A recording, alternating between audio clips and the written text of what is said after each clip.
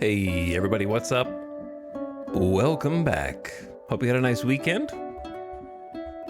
We're live here a little bit earlier than the streams last week, and that's, you know, progress. Steps in the right direction. I've kind of enjoyed being the night owl and going to sleep at 5 to 6 a.m. though. Once you stop getting mad at yourself for waking up late, it feels pretty good. But glad you're back.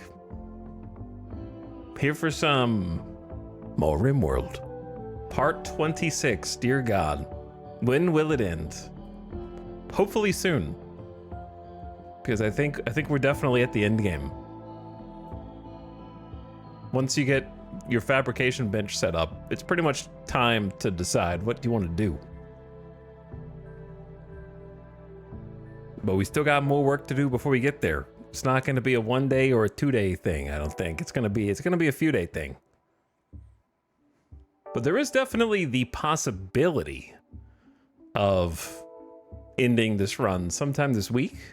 I would say there's no way that there's more than 5 to 7 streams left of this colony. Like, even the Anomaly campaign, which I think of as my longest campaign, and it probably still is by hours. But that one, I think, stopped after like 26, 28, somewhere in there. I would have to look.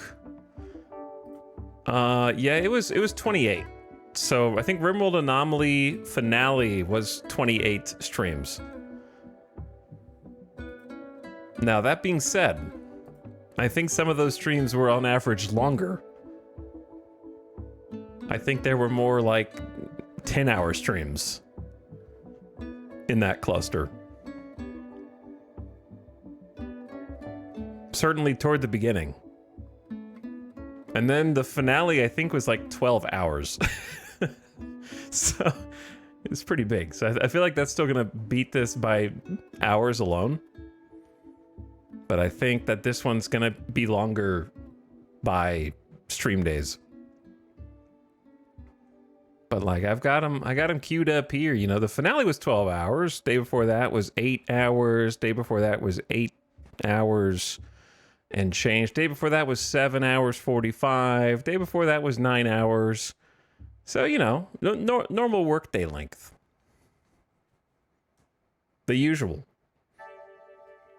Streaming anything longer than 7 or 8 hours requires some extra level of hype surrounding a game. Those launch days carry that a lot higher quantity. The further out you get from that, man, dude, it's crazy. Like I said, I've said this a couple times now. There's nothing that has come out that is like a huge release.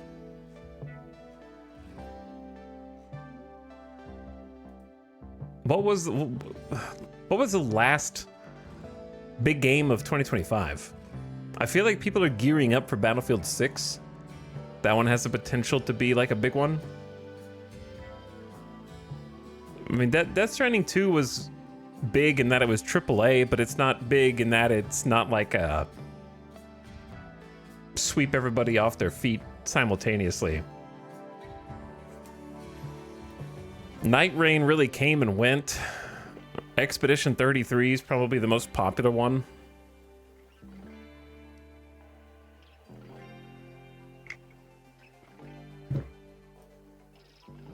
Silk Song Game of the Year. Game of the Year, what, 2030?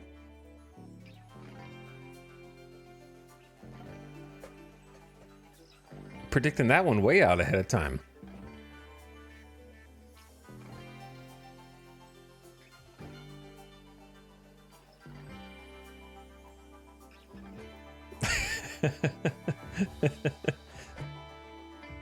He doesn't know, or does he? Here's the thing. I don't give a shit about Silk Song, but not in like a negative way. Not in like a...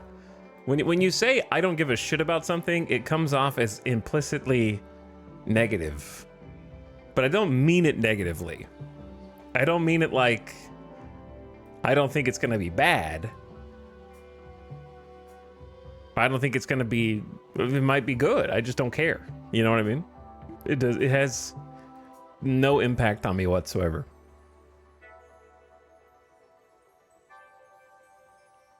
I don't care about it, but I'm happy for those that do. Yeah.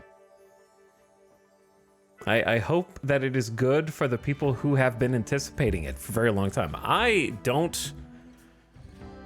enjoy Metroidvanias on paper, but never in practice. I've never played a Metroidvania and thought, wow, this has left its mark on me. I will remember this experience. I read about them and I can see objectively why they are very well designed, competently made, objectively probably difficult to make games. I'm like, wow, that sounds really cool. I've bought into so many reviews of Metroidvanias and then played it for myself and been like, I just don't really feel a hook.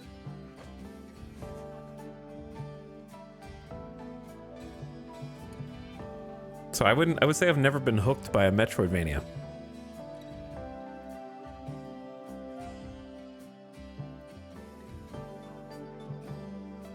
I just like sandboxy games too much. That's it. If your game has any kind of sandboxy elements, then that's my genre. That could be certain city builders, obviously colony builders. There's one right here, in fact.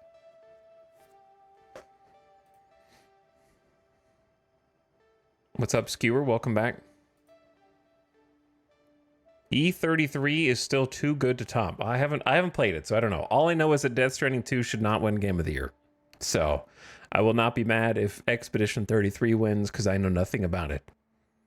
I would not pick a Game of the Year this year because I haven't played the ones that people would vote for. So I would just simply support whatever everyone else chooses. Out of the Park 2025 sweeps. Well, you're close because it's Out of the Park 26. They're not named after years. They're actually called 26 because there are 26 of them. It just so happens that it's close to the actual year. So, it can be confusing. They actually have been making Out of the Park since 1999. So that's why it's 26. But yeah, I mean, that's the game if we were doing a Game of the Year solely based on time put into a game, then yes. That would be my Game of the Year.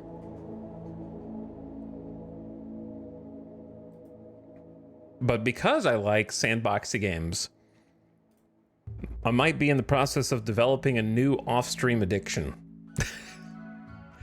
Because it's time. Like, I'm still playing some Out of the Park, but I've put a lot of hours into it in the previous months. So I may have started playing Foxhole in my free time. And I've only put a few hours into it so far, but it's very much my cup of tea. And I knew that it was for a very long time, but I was too intimidated to get into it because, you know, you read stories about the new player experience kind of, and also I thought, like, I think I tried it. Like, I've owned the Foxhole for probably since close to when it came out, to be honest. And I bounced off of the top-down aspect of combat. But then I went back and kind of gave it another chance to shake it out, and it's a lot of fun. It's really good. I'm like sorry I bounced off of it the first time, because it definitely, maybe it just feels better now. I don't know. Maybe back when it first released, what, like 6, 7, 8 years ago? When did it come out? Like, it released 2022, but it was in early access before that. I don't know when it launched in early access.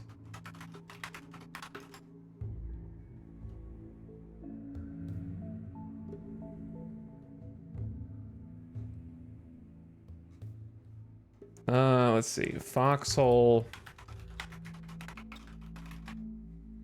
was like July 2017, according to Wikipedia.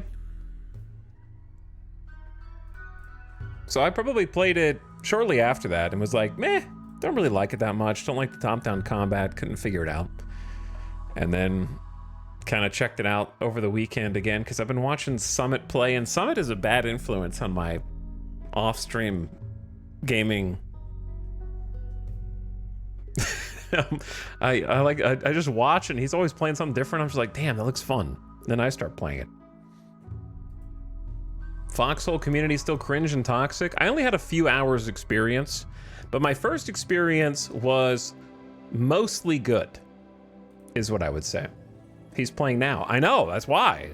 That's what I'm talking about. I was just watching some streams. You know, I watch streams too. I know that that is hard for you to imagine, but I also like to watch streams. And sometimes, like you, I am also inspired by the streams that I watch to play a game I had otherwise not considered.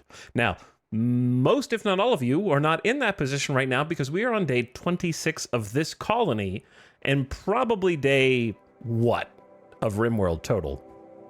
35 plus?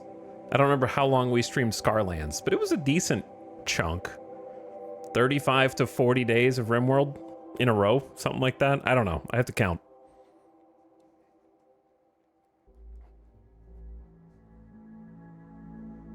But I was playing on the noob server.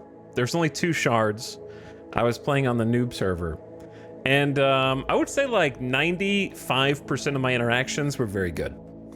5% was somebody yelling, not even at me, like, get the fuck out of the way, get the fuck out of the way. And it was just like, we were just standing in like a peaceful, chill area, and it was just like, oh, calm down, man. Relax. It wasn't to me, though. I wasn't the one in the way. And then another guy used some gamer words. So like that was in the first like 5 minutes I loaded in. I was like, oh, cool, exactly what I expected. But I stuck with it. And then the other 95% were extremely helpful, nice people who just, I was like, I don't know what this is. And they were like, oh, let me help you. And so I was just trying to make myself useful, and the voice comms were chill, and people were answering questions, and people were like helping other people out. And if you didn't know how to do something, like if you're trying to rescue somebody from the front line and drop and you didn't know how, they're like, oh, okay, just push V here and that'll drop them. Like, oh, no problem, man. I got you. Do you need any, like, I see you want to try being a medic. Like, I'm a medic. Do you need any pointers or tips on stuff? So like, there were a lot of people that were like asking, do you need help? What do you need help with? How can I help you? So that was cool. I would say like 95% of it was nice and helpful people. And nobody was really like screaming or screeching or blasting music through their mics. Which, the smartest thing that Foxhole does is push to talk only. There is no open mic option. So that's like a huge, like, you have to physically be trying to abuse the microphone, right? But then even if you do, you can individually mute anybody that you want, so it's not so bad.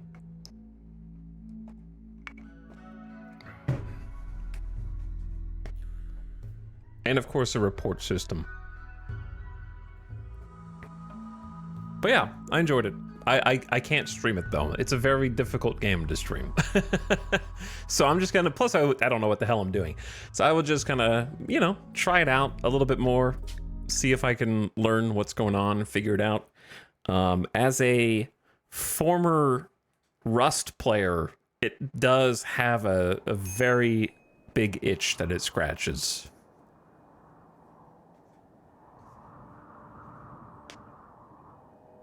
As far as the permanence. If you're not sure what voxel is, I'm not going to go into like a long thing to try to sell you on it, but it's basically a persistent war simulator. And there's only 2 shards, so there's like one of 2 servers, quote unquote, that you can get on, but each server is kind of split into multiple server battlefields, and it's like one giant map split into hexes, and 2 teams fight over the hexes. And in the primary server, it's kind of like once you capture, I think the war is actually potentially going to end today, and it has been going for 66 real life days, 24/7. And so whatever side you pick, you kind of like fight for that side, and every single resource has to be like mined. So you can be one of the people that just like gather the resources. You can be the people that transport the raw materials over to the refineries and process them. And the players have to build all the infrastructure. So they physically build the railroads and they physically craft the trains. And you could be the logistics side that brings those supplies to the battlefront, because every gun magazine except for the basic pistol, and the basic pistol magazine are the only things that automatically appear in your inventory. Everything else in the game is crafted by players. So it's, if you run out of supplies in an area, too bad, somebody wasn't producing them for you. So it's really cool. Like, I love logistics, and I love that permanence to things. So very much my kind of game.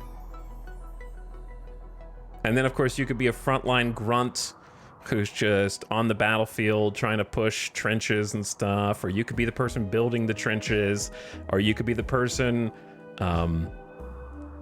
trying to be going behind enemy lines and interrupting their supplies and logistics and interrupting the flow from backline to frontline. So yeah, it's really cool.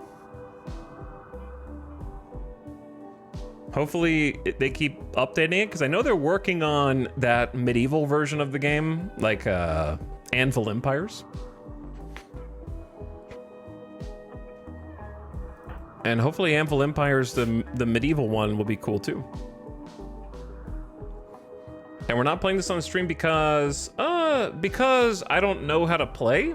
And so I don't think the noob experience is an enjoyable way to consume that content. I don't think it's enjoyable content. And then secondly, it's a very easy game to get.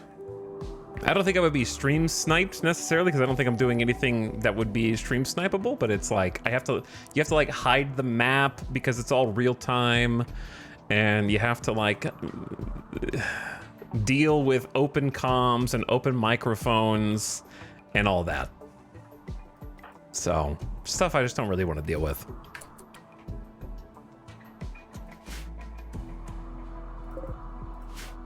I don't want to deal with permanent voice comms.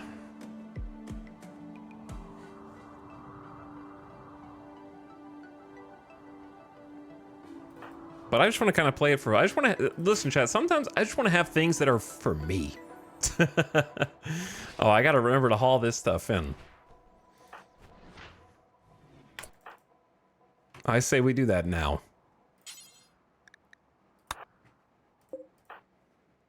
Hauling rice. Yeah, we just made some big buys on the last stream. We got 2 good quality grenadier armors that are already deteriorating. How is that lost 1 HP? We just dropped it off. It happened so fast. We have a joy wire. I don't even know why.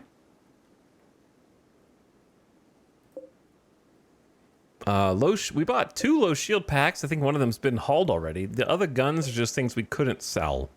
Don't worry, I didn't go and buy poor revolvers. A couple Juggernaut serums, a Psychic Soothe Pulsar, and a few other things besides.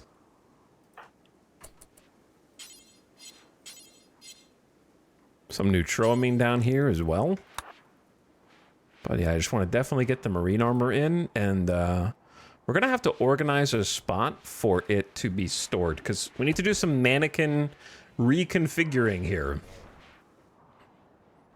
And the longer that we wait, the harder that it gets to do. Why am I still in full armor? I don't think that there's any danger on the map, per se. But I was staying in full armor because I may want to send some people in the passenger shuttle on some shuttle excursions.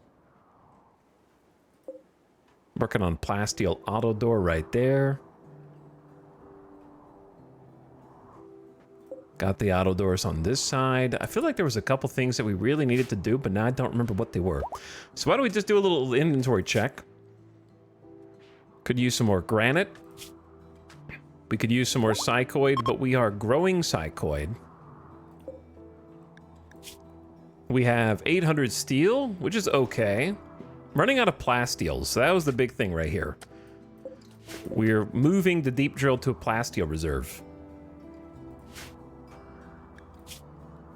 50 beers is not a lot of beers, but we've got 7 full fermenting barrels. I love how I kind of accidentally created a good amount of barrels. Like, it's pretty balanced.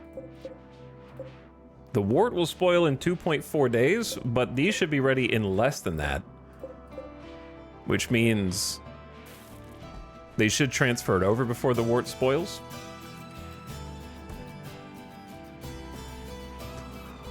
$70 smoke leaf joints. And good amount of psychite tea. 100 heal root, but we are growing some more. Because you can never have too much at this point.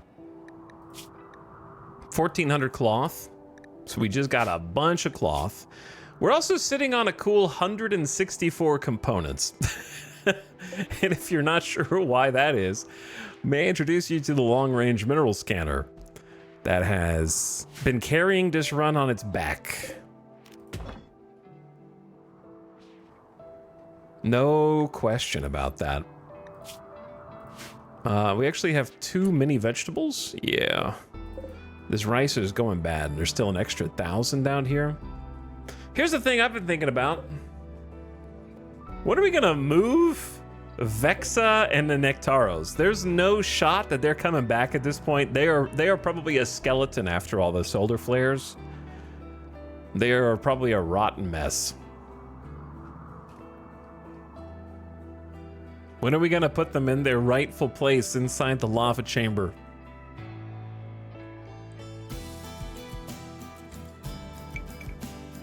And give them the respect they deserve. Put them to rest. And then I can put some shelves there. Kind of just need some more shelves.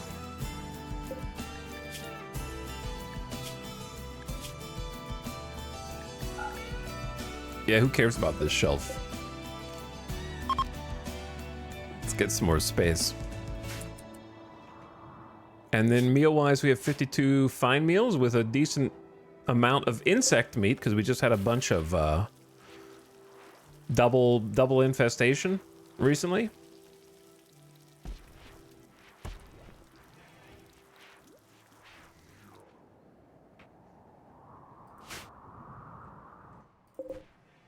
$1,000 steel just sitting in here also. I've got a number of people set to haul. Oh, they're building. Okay, that's good. Yeah, I kind of do a quick little checkup and see what everybody's up to.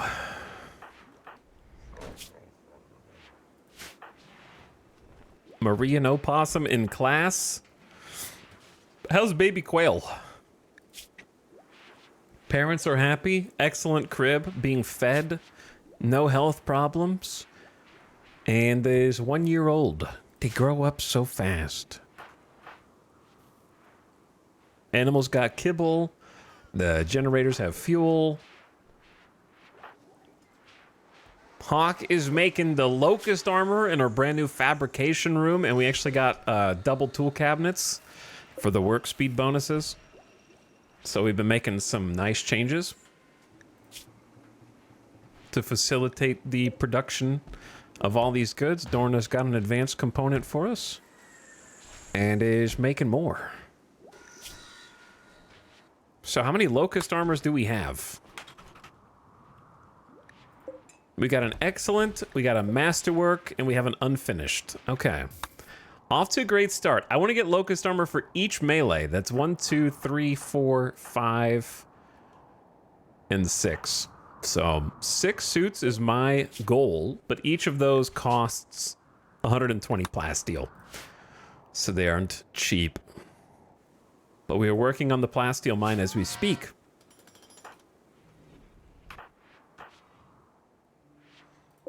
Might turn this off for a bit. Just to haul what we got. Turn the marble one back on, maybe. Bomba, what are you doing? Cooking fine meals? Milking the boomalope? Flicking a switch? Building plasteel auto doors for space security? Tony, why are you moving so slowly? Go juice withdrawal. 96%. Bro is addicted.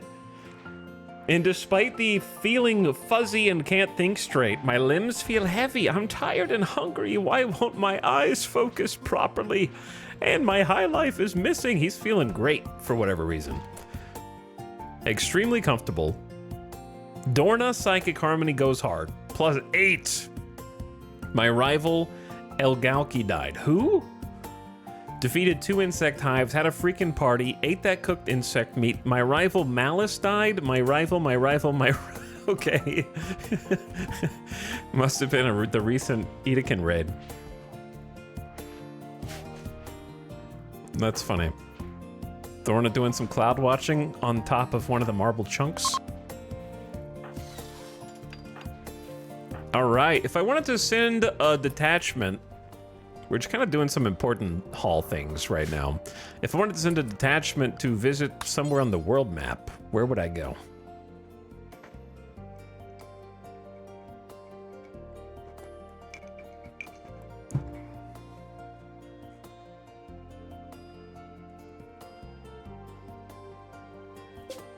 We don't need the component work site. Maybe just to start with the corpse of the Mechanitor. I don't know, that would just give us a different mech link.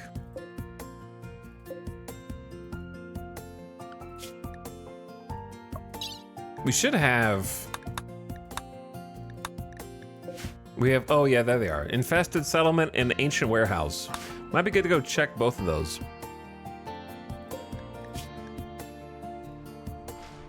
Oh yeah, we didn't have enough rice, so I moved the rice out of this.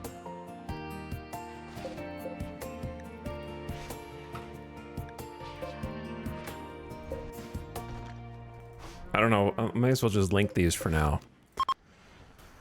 Can move some rice down there. And then we should be getting some plasteel drilled here really soon. And we can make some more locust armor, jump jets. Oh, baby. Big raid, that's right. What's up, race car? Hello, EJ Raiders. I brought some friends, dude. You've got a ton of friends, EJ. What is up? Look at those panels in chat. Weather Guy. Manfu, El Bastardo. Goranlil, Rockets and Redstone. Krasnu. What's up, Orange Boy? Hey. Hi, guys. I hope you had a nice stream. Okay, I have a very important question for you all. Did the launch happen on the second attempt? Because I was hanging out, lurking. Nope. Yes. Nope. Okay. Nopers. Gotcha. Scrub because of weather. I was hanging out while you guys were counting down. And I don't remember what time it was supposed to go for launch. Thundercloud did it in. You'll get them next time. They did some tricks midair. Sick, man. Well, I was enjoying hanging out, lurking during the stream earlier anyways. So, thanks for coming over. Thanks for visiting, Raiders. I just turned my stream on like half an hour ago, and I yapped for the first 15 to 20 minutes. about my new off-stream potential game passion. We're not close enough yet for it to be considered a passion, but I started playing. You guys know lifestyle games, the second job games. I may have started playing one of those. I started playing Foxhole over the weekend. The kind of game that you log in for work. And it's pretty cool. It is pretty cool. So it has the potential to suck all my free time away, for sure. Oh dear. EJ, are you familiar with Foxhole? It's, for those of you that aren't, it's basically a military sim where every single bullet, gun, tank, car, train, boat is resource gathered by players in like an MMO-esque environment. And there's like supply lines and logistics, and you could be like a frontline dude. You could be somebody trying to manufacture weapons for the frontliners. So World War II Eve, yeah, it's kind of World War II, but it's almost like an amalgamation of World War I, World War II, and fictional factions. It's like fictional factions with real inspiration. And then the wars last real time, 24/7. They're split up into different like hexes on the grid. So you jump into, there's only 2 shards, and each shard has like multiple area servers, basically. It's seamless, quote unquote. And so I think the current big war is on day 66 right now, and it's all about to end. So when the new war starts, that's like a good time to hop in. It's called Foxhole. Smoke the balloon.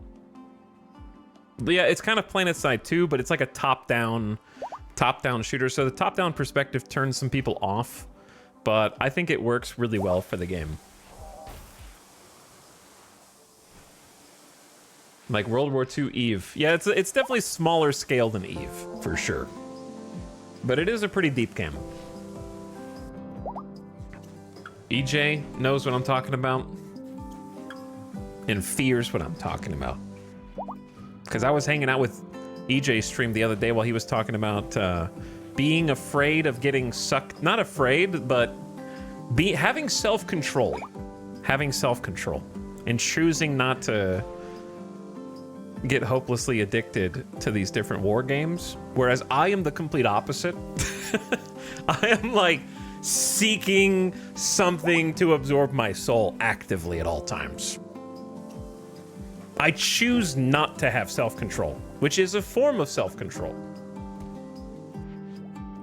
You know what I mean? If you think about it. Like, I don't lose my time and my soul and my essence to those games unwillingly. I just do it willingly. It's easier that way.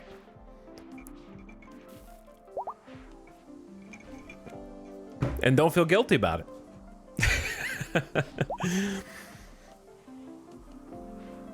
MMORTS vibes? It is kind of MMORTS, yeah. Did you try the beta for Battlefield 6? I did. I enjoyed it. I liked it. Once I got the frame rate, when I first installed, I played like a few hours and was like, this doesn't feel very good.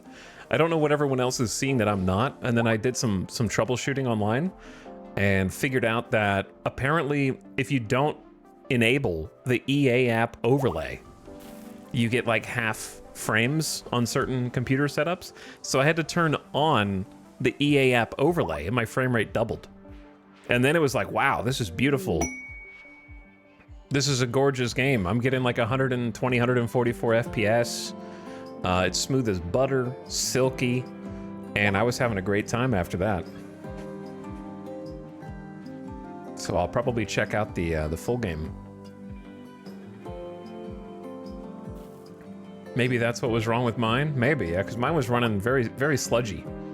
Anyway, those of you that just jumped in, thank you so much for joining. If you're in my chat, I know it's early, so people are still kind of filtering in from my community, but I'd still appreciate it if you follow my friend EJ and check him out.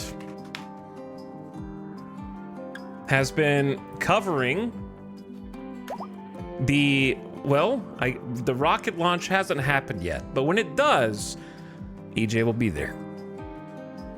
And he's been playing some Kerbal lately, just got a brand new gaming PC and has been putting that through the paces, trying to figure out what it can handle. And saw you playing some of that, the Dean Hall Stationeers. Been hanging out in like a Discord call with Dean Hall, or at least that's how it looked to me. I couldn't really tell if you were in the call or just observing the call. Well, that was cool. On their new game. What is it? Is it like Kitten Space Agency? What is it?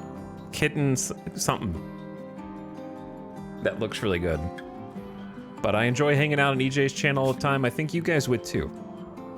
So hit that link in chat and toss him a follow. I'd appreciate it. You might learn something about space, or you might learn something about building your own cars, because he does that too. Has an awesome garage streaming setup with multiple cams, sometimes restoring classic vintage rides. What is this? Oh, that's a bio-coated charge rifle. The man does it all. Road trip streams. It's a good dude. So thanks for coming over, everybody. We're playing a game called RimWorld, which is a colony simulator. You caught us at, I would call this end game RimWorld, though we're not ready to win yet. This is a pretty late game colony, and we are just surviving day by day. So if you're not familiar with RimWorld, it's been in development actively since 2013, and they just came out with a new expansion about a month or two ago called Odyssey, and the focus of the expansion was actually space, as it happens, though we have been terrestrially grounded. So now in RimWorld, you can not only zoom out to get a full kind of planetary view, you can view orbital pieces such as asteroids and different platforms in space, and you can build your own ship called a grav ship in RimWorld and fly that from place to place, point to point. You can now actually build a colony inside of asteroids, or make, you know, what you want out of space platforms, or just tend to your mobile grav ship as you hop from place to place. We don't have a grav ship, not because I'm stubborn, I just didn't end up doing it. I kind of like to do RP runs, and this run started actually with a group of tribes people who worshipped volcanoes, and they have now, the original sort of leaders of that tribe are dead and deceased, but their legacy lives on, and the people that came after them have built it up into kind of a tech paradise now. So we have like a hydroponics room in the middle that is growing heal root, which can help kind of tend wounds. Also some psychoid, which is a drug plant that can be crafted into tea or something more pure and strong to keep these people happy, because what they have to deal with on a daily basis drives them insane over time. We've got the corpses of a bunch of cougars out here who became enraged and tried to attack the colony. We're often cleaning up after insects that burrow up from the ground. These are their trappings and remains. After we took care of them, they try to cut us limb from limb, and then often evil mechs will drop from orbit and try and arbitrarily destroy us as well. So they see death, destruction, even cannibalism, and more crazy sci-fi things on a daily basis. So they need what they can to stay sane.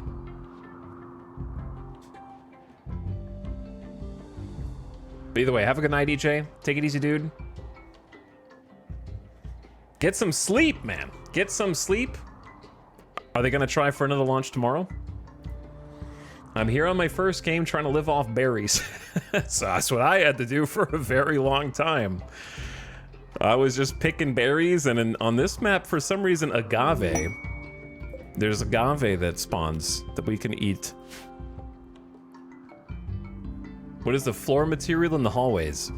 I'm using a visual mod that brightens the color of the stone, but in this hallway, it is some marble flagstone, and then there's kind of like a concrete pavement to make it look like a sidewalk. around the sides. So we got some power gen here with some solar and some wind turbines. We can grow our own crops in the hydroponics. We also have an indoor grow zone with a sun lamp and some heaters to keep this room temperate. We have our worshipping ritual room with an active volcanic fissure inside that can sometimes flood with lava. It has once, but that was before we built the rest of the structures in here. We've got a little lectern and some pillows to chill on for whatever ritual we're doing. We've actually got a baby in the colony right now, so they're being breastfed and will grow up into another productive member of our society, much like Opossum, who has already yearned for and found the mines, is currently sitting on the deep drill, trying to help us get some marble chunks, and we have installed on this 12-year-old child. He just had class. Opossum did go to school, but we did give Opossum a drill arm, which is a bionic that can help him drill faster. But yeah, we have a little classroom here for the kiddos to get some learning. Our tailoring room with a couple tailor benches to produce some parkas and shirts and pants and stuff to keep them clothed. A research chamber with a little psychedelic carpet in the middle because we may partake of the good stuff every so often. This is a high life colony, so they like to be kept up with on the drugs. In our case, beer, a steady diet of beer, psychite tea, and some occasional smoke leaf. And then we've got the armory in here where we stockpile our weapons and various armors and utility kits. Kind of a general storage room, little pool table, kind of a rec room. We got mortars here for defense, some individual bedrooms, a barracks for everybody. This room's unfinished, but it's where we have little robot helpers that roam around. We kind of produce them there. Got some animals.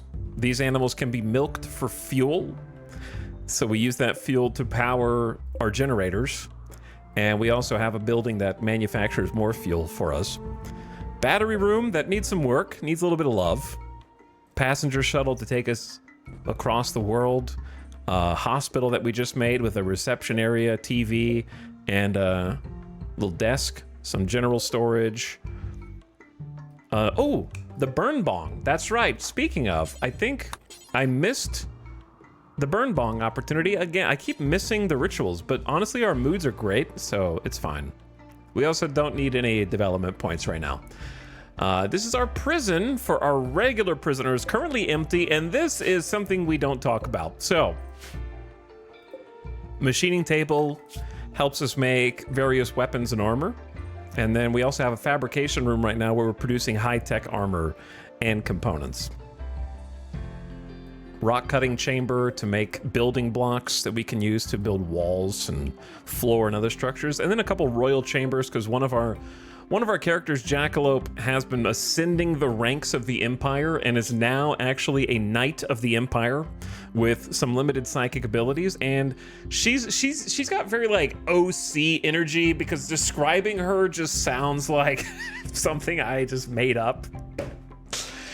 She, not only is she a knight of the Empire with psychic powers and abilities, but she's also a Sanglephage, which in RimWorld is a vampire, and so therefore she is deathless and is permanently 69 years old and will never age another year in her life. She has even healed some of her old age-related biological conditions such as frail. The only weakness is fire and doing damage to her brain. And then we got a freezer over here with a bunch of blood bags to keep the vampires alive, and food and meals and insects that we eat because our colonists love them. And then we got some pillbox constructions here that we sometimes fight out of. You can see the blood smeared all around. So sometimes we duke it out up here, but we do kind of like a, my fighting style is like a guerrilla fighting. I like to pop out and just get some kills and then pop back in, kind of like look for moments of weakness. Some zombies are approaching the colony, but they're gonna kind of hang out over here. They'll die naturally in like 9 to 12 hours in game, so I'm just not gonna worry about them. we're not really going to be able to capture them or do anything with them, so just leave it alone. I have a suspicion the room we don't talk about in the blood stockpile are somehow related.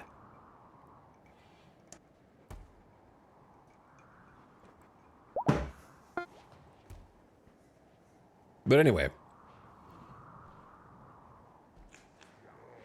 Very nice, Etalyx. Outstanding base. Thank you, I am Nate.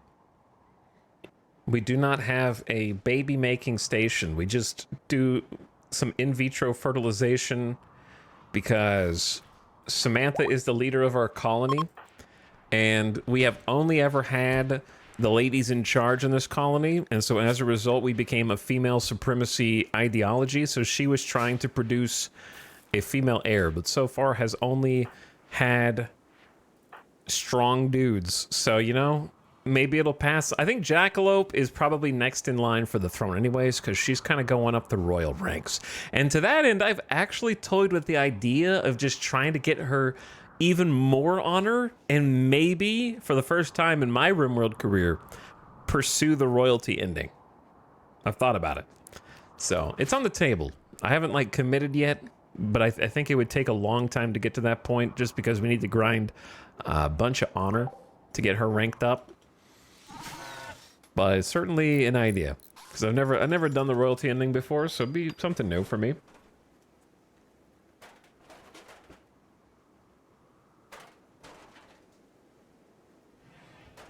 Yeah, I think tribal to royalty makes a lot of sense as well. Psychic vampire in space? I'm in.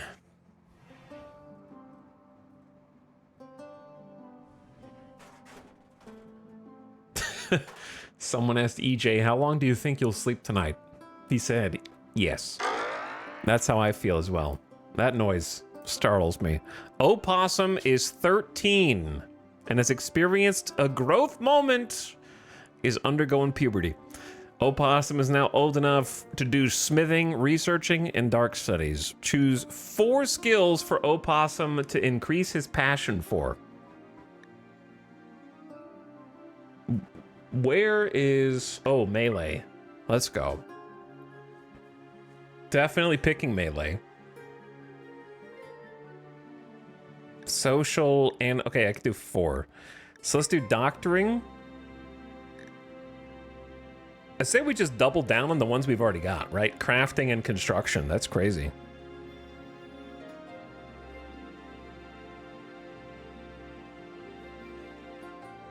Man, choose a trait. We got real unlucky, kinda.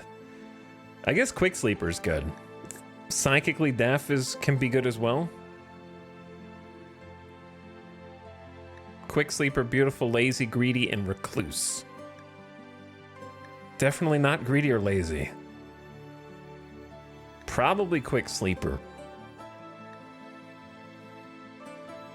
Because I picked Pyromaniac for my first one, because it was good RP.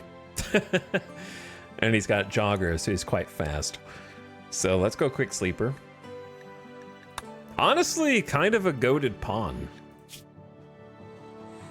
Look at these passions. That's crazy. I don't think out of all the kids that we've had in RimWorld, I don't think I've had one with this many varied passions.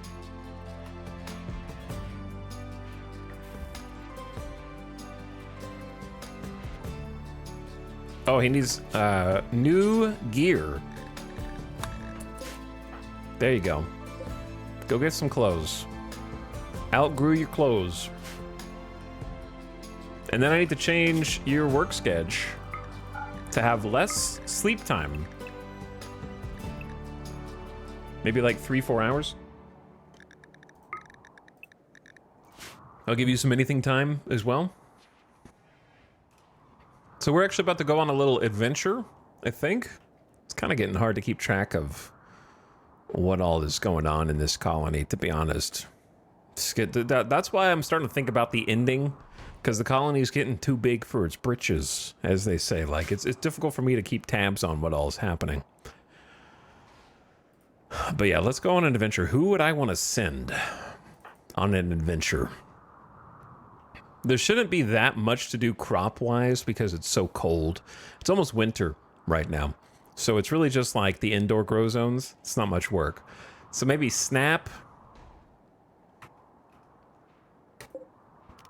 Maybe choose some people to go on a passenger ship journey. Snap for melee. Let's bring 2 melee. Let's get Dorna for that Neanderthal might, that caveman strength. Everybody's in their gear. So therefore they should be ready to go, I think. Let's get... Not Sophie or Baxter. They're married, and if anything tragic happened to one of them, it would be devastating to the other one. Red, the quarry worker, is mining. Cotties is cooking. Sty is a night owl. Let's get Kaloon with the assault rifle. Let's get...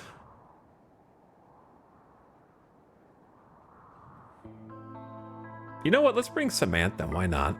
She's the leader.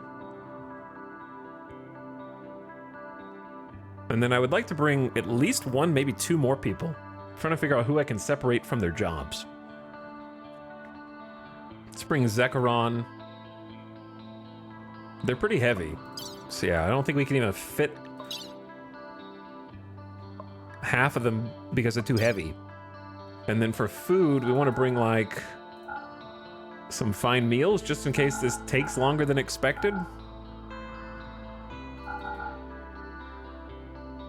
And then we definitely want to bring some backup medicine.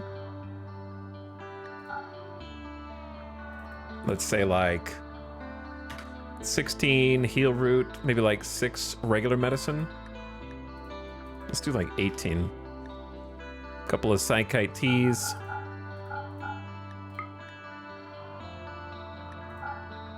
One Yayo. 2 wake up. Some Go Juice, which is a combat stim. And then maybe the bedrolls as well, in case they have to sleep outside for some reason. That should be enough. They got food. They got beds. They can have some beers. I think they all have weapons as well. We'll bring an EMP nade in case there's robots.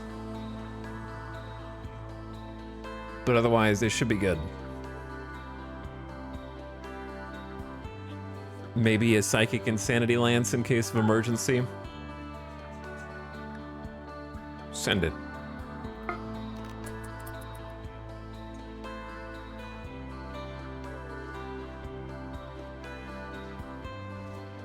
And now they will start loading up the ship and getting ready to go.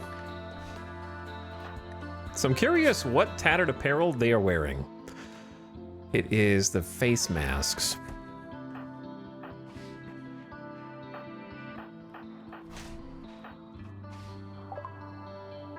Ooh, autocannon turret research is complete. So we can now build, though I don't know where, where the heck is the security tab? There it is. This big guy right here. Autocannon turret. Heavy automatic turret with a large caliber shell that does heavy damage over significant range, but the barrel must be refurbished after use. Cannot fire at close targets. May explode when damaged. 350 steel, 40 plasteel, 6 components. It's a lot of steel, actually. The sticking point there is the steel. I don't know where I would build these, because we don't really defend out here. I need to build somewhere where turrets make sense. I need to build my own kill box at some point. For me, that's the late game. Because it's really hard to do an ending without turrets to support you. The royalty ending in particular, much like the normal ending, which for RimWorld is finish researching the Starflight basics and build your own spaceship, we'll send, in the royalty case, I believe it's 15 days of raids. Like 15 straight days of raids. A relentless onslaught of raids. And you can't just put turrets out in the open. Because the first Manhunter pack that shows up will just delete them. And then you have to build them again. All right, the passenger shuttle is ready to go. We are missing a psychic insanity lance, which I don't know if anybody's actually hauling.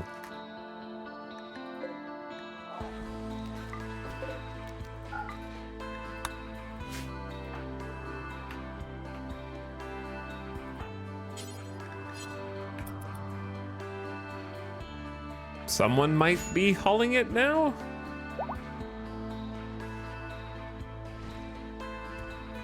There we go.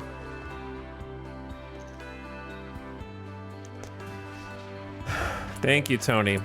Doing this at this late at night is somehow always how it happens for me. I don't do this on purpose. Where...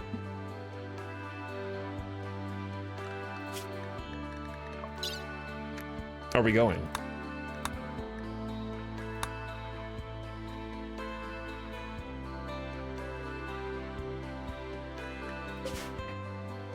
Okay.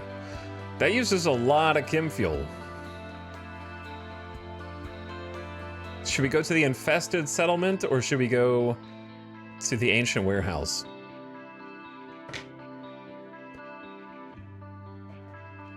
I'm a new player. Just about to start my first Starship raid thing. Good luck, Planks TV. And have fun. Hope you're enjoying the game. Also, I missed a bunch of subs. I'll check those in a minute. Let's try the infested settlement, but we gotta see how infested it is. We're gonna go to the edge, not the center. Only taking 5 people is worrisome. And there is our personal shuttle. Flying across land.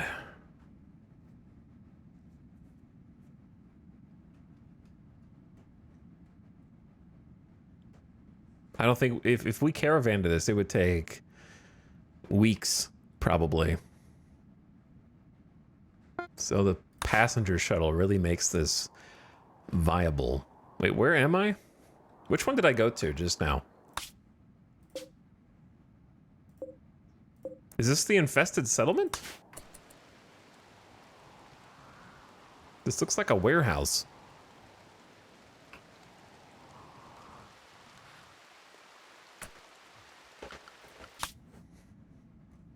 It's gotta be the green one, right? That says infested settlement.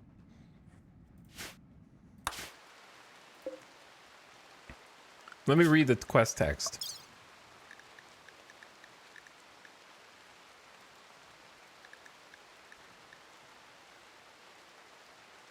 Where is the quest text?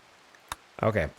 While talking with the trader Foxy, Kindit learned of the location of an infested settlement. Oh, this is from 5502, 446 in-game days ago. Wow. Now, I didn't realize how ancient this was. This is from 7 in-game years ago, so there's going to be like 1 enemy here. Probably.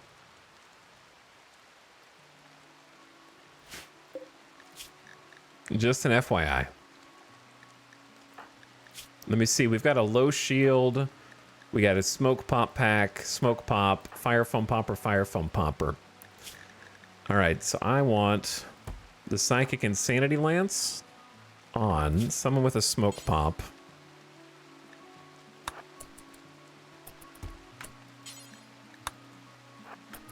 Where did the smoke pop pack go? Okay, I see it. They were hiding it. Make sure we bring that with us. Anything else from the ship that I want to bring? I think someone can pick up the EMP nades. But otherwise, we should be okay.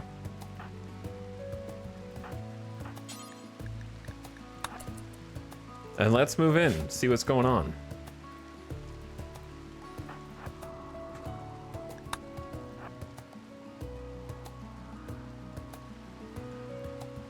These are dilapidated turrets and will not fire at us. But Fido is overdosing. Fido. Why did I say Fido? Fido is taking Go Juice, which is a combat stim drug meant for space marines, and is in my armory right now, somehow using an injector to inject Go Juice. How does the fox inject the Go Juice? I don't know. But this is what happens when I forget to put them on. First of all, even if I did put them on the pets, it doesn't forbid this. Why are you taking that?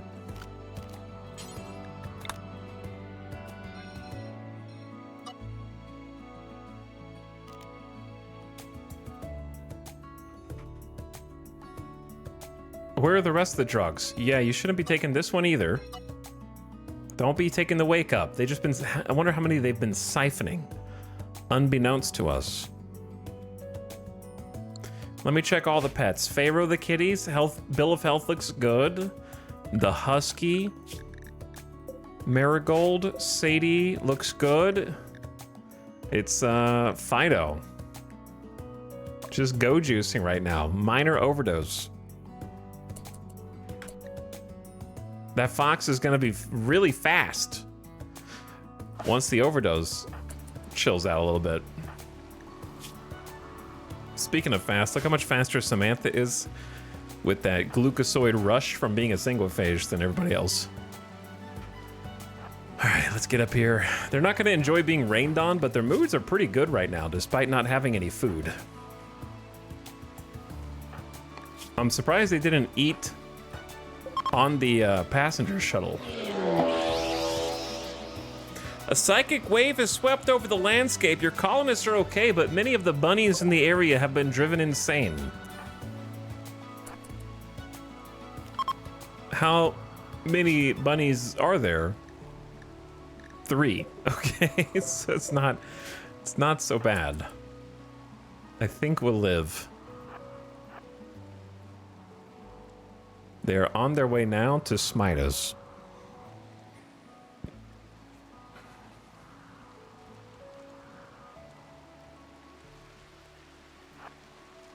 And then all these trees are gonna get in the way. Here's one now.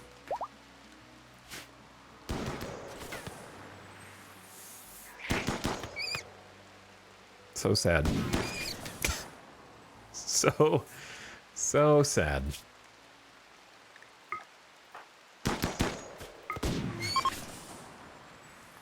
The area is now safe.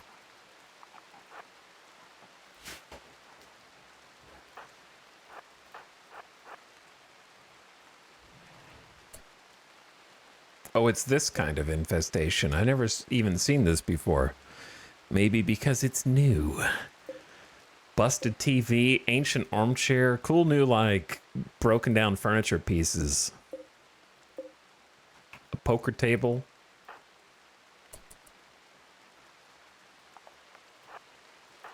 All right, let's get inside. Away from the rain, and let's make sure our colonists don't starve. Because some of them are hungry, but luckily they packed a lunch. So I'm just going to have them eat that before moving on.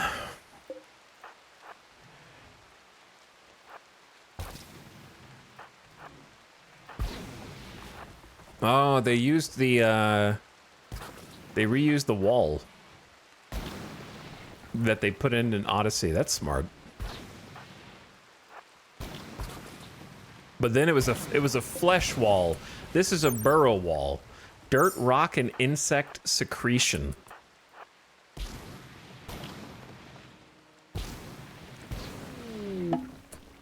An area has been revealed.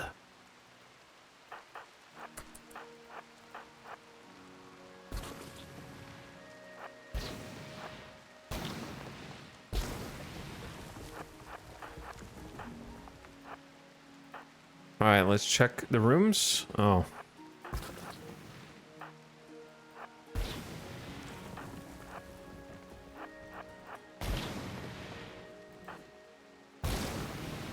So far, a whole bunch of nothing.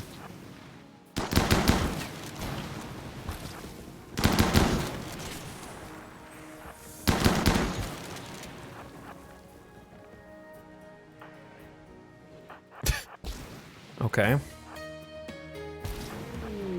Oh. A cave entrance. It's possible to climb down into the caves below.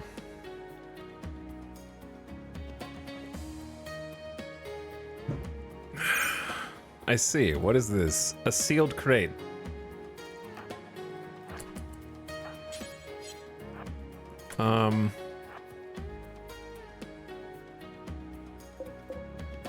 Okay, everyone just stay here for a sec.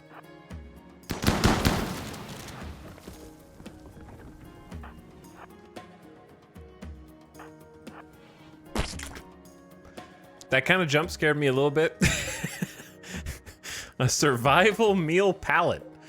All right, hold this door open. Bonk. All right, we need to reorganize here.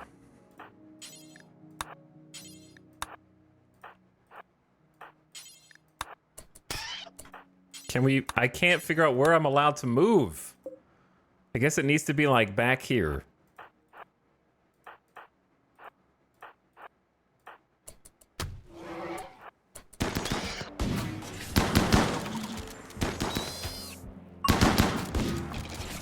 That way we can kind of like fight them with some weapon support.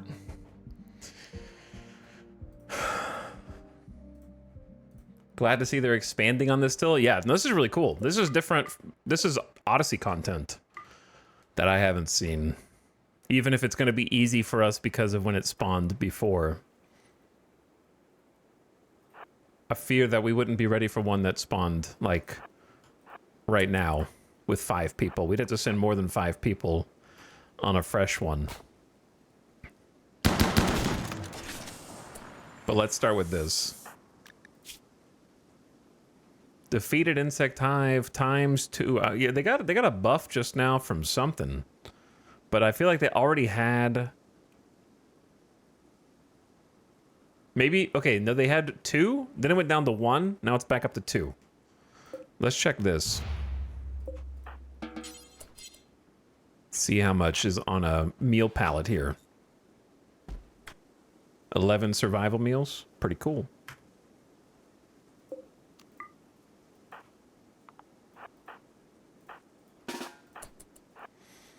All right, let's see what else we got in here before we go into the cave.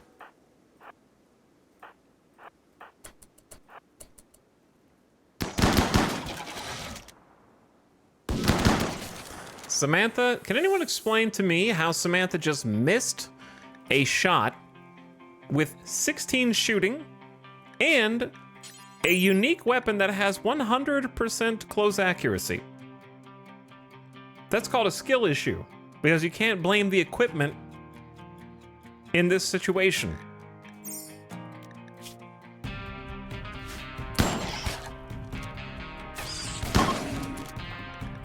They also managed to get a couple of hits in on Dorna.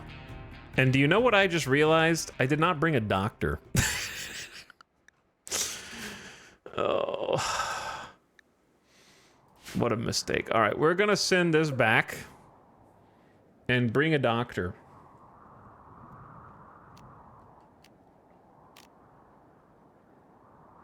There has to be a colonist capable of piloting the shuttle. Okay, well, yeah, that's not going to be something. The one upside is that Samantha is a doctor in that she's a sanguiphage and naturally has the ability to coagulate wounds if we just want to put some blood on it. So, like, that is a doctor. So it's not like we're up a creek or anything. The problem is she didn't bring any more hemogen, so that would have been nice. And it looks like we can afford a number of coagulates, so I'm just going to start with that.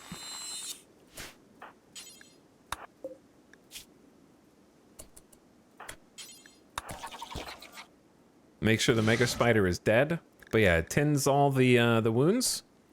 What's interesting is that the quality of the tending is still randomized, which is weird. I didn't expect that.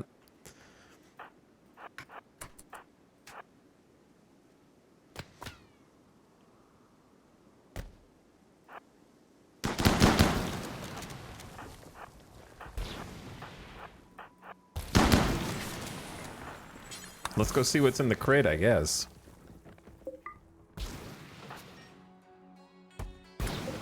Psychic Sooth Pulser. It's pretty good. And we can pick up the packaged survival meals as well. It's not bad. Take some jelly with us. Check the body. Steel knife, nothing really. I'm gonna go check the rest of this before we go any further. Into the pit.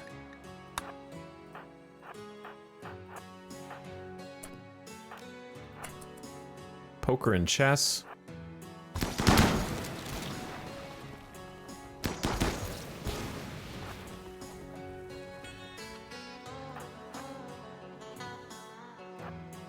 Lots of this.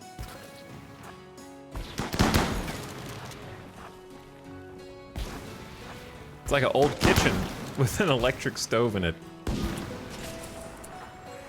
Back into the hall. I thought this was your base. Thank God it's not.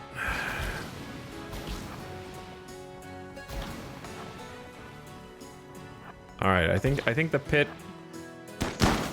I think the pit is it. Let's go check the crate over here too. Have somebody pick up the jelly.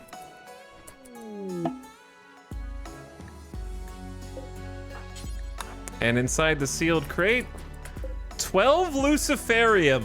Well, isn't that nefarious? The most addictive drug on the planet. If you start taking it and then stop, you die. In-game. Also, I used all my ad snoozes. So the ad is coming in.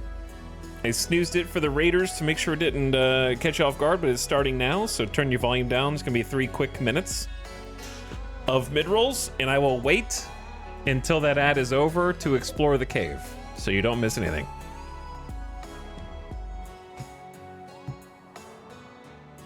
But I am going to take a extremely fast bathroom break and then come right back.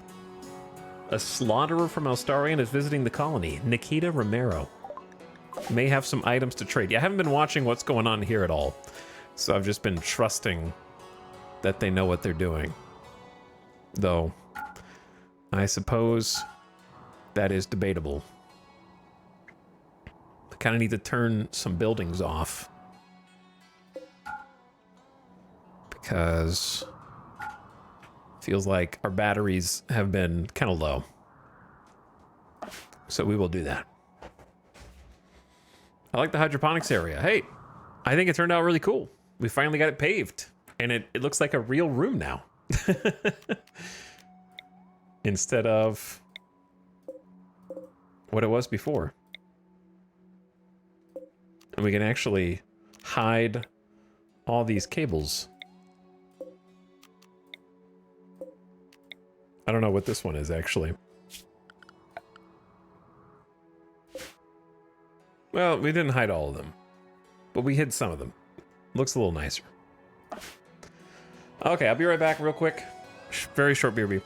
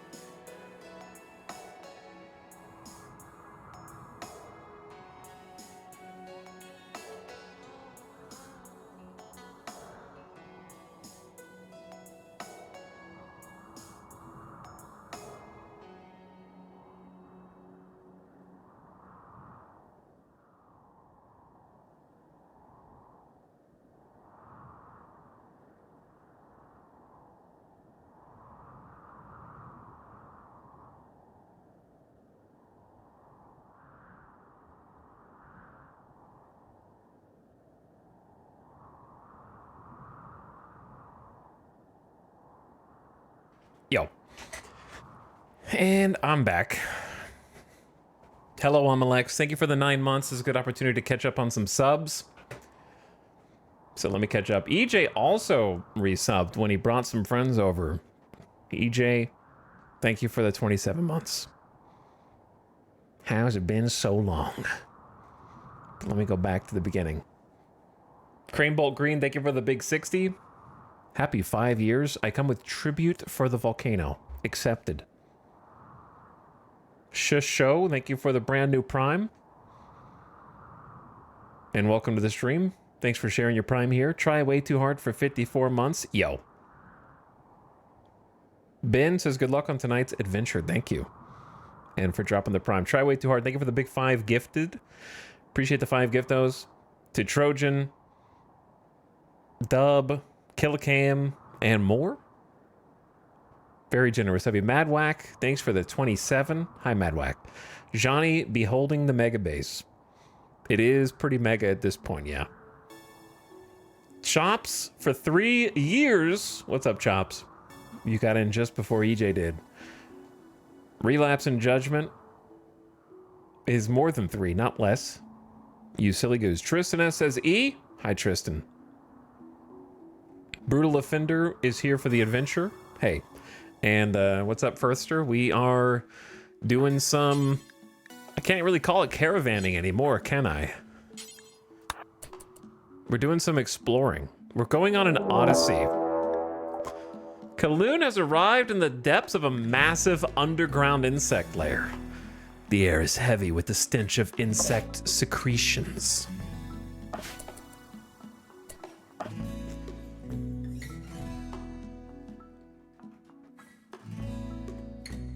Most interesting.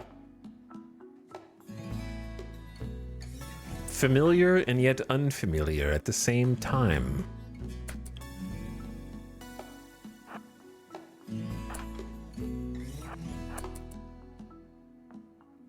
Oh man, the insect sludge covering up the ground is like 48% walk speed. So we're all just incredibly slow.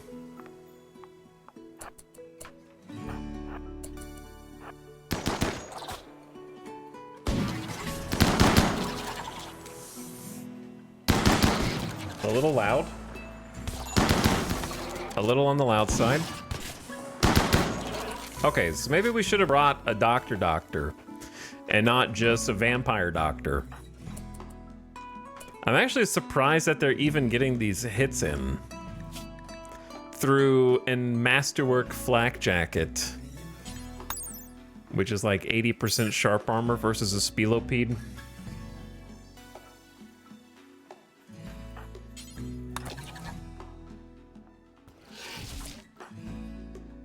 It might be... Well, let's just go a little further and see what happens. All right, now, Jackalope, why do you have to throw a party while I'm busy on the other map tile? You guys have had so many parties lately, actually. In fact, you've had so many that you were still feeling good from the last one, are you not? No, wait. Has it actually been enough time? Okay, but the last one just wore off. This has turned into the party colony, yeah. I have to clear their work schedule.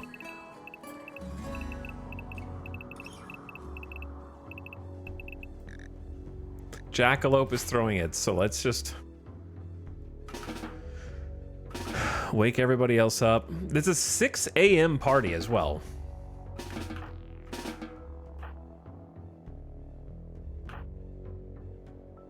Those guys will automatically go.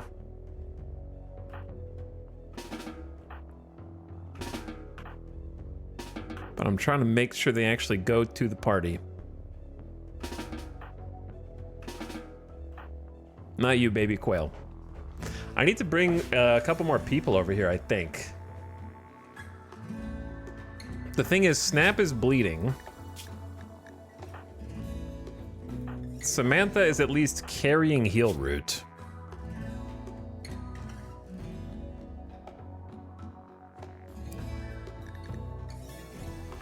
So we'll just go with that. Kaloon, can you pick up the heal root?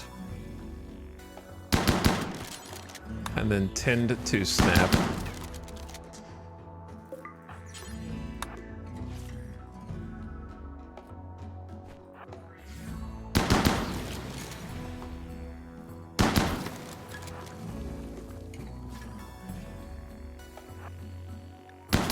These guys also have not slept.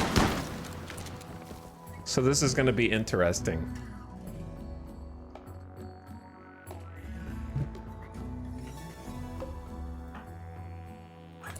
Because what's interesting is there are resources here.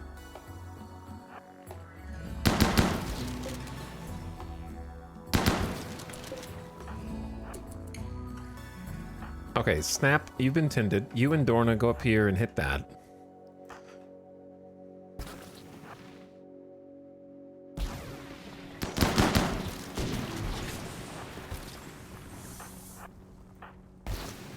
And we're just going to keep punching our way through.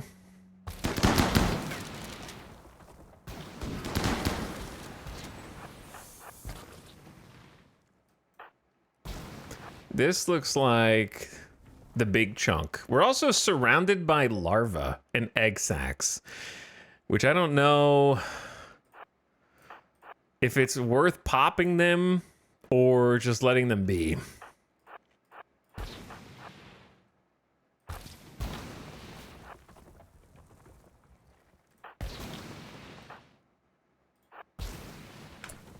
Why, hello there. What the heck is this? Boom shrooms. Dying because exposed to light. These mushrooms produce volatile chemicals as a defensive measure. They can be harvested for chem fuel. This must be done with extreme caution. They can explode if destroyed. Glitterworld researchers have used genetic material from boom shrooms to bioengineer a number of chem fuel producing animals. Meanwhile, at the party. They're having such a good time here. Watching the big screen.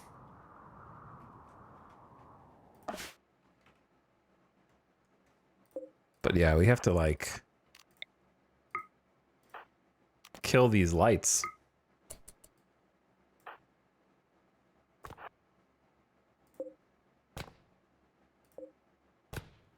So they don't explode.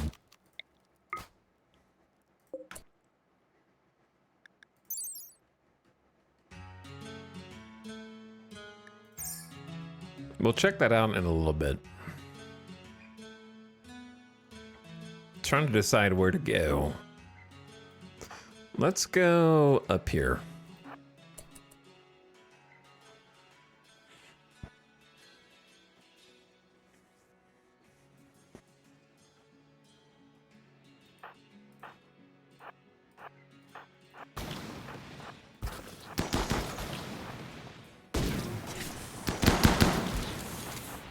They take such a weird path sometimes.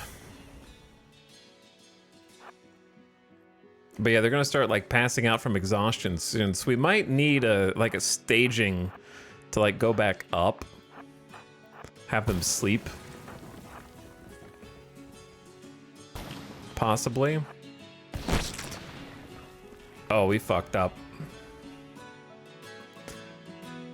That is a surprising and staggering number of bugs that was not evident from the rest of this layer.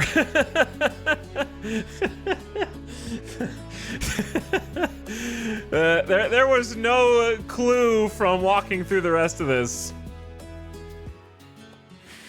that there were going to be this many bugs in one of these pockets.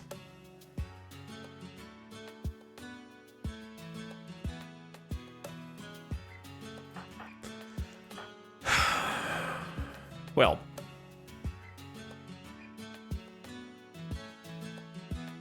even if I use the emergency insanity lance, there's still 6 mega spiders, which is not good.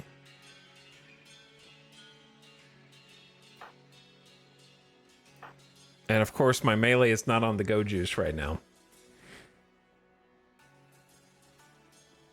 I do have to start thinking about whether I need to make a sacrifice.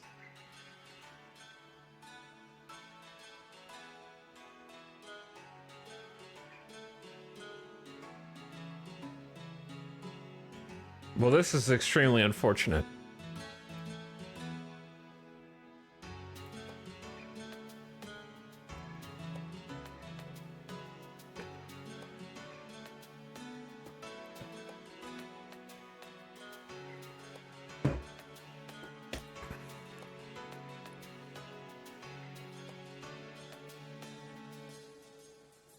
I assume that one of the things about insect sludge is that insects are not slowed down by insect sludge. That would be my guess. So they are going to be, let's see, 3.6 cells per second, 3.3. Maybe they are slowed by it too, but we're still slower than them.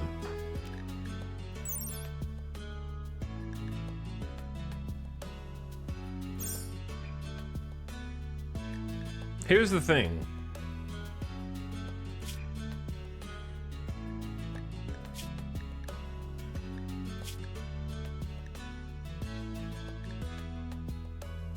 If I just leave Samantha behind, she won't die unless they destroy her brain, right?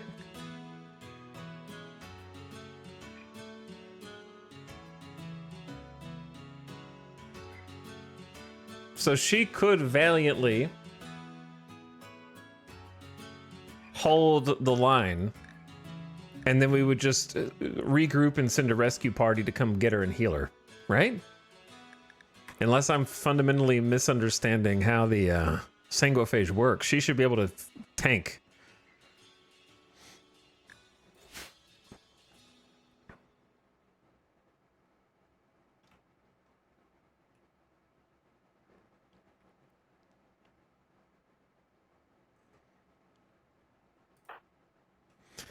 Okay. So everyone except I think this is the play. Everyone except Samantha run.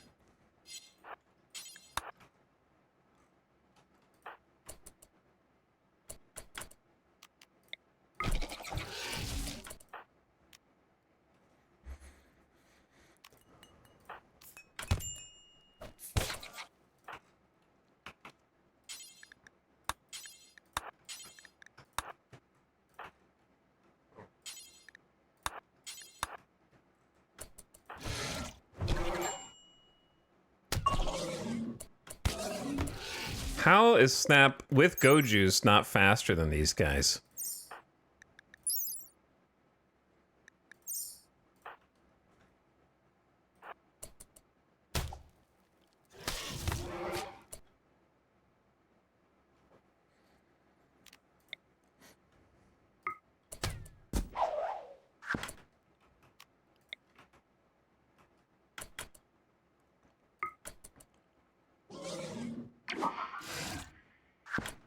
Look at the sanguophage long jump.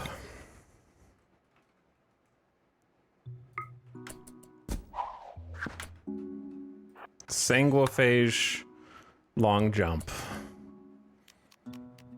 It's 5 hemogen per jump, and I bought time for everybody else to get out.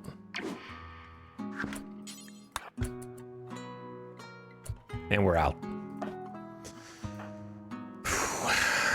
Okay. So now take a inventory. She'll be fine because she's deathless. Snap dead in 14 hours, not on my watch. So we coagulate Snap. 6 wounds tended. And they shouldn't be able to get out of the cave entrance. So now we regroup. But anyway, now that we're out, this is the part where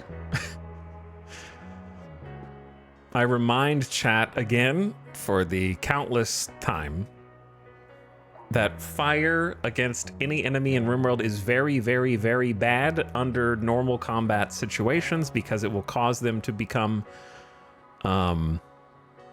basically, what's the word I'm looking for? It will cause them to start phasing through other entities.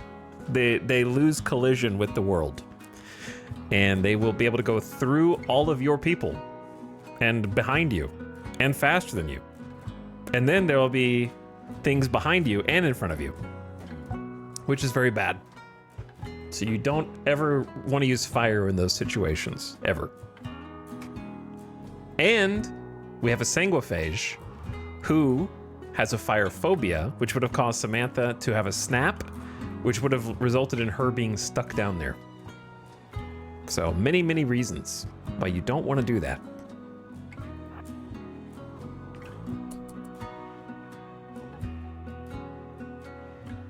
So we're obviously not going to send everyone back.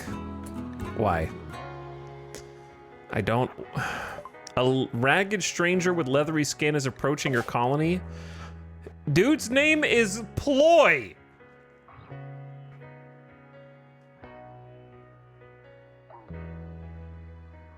Wearing your name tag of what you intend to do? Lazy occultist. Okay, that's an interesting combination. 5 planting, 4 cooking, 5 medical, 5 social. I don't really want...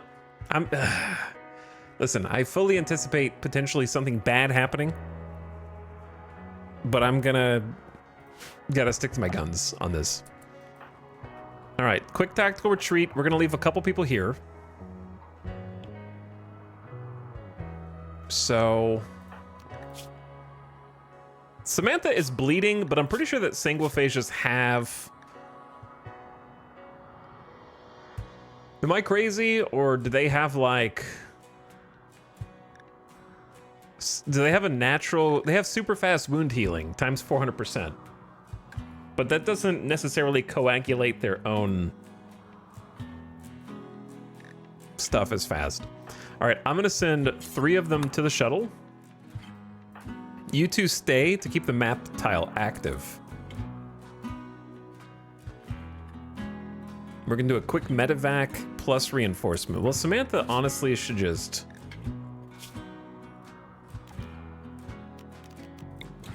Can't coagulate self. This is tough, because I need to leave 3 people here. Maybe we just leave Dorna here. Her wound should just close. I'm gonna leave Samantha here too.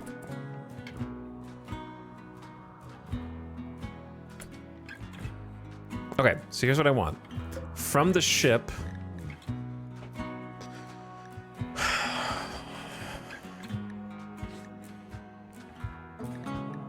This is very awkward because of how far they have to walk. I'd rather land somewhere closer and drop all this off, but I don't have that luxury. So what is the best play? Do I drop things and then have them walk over and bring it back into this room?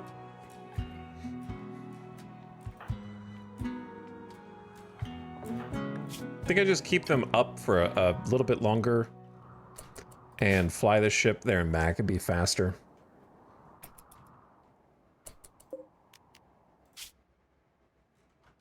Okay, so leave those guys there. Bring the ship back real quick.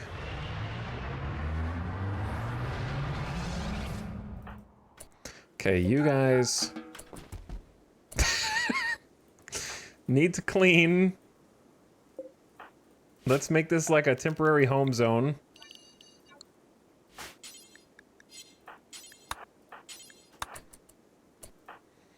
And then...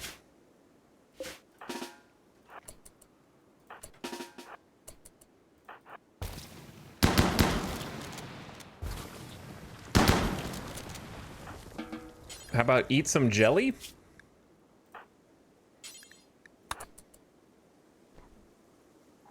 Insect jelly is tasty, and I think it will help with the recreation. The shuttle has arrived. Dude, what is with the power situation? Okay, Snap is back with packaged survival meals. So you stay and get healed, because you did take a little bit of a beating there.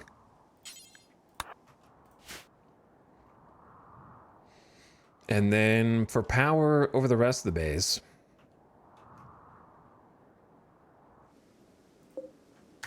turn one of the fabrication benches off. Turn both of those. I am planning on stabilizing the power soon. Turn off the ground pin scan. That's 700 watts.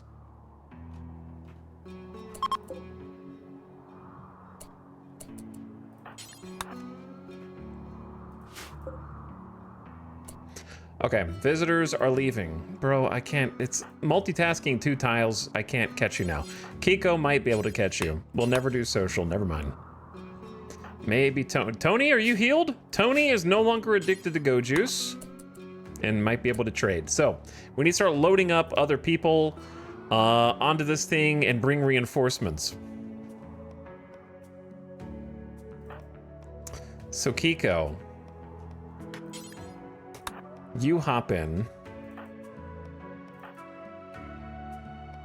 We have enough meals. Cotties, you hop in after you're done. Baxter.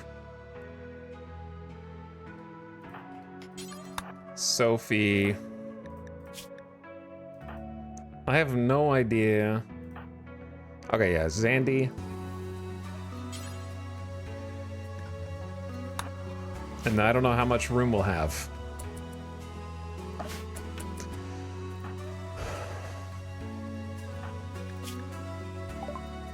Okay, these are the traders on the other tile, and I need to talk to Leathery Stranger.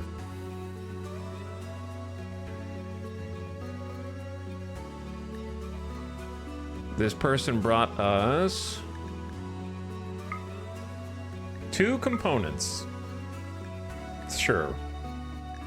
Why not? And then reinforced barrels. And then a steel coronet. Okay, a crown.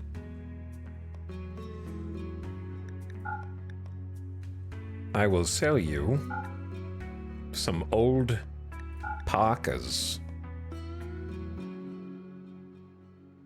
I will also sell you old pants and other worn-out clothes.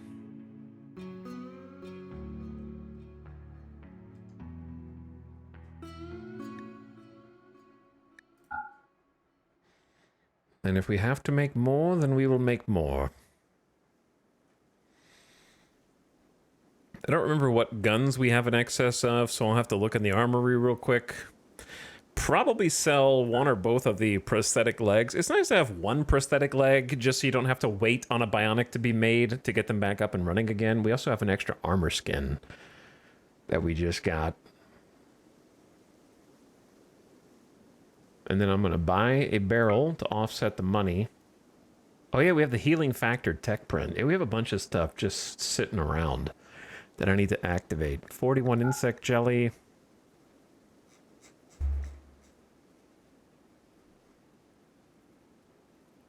Be nice to sell a little bit more stuff. Maybe the sheep wool. We can just make some more parkas. Sell the most expensive ones.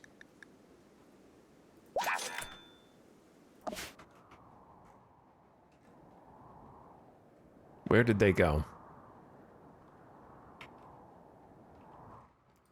Okay. Haul that. Haul that. And then Jackalope. We will speak to the Leathery Stranger momentarily. Let's focus on getting people in there first. And then out of you guys, find out who's hungry. Because I'm pretty sure some of you picked up some jelly. Oh, you dropped. That's what you dropped. Samantha got food poisoning from insect jelly. What is the actual statistical chance of getting food poisoning from insect jelly?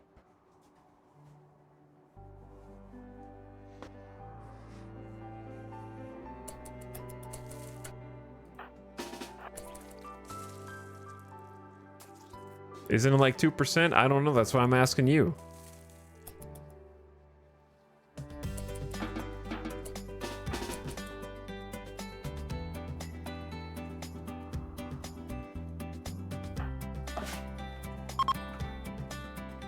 Passenger shuttle is ready to launch again.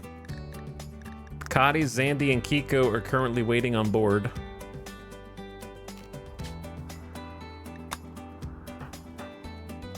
Baxter is also going in.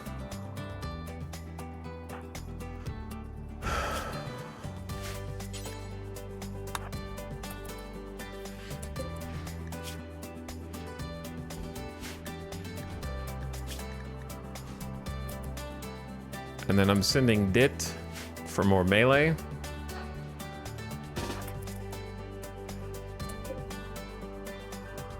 And then we might be full.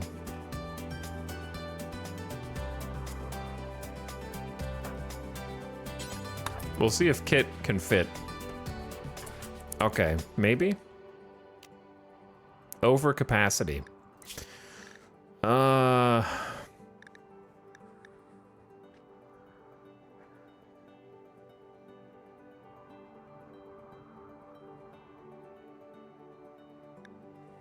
I will leave Kit then.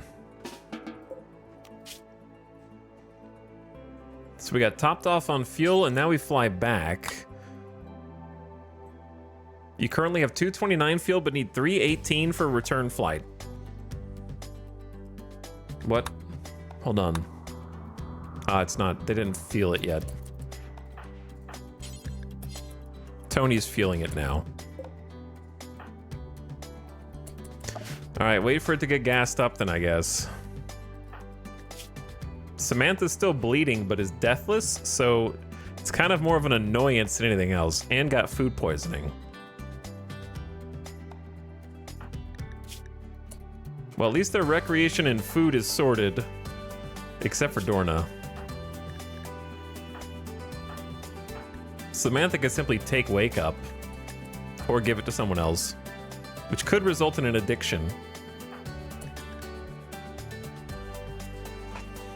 I appreciate that the shuttle warns you about that. Yeah, me too.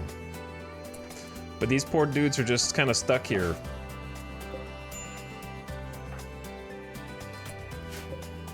Nobody topped off the fuel. Clamps.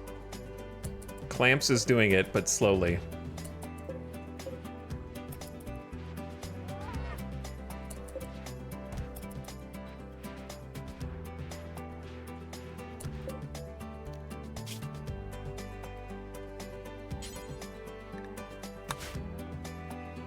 Not what I meant. Oh no, I just put drop in center instead of zoom in and choose a spot. Misclicked. At least I clicked the center. So I wonder where it thinks the center is.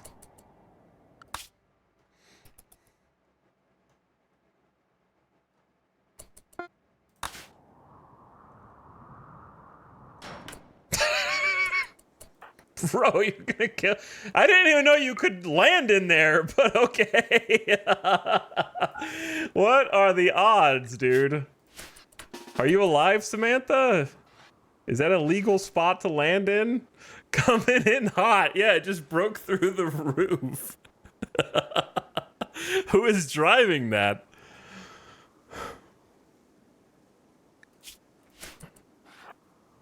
You guys trying to kill Samantha?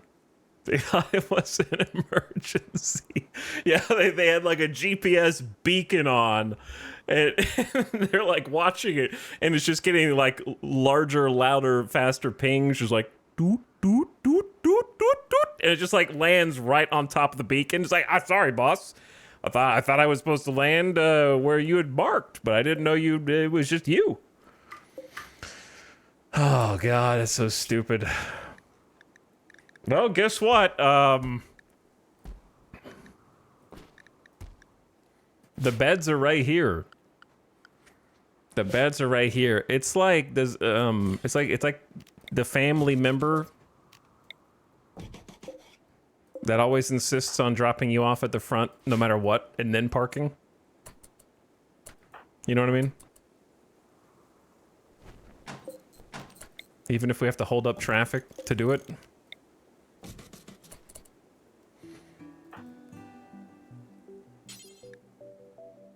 What happens if they just idle in the shuttle?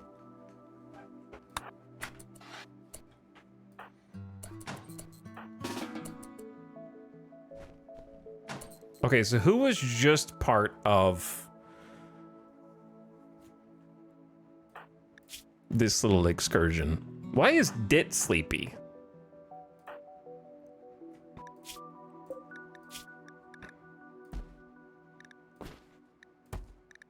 I don't understand why these guys are all so eepy.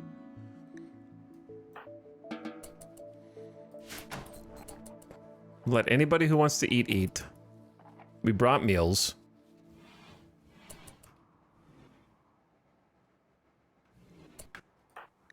We brought some beds. Do they sleep in the shuttle? Like, what do they do? Samantha's just... Is Samantha, like, downed in there? Samantha... All right, hold on.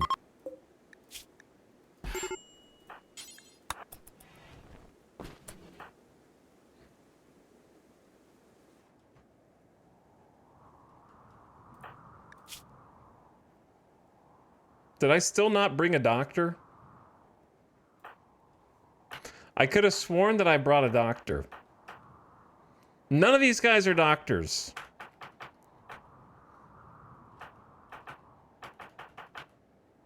I swear I picked someone. Alright, well, Kiko has heal root, so...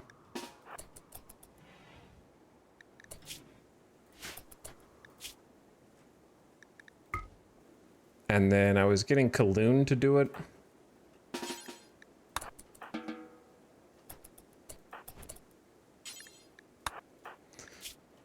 If she's deathless but losing blood, I guess she can still enter that downed state. Okay, there. At least she's not bleeding now.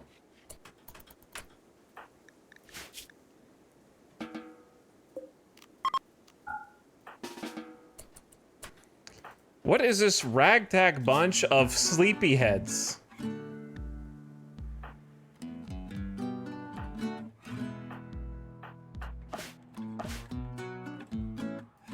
Alright, everyone except Samantha and Kaloon. Prepare to re-engage. Why are you on the other side of the map?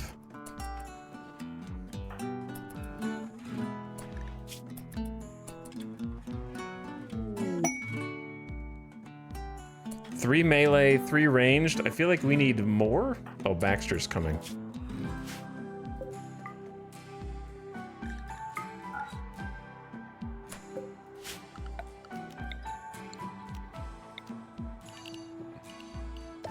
Is this considered outdoors now?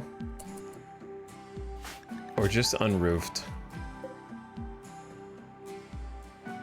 Deteriorating.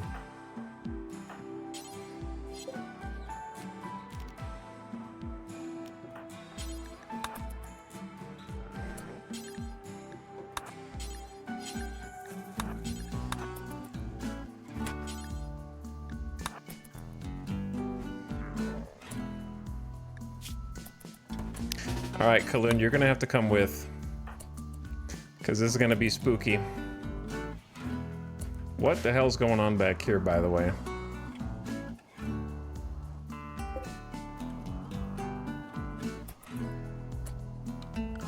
I'm keeping these guys inside the base for a bit.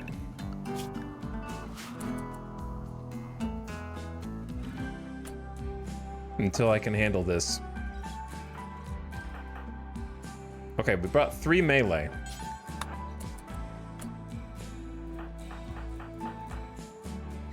We brought more than that. No, we brought 3.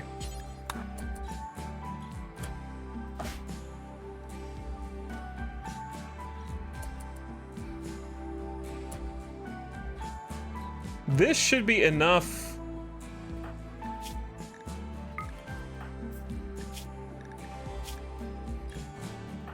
Why do you not have a go juice?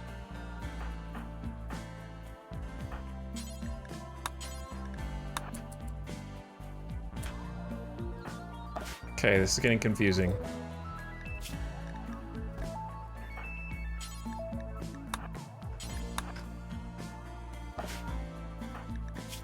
High on go juice, 4 hours of go juice. The insects are asleep. Can we just leave this door open, please? Your caravan has been detected in 3.2 days. Reinforcements from the Arthog mech hive will arrive in the area. Okay, well, we won't be here for 3 days, so don't worry about that. But also, why does there have to be like an emergency timer on everything?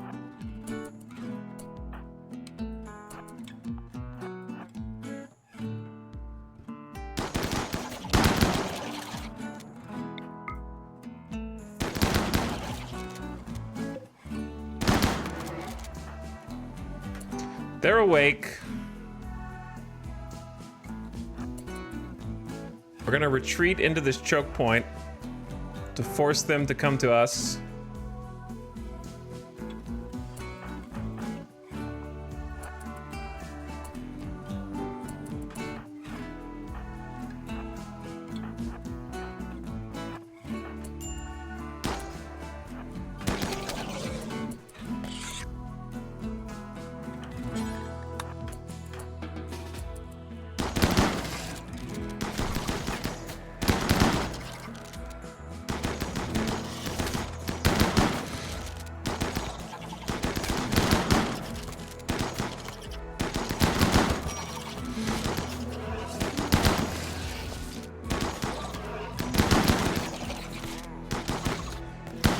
They're really munching on Dorna.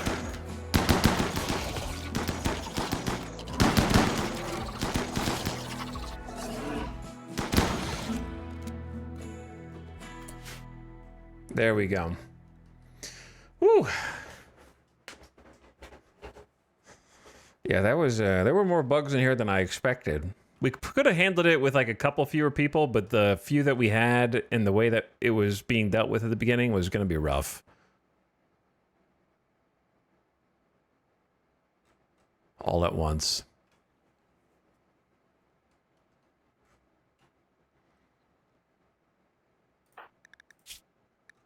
Kaloon, can you tend Dorna?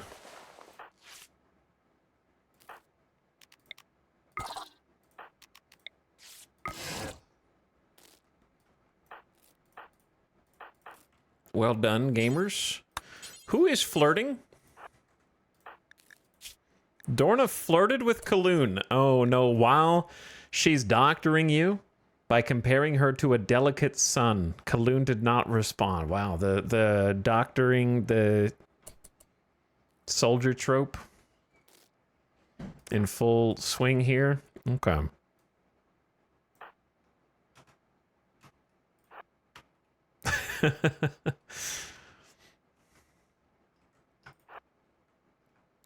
Obviously, I want to go kill the hives.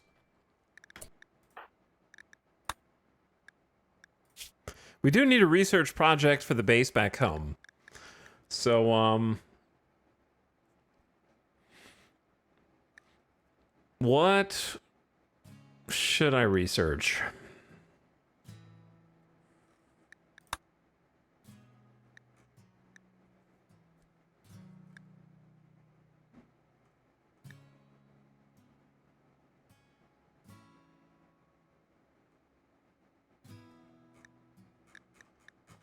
I think if we're planning on doing more royal stuff, then just get royal apparel. It's pretty short and easy, 600 points. You're gonna need it eventually. So let's do that.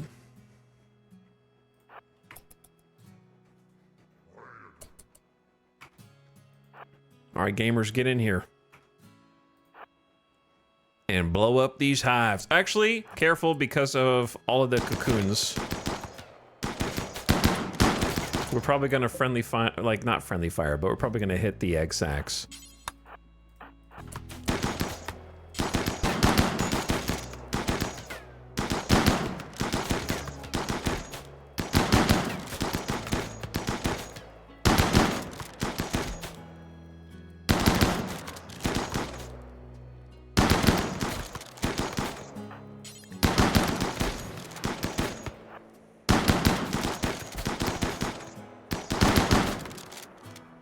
Surprised they didn't hit any of the egg sacs. Also, defeated insect hive times 5 is crazy.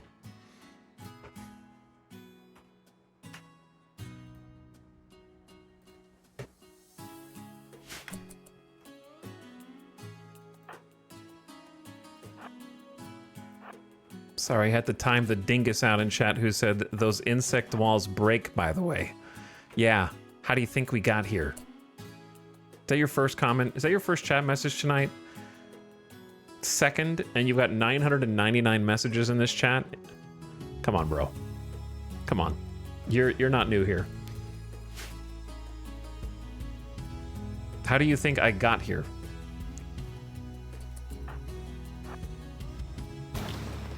I would have more patience for a new chatter.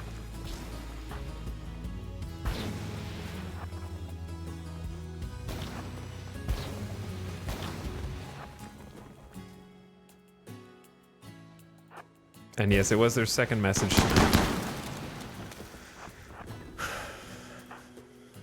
People really do just be clicking on the stream and immediately type shit.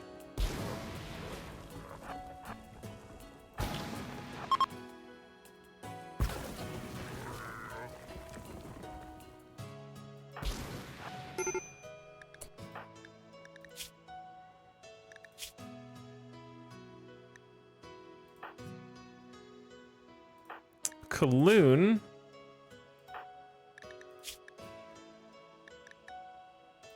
Why don't you have a little Psykite tea? And that should help you out.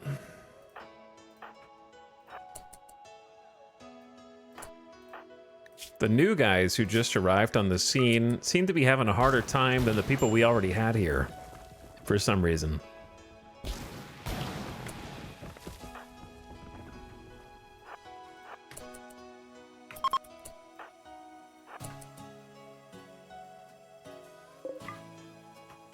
Is there a better way to leave this place with all this insect jelly without right-clicking all of it and picking it all up? Hi, I'm new to this channel.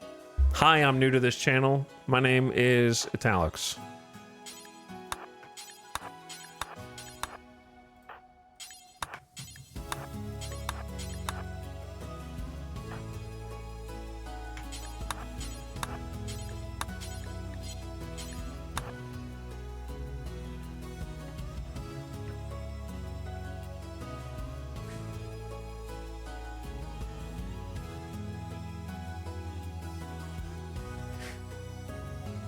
There's a caravan button on the exit.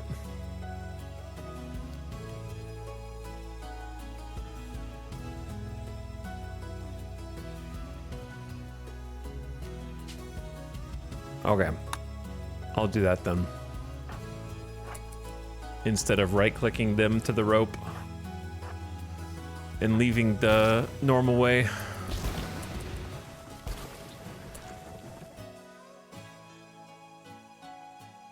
I think we're chasing dead ends here. What we want is probably down here. We just got baited into the wrong area. And Dorna's go juice is worn off. And Zekaron needs food.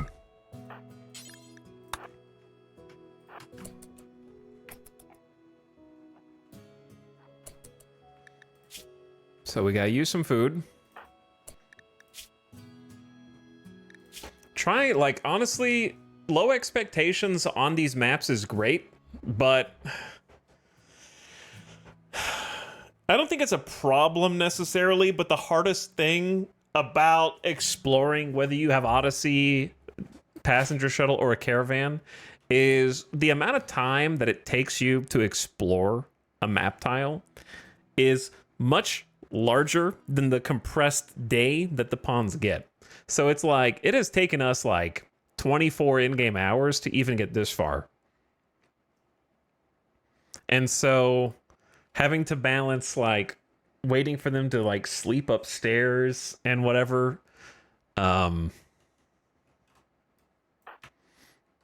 gets rough. Because, like, I can't even finish exploring it within one day. Hideous environment is a -15, so that automatically throws off low expectations. The tired, rebuffed by Kaloon. We could fix some of these. But I'm scared of what... There might be even more nasty bugs around the next corner. Don't want to have some Saikai tea. Cotties need some food.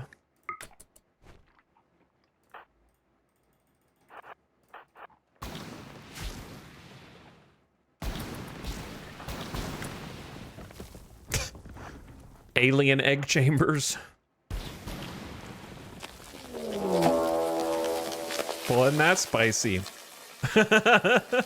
Insects are tunneling up from beneath the ground to be prepared. Bro! All right, everybody start running. Just in case there's a lot of them. What the hell is going on? A pack of manhunting cougars have entered the area. Okay, so we got many problems. Why is it always 100 manhunting cougars? And then the second issue is stop feeding them right now. Go out and talk to Ploy and get them out of here right now. Holy, they're already out? It takes no time at all. Okay, here's what we're gonna do. 1, 2, 3. This is probably the best choke point we're gonna get, unfortunately.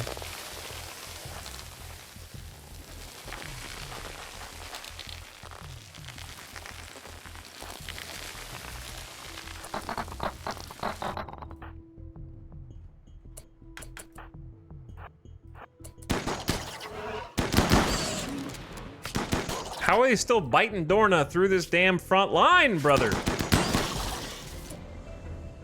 It's probably handleable. Should be handleable. Okay, well that does complicate things. That does, the misfire there does complicate some things. Kaloon, you move up.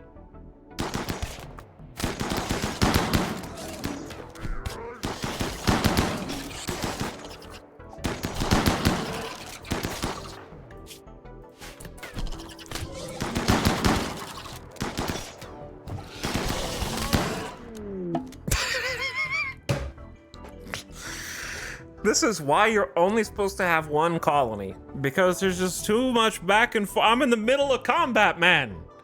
The leathery stranger from the other map stares into space and speaks in monotone as though he hardly sees or anything or anyone. He refuses to leave, insisting he's only interested in your colony. He says he can help.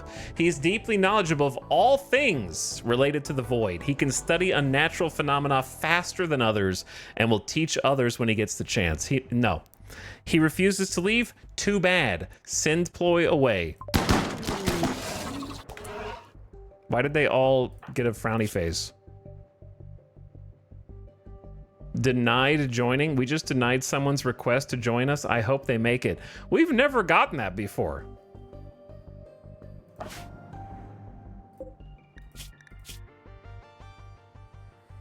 Get out of here, lazy occultist. Minus 20% global work speed, no combat skills. And then everybody else stay in the base, okay? Because I'm trying to save your life. There are 100 cougars down here.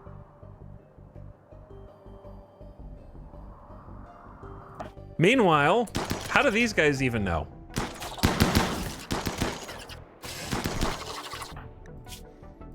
Dead in 17 hours. What is going on, man?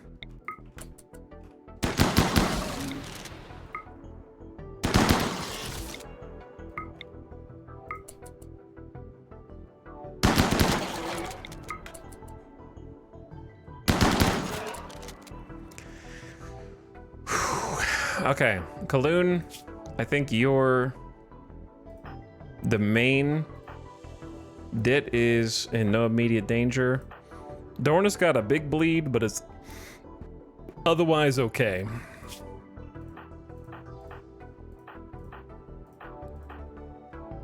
Of course, we have no medicine down here. So let's take a quick retreat out of the insect lair. This is such a... And there's still this much? Bro. We've gotten all insects, no treasure so far. So I'm curious to see if this is even worth it. But yeah, let's get them back out to this. Samantha is up. I didn't bring any hemogen with us on the return trip though, so coagulation's not really that good when we were about to run out of blood. She's still got major food poisoning. I could go for a return trip, but we're just gonna be burning fuel.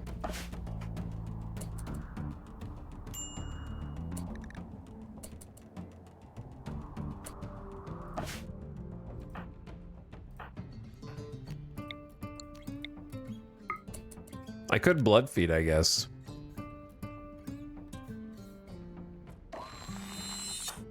But that's kind of an emergency situation.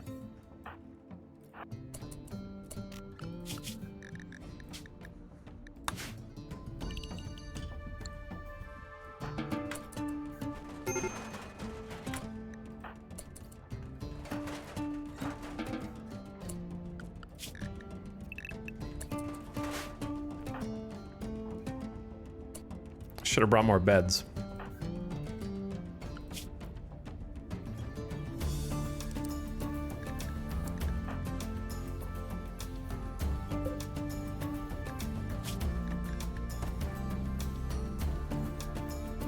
Baxter, pick up the heal root. Tend to Dorna.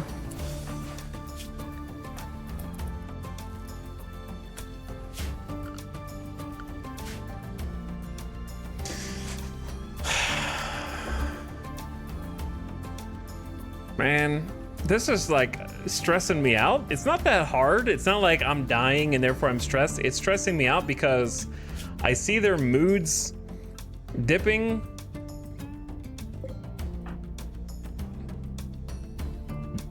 Like, and also, I don't know what to do about it.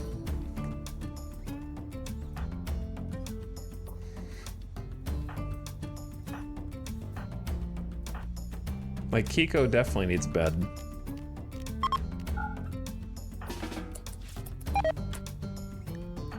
Zekaron has collapsed due to exhaustion. That's what I get for only bringing 5. I thought this was gonna take like a few minutes.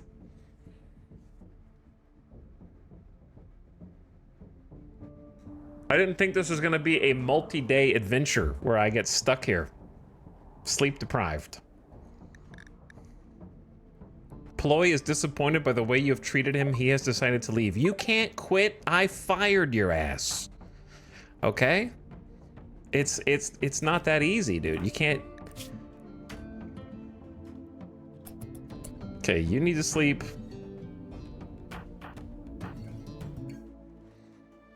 Baxter's gonna need to eat. Some of them are gonna be sleeping on the floor. At least I brought some extra meals, but this is kind of it. And Samantha's got food poisoning.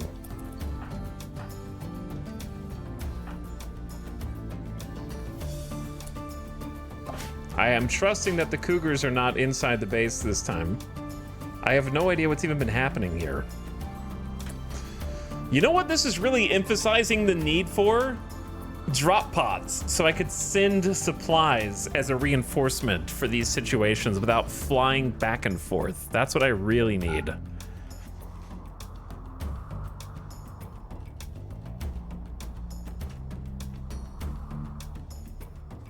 But I have yet to come up with a space for that.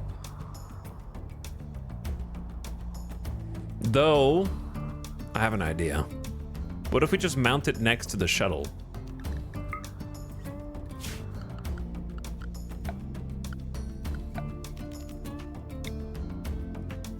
We could, like, remove this roof area here.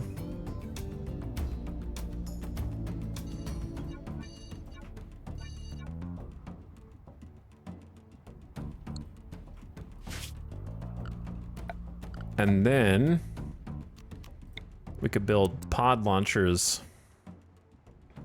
We really shouldn't need that many pod launchers. Are pod launchers movable? And they're not very expensive either at this stage.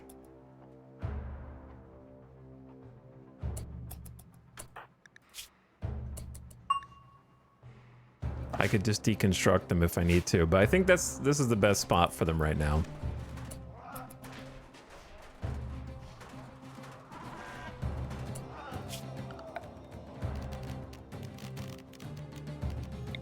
Okay, starting with you and you.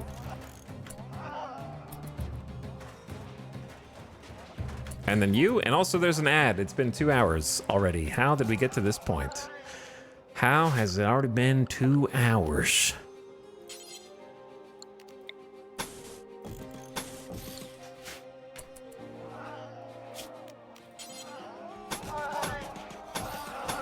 It's crazy. All right, and while they build that, we'll come back from this ad and then go back into the cave and look and try and get something out of it. All we've done is invest resources so far. And hopefully it'll have been worth it.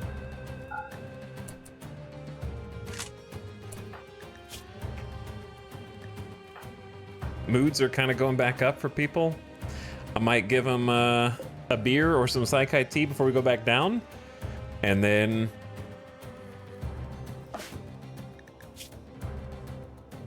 genetic Psychite dependency.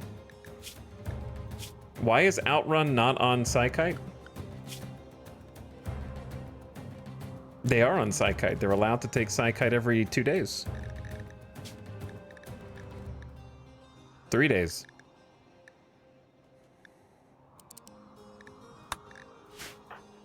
I have no idea, but I can fix that before I forget. Okay.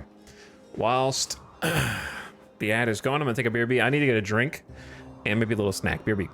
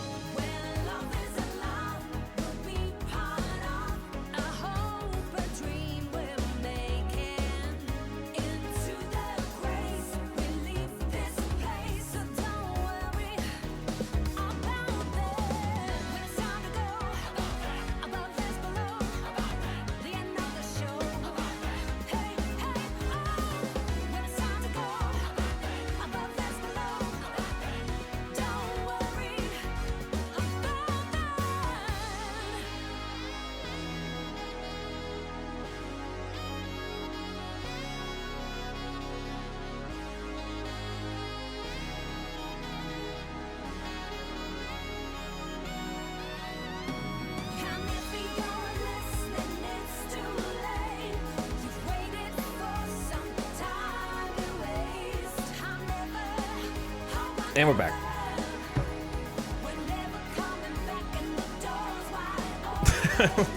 I like how I said, I'm back. And then the song said, we're never coming back. I'm getting some mixed messages here.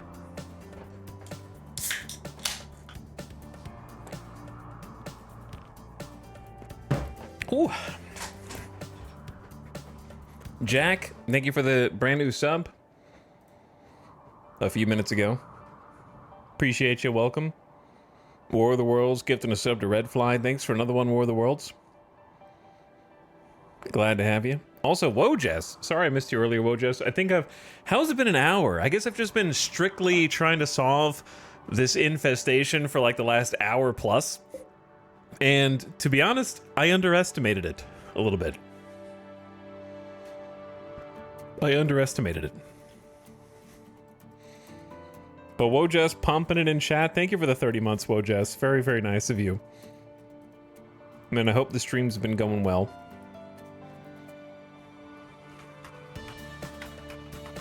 And we can get a shout out in chat too while I'm thinking about it. Who has been playing some Hollow Knight? Are you excited about the sequel imminently releasing? Sax for 48 months and with a tier 3. Thanks for the huge 5 subs in 1. Glad you've been enjoying the RimWorld. Old SD also with the tier 2 for 45 months. Sax, thanks for the 5 subs in 1 go. Old SD with the double sub. Amalex is here just in time. I don't think I missed anybody. Thanks, guys. Keeping the stream going. But yeah, we need to get out of here. There's a raid in 2 days that's going to take us out if we don't get out. And we've got to evac 2 separate parties, which is also interesting.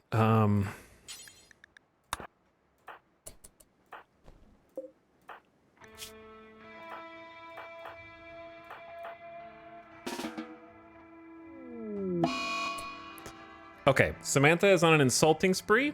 So, and on the first insult, they started a social fight. Why? There's one upside to this social fight, which is that the Hussar and the Sanguiphage have super fast wound healing. So, like, imagine if you were a Hussar and you had the opportunity to fight with someone who has 400% heal factor. That's like a Dragon Ball Z main character's dream scenario. You can like beat each other up and you have a built-in Senzu bean biologically. Okay, well I was gonna say let's all just leave and then Samantha won't have anyone to insult. But instead what has happened is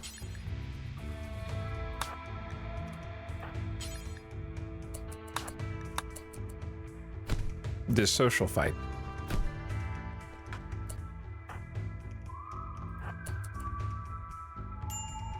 All right, well, the good news is that Zandy didn't take any hits, and we're just gonna leave Samantha here to stew.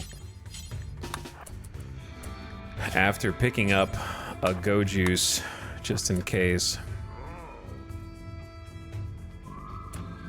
And then why not pick up the meal, the beer, and the Psykite. All right, and then let's all hop down.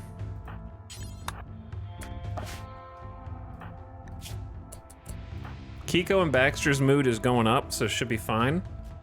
And then back home, we are in the process of building some pod launchers. We're collecting the steel and the components, and then we can jettison different materials to them when necessary. We're trying to keep Outrun.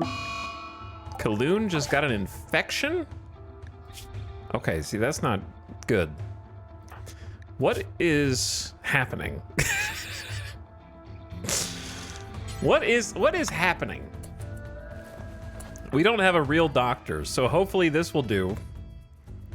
We need to get out of here. This place is kind of cursed.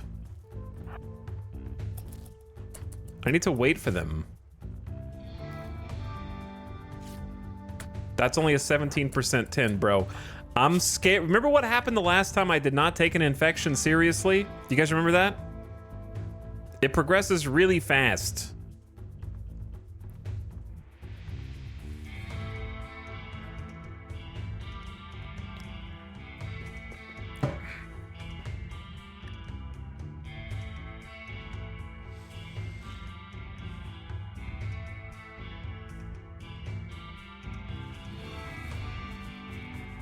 Okay. There's so many things I need to do that it's difficult to know what is the best thing to do first.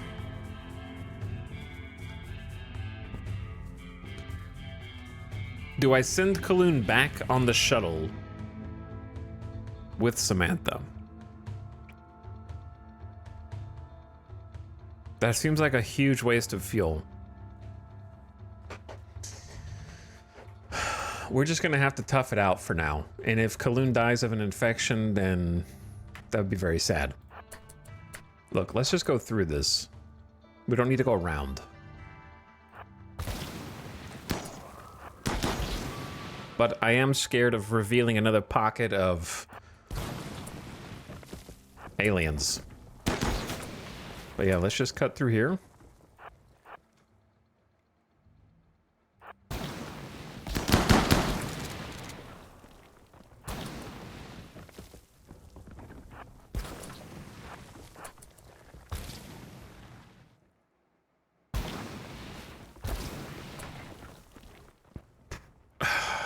This map is huge.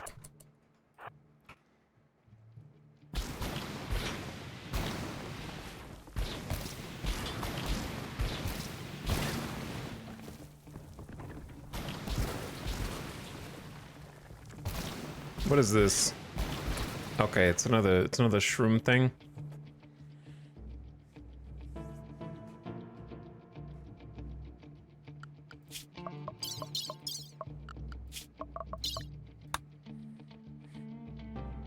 It says you can loot the structure for valuable resources. So it's possible that there's absolutely nothing down here.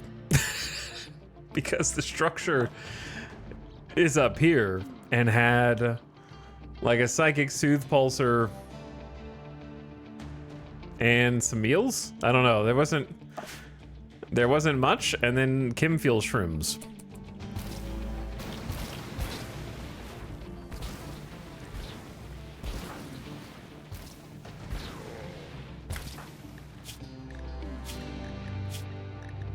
Kiko, have a beer.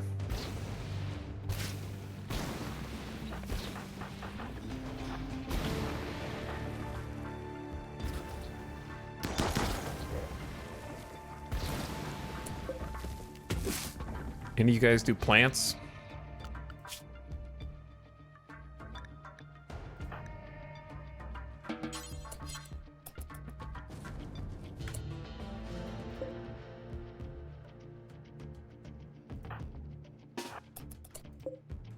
Okay. 6 chem fuel. Great loot. Should I just leave? Like, I don't understand. I feel like I'm missing something.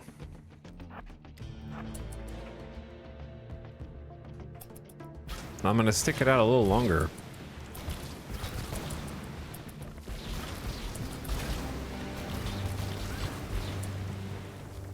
Wow, 2 components. 2 components, 4 components even. I mean, there's something back here that we haven't seen, like a substructure.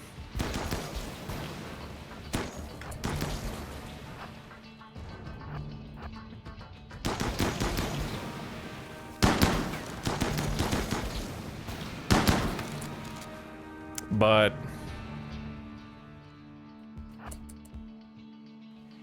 moods are getting bad. And I don't see anything, dude. I'm about to actually just boogie on out of here.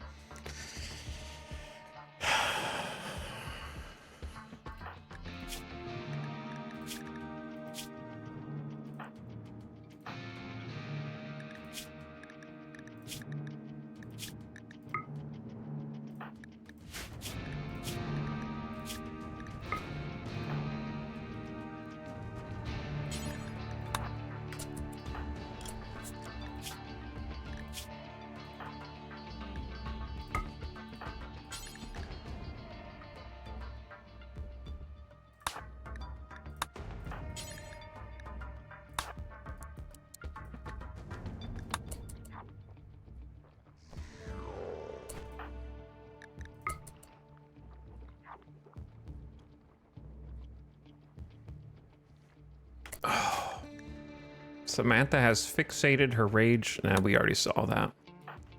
Oh, these fucking moods. Terrible. And then like this, I think this is an example of when randomly generated maps are worse.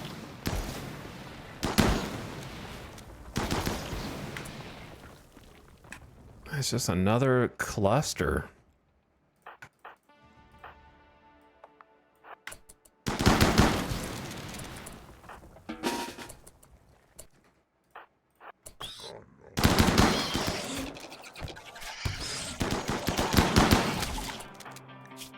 They're landing some hits.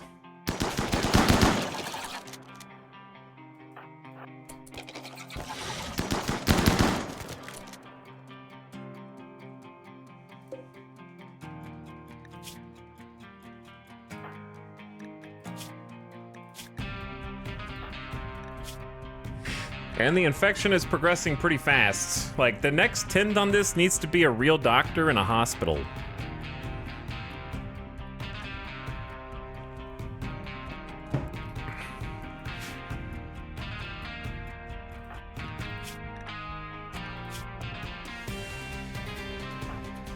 And both of my melee need some go juice.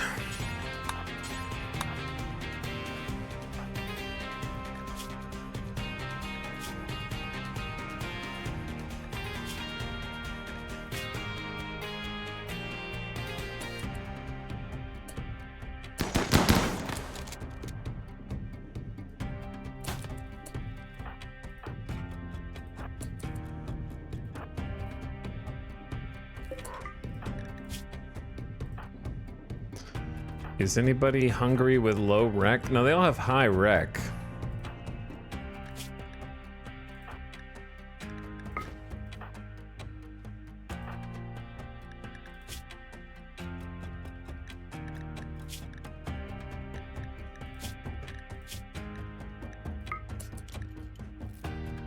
I'm trying to keep the snaps down.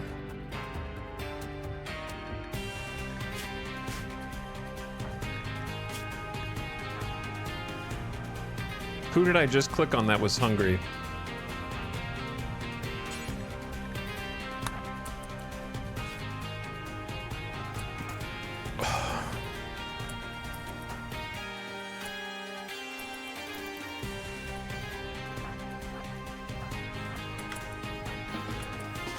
Holy. Come down here. Pick this up. Come down here. Chill, man! Calm!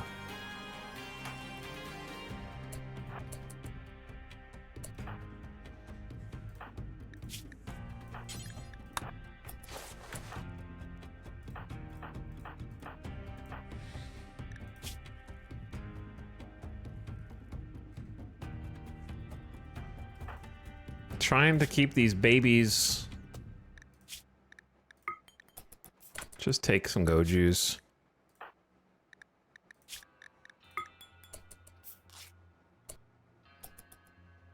Oh, this tend is taking forever. All right, Dorna, you're fine. Go juice. Now, let's continue.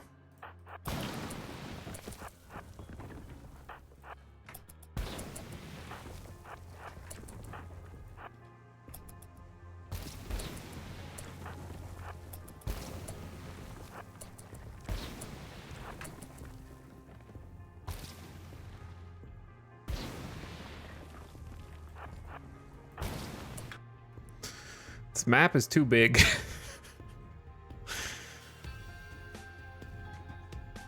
The map is too big. It's gotta be...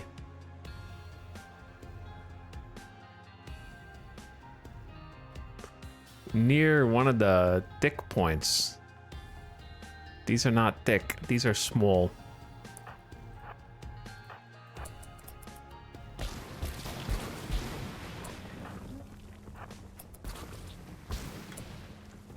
Okay, well, it's certainly not here. Let's try this area. Big problem I'm having is just like, no matter how many drugs I inject into them, they're still getting grumpy. The infection's not helping.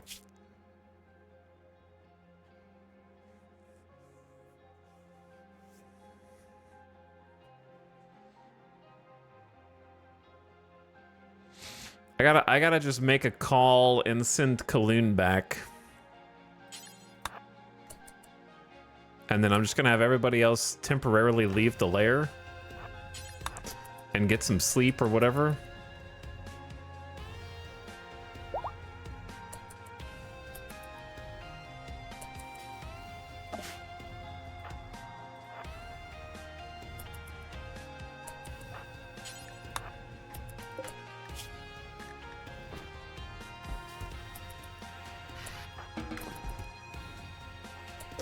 All right, roof. Oh yeah, the roof.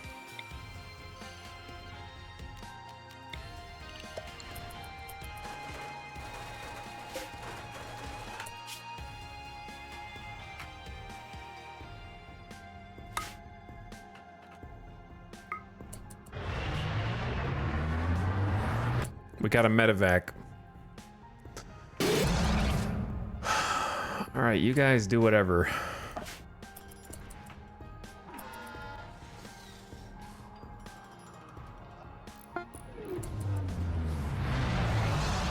This is why I actually built the hospital right next door, believe it or not.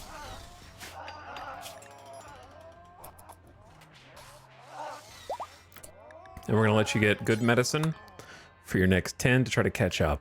Should be no problem with the hospital.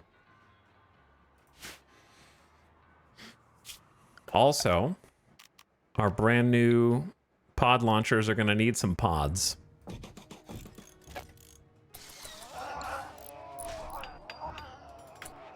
And then this thing needs to be loaded with... Bro, this is totally frying our chem fuel stockpile. This is not supposed to be done with a passenger shuttle. This is grav ship content. To be honest, you're not supposed to do this the way that I'm doing this. There are way too many bugs there for 5 people to handle. And that's how many I can fit in a passenger shuttle.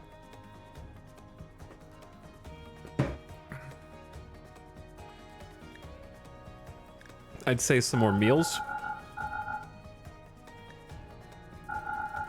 Hemogen.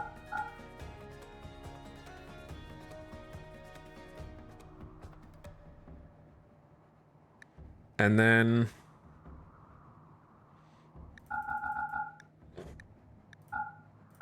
more Psychite tea. More Go Juice.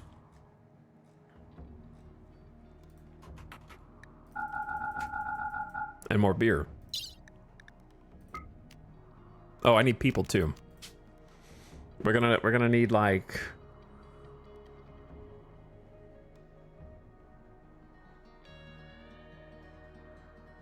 Let Tony stay. Snap should be healed by now. Send Snap back. And send Sty. I'm trying not to send too many people.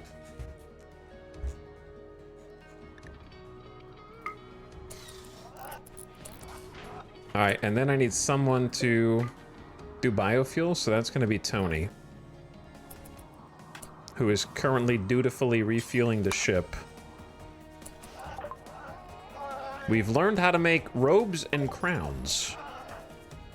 Very good.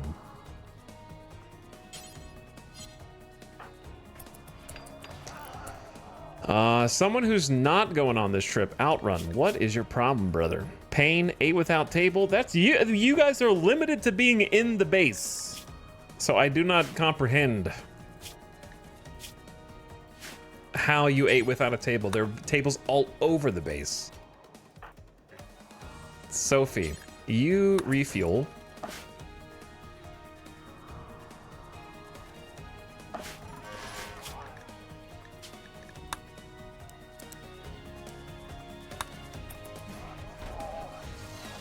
Oh, these are gonna take fuel too. Yeah, now is maybe not the best time.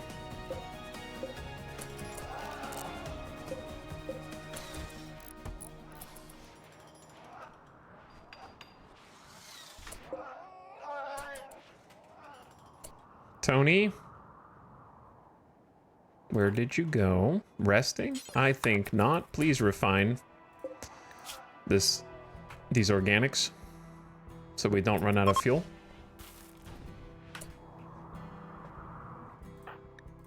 Kaloon is ready to be tended in 1 hour. Passenger shuttle is ready to launch again, but kind of. Meanwhile...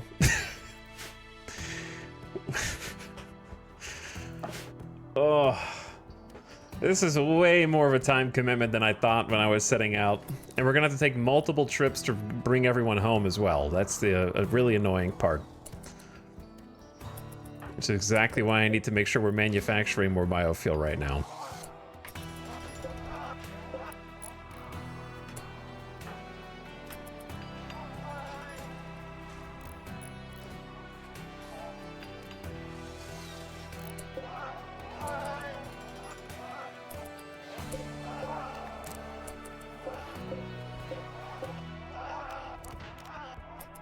And then both of these will be full.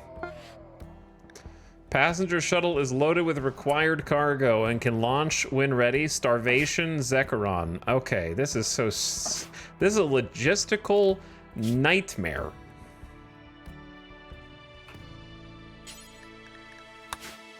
Not there.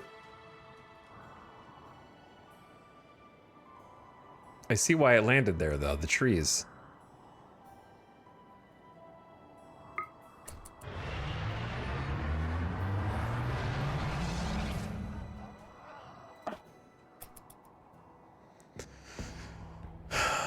Don't worry, we brought some backup stuff.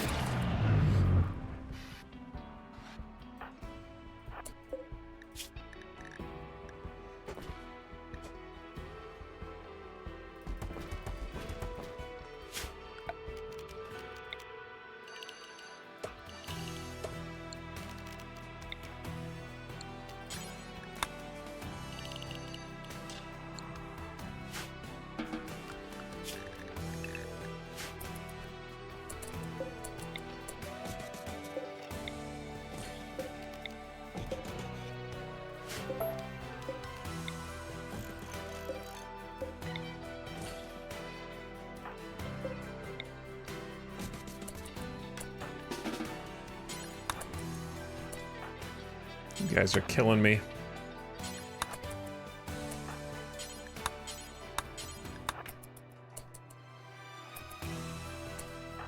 With the micro, or like the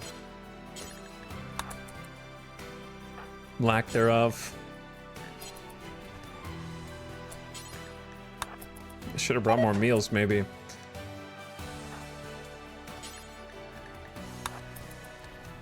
All right, Samantha's getting hemogen, which is very important.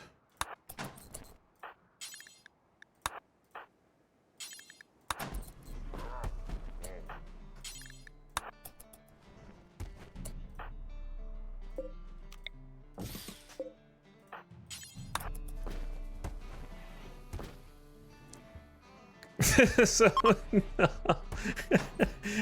So dumb, dude. Okay. I think Dorna's maybe too wounded to go, but still has 7 hours of go juice. So I feel like we should leverage that.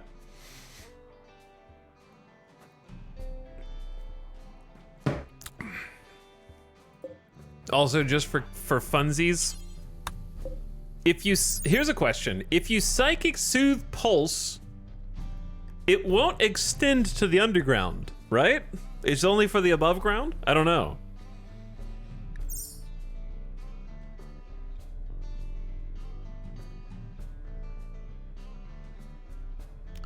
Do you know what the funniest part about this is? Somehow I still didn't bring a doctor.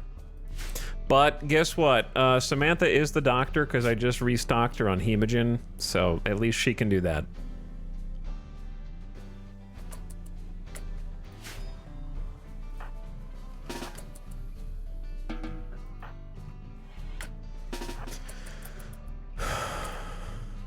Going for a walk.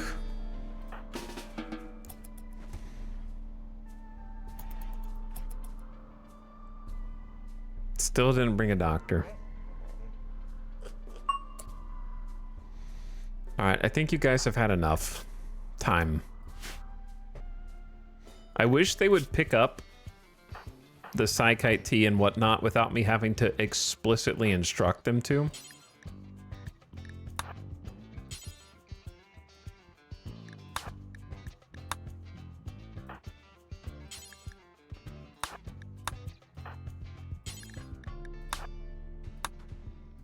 But we need to do our due diligence.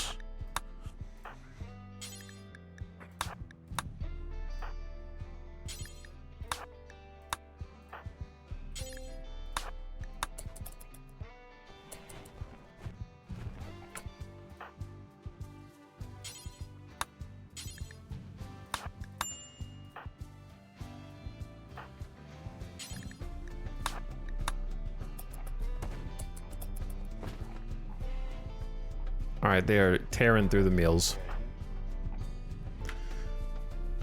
It's now or never.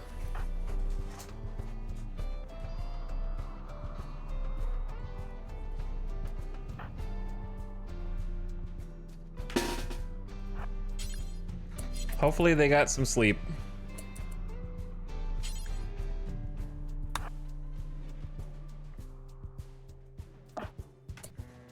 Samantha's back off of food poisoning. I mean, it could be down here, I guess, but this looks more likely to me.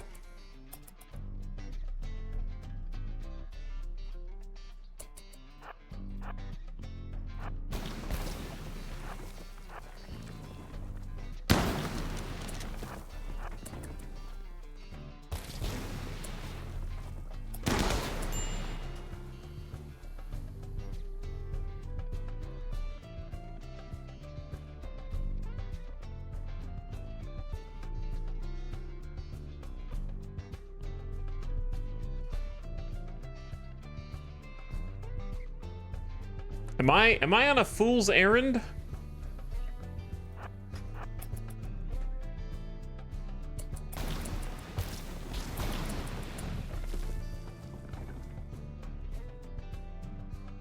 Have I baited myself?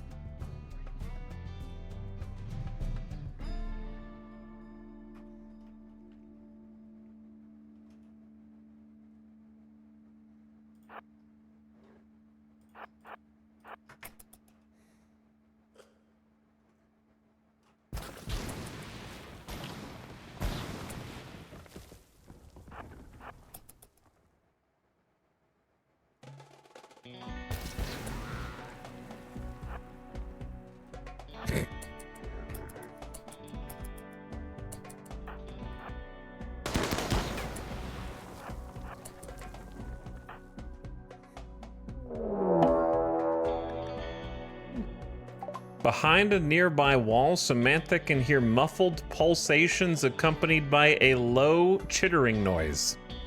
Something massive is beyond this wall. This wall? It really was a needle in a haystack. Okay, here's the thing. You guys need to be ready to run. Oh, okay. I wasn't ready. I wasn't ready. I wasn't ready. Everyone, run away, please. Everyone run. Everybody, holy shit.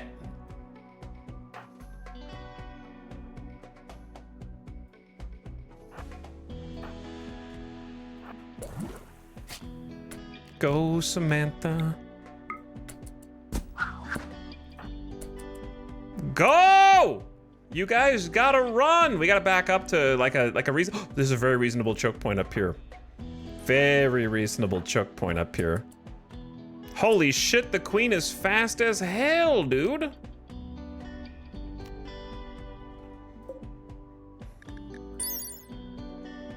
The birth mother of an insect mega hive. Under suitable conditions, several distinct insect hives merge together and produce a hive queen. The queen quickly grows in size, becoming trapped in her own burrow. What the hell is going on here? This is a chungus. Holy shit, they're so fast. All right, anyways, before we fight this, I have to go real quick. And time some people out.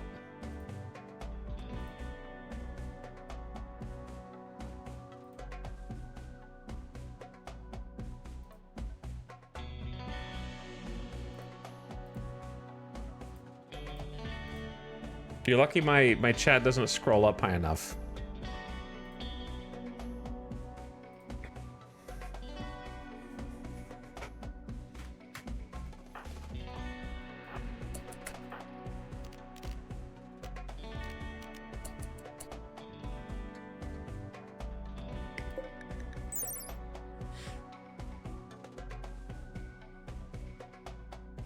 .4 move speed. 4.7. So this creature is able to move extremely fast over insect sludge.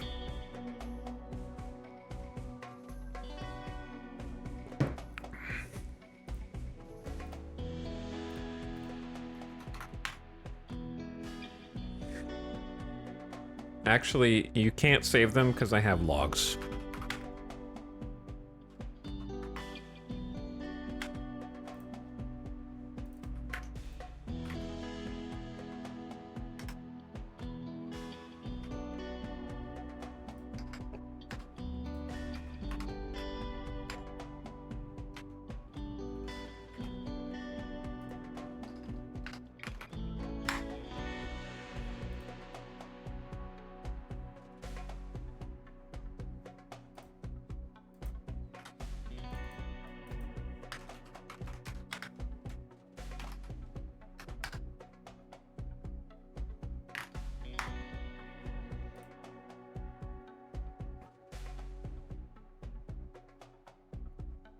Okay.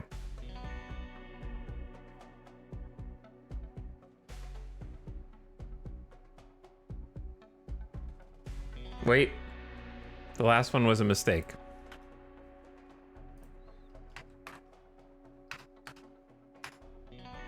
Oh, I just banned them on accident.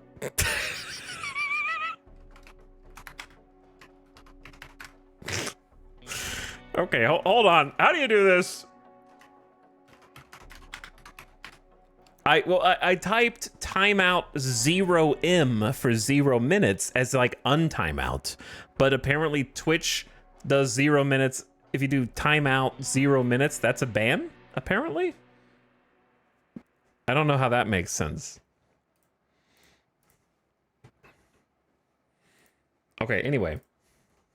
0 equals infinite, I guess. Anyway, back to this. I was just timing people out for spoilers earlier.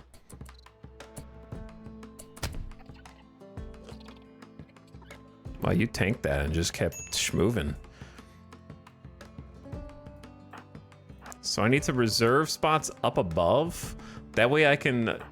dude, I don't know how the melee is gonna fare in this one. To be honest.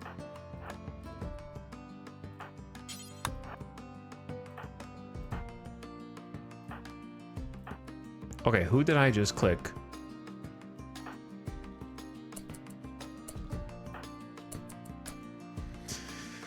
Whew, Samantha just tanked.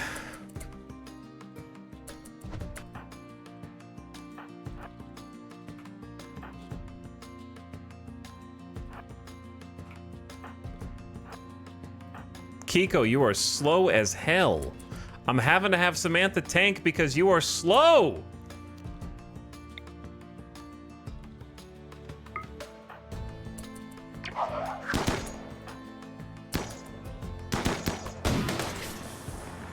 I don't know how this is gonna go, but I think we have big damage. I think we have, I just don't know what's gonna happen when they die. Because we have huge damage. Like, this is a great choke point. The other insects also don't know for some reason. There are 8 more mega spiders down here, 6 spilopedes, and some mega scarabs. So that's another thing, right? Somehow they have become separated from the queen. So while this is the worst spot for a thing to spawn on the map for us, because I'm trying to find which needle, which piece of hay is hiding the needle, exploring top down the entire area, and it was a one wide hall all the way wrapping around. While that was the worst, it's also the best because I can retreat down it and then use, we have opening and they only have 1 throttle. Easy. Easy. Okay, never mind. Zandy almost died in 1 hit. 1 hit took under half torso. So a second hit and they'd be dead.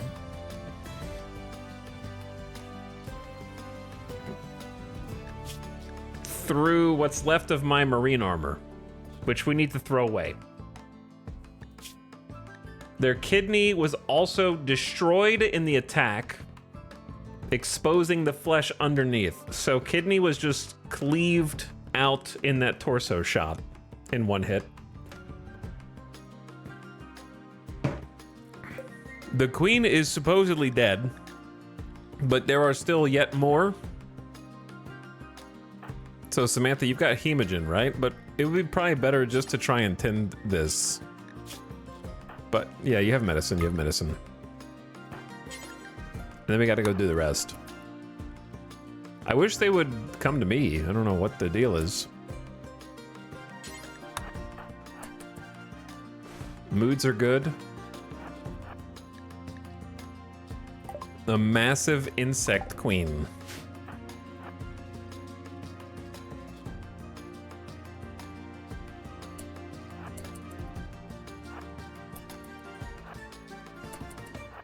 Hello?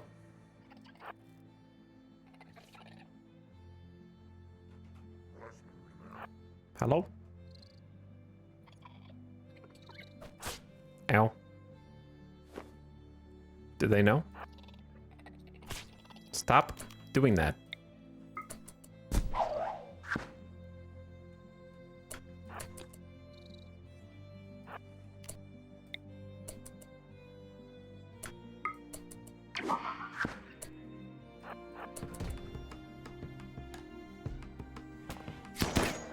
Oh shit, Zandy is not supposed to be.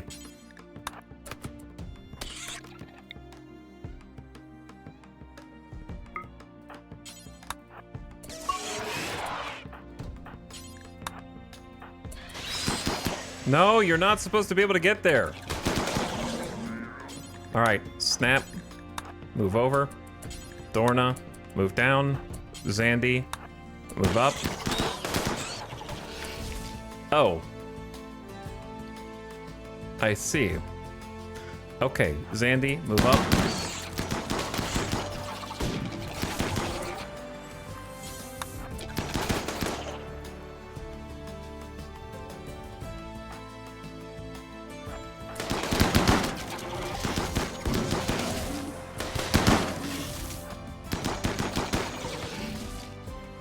You try to take a shortcut and it's not going to work so well for you, I'm afraid.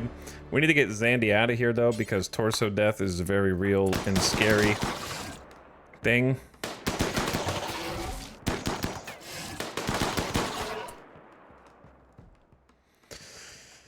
Okay, and once again, the moods are tanking. It only takes a minute. They wake up and they're like, I hate being here now. And we kind of like ate all the food, so. Psykite. Psykite. Psykite, triple Psykite. Zandy is bleeding again. I think this is a good time for just Samantha just pop coagulation on Zandy. Let's get it done quick. Okay, gamers. Let's get down in here and see what this was worth. And then let's get the hell out of here.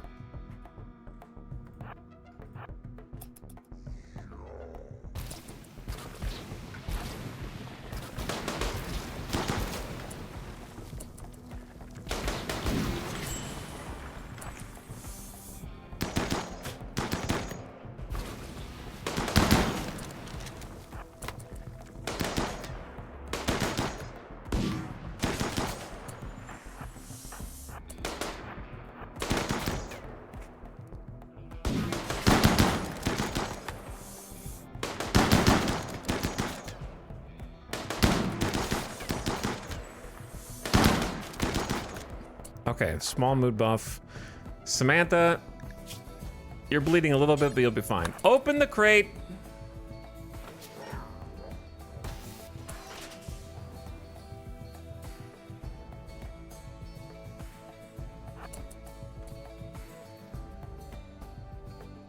It's not empty, is it? Oh, where? Orbital bombardment targeter. An ancient targeting apparatus for an orbital bombardment system. This unit designates a target and transmits coordinates to a network of satellites, which then bombard the target area with kinetic impactors. This unit's been reprogrammed to accept unauthorized users, but once used, it will detect the incursion and cut off the link permanently.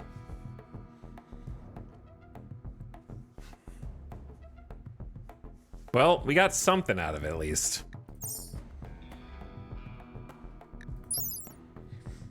Chat, which targeter is the beam targeter?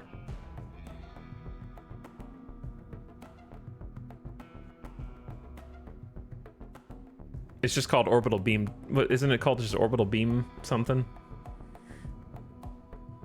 Orbital power beam? I don't think it's not called power beam.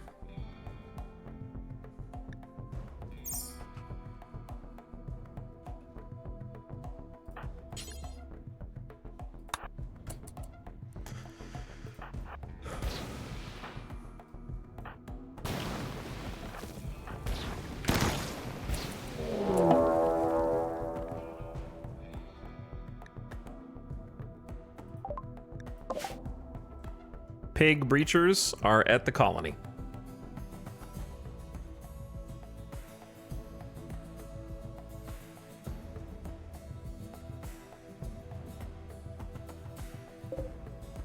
It's not good.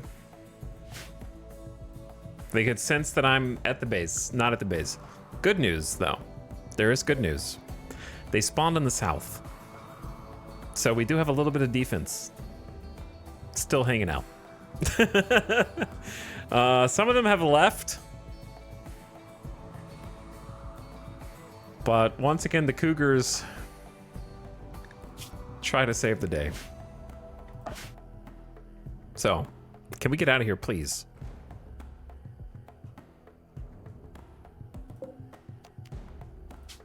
We now know that we can click exit.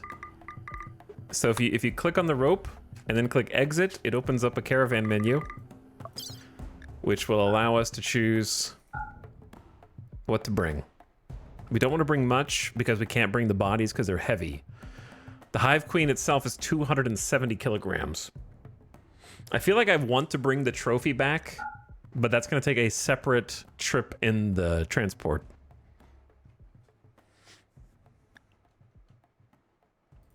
So let's see what happens. Who's starving? Sty?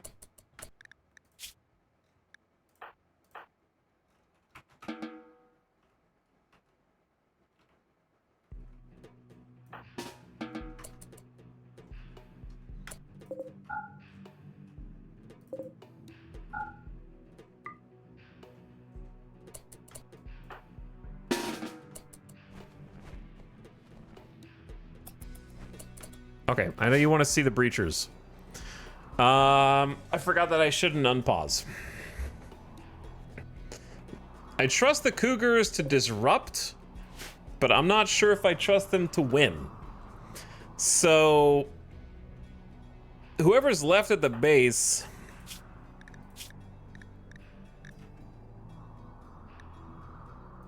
Tony, just have a beer and go get a weapon, brother. And then I need some mortar time. Luckily, we're already staying in the base anyways. Kaloon has been tended of the infection and honestly is looking pretty good with the hospital beds. Thankfully, so I can get them up.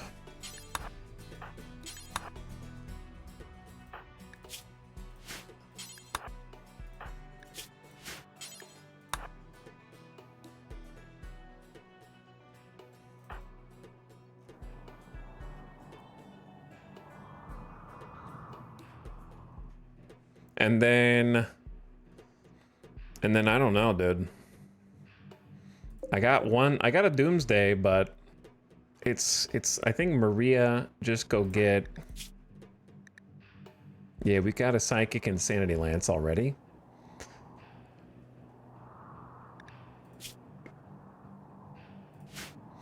So why don't you go in here and stand by the Go Juice, mechs, and animals.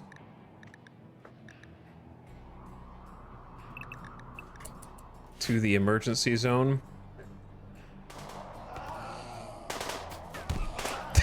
Okay, the pigskins are rocking marine armor, chain shotties. They got shields and long swords. Lots of grenadiers because of the aforementioned breachers. I see a low shield pack. Do I see... No, there's no rocket launchers. They just have a shit ton of grenadiers, which is really scary. Honestly, pigskin grenadiers are ridiculous to try and take down. So...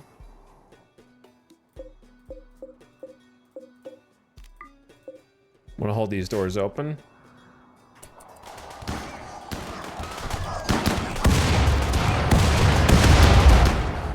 Holy... They're grenading themselves, man. They're molotoving and grenading themselves.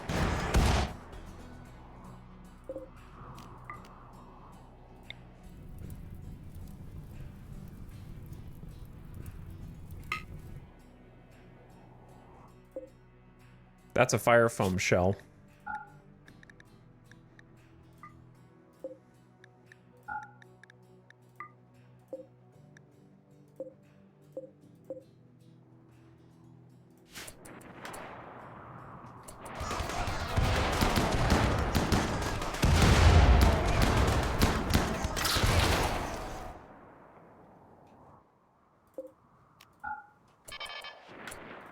And we're about to rain some death. They made the mistake of standing still.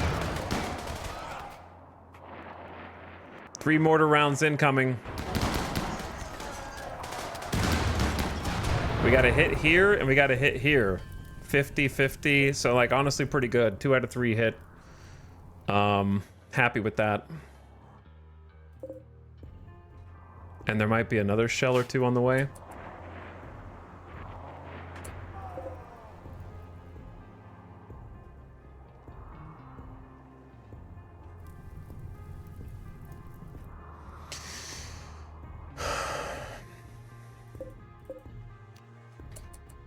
Did we shoot 4? Where'd the 4th one go? Oh, there it is. Pretty good hits, actually. Pretty good hits.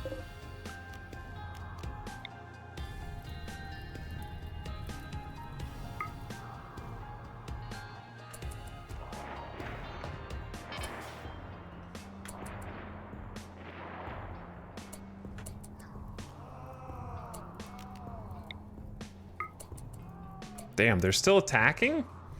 I'm shocked that they're still attacking after that. A lot of them gotta be bleeding out.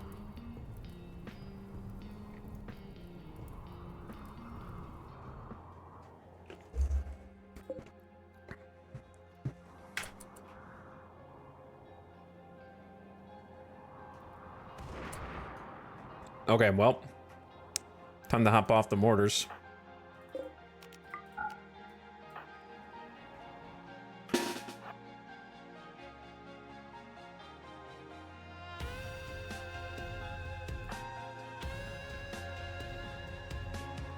And try and finish the job.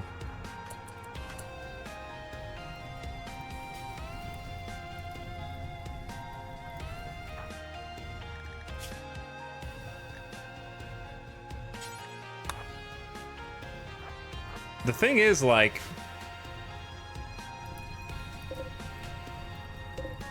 there's like 15 corpses.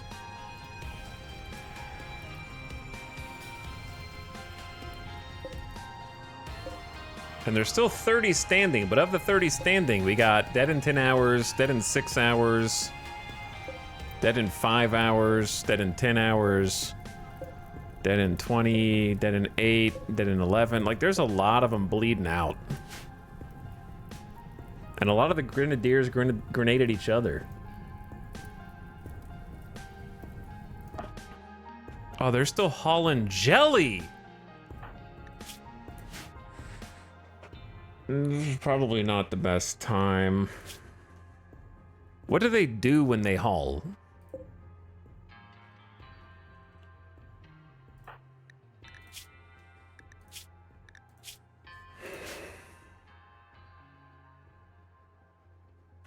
Like, where does it go?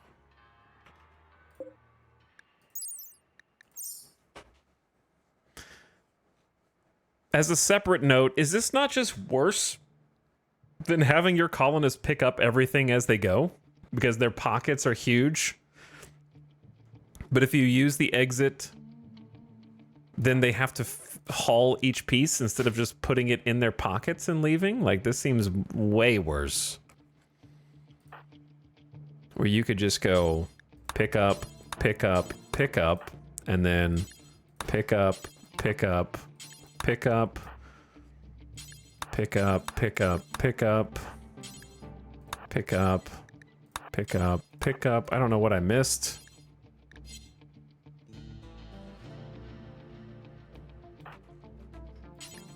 And then be like, just leave.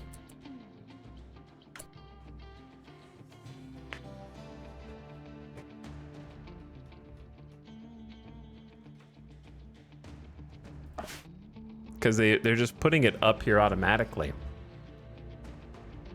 But they should be putting it up here after pocketing it, not taking it in their hands.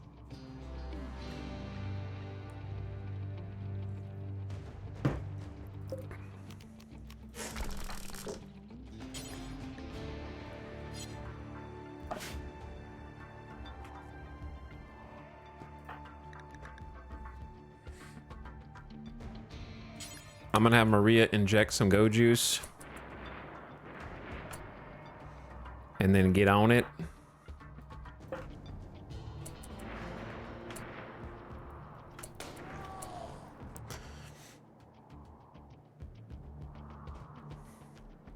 This is about to get ugly, dude. I can't believe that they're still attacking.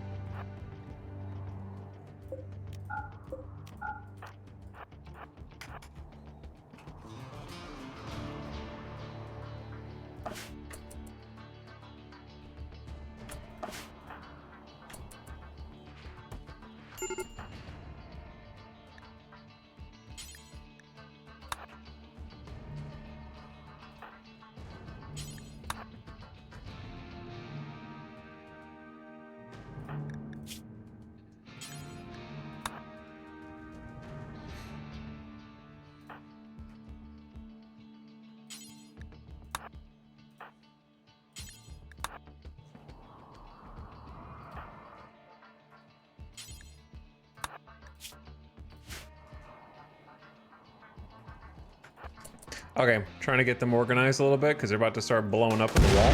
They're already through one layer with just one grenadier. That's crazy. And there were like 6 of them. And there might still be a couple back here. That's wild. The cougars are a very slight distraction.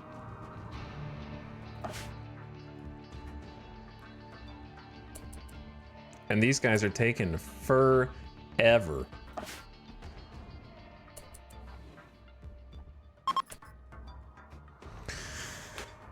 I'm about to be able to send 5 of them back.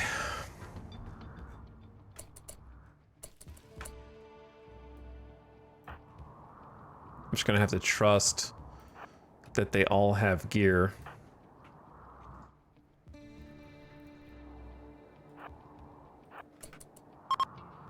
Oh shit, there's cougars over here. Whoops. JK, JK, JK, JK, JK.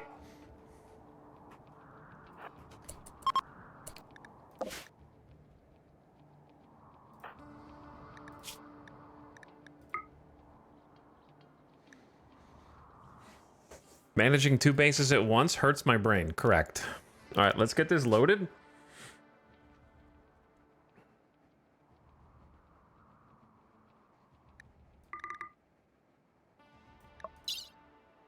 With just people?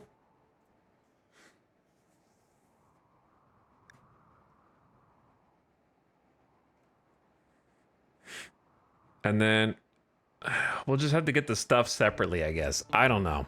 We'll just have to get the stuff separately.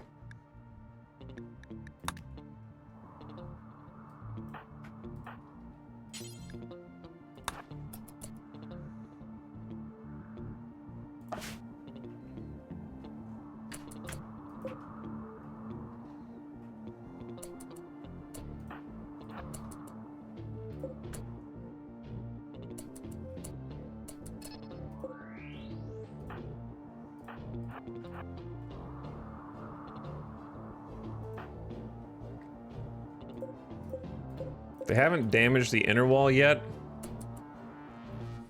Oh, never mind. That is changing now.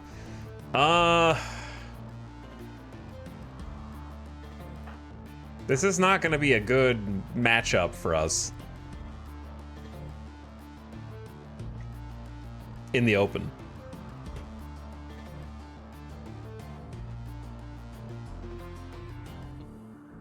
We don't need to take that many out. But we kind of do. But we kind of don't. The shuttle will be able to reinforce. Let's grab everybody. Am I crazy or is this not shutting?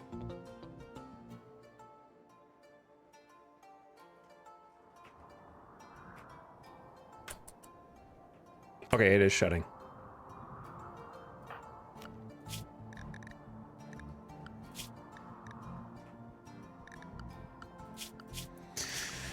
Bomba and Opossum, you guys just stay in the safe zone.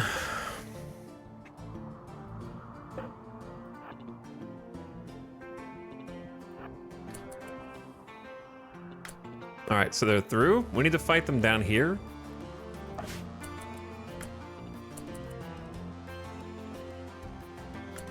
The problem is we're not taking...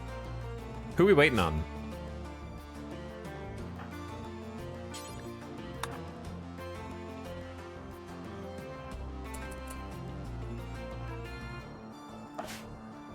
God.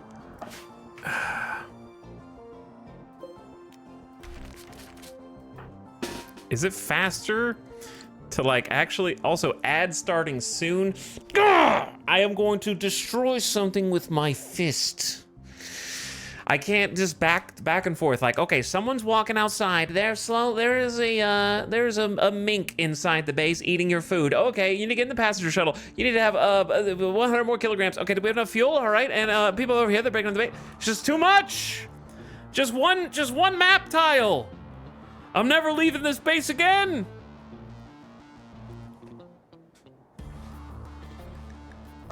Sty is starving.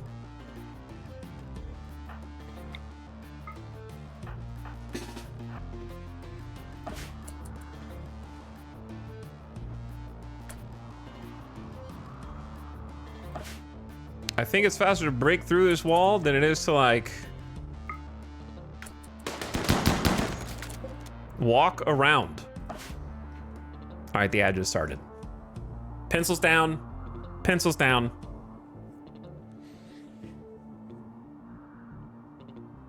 How did the cougars and them grenadiering themselves not do more? Pigskins are OP, that's how. This dude counts as a raider with a missing leg, bleeding profusely out of it, dead in 4 hours. Because they are a knockoff Neanderthal with reduced pain. So they can't feel it. This dude's dead in 5 hours with a shredded frag grenade torso and is fine. My goal is basically gonna be to like make a stand down here.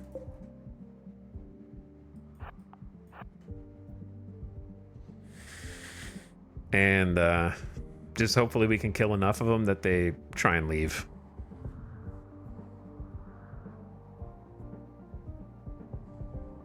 Might even be able to go like up here with a couple miniguns.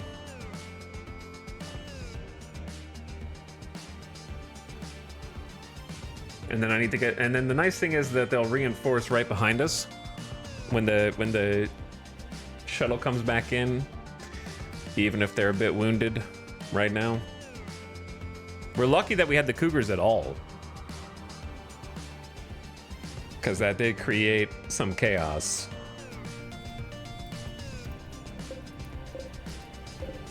Like, there are 14 corpses here. I'm surprised, honestly, that the raid is as big as it is. But when we leave the map with half of our colonists, it really doesn't affect the wealth that much. Our building wealth, this like lime green bar, is just it finally surged over the top of our item wealth. And our item wealth has take some dips and surges, but our building wealth has just consistently gone up.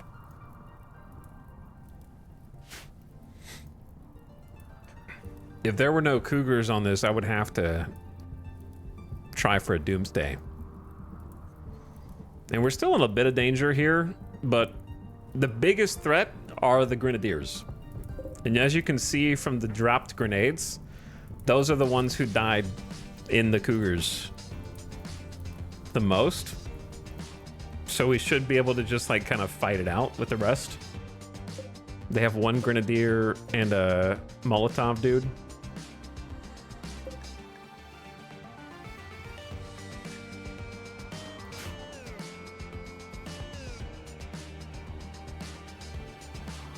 Yeah, eight of them at the same time would have been just like, I don't know how to deal with this. Welcome back from the ad. It's go time. Let's get the melee out front.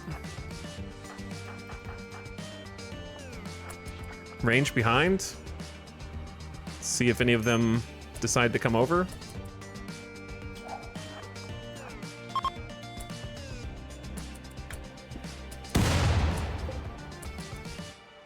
Okay, see, this is where it gets a bit nasty for us.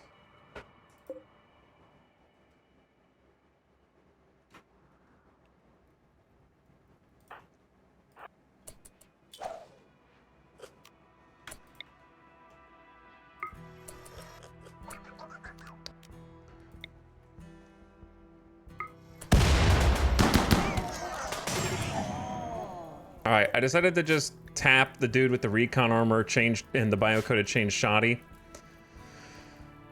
as an insanity lance.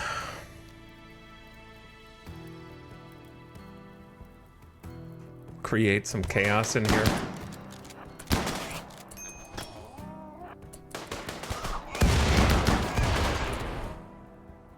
They're still blowing through.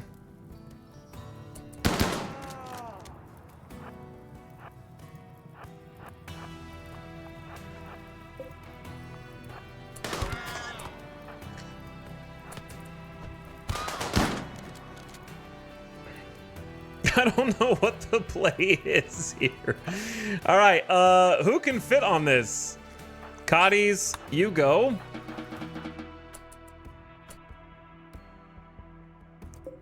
Get gone, dude. We need reinforcements.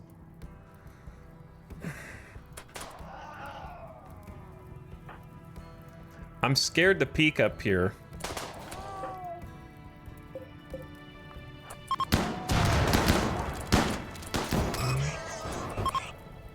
Well, that's one way to deal with a Molotov nerd. Oh, they popped the damn shield. All right, tactical retreat. Leave the robots as bait.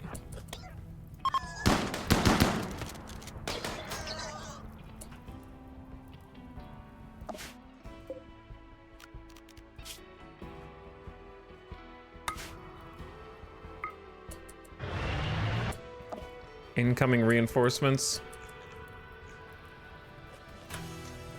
What exactly is happening here? Is it possible that the other grenadier... No, the grenadier's still alive. This is blocking all of our bullets.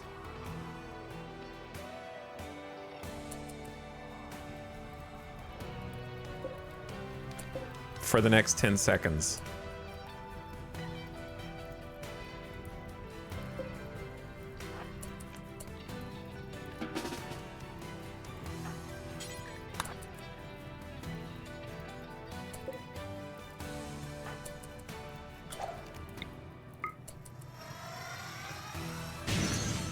So I'm hitting Lamp, another dude in thick armor, with the Psychic Insanity Lance. So he is now turning on his allies and creating a distraction. So now that we got the distraction...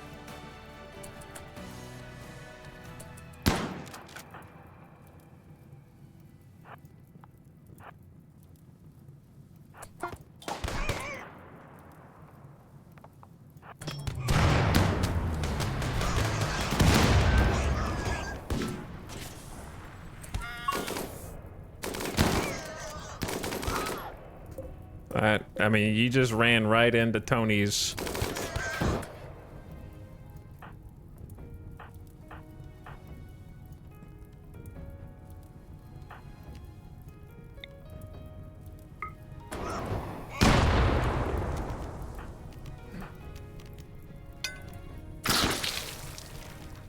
Pop the Molotov me. Throwing a hunter drone out there in the mix. Tony, where are you going, brother?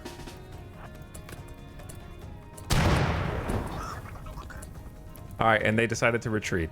So that hunter drone actually got something done there, I think. The hunter drone killed 2, and then the Psychic Insanity killed the rest. Oh, and these guys are just kind of back here, not realizing what's going on.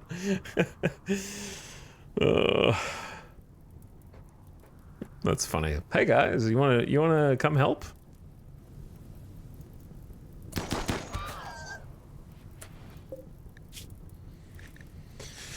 Okay, so can't have Jackalope do this, but outrun, capture.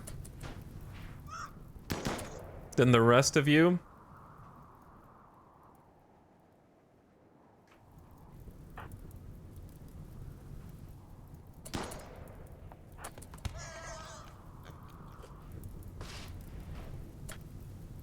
Tony, start putting out the fire so this cocktail doesn't explode.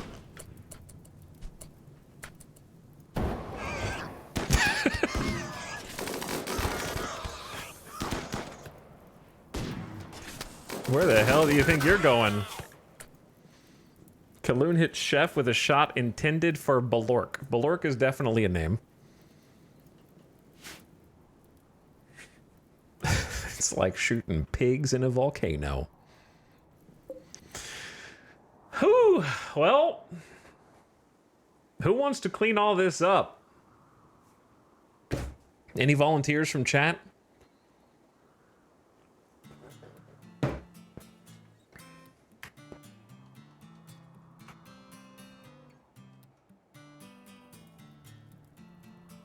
How many hours is this into the game? It's pretty late game.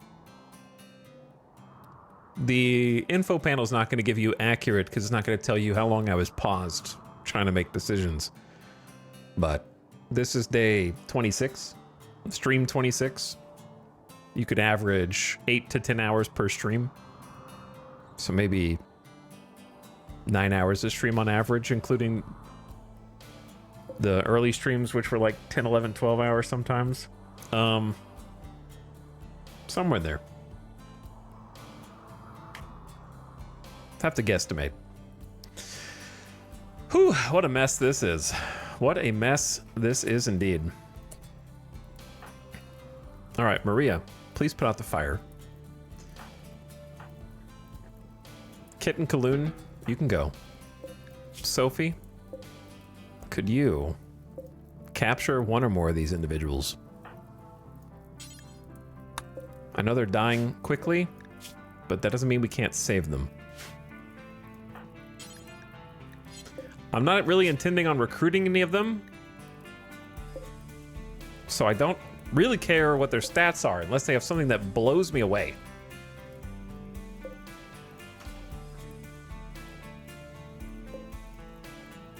Pessimist is definitely not going to do it. I basically won't even consider them unless they have great combat skills. Honestly, the first one that we grabbed is probably the best one.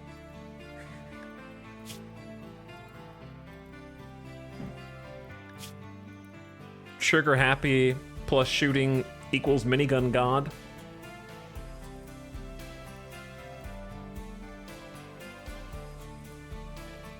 And then has crafting and social, hauling, cleaning. That's the only one that I actually might even keep.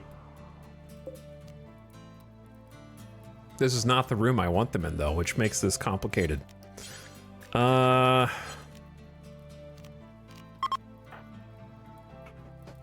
Okay, let me think. How do I want to do this? Bring who you can. Maria's fast. Who's gonna live the long? 4 hours. All right. Capture. Capture. And then down here, I know that there's some cougars that might wake up and attack us as well, which is another thing that's gonna make this a bit awkward.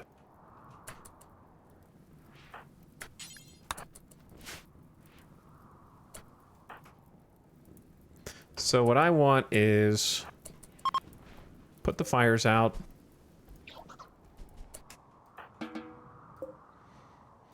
Jackalope, can you come repair scrap, please?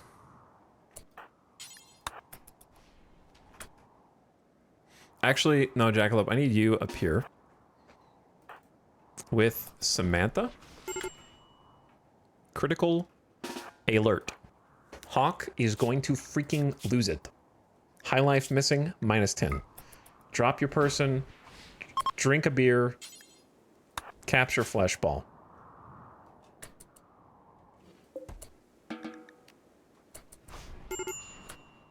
Critical alert. Medical emergency. Well, here's what we're gonna do. We're gonna use some of our hemogen from our sanguiphages to coagulate the wounds of those who are dying, to sustain them.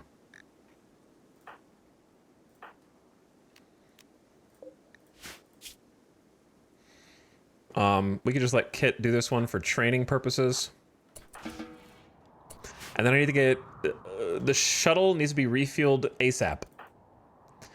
So, Maria, can you prioritize refueling the shuttle since you've still got the speed boost from Goju's? We need to evac as all of these guys, hopefully, but I don't know if we can fit everything on the ship. We got 5 that need to be rescued before they get raided by mechs. So we need to get this going right now. Another thing that would be nice is to store some chem fuel locally on site so that we don't have this current situation.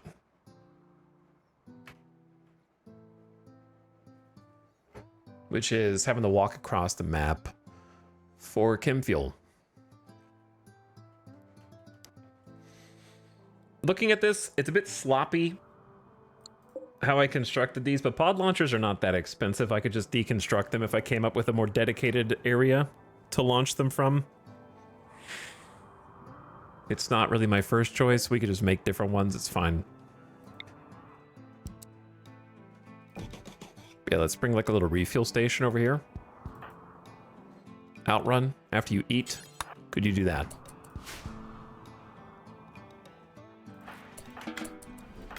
All right, Samantha, can you coagulate Mash and Jackalope? Coagulate Balmoilob.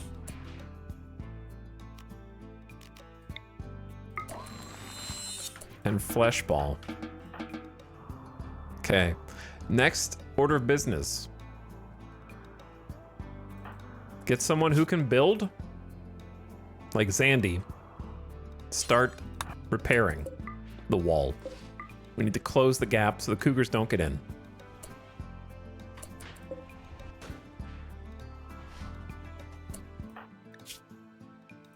The rest of you should get tended shortly.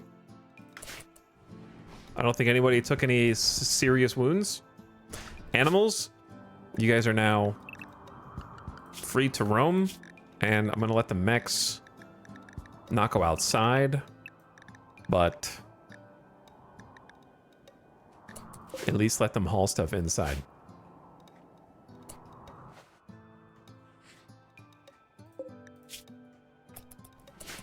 Hold this door open again. Whew. Stress. But we're managing. We're managing the situation. And then I would like someone... We are running out of chem fuel. We could just, like, eject these. That'd be a great idea. Where did Maria go?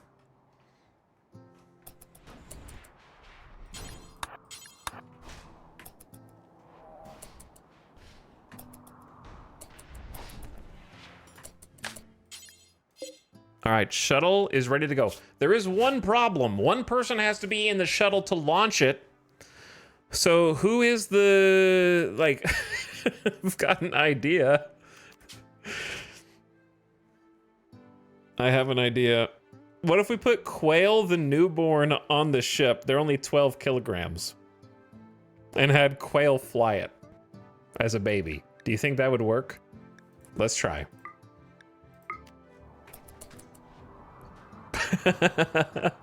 Baby driver. Baby driver. All right, we need to actually build this wall though. Zandy, no drink beer, only do this. And then you can do what you want because at least it'll be closed up.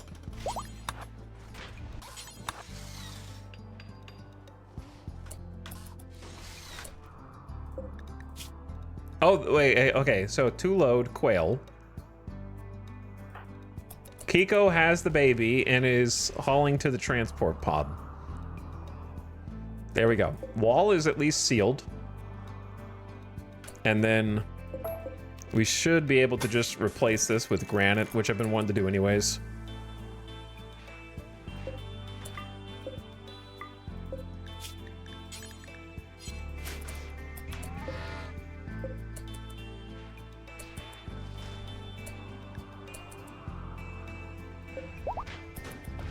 Thank you, Kiko.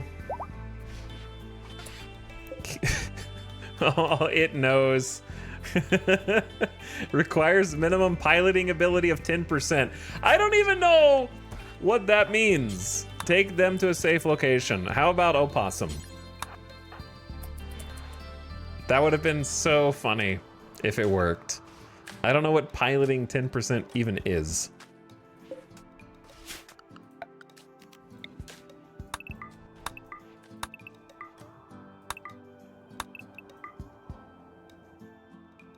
What a mess.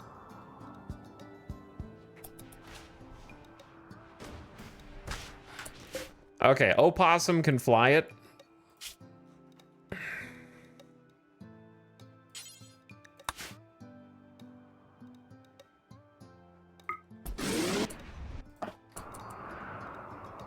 You guys have not been abandoned.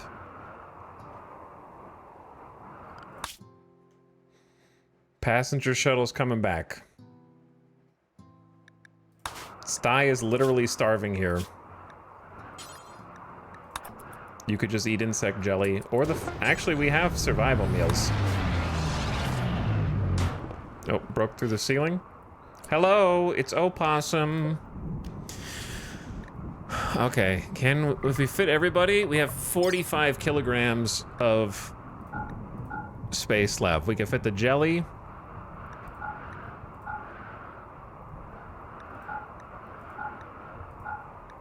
Maybe most things. Maybe not the bedrolls, which I would be willing to leave. We leave one bedroll, so we'd leave one of the bad ones. Take the good ones. Yeah, the queen is too thick and juicy. 270 kilograms, so that's just greed. You could probably butcher it and it might weigh less, but I just don't care. We have 1 day to get out of here before the mechs bear down on us. Don't forget the bombardment targeter. I don't know why there's a bird skin button-down shirt in here somewhere.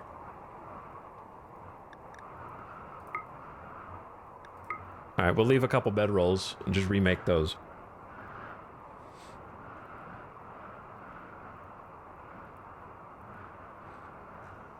Did I miss anything? I think that's it. I got the targeter. That was the main reward. Panicking that I'm gonna forget something somehow. Okay, looks good.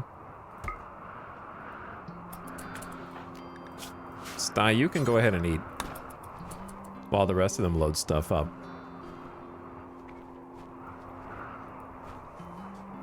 Luckily, we had a stockpile zone here, which made for a very easy load.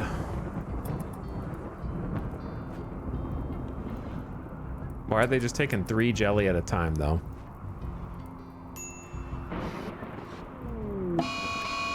A thick fog is setting in. Get out of here. Wait, thick... Here? Or there? I don't know.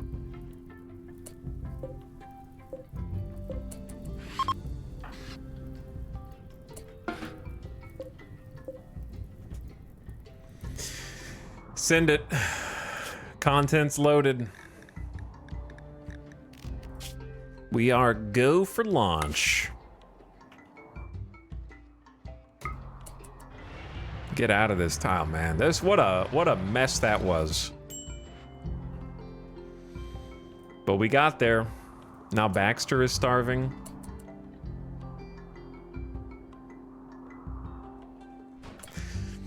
And then I've got some plans for my new prisoners.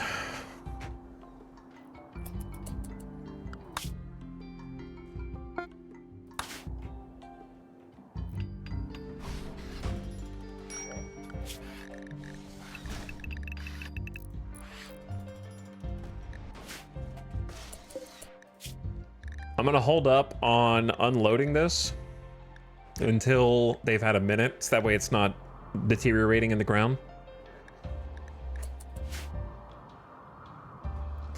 And I'm gonna let them get some food. See, like, I really like where the shuttle parking is, because it's in the same hallway as the hospital. And then one hallway over is like, boom, they can get some food, right? Because some of them are actually starving, and we got the meals ready right there with seating. So that works out nicely.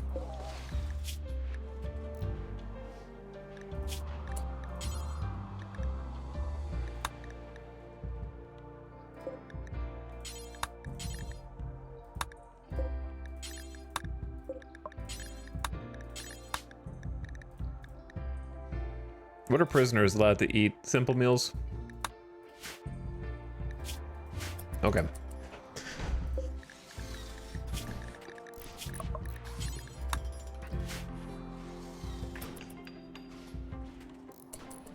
But we got out of it. We got out of it and we're back. But yeah, a lot of them need sleep and food. I really want to like fix this wall.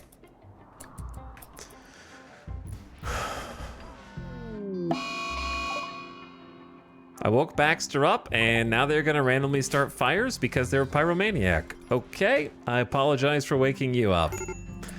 Perhaps Zekrom was a better choice.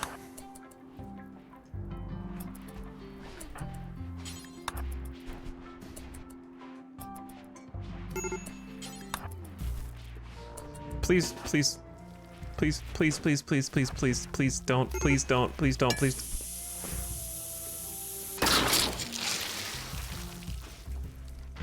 Like a moth to flame. I don't know how they are drawn to the fire foam poppers.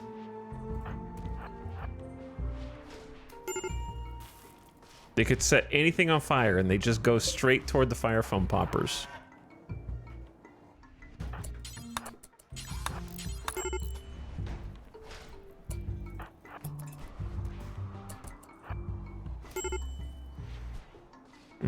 Yeah, good job. You're doing great, Baxter.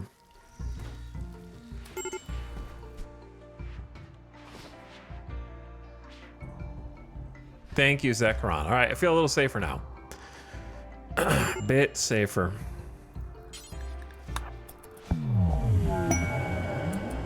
Ooh, much needed. You're even trying to burn the new fire foam popper before it's been built. Let's actually halt that for a minute. So he doesn't build it and then instantly pop it again.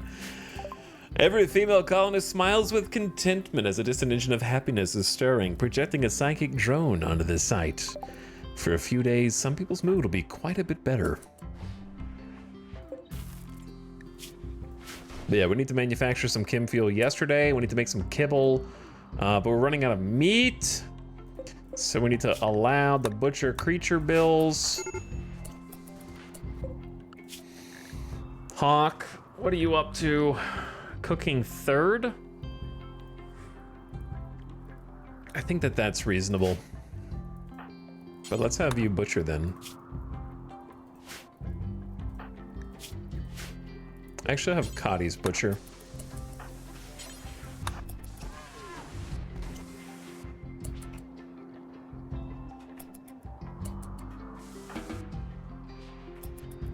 Okay. I want to give everyone a chance to kind of sleep in for a bit.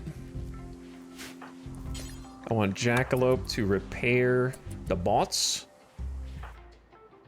I'm not sure why Dit has a gas mask on still, but we're gonna have to just like completely reorganize here.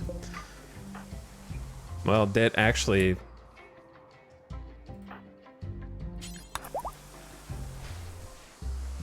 Somebody needs to take care of these bodies.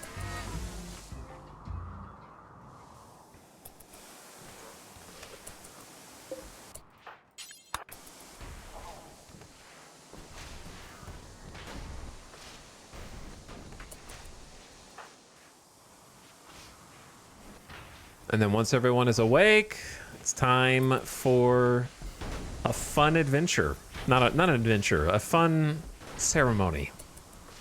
But let's get rid of the corpses first.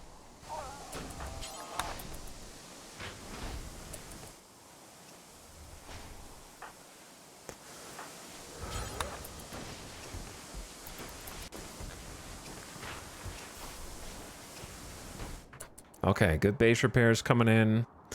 Power situation is looking better, but not best.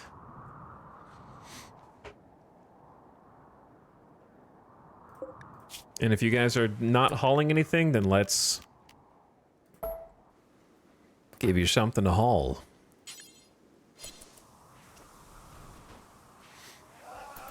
Got plenty of stuff for you guys to be carting around. I do not care about you, MASH. I do not care at all.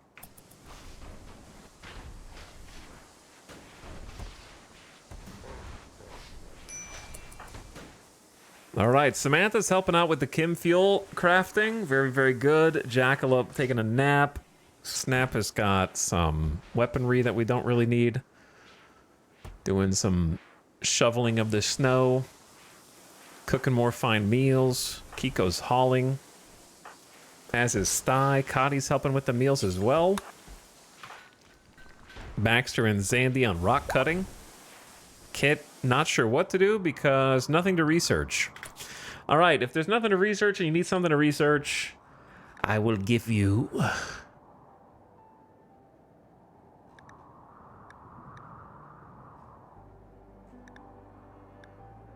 I don't know. Actually, I haven't figured it out. Being able to craft my own minigun that is maybe a higher quality would be fun, but it's 20 components. See, I have to really, really want it.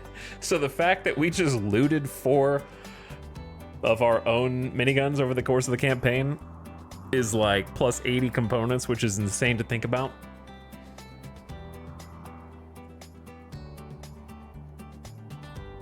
Oh, we have a tech print.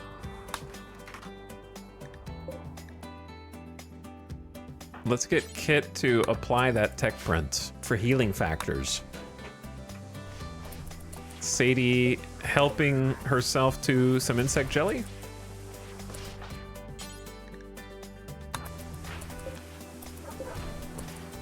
Where is the orbital targeter gonna go, by the way?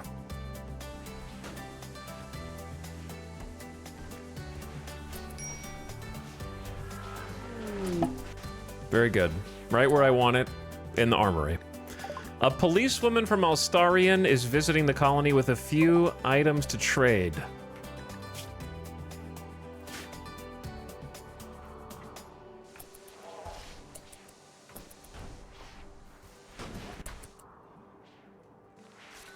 All right, Kit is studying the tech print.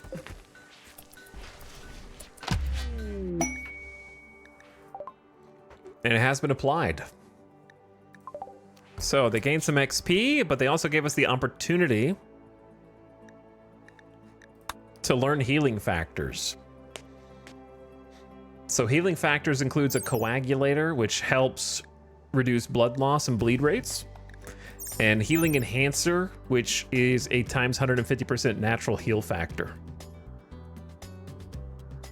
Which are both pretty cool. So I'm gonna try that, because I kind of have this idea of giving heal factor to all my melee, since they tend to get beat up the most, especially my Edakin, and have them kind of come back, bounce back faster. Be especially useful for anything end game, where there's like a bunch of consecutive raids.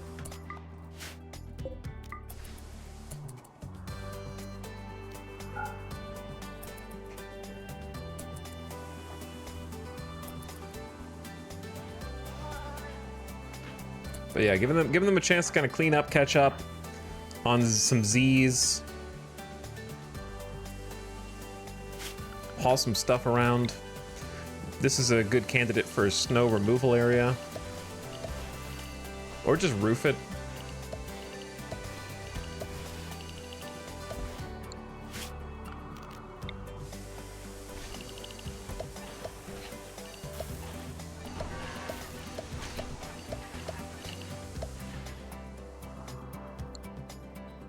Or both.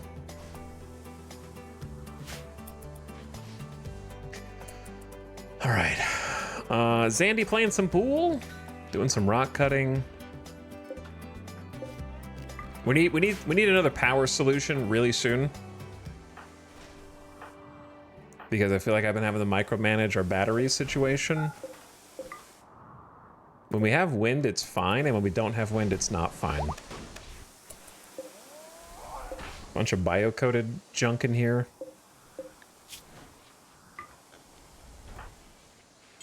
Turn on the smelter. We can do some smelting.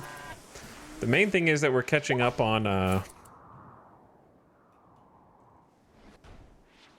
Man, we're running out of food again. How does this happen so fast? All right, we must have just harvested psychoid. Right? No, right? I don't know. No, psychoid takes a long time to grow.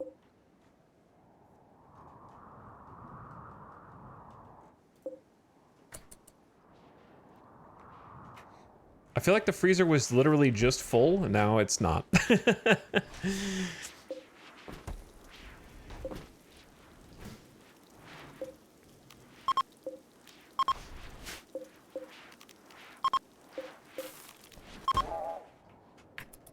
And they don't have kibble either.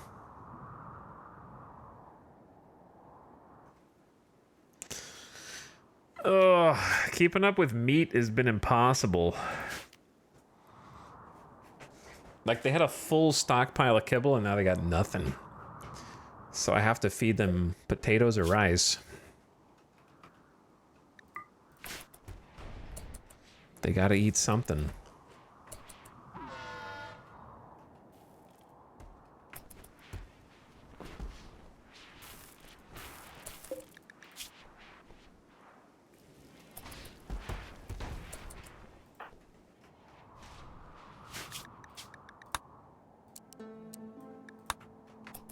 Okay, where are we at?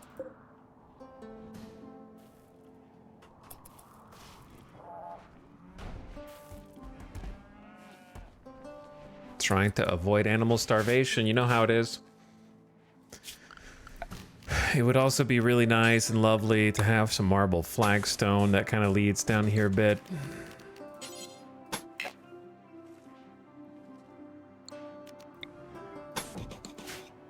Just so that they can walk a little faster. Maybe give them a wall lamp. Because that's the path they like to take.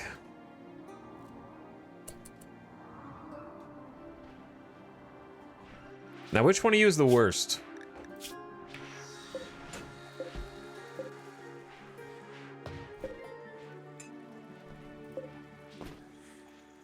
Delicate optimist. Dorna?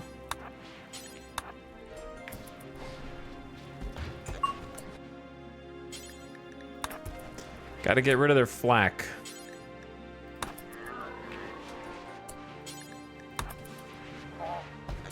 Oh wait, and yeah, the shield. That is what I wanted.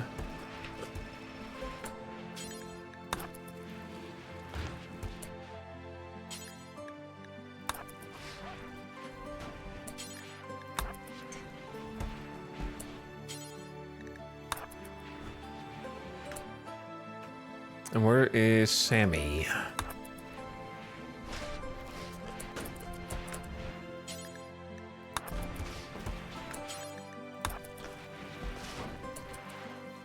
All right, there we go. Where's that visitor? Jackalope, go have a chat. And we need to have a ceremony before I forget.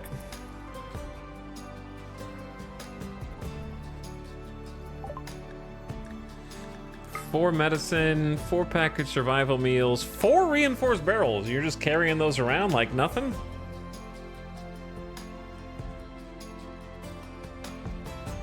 And a silver crown.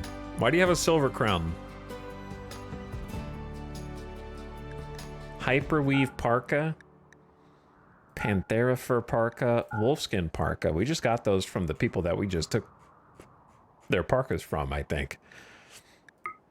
So I will use that to buy another barrel for my barrel collection, which is getting quite extensive.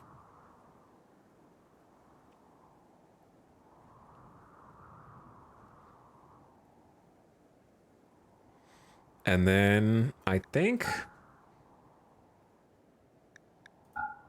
more or less it. We don't need all these nades that we just got.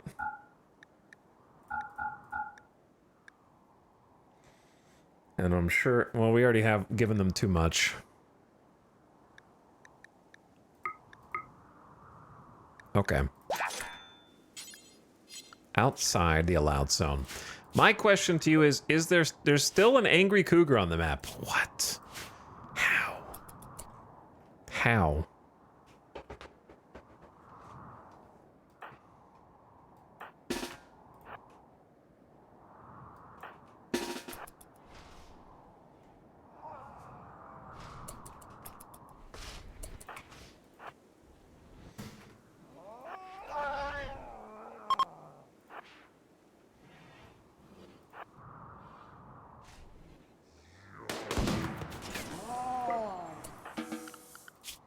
Okay, now we should be okay to go outside without problems. Send the constructor lifter mechs to be able to go out as well.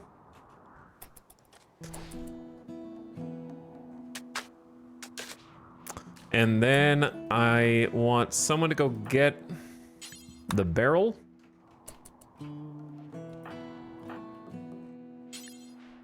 And the meds. And at least bring those inside. Okay. Now, I will select one of you. The psychically hypersensitive night owl, you look like a good candidate.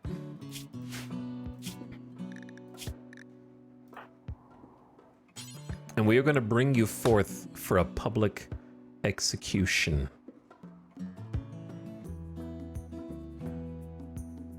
Is this the right one? Yeah.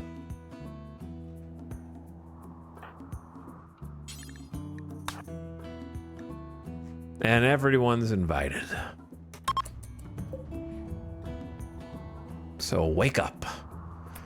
Because it is time to get a little payback. They're like, where are you taking her? Where are you taking her? What are you gonna do with us?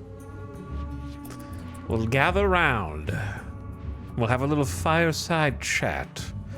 Almost perfectly at midnight, too. Nothing like a good midnight ritualistic execution. Poison Beal, thank you for gifting a sub to Bobanab. Thank you for the gift sub. Babonsky also for 31 months. Hi, Babonsky. Zennial Kiwi is back. What's up? Minotaur Monks is just in time for the Jeff Purge. And the Mizrahai for a big 73 months. Thanks for joining our ritual execution. Samantha in front of the podium giving a little speech on the necessity of justice. And I don't know how you keep botching this, but it was awkward. None of it felt justified. Everyone gets a -1 mood for 6 days.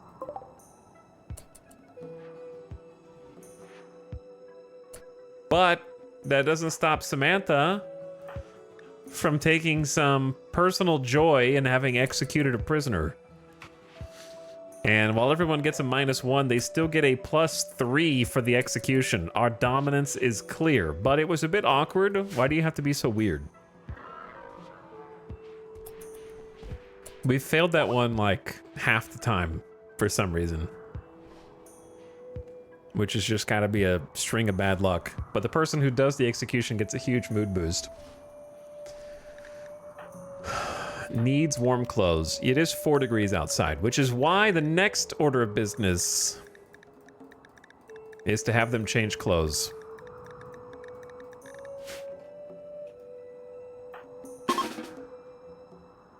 Sty was carrying a baby while drafted. I'm sorry. My apologies.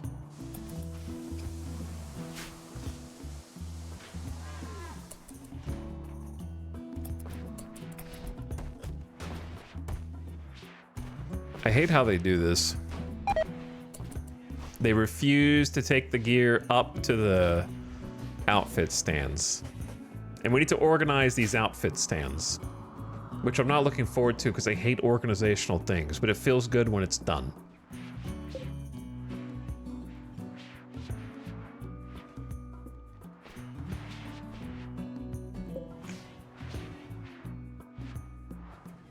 I might consolidate this.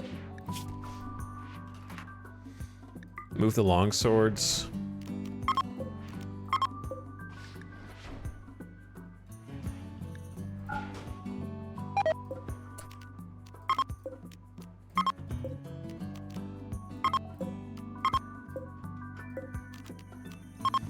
Just shuffling items around, trying to give space for more weapons.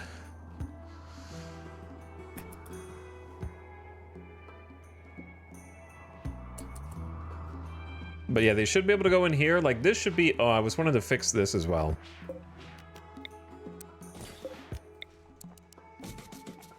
So I will get started on that.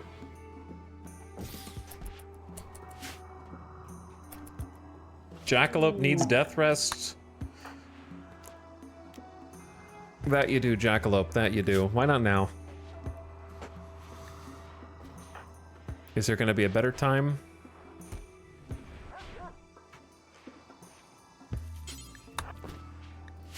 If you need it, let's get it started. I too avoid putting my clothes where they belong.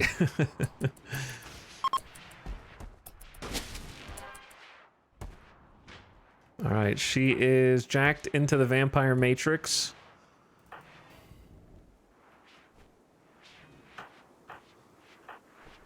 And I think today is a good day to get everyone back on their traditional work schedules.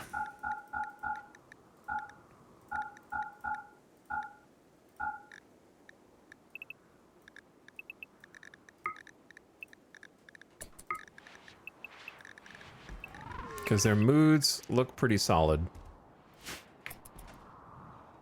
That way we can ensure things are getting done at a consistent rate, hopefully. People are getting fully healed. The infection didn't hurt us, which is nice.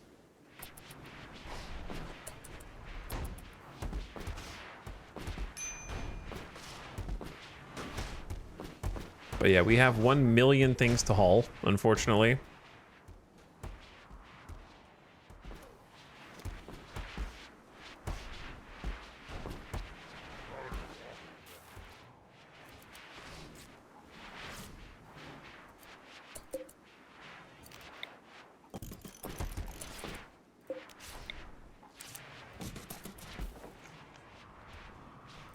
The sound, you know you're in late game RimWorld when the primary sound effect is whooshing auto doors.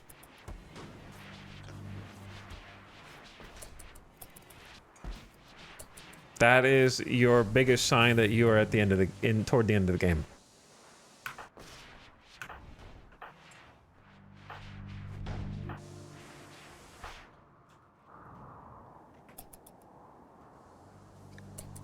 Scrap needs repairs. Oh, of course I put Jackalope under just now before that. Outlaw Outpost will expire. Cheetah is asking us to destroy this camp, eliminating all enemies.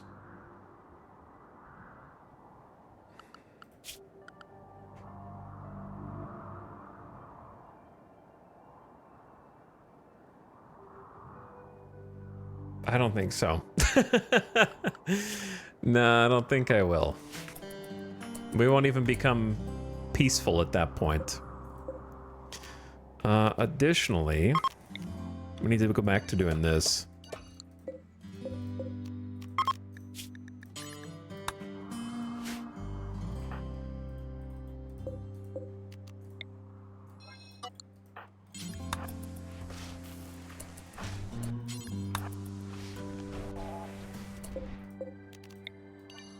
Because the tree has got some space.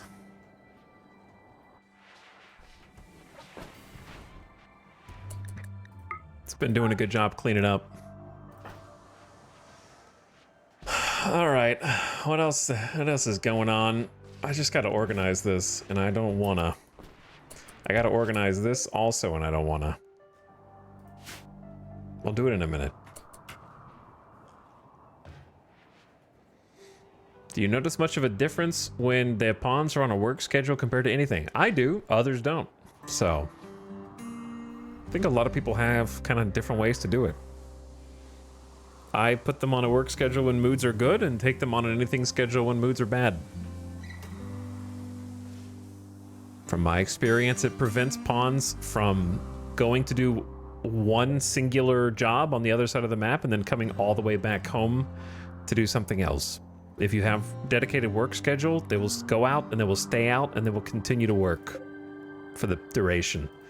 So I find 4-hour intervals are pretty good. Give them a few hours in between to eat or do their drugs or take a nap or whatever they want to do, and then get back to it. Focus it so that they don't spend all their day walking back and forth, which is how I think anything time does. But when moods are bad, that's what you want. You want them to be taken care of, whatever their needs are. Holy, I did not recognize the marble chunk situation had gotten that out of hand.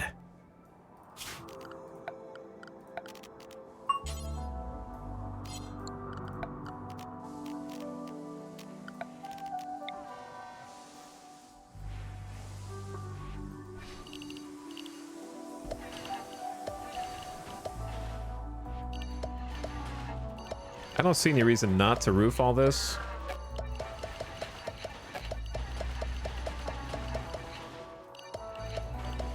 It'll let us walk faster.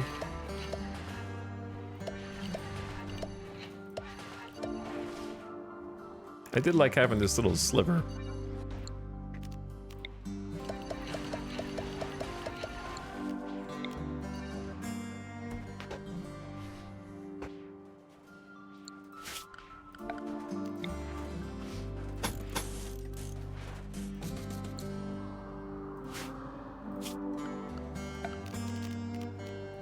And then I've been wanting to kind of just imitate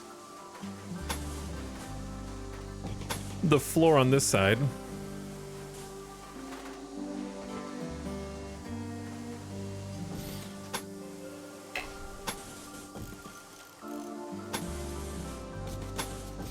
So may as well use some of that marble while we have it.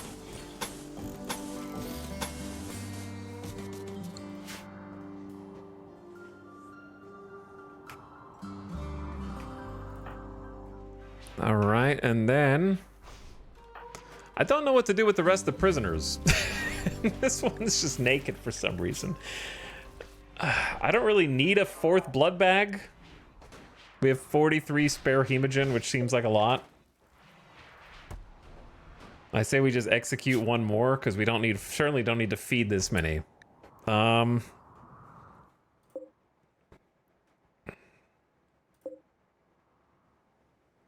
gonna execute MASH.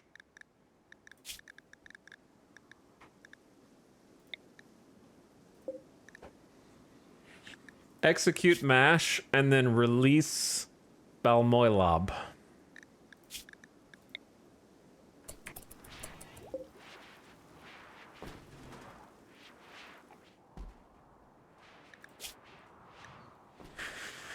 And then contemplate Sammy versus Fleshball.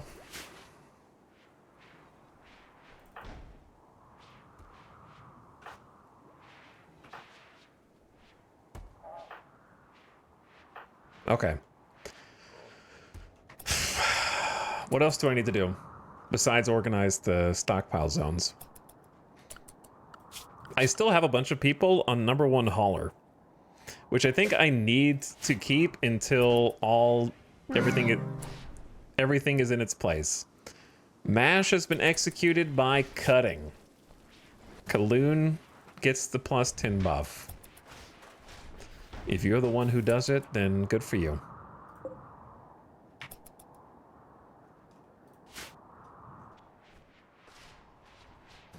But yeah, the food situation is actually insane.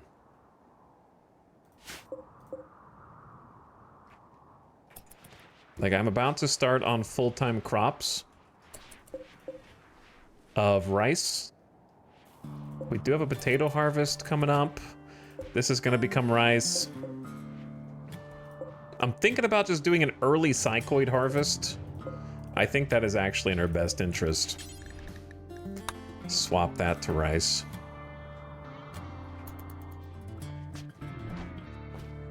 Because we are going to run out fast. Might Maria be here to help? Yes. So let's use farm command. Oh. Okay. Never mind.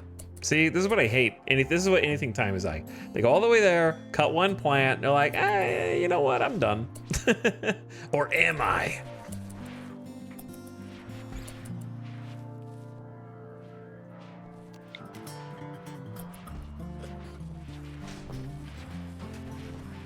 There we go. That's what I'm talking about. Hey, what's up, Avic? You're here just in time for the next ad break in a few minutes. What's up, dude? Oh, you missed out on all of the action. I'm sure there'll be more, don't get me wrong, but all the action so far. Man, I've been stressed on our little passenger shuttle escapades.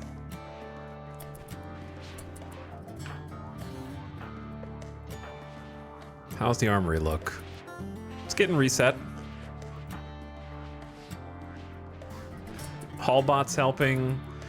Doggos are helping.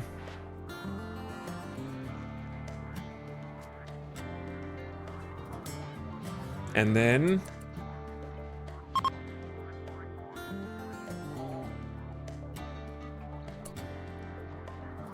where am I? Okay. How do I organize this?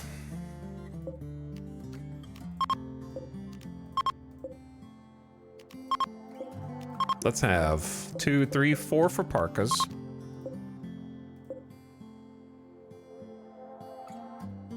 1, 2, 3, 4 for pants.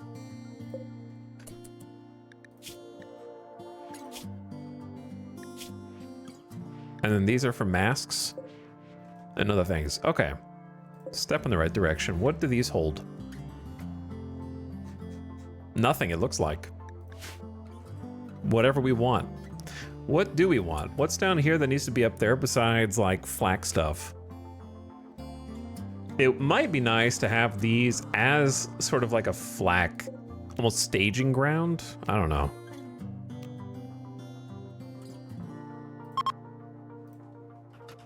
The problem is we just need so many more shelves for that.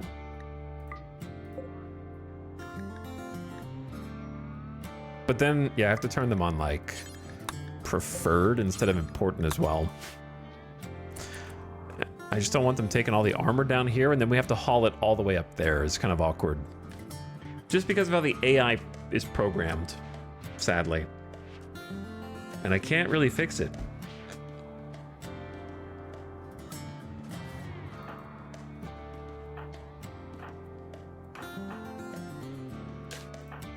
Getting some lovin'. Baxter and Sophie sitting in a tree. At least that's what we told them, because their bed is made out of wood, unlike almost all of the rest of the furniture in their base. But yeah, we took a caravan passenger shuttle to a infested tile, and I got to see the new Odyssey specific infested like bug infestation tile, which was crazy. And we almost bit off more than we could chew. There were some narrow escapes, that is for sure. Sanguophage leap ability just saved our bacon multiple times.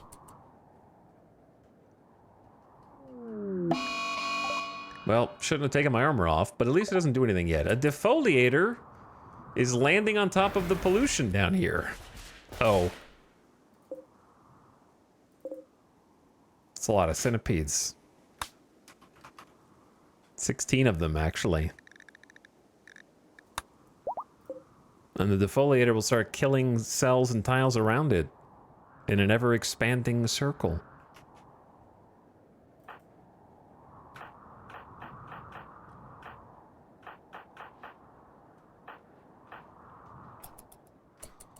Well, I think that with a defoliator that far in the south, this is my break glass in case of emergency base defenders, if you will. So we just let them sleep. I will need to come up with a special avoid zone for them, though, of course. It shouldn't be too hard to do. That should give them plenty of berth. Also, ads starting now. I'm going to take a BRB because I need to get a drink. Actually, I have a drink that I forgot about. But I do need to take a quick BRB anyways. Opossum, I'm going to keep you inside for now. What are you wearing for clothes? You have enough clothes. All right, you can go out. Just turned 13. Got to check your work schedule again, too. Mechs, stay on the avoid. And, Magma Carta, Insect Queen flavor to be determined. TBD. My goal was to bring the Insect Queen back so we could butcher it and then put it in our meals, but it was 270 kilograms.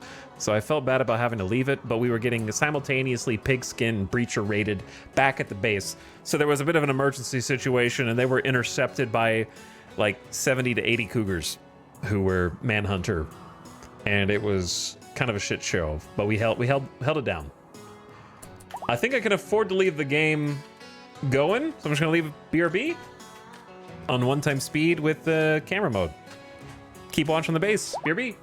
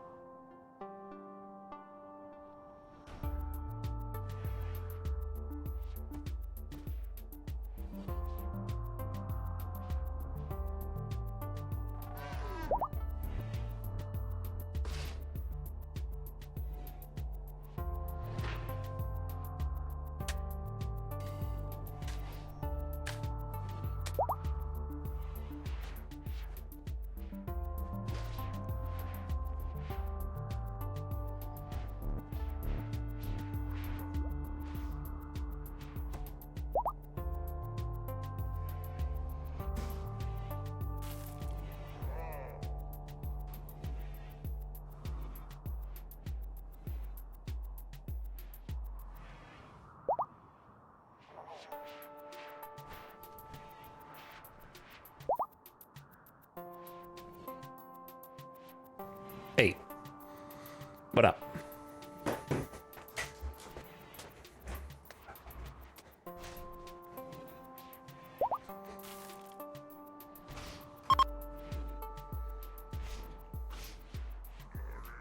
Okay. It's time to micro. We got micro to do. So let's just do a check on everything that I can think of.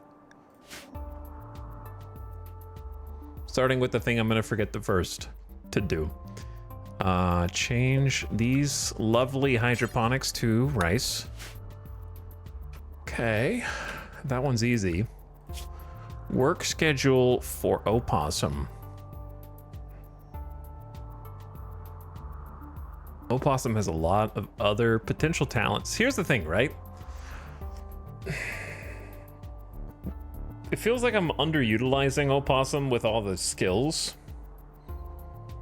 Potential construction, potential smithing and tailoring, and just mining. But we really do need mining. So what if we just did mining 2, construction 3. You gotta learn. The problem is you gotta learn somewhere. They have a very low skill. Same for cooking. Like, they could cook as well.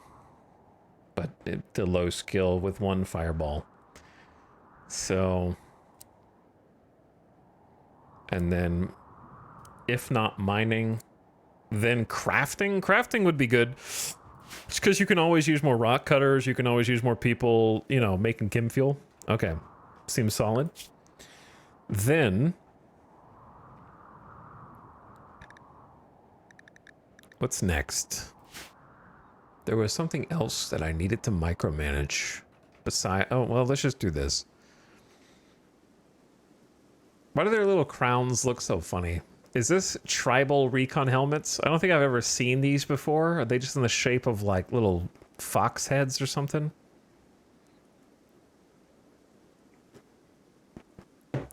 So cute.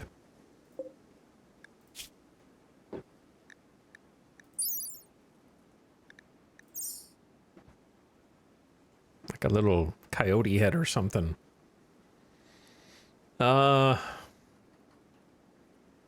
How to set this up. Remember when we thought this armory was too big?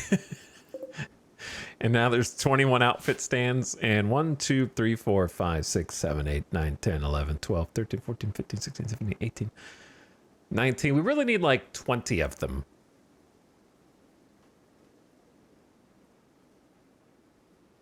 In my opinion.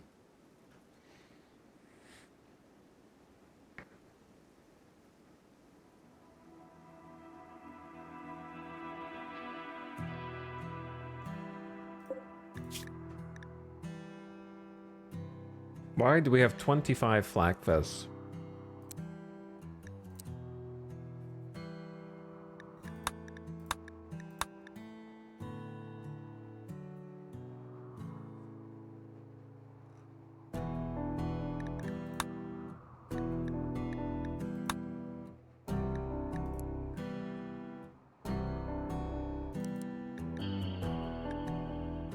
Okay. Let's just clean up some build menus.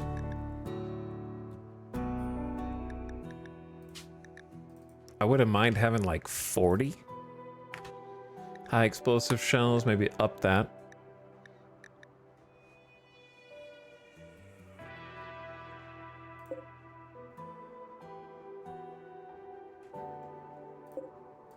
Turn this back on.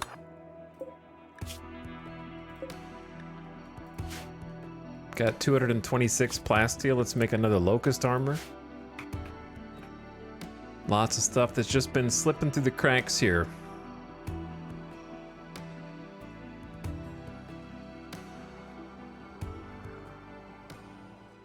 So what I want to do with the outfit stands,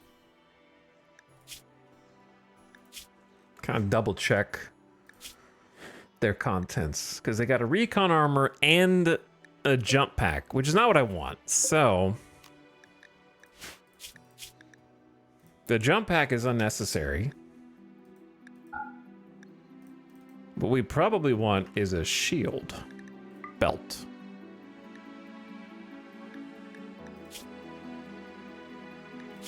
And no recon armor. No marine armor. Unless it's a helmet.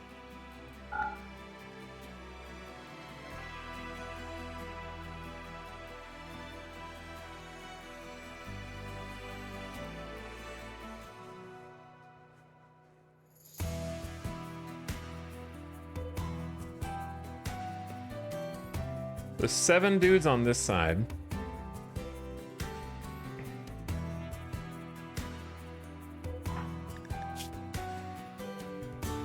And we're probably going to end up with 7 melee. So hold, I'm just thinking. What else can go with like obviously we're doing locust armor here. That's kind of the whole thing.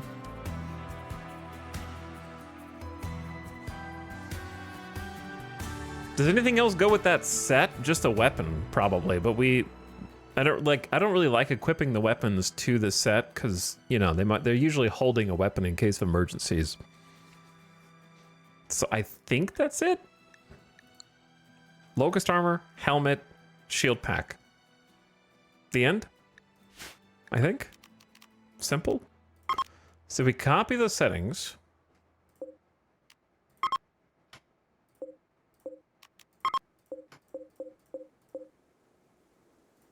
Paste them over here. Okay. That way, these are going to become like the melee locust armors.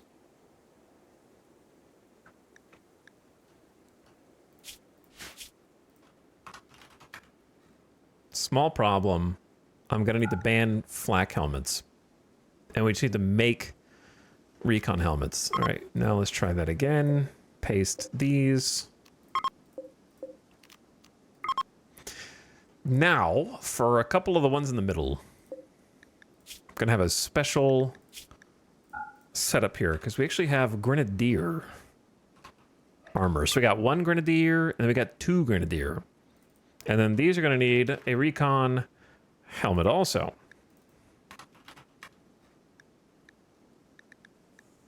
And then probably no other helmet. And then for utility...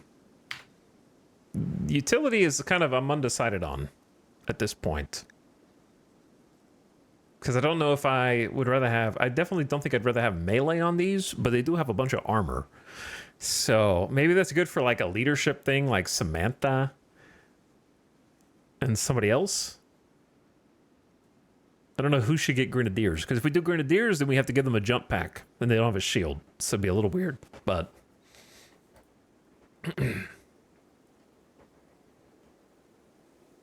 Maybe like these can be the turret guys. Like the turret packs. Copy. Paste.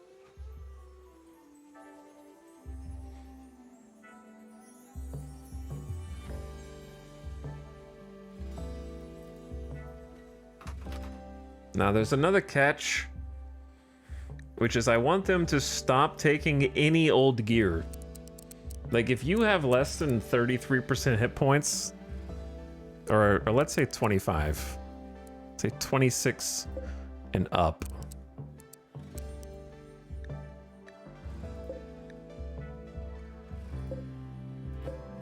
Because I don't want their gear to break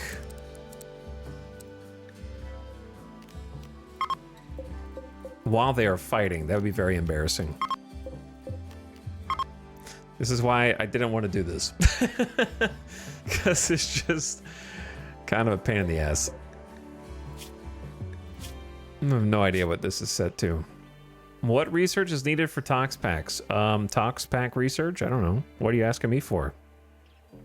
I don't even know what you're asking. Are you asking how can I make Tox packs? You can make Tox packs by using robots.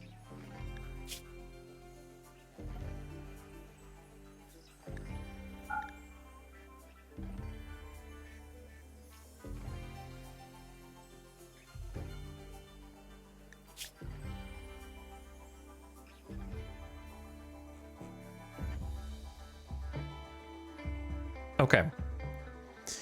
So we're gonna do up here is change. I only want good or better armor on each of these stands.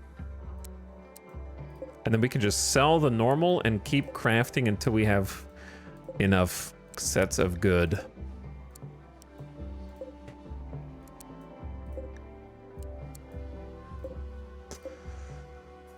So I kind of want to like copy and then paste here.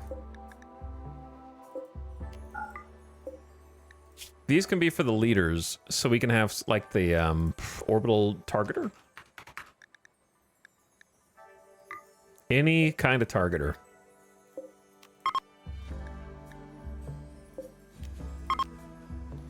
Okay, maybe we just start there and then see what happens.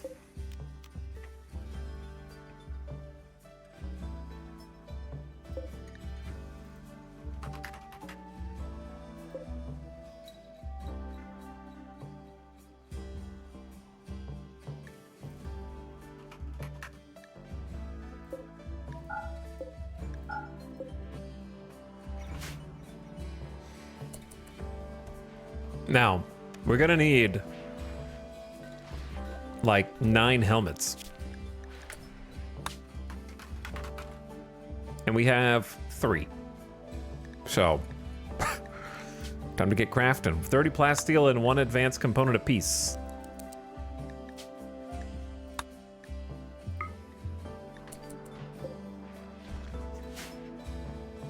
And the plasteel is coming in. Opossum, you're gonna need to start actually holding a weapon.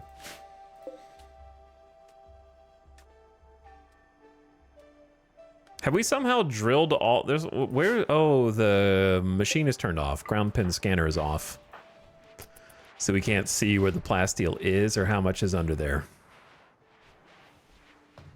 So let's turn that back on and find out.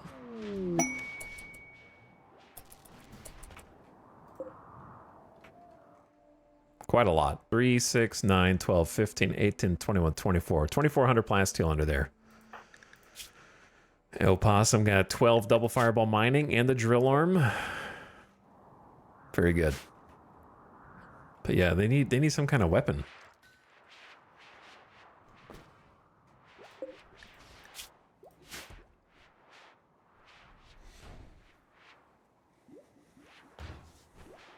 Hello, Ace Tech. Thank you for the tier 2 sub. Can you write a complaint to Blorch? How do you pronounce this? Kilauea? The volcano? Stopped erupting 2 days before I got there and started the day I left. I thought that I was faithful.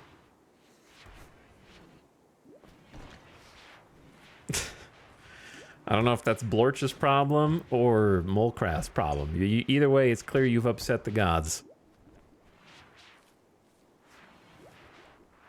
You have to pray harder. Have you been attending ritualistic prisoner sacrifice ceremonies every week?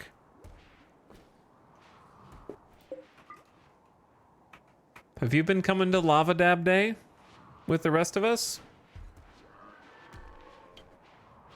Maybe start there.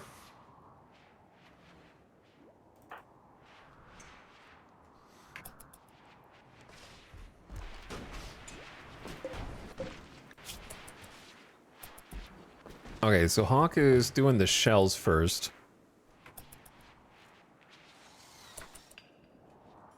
There are a lot of stones out there. Taming inspiration for Sophie. Okay. Oh, the builders are making the path down here too? Cool. Every little bit helps.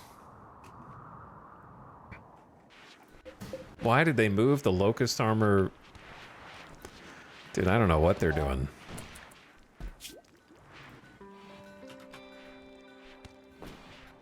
The way that they organize this is sort of crazy to me.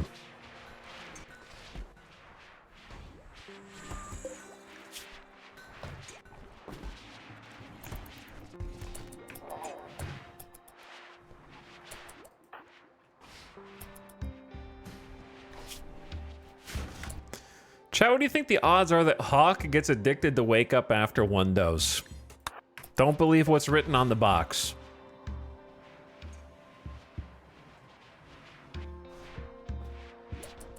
It's just one dose. How bad could it be? Full sleepy time. Let's not do the gas masks first. Yeah, no, let's not do the Locust armor either. Let's do the recon helmets first. I think you'll get more mileage out of that. Because we need a lot of them.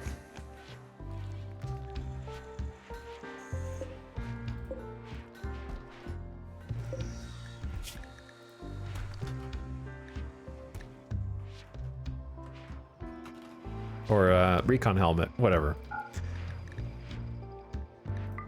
We're gonna have to allow a few of these to have the flak helmets. So Hawk has got wake up for 10 hours, plus 10% consciousness, which actually helps the crafting. And then is fully rested. Still riding the high of attending the party, the insect meet, the 2 executions, the high life being fulfilled. Things are good for the Sulfurstriders mentally. I don't know how good they are, like, in the actual scheme of things.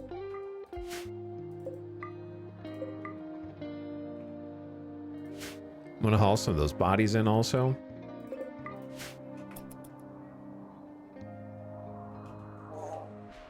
But yeah, really need the recon helmets. So why not just have him put an all-nighter? Try to crank some out. The Psychic Soothe is ending. We also riding the Psychic Soothe high on top of that. That's a Masterwork helmet.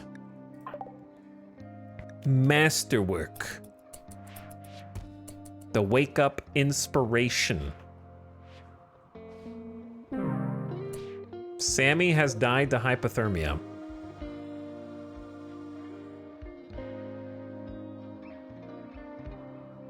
Huh. You know, to be honest, I didn't realize it was that cold in here. They were naked. But now I see that it is in fact that cold in here. That's my bad. I'm sure there was a warning on the right, but I did not see it. It kind of just snuck up on me. You'd think one of the wardens would have mentioned that.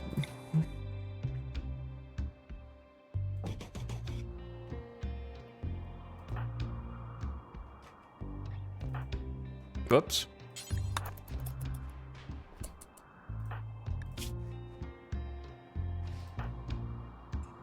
They don't seem to mind. I guess that sort of narrows down. The funny thing is they were supposed to be moved into the other room. But that was the one that I wanted to recruit, ironically, so I suppose Fate had other plans. I wanted the trigger-happy shooting. But instead I can have the Delicate Optimist, who also has shooting. Delicate's not my favorite, but it's not the worst. Just don't get hit. So I suppose we will at least start converting Fleshball.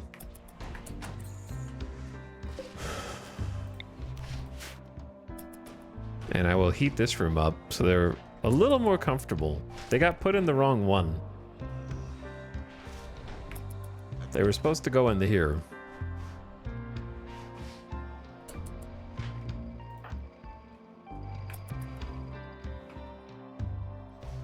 Anyway,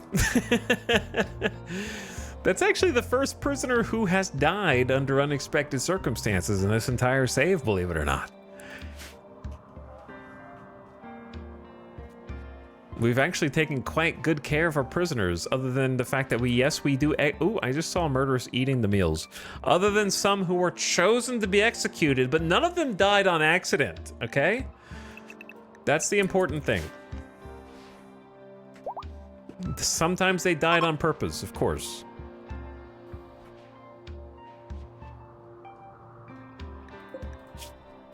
Who doesn't have that same experience?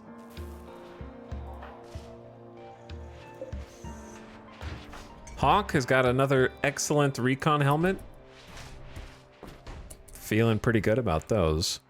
Yeah, this marine armor just needs to stay put. This recon armor has seen better days. This locust armor needs to be hauled. Among other things. Like, got excellent flak pants down here. They're just not where they're supposed to be. Too much to do, too much to see.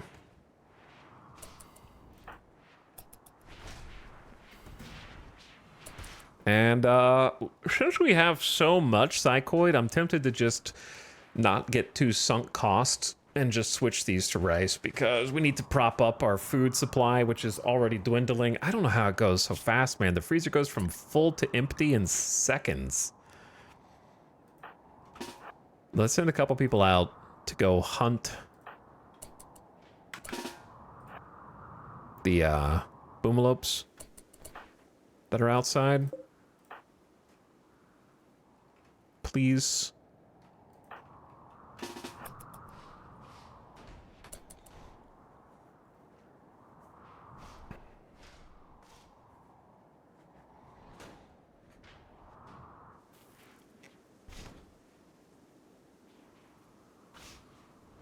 What do they need to satisfy elite expectations? Expectations is a mechanic in RimWorld that is tied to your colony's wealth, which is the yellow line on this graph that just tends to only go up. And so at different thresholds of wealth, your colonist expectations change in order to continually escalate the difficulty of the game. So the more higher their expectations, the more of a mood negative that they get from just to kind of keep you trying to figure out how to make them happy. Because balancing the moods of colonists, I would say, is at least 50% of the RimWorld gameplay.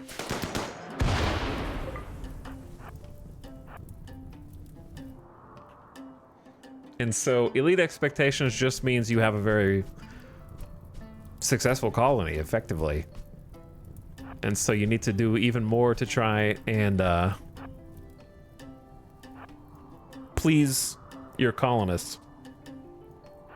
And then the leaders of the colony via ideology have the highest expectations.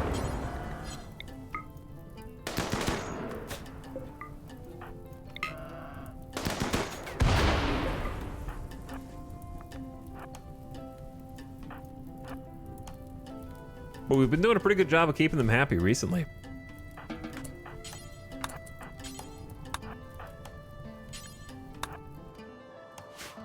All right, we'll bring those in just for a little surplus meat. Because Samantha's got ×4 defeated insect hives for the next 6 days from the little adventure we went on. Executed prisoner for 3.6, very comfortable. We've also been using psychic harmonies. So we have 2 colonists who are sanguine, and we installed... Well, Red's kind of secluded most of the time, unfortunately, but when they're inside the base, they have a psychic harmonizer that projects their mood onto other people and can help keep them happier as well. So we've been doing a number of things to try to keep mood elevated.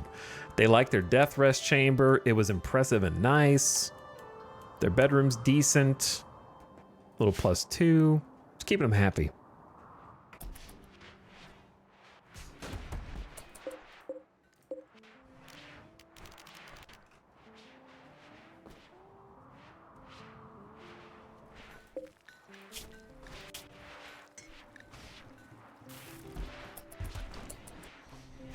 All right, Hawk. You got 3 recon helmets to go. We got the Grenadier armor, the recon helmet, and a turret pack.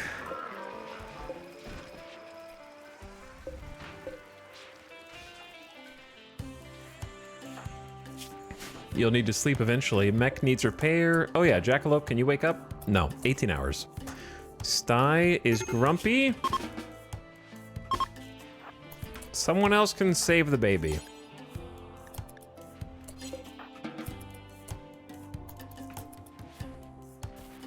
Sty taking care of the baby is like ruining their mood, which, you know,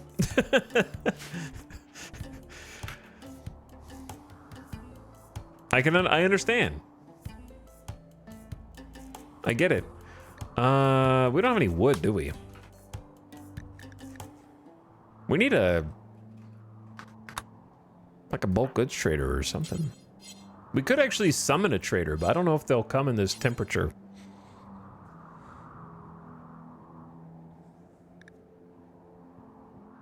Minyoka might be... Their relationship is naturally deteriorating anyways, and we can't use them for reinforcements, so we may as well request a trade caravan. Bulk goods merchant. They will arrive within a few days. Seems good. Then I can buy some wood.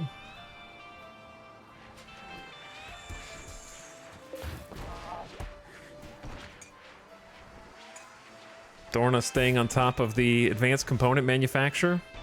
But we will run out of gold eventually. We have a decent little stockpile. This is why I don't like selling gold. Because when you start manufacturing advanced components, you need 10 gold per advanced component, and it goes fast. Because you can use advanced components on all the cool stuff. All of the coolest stuff, in fact.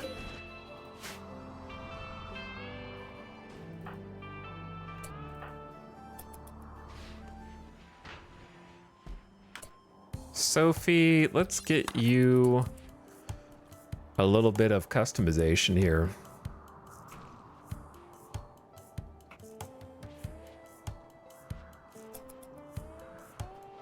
Where is the dye now? Down there. Okay. Where could I move the styling station to? Not bad, actually.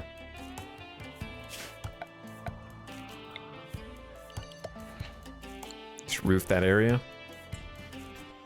Put it in the back.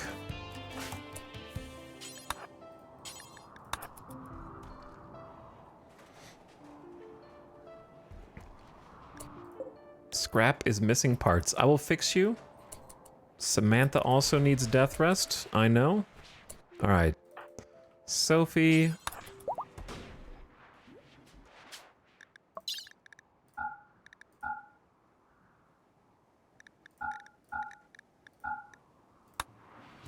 There we go. All right. Wow, Hawk is doing great. We just need more locust armor.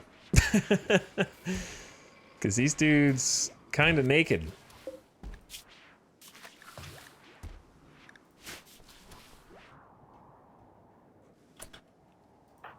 Red, it sure would be good if you just hauled the plasteel and then ate your food. You know what I mean? Instead of going to eat and then go all the way back out to haul.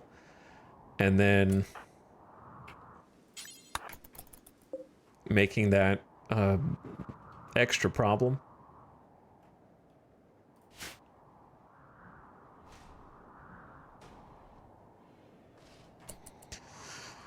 Second thing is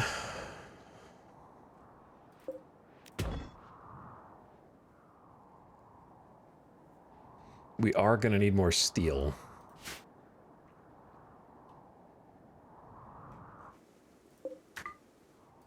Can turn that one back on, have the miners go out and grab it. Hawk is sleeping again. Okay, rebuffed by Cotty. Is Hawk trying to make some moves? Hawk, you're not going to get addicted to wake up on me now, are you? If I give you just one more dose, I mean, this is the good stuff. It's going to help us a lot. Yeah, see, you're feeling great. Why don't you go make that recon helmet? Here's what I want to know. We've got, like, excellent flak vests in here. What is on the mannequins right now?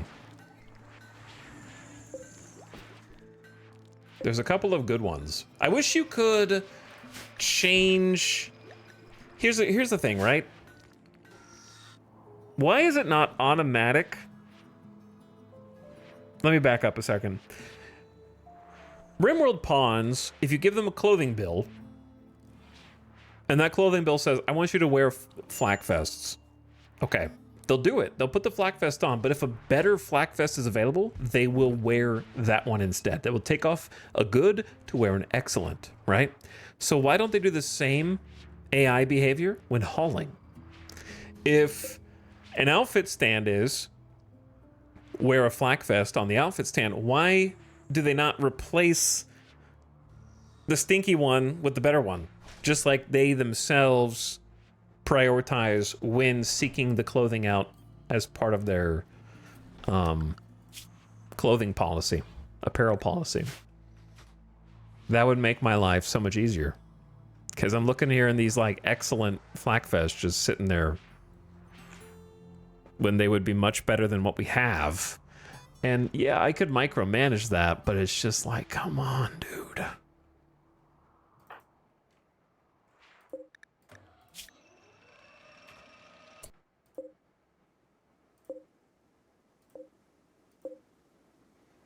So like the second one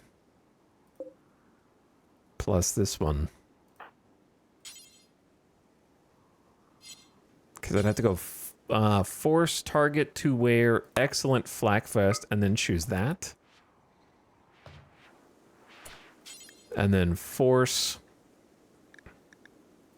target to wear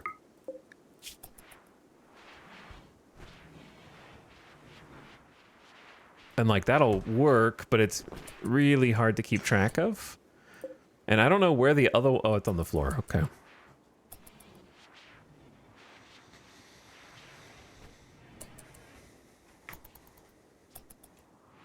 How you doing, Hawk? Making a recon helmet. All right, this should be the last recon helmet.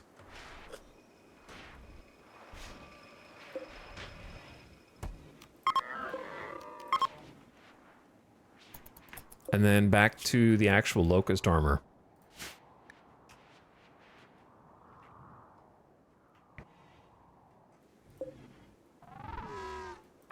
Does anyone... Is smelting a crafting job or a smithing job?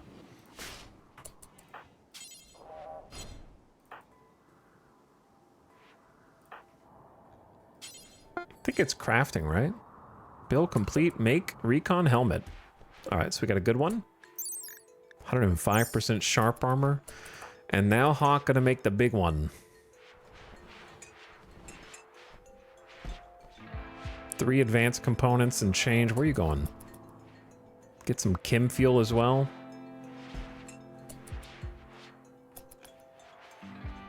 Yeah, I believe it's crafting.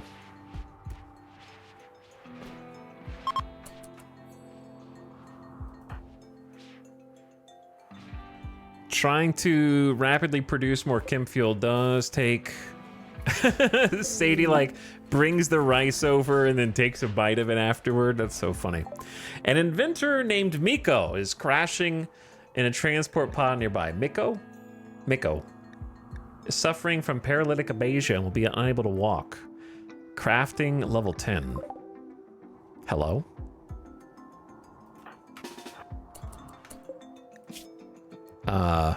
Does Randy think I need more colonists? Is that what he's trying to tell me right now? I don't think I usually get offered new colonists this deep into a campaign.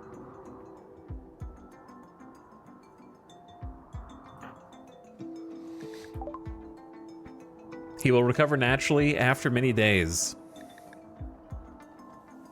There was a chance at a lucky, quick recovery. Greedy pessimist is certainly a combination.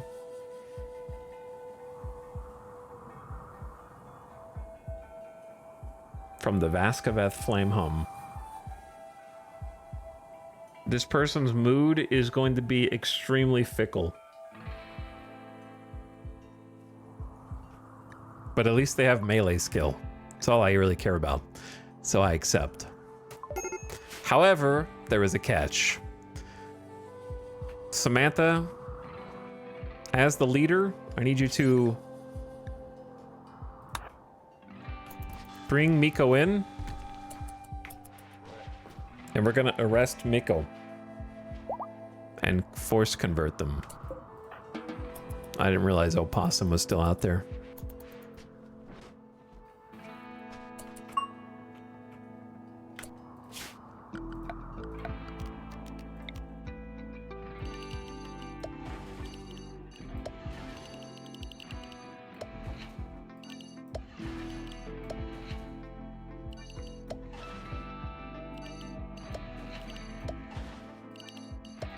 Get some roof to block the snow.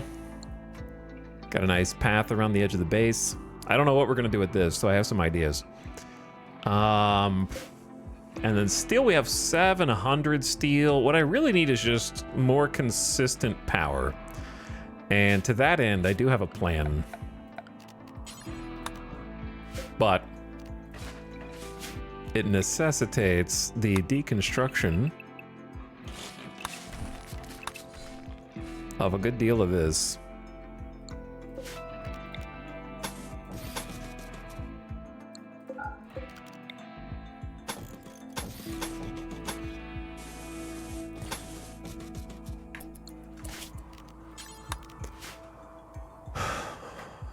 So we'll get cracking on that right now. And then we could finally like get some flooring down in a couple of these rooms that have just been missing it this whole time. Such as this.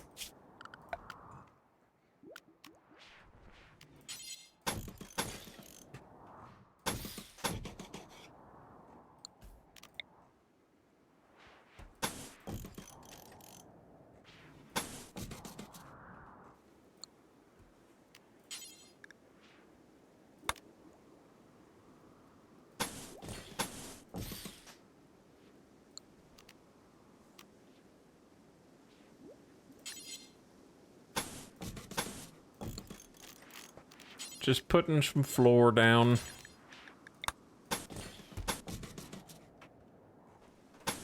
Because it has been sorely lacking.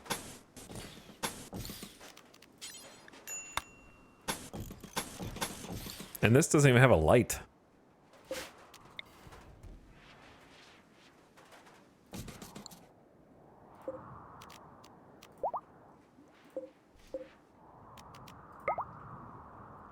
Paste some light color schemes. Okay, cool. And how is the locust armor coming along? Slowly, but we're getting there. Drop from the sky in a transport pod. Believe it or not, straight to jail. It's true. But first, well, Jackalope can wake from death rest. So let's just see how converted they become. 45% reduction.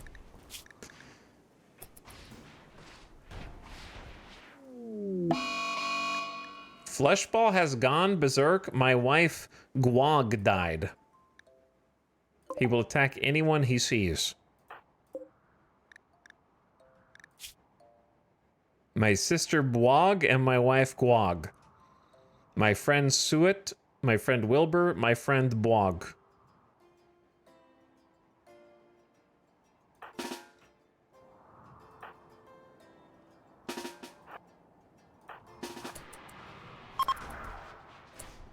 Jackalope brought Miko's certainty down to 17%. Okay, maybe we don't have to arrest them. We just need to wait until Jackalope's cooldown. Maybe I use Word of Joy on this poor prisoner.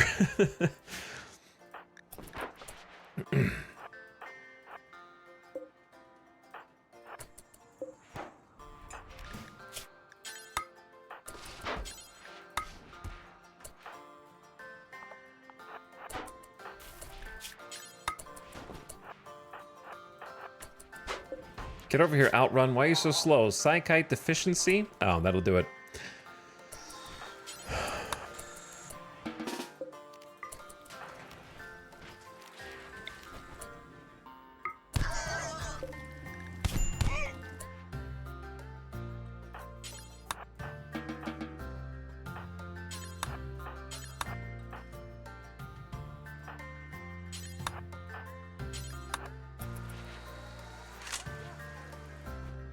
Okay, let's fix that Psychite deficiency. No. The fact that this bed exists is causing too many problems.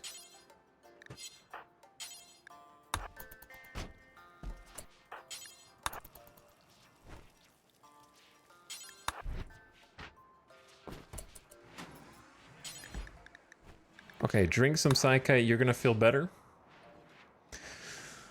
They got a prisoner killed already. Among other things. All right, what's going on in this colony? Samantha needs a death rest. There's never a good time to do it. Let's just do it now. So start there. I'm not doing a great job with my Psychite dependency pawns of keeping up with them. But you should be feeling better now. Go juice deficiency is kind of the same way. I think it's okay to turn these guys back.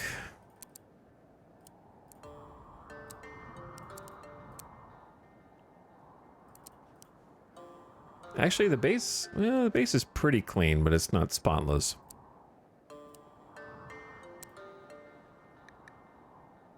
There we go. Get everyone back to their normal jobs. So Jackalopes out of death rest and can now repair the bots. Nope, don't permanently disassemble. Just go fix them up.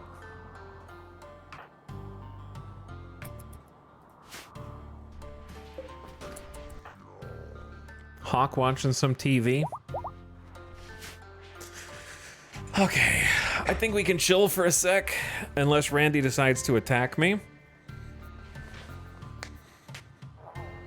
Chat, how's your weekend? What'd you guys do? What'd you game on? I'm tired of talking to you. I'm not gonna talk anymore. You talk to me. I'm just gonna sit silently for the rest of the stream.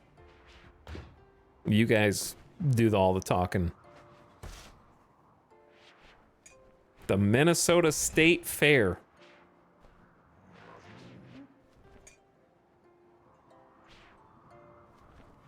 Factorio addiction. Playing some Ellen. Is it Elin? Ellen? Avic is doing the same? I don't even know what that game is. Explain it to me. What's this game? Playing more RimWorld. 30-team fantasy NBA.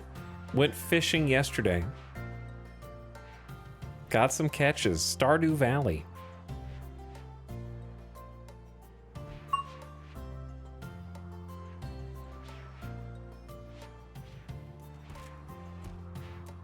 My power? My electricity?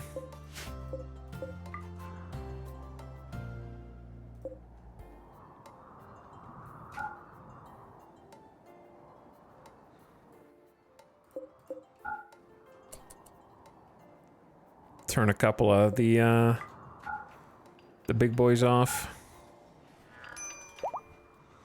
Get the lights back on. Dota 2 grinding. I played Airport Simulator and lost a ton of luggage. Hopefully that didn't happen in real life, just Mojo. I'm retrying Disco Elysium. It's a great game. Space Marine 2. My first RimWorld colony.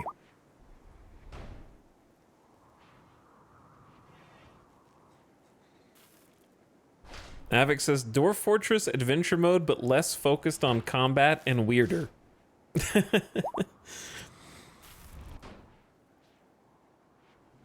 It is kind of interesting to me how focused on combat Dwarf Fortress kind of is without really having any combat mechanics.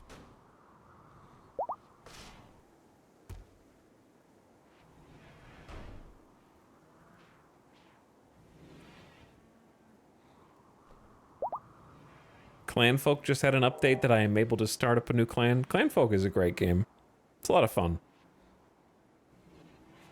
We actually did, yeah, chat's talking about Disco Elysium. We did a full Disco Elysium playthrough on stream too some years back. After they got voice acting, so that was a lot of fun.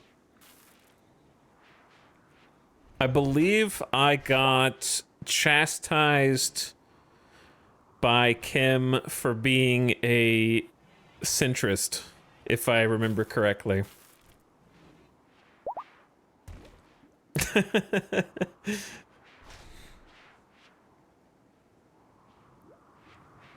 Yeah, and I failed a statistically improbable number of rolls with a crit fail. That's correct. I had one of the unluckiest runs of Disco Elysium one can have.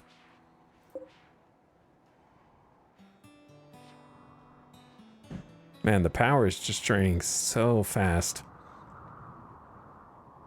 It'll go down once these sun lamps turn off. And then I need to change. I'm just going to go ahead and do early harvest on this. Get the rice. Jackalope converted flesh ball. All right, flesh ball. I'm sorry we had to beat you up.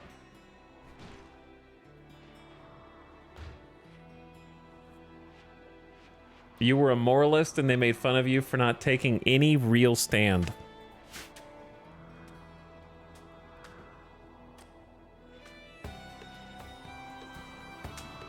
I did think that was funny. However, I think I was right, okay? And I would defend my position against the dev writers. Only a Sith deals in absolutes. Okay? There needs to be room for nuance and context for every situation. You cannot have blanket political ideologies be a coverall of moral superiority against all potential scenarios and outcomes. Sorry. As much as the take a stand and have a real opinion, people would say otherwise. He's centralizing me. He's making me a centrist.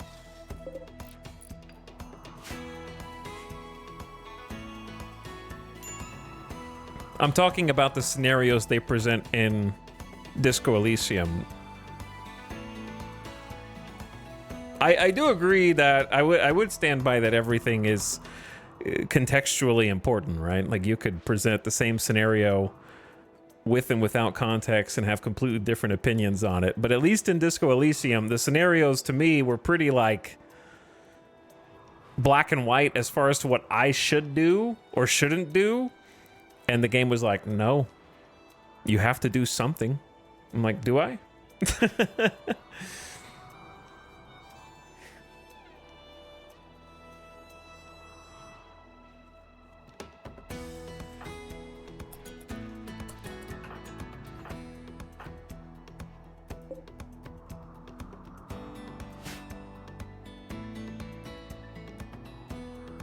I need to... When's that trader gonna show up?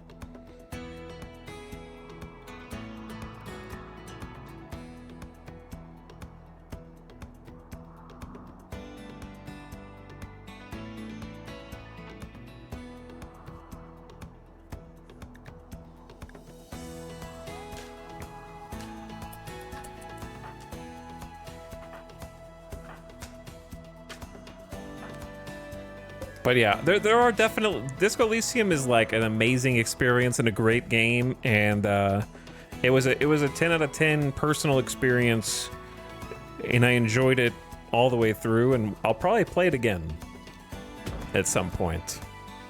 But it is funny. There are scenarios and situations in the game that are like... Basically, I'm boiling it down to the absolute basics, but they're basically like, you can either be the martyr, or you can be the guy shooting the martyr. I'm like, what if I was neither of those? Like, you're a filthy, dirty centrist.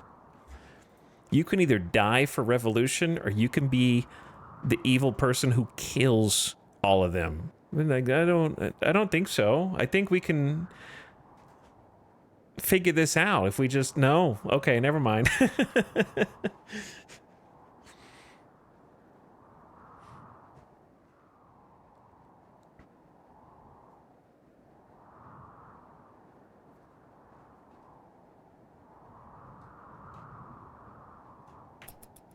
It's like, I don't want to die as a martyr. Like, okay, well then you have to kill the martyr. No, I don't want to kill the martyrs either.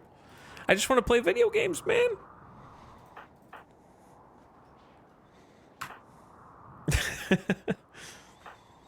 Centrist or pacifist? I think there's many times in Disco Elysium where they paint those as the same thing.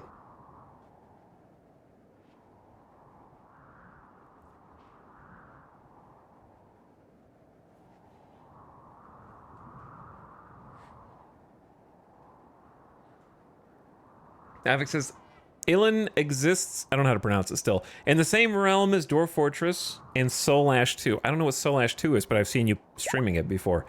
In Dwarf Fortress, you adventure and fight night creatures. In Soul Ash 2, you adventure, trade, and eventually found your own dynastic empire. In Ilin, you get rescued by two strangers, given a pet little girl. Wait, okay. And then get Tom Nooked into mounting tax debt over a plot of land you never asked for. You might need to extrapolate on part of that, Avic. Phrasing.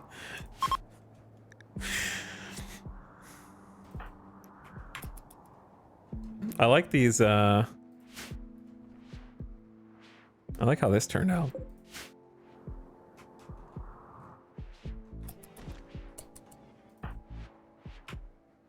Did Seth do a video on this one? It kind of sounds like a video that might have a Seth video. Or a game that might have a Seth video attached. Possibly.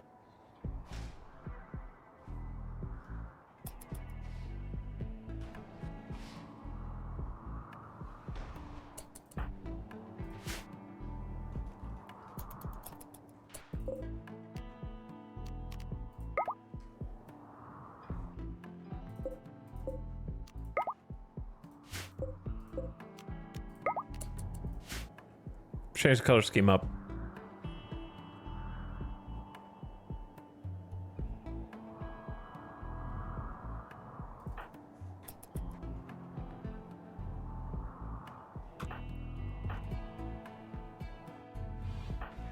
What are you guys doing?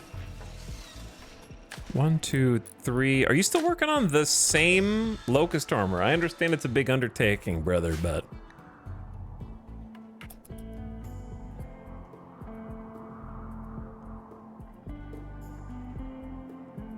I want to go, like, after the insect hive cluster, I'm a little bit scared of going on another,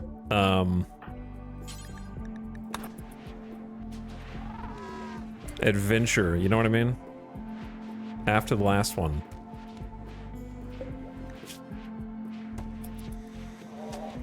Alright, before you make more advanced components...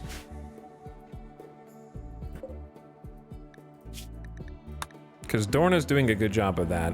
Why is nobody drilling here?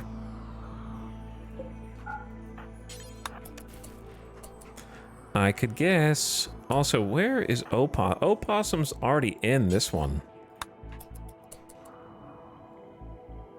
Don't we have 3 dudes who mine?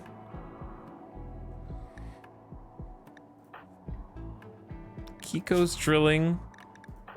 Red is... Oh, Red is like... having food or something. But yeah, I'm trying to get organized so that for the next battle we actually have like our best possible kit and gear ready to go. This has become a bit of a chaos chamber.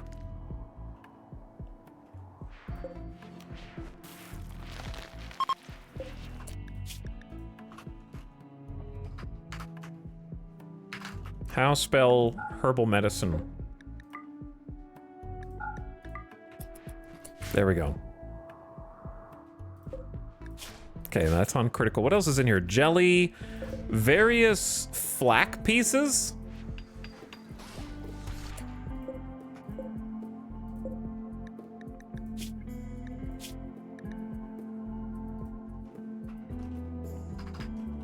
I think because we can't produce the locust armor quick enough, we should make sure that these are at least, like, fully baked and ready to go.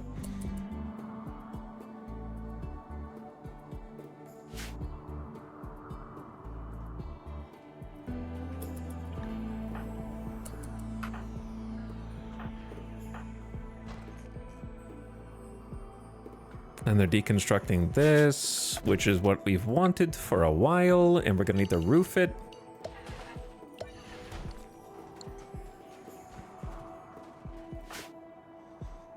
I feel like I am missing and or forgetting to do stuff all the time right now. The main thing is, how the hell are we empty on food again, dude? It just happens so fast.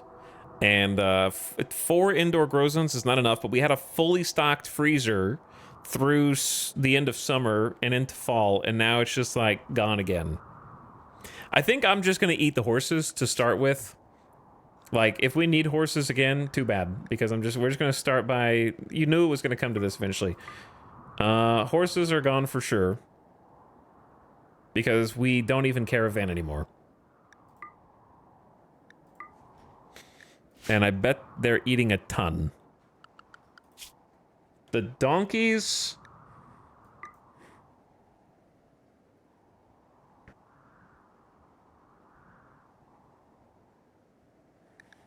we can keep donkey 3 and just sterilize them. And then the lambs...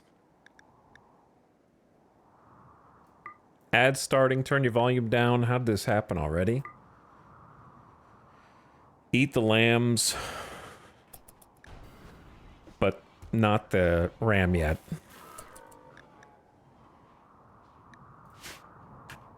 But yeah, it's been another hour already somehow.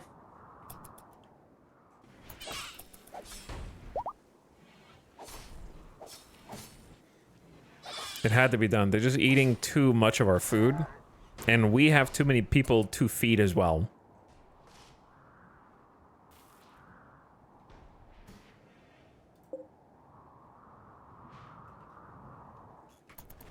I'm trying to fix the power situation. This is going to become a new power room.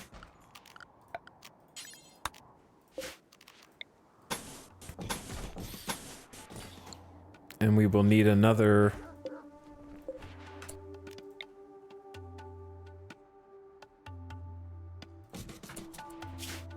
Alright. Add is go. Just gonna leave it on at 1x speed and keep yapping. Actually, I need some water. I'm gonna grab some water real quick. Gotta stay hydrated.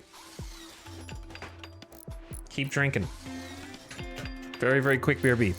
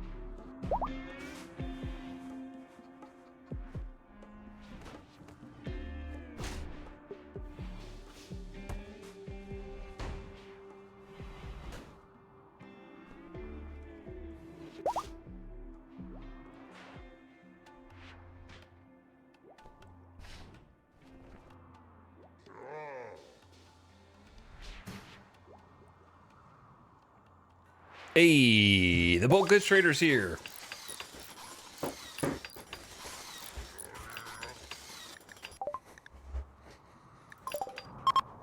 What up, dudes? What up?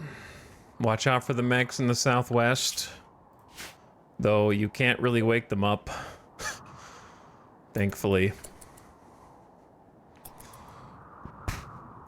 And Jackalope, our primary trader, is good to go as well.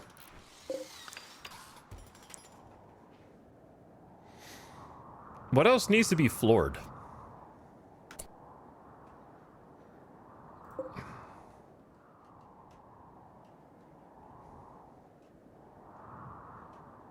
This room.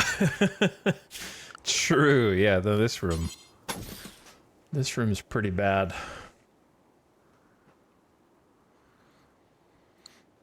We did some sandstone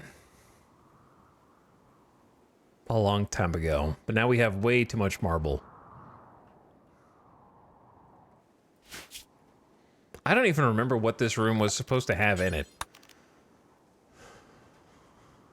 I got room for like a shelf.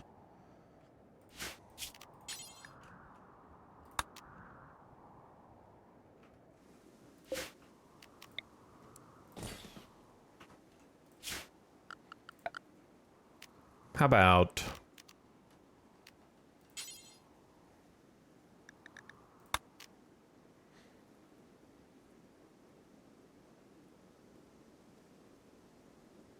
totemic marble?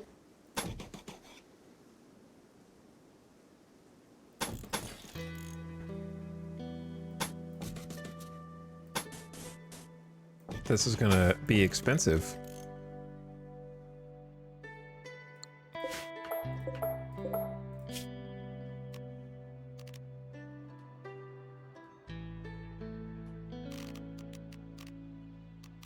Will it be worth it? Probably not.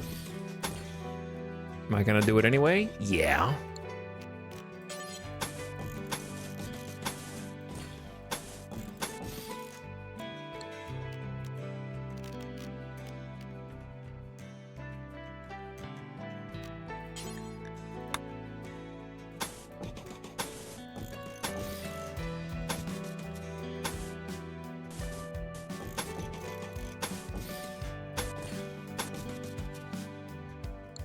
Alright, just do what you can do. I'll probably change it as we go. Just want to spin some of these stone resources that are just lying around the base. My electricity. The wind is barely sustaining it. This is going to be a new power gen room. Oh, yeah, hang on. We should have waited on this until after the other thing. That's a good point.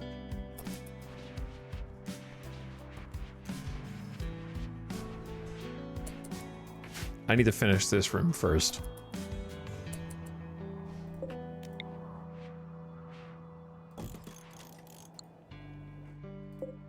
Oh, Possum finally back on the plasteel drill. We need way faster plasteel production. All right, trade.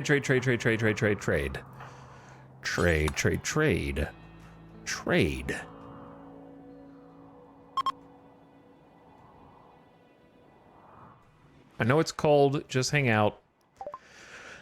Please be selling wood. I could have sold these animals. Actually, I need to eat the animals. What do you guys have for sale?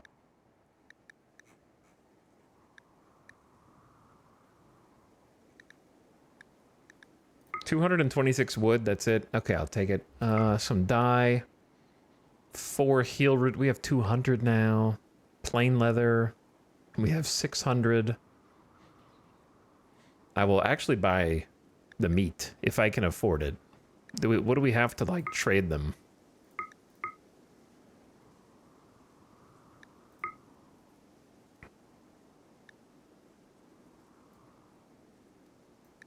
Besides parkas. Though I think parkas is a good thing to sell if we have 2100 materials.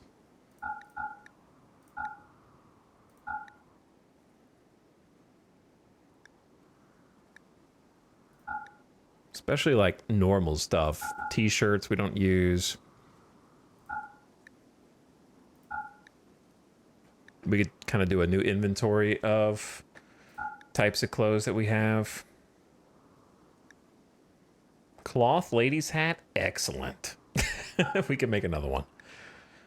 Formal shirt, excellent. Why does she have an extra one already? Maybe it's not counting equipped on those bills.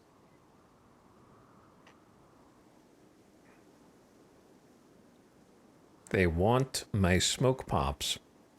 I think we have extra smoke pops, if I'm not mistaken. And then didn't I say something about selling the normal flak?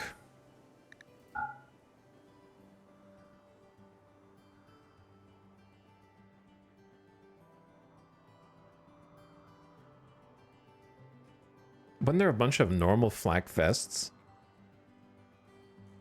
They won't buy flak vests. Oh, that's crazy. They'll buy flak pants, flak jackets, but not flak vests. How weird. I never noticed that before.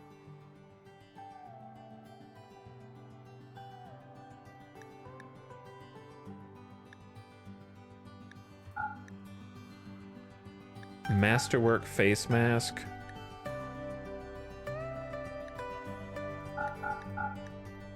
We're down to 14 hundo. I gotta sell more stuff. We got 200 beer, but I kind of need to keep them.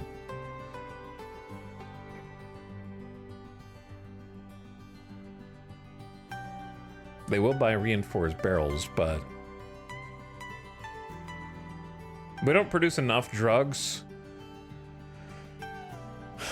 to make a profit on them, unfortunately. Insect jelly, of course. Yeah, the insect jelly. They'll buy that. And we have 561 that we just brought back. Okay, so at least we got something out of that with the targeter as well.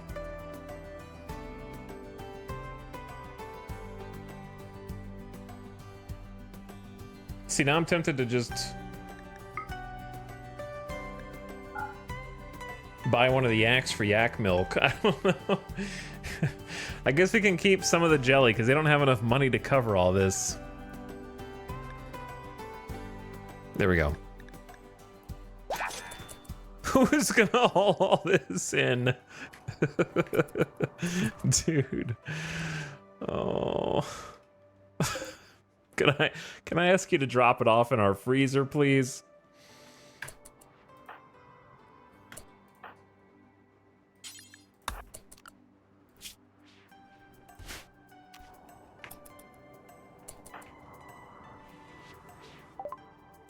Healing factor research finished. That was kind of fast, I feel.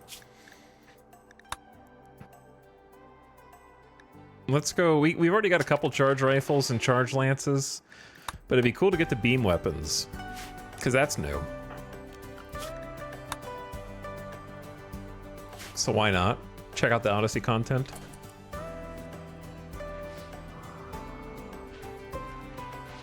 So yeah, first priority is Locust armor.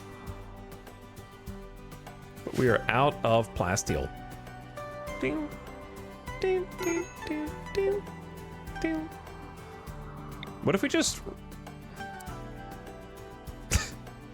installed a second plasteel drill here?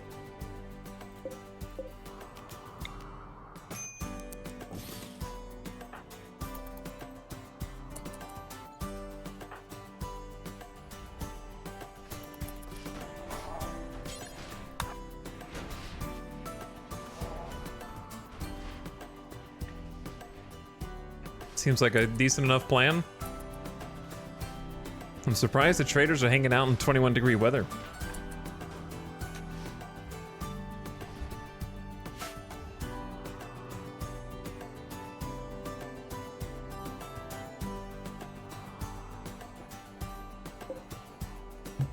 And we'll get some rice soon as well.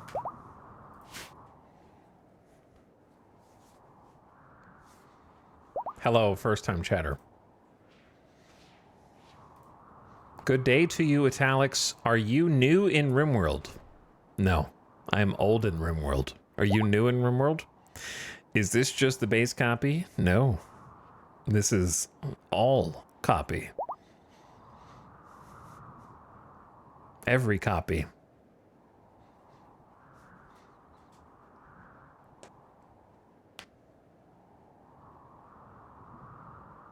Copy that. scrolling up in chat.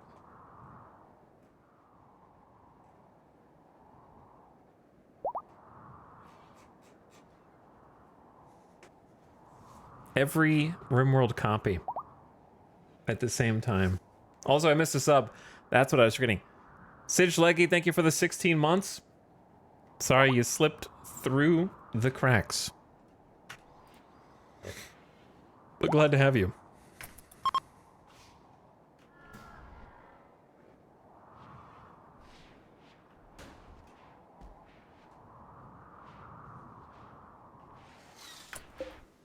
A 1,000 horse meat. I mean, it's helpful. That's 100 meals just in horse meat alone. That'll give us some kibble. And then we got rice, potato, again, to try to sustain us, plus whatever we just bought.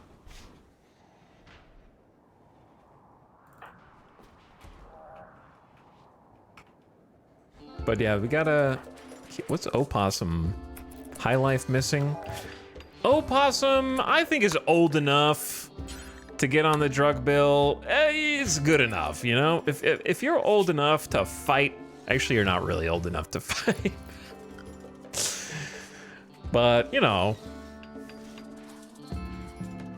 You gotta start sometime in this colony, why not now? Maybe. Okay, maybe wait a little longer. Look, no drugs. However, Opossum, you can have 1 Psychite tea, okay? How about that?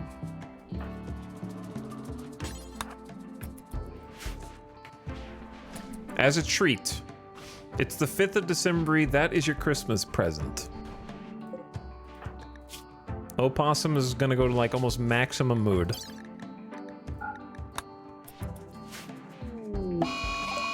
Brace for impact. A volcanic debris is landing around the map.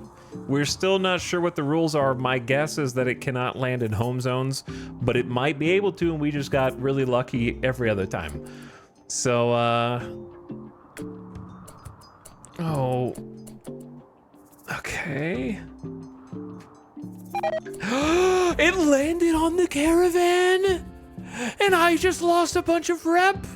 Because it just insta-killed these dudes! Oh, of all the places, man! These are my allies! Oh, what are the odds, dude?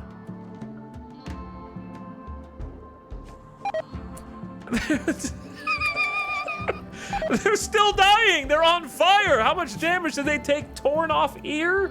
From the blast? Not only does it create lava on the ground, there's an explosion? And whoever was close enough to the blast just got shredded. Like, this landed on Zenaro's head. It destroyed their brain. The sheep that we just sold them died. We didn't sell them the sheep. Sorry, I just hallucinated that. We ate the sheep, I think.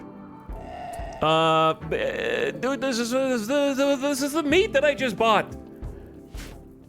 Fair trade. Okay, we're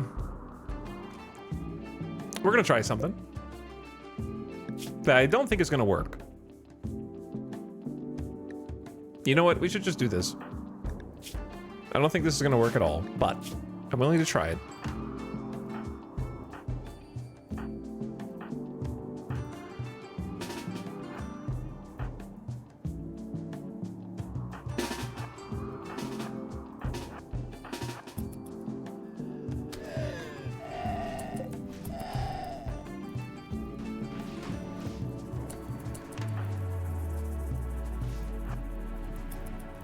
We're gonna fire foam the lava. Okay, that did not do anything, but please do not pull out a meal right now, please. I'm begging you. Everybody get in there. Yeah, except for Jackalope. All right, Jackalope's not there. You need to crawl through the lava and rescue as much of this as you can. You don't haul. Okay, well then you're useless. The silver won't burn.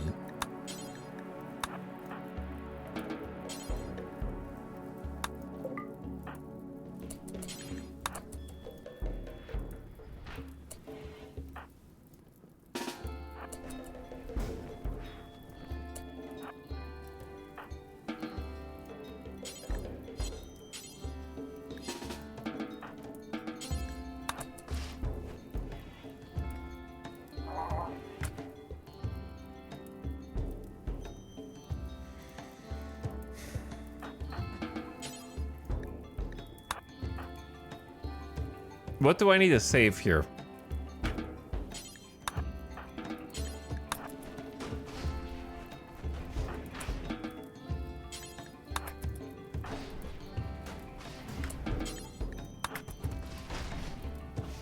That seems like a reasonable... If I could save... That's right in the middle of the lava. We could save this, though.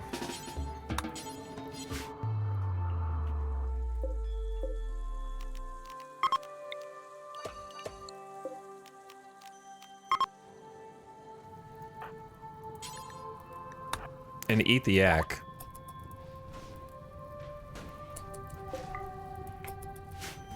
That was actually... Where's the wood? Didn't we just buy like 200 wood?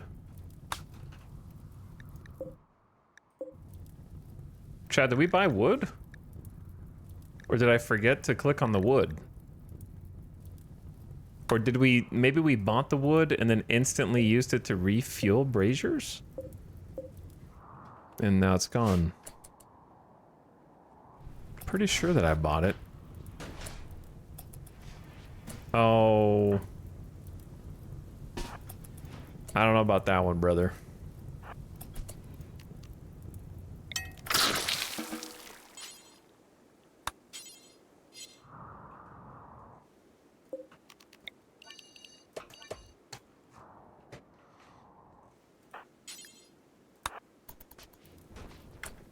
Cover yourself in fire foam first. I don't know if it was worth it, but I did it anyway.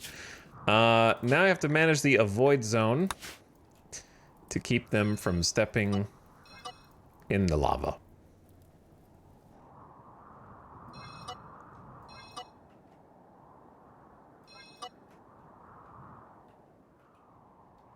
Though the thing about this is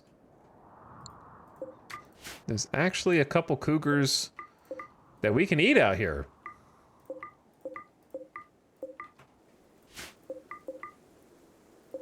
More than I expected, actually.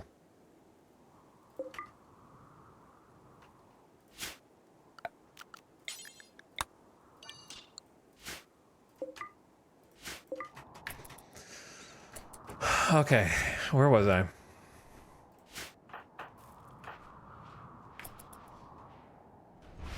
Do you do plants? I guess you do now. Everybody's got to learn.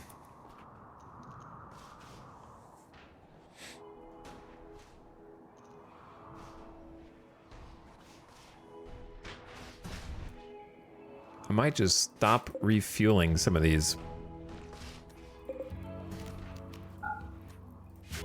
I wish it didn't do like a huge icon blocking it, but whatever. We just don't have enough wood to keep it on because I haven't been able to find any traders that actually, sometimes they have like 1,000. I guess we could go fly over and buy some.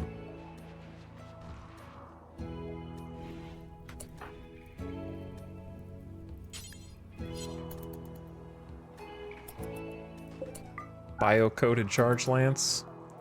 Yeah, we don't care about that. Base is pretty clean. I don't think we need both of you guys cleaning. Sophie, you haul. We need more haulers. Because look at this mess.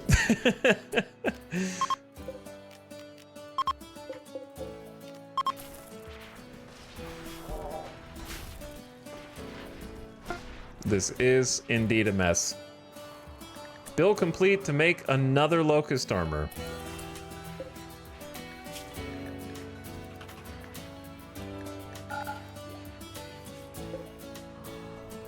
Great news. And it was an excellent quality as well.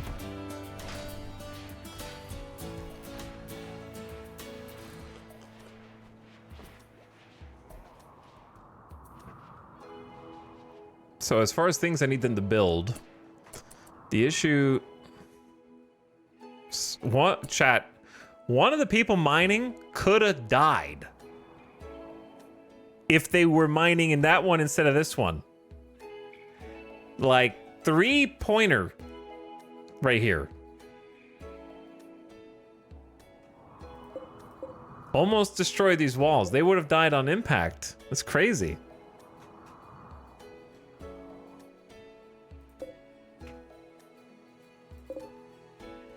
We got 500 steel up there too. Hole in one, dude.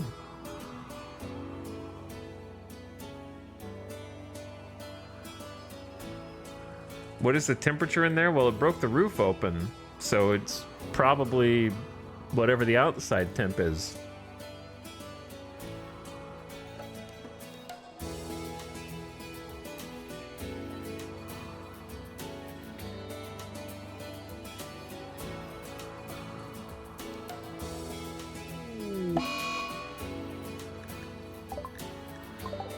A fault in the electrical conduit has caused an explosion.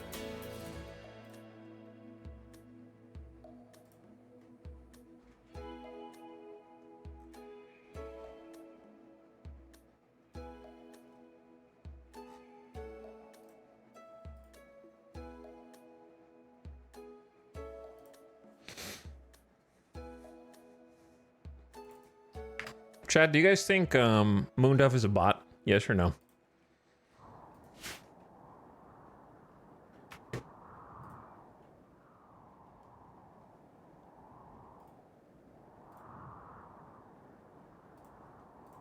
I'll answer that for yourself.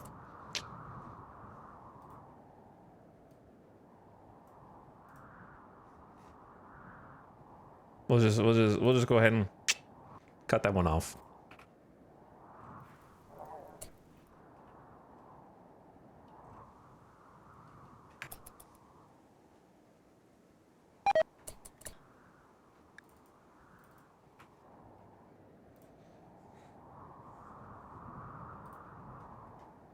Also, account created April 2025. It's the obvious alt accounts.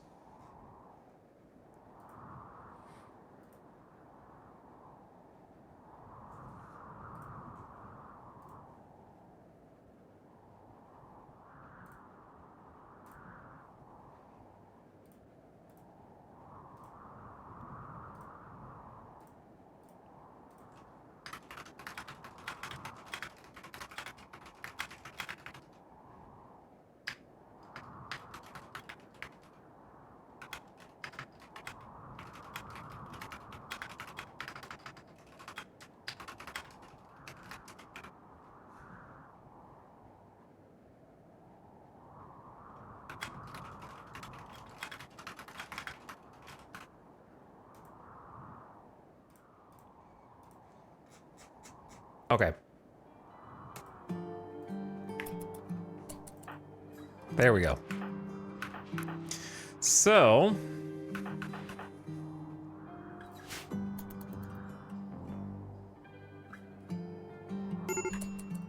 now we have to rebuild our power again.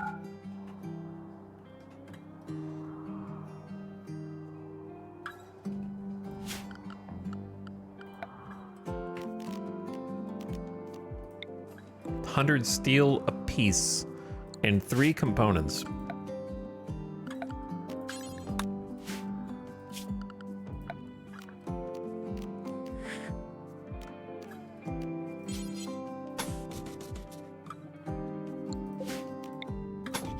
I don't know why that wall didn't get built. How did I do it in here? I think it was just concrete and paved tile, nothing fancy.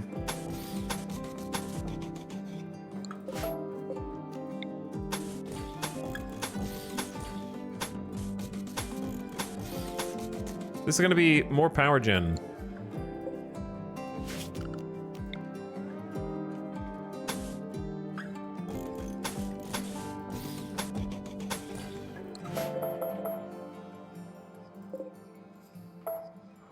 So let's just start with the concrete, and then we can start getting... Well, we can get the Kimfield gents going in regardless.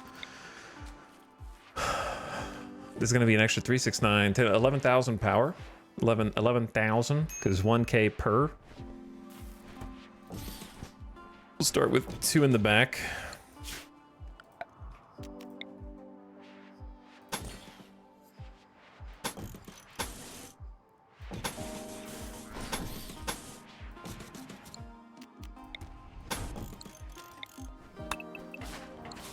And then I would love a light or lamp in here. But I don't think we have one. Why are you storing pemmican in here? Because this one shelf is full. Okay. It's micromanage city.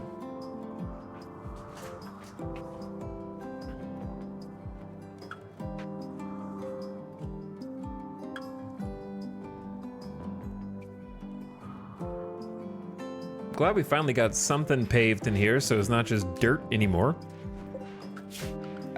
Wouldn't mind having like a little paved tile outside in front either. I feel bad for these guys. Also, minus a lot of rep. For no reason.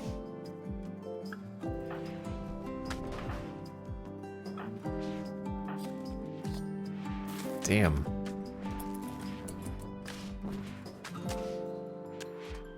Who is in charge of hauling?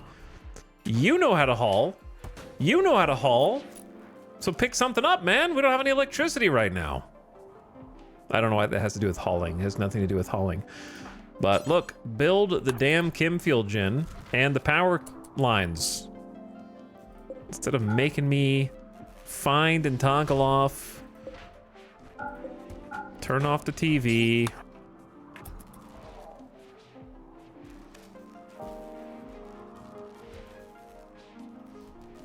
It's like 700 watts for that TV.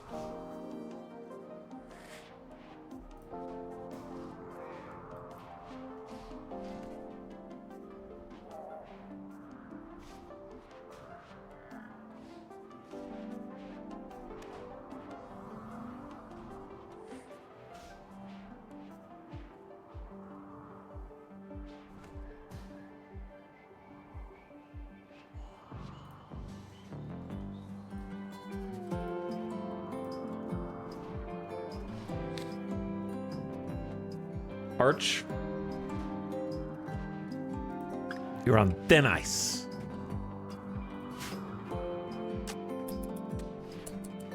I just felt like saying that.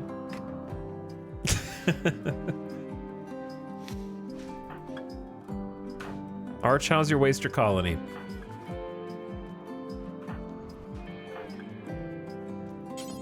Well, this is... What happened here? One of the doors got blown up.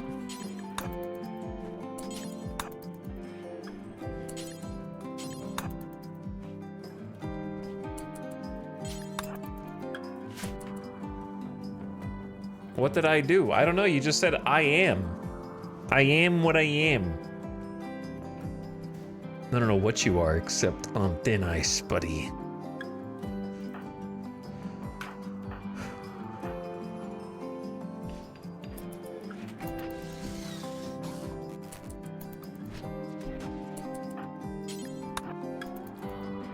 Prioritize working on the power conduit. We have hundreds. Just bring all this steel in if you're gonna go out there. Style level 13 mining. I can't believe this thing got... It is 1,000 degrees in there. What? It didn't break the roof? That seems like an oversight.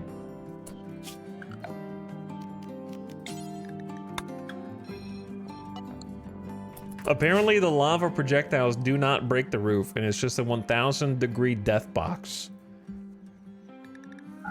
inside of there.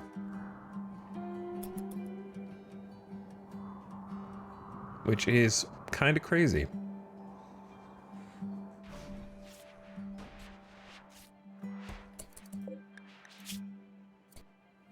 many shield belts do we have? We need 1, 2, 3, 4, 5, 6, 7. We need 7 shield belts. That is a detail I do not want to overlook.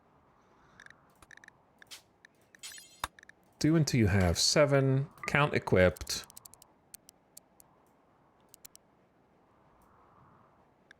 Normal or higher.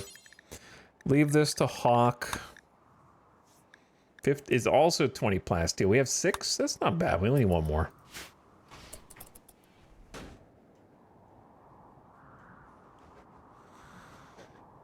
What did you say, Arch? It's really good. We were all sad we hadn't executed someone, so I raided a camp and kidnapped a pawn to execute. I felt like the NPC raids. See, I execute the people who attack me. But going and raiding them, and then capturing them and raiding them is a whole different thing.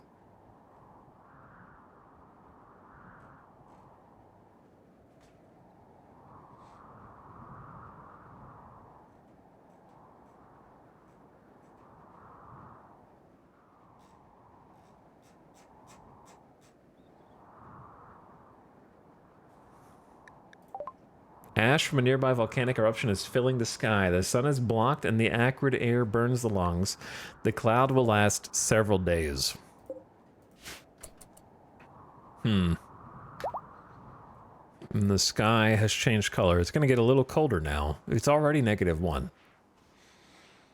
All right, anyway, real quick, while I'm still thinking about it, I don't like giving attention to accounts that I ban, but this one I'm genuinely wondering whether it's a bot or not. So, I'll let chat decide.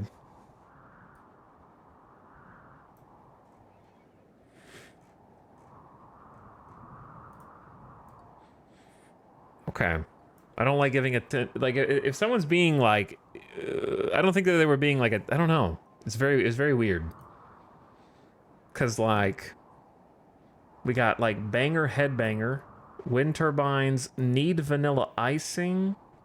Looks tribal, parentheses, sounds. Preserve native land. Dang, psychopaths, law smooches, buttheads.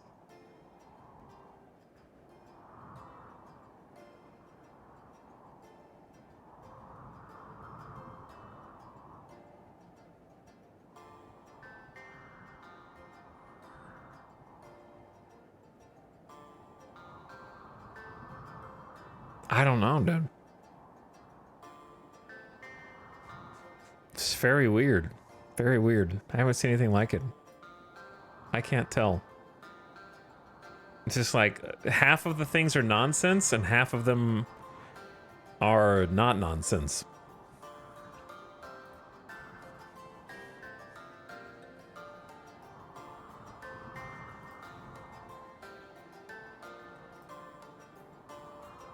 Typing in the wrong Twitch stream.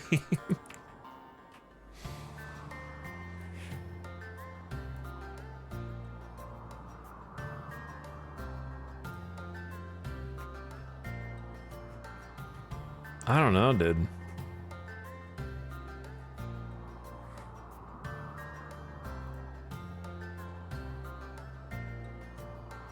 That might actually be it. What, typing in the wrong Twitch stream? I don't know, because a couple things made sense, because they said, like, they said the word go juice, but it came off as, like,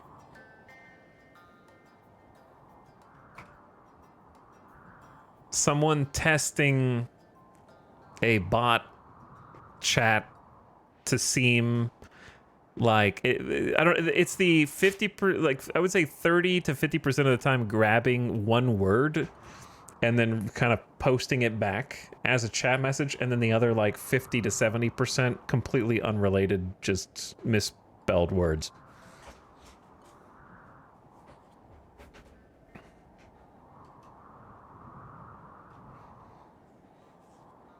There are people who watch multiple streams at once and forget to tab over.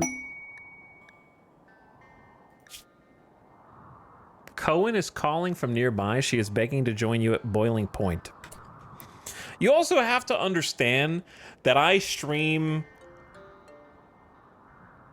and have streamed for thousands of hours. So for someone to catch my attention as an oddity is not something that just happens every day. Okay, so some of you being like, oh, so normal chat behavior. It takes more than a normal chatter for me to be like, I read tens of thousands of chat messages.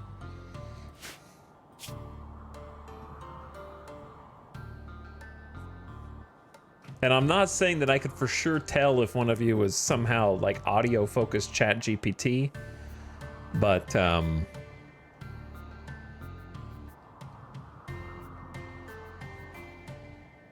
it's weird. And you guys are weird, but not like stand out from the crowd kind of weird. You're just as weird as the rest of the crowd. Cohen joins. There's some kind of threat. She is unwilling to say what it is or when it might follow.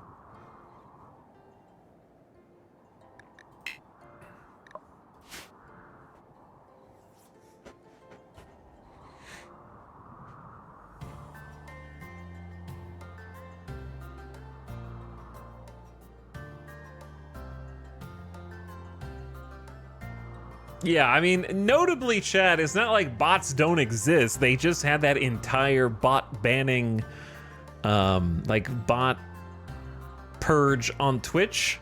And according to the industry people who I follow on Twitter who keep up with this, I saw a tweet from Zach Busey or Bussy, I don't know which, saying that they think that the bot purge has been undone and that the bots have been re-allowed back on the platform.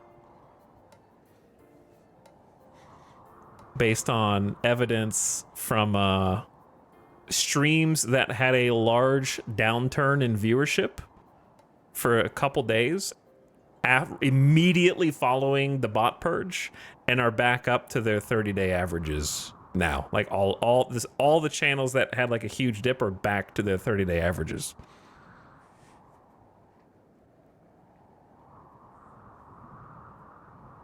So there is suspicion afoot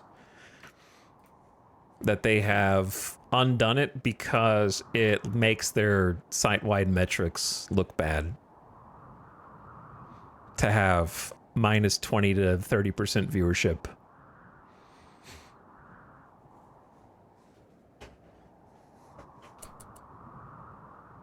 And someone told them to cut that out, would be the conspiracy theory.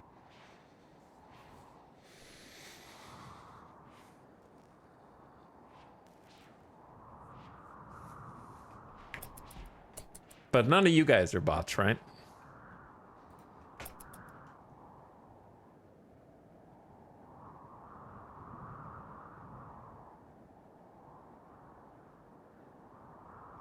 So as long as you're all humans typing, then we're okay. Oh yeah, the quest. I gotta save this kid. We gotta save this kiddo.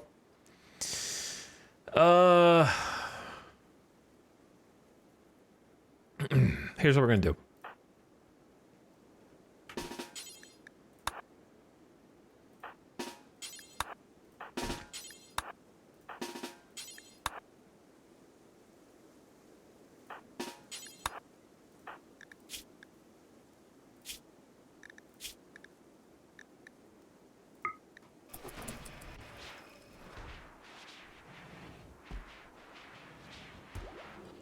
We're gonna gear up in the Locust armor.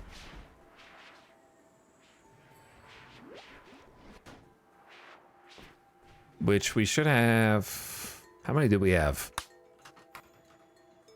We have 5 now.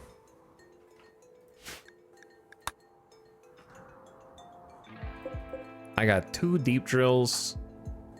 I need everybody to go stay inside real quick. Kind of move, make your way back in. We're gonna accept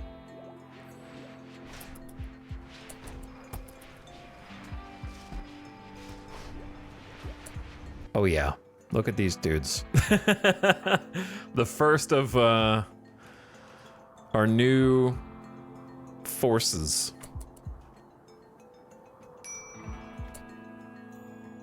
What's wrong with you, Snap? Minor pain. Okay, I'm gonna have Snap go drink some Psychite. And here we go. Cohen, a child that needs our help. Oops, wrong button. Remember last time we accepted this? The poor child didn't make it because the threat that followed them was too fast. Too quick. So this time, we are ready to respond.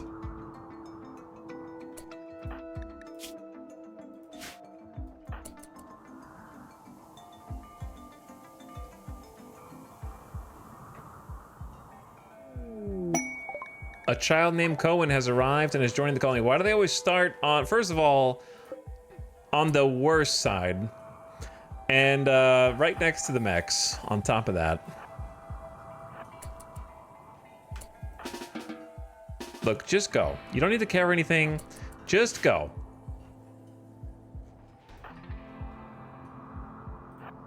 I am moving out the melee.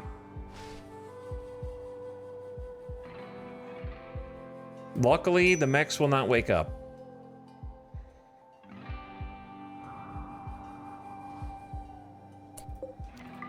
Leave the door open for now. Why is Outrun always the slowest? Because they're missing a lung. That's what I should have done, man. We should have harvested some body parts.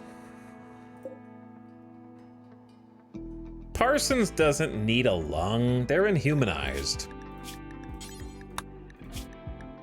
Let's just borrow one.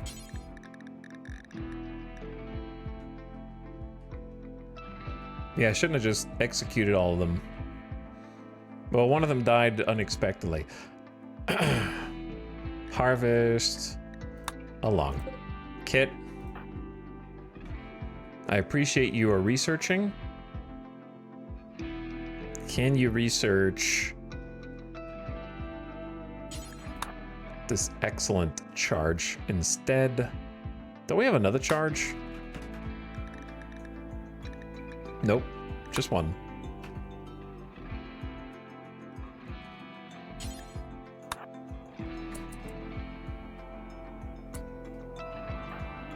Okay, Outrun, you might have to stay. The rest of you, start heading toward the kid. And give an escort.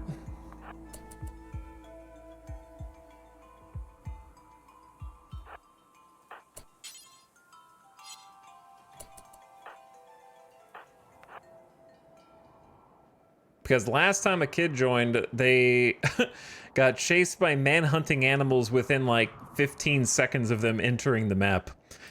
So I'm surprised that that hasn't already happened.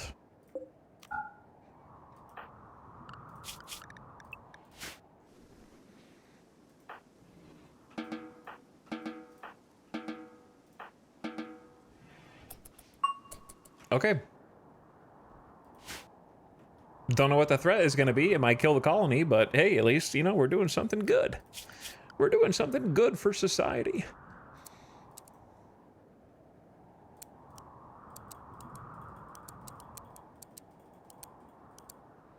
And you can clean. So she has a passion for shooting? Passion for shooting and is an optimist. And is now going to become best friends with Quail when they get older, and maybe Old Possum, but there is a friend age gap, you know? 13-year-olds think 7-year-olds are idiots, because they are. And, you know, 7-year-olds think 3-year-olds, they don't even know where babies come from, so they don't even understand how 1-year-old Quail can exist, or like a 3-year-old, it doesn't matter. They're all gonna hate each other. But I need to make some more clothes, so let's make some more clothes. I don't know why we're not counting equipped.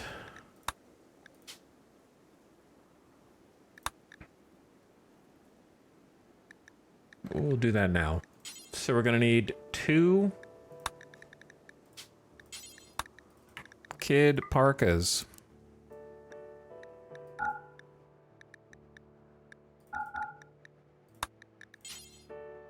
Which we seem to have.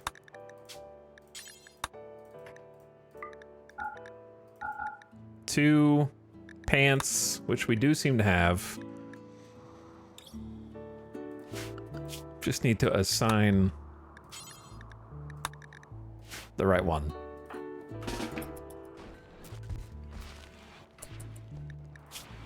All right, got shirt, got pants, got parka coming in. Kid is in a sad wander because High Life missing. Is that the beer that you were holding when you decided to sad wander?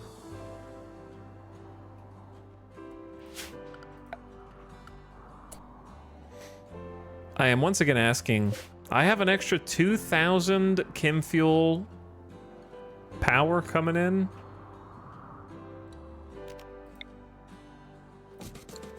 And we don't have the juice? Still? How do we still not have the juice? That's an extra 2K watts. Build a third one. Oh, there's no sun! Yeah, because the volcanic ash is blocking the solar gens. That is a reason. Yeah, that's a reason. Of course, of course. So we need to be a little more aggressive with what we disable. Yeah, we're missing solar power. Not cool, man.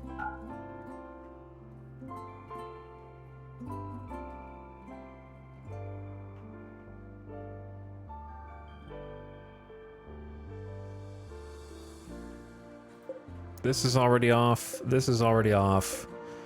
This is off.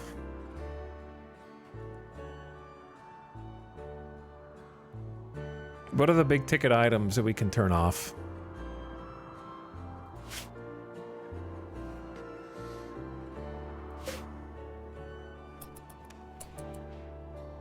The answer is just build more power right now. Dorna has a Masterwork formal shirt. Very cool. Ding, ding, ding, ding, ding, ding.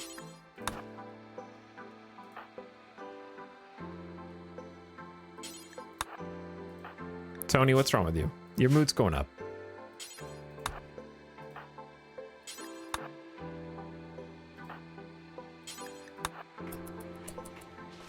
Did you do lung surgery? You did do lung surgery. So Outrun, we're gonna give you a new left lung.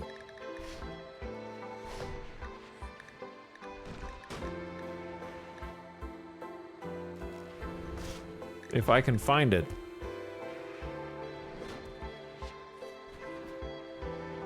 Hello? Administer, harvest, harvest, harvest, remove, remove, amputate, install peg leg, install denture. There it is. I could not see it.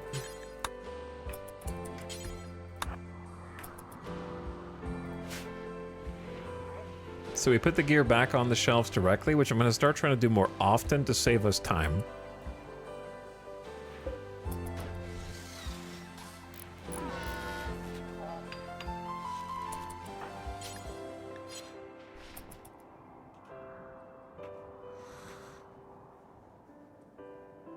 We got 1,100 Kim fuel. Very nice.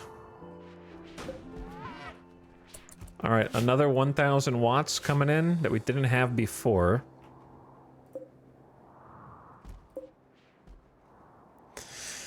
Ugh, the sun lamps are the big problem. I could turn off one of the stoves. It's 350.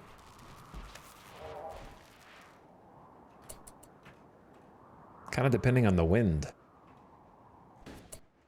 Tony, I didn't want you to be the one doing the surgery, but since you've already started,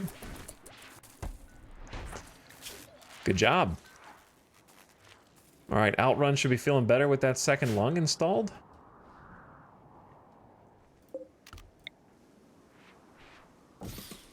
And I'm just gonna keep building more chem fuel generators in here for now, since we have the components, but the steel is outside, and I'm scared to let them go too far outside because of the unknown threat that when it might follow. So there's this ominous sort of unknown factor.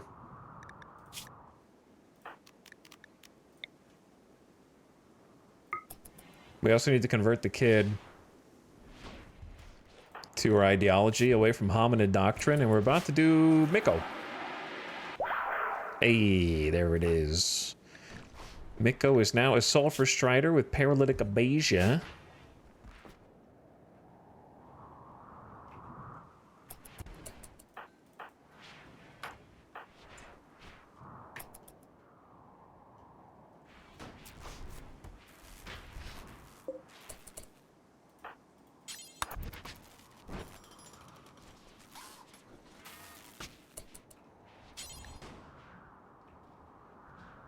Hawk has already reserved this. It'd be much faster if Zandy does it, since they're already over here. Death rest for Samantha complete. Wake up and get back to us.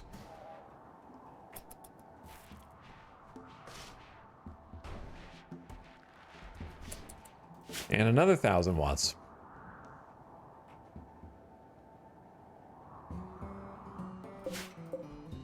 Battery's going up.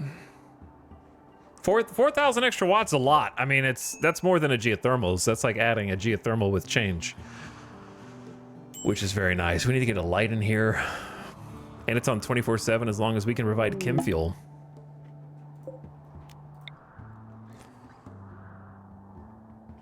Though the key, of course, is as long as we can provide chem fuel,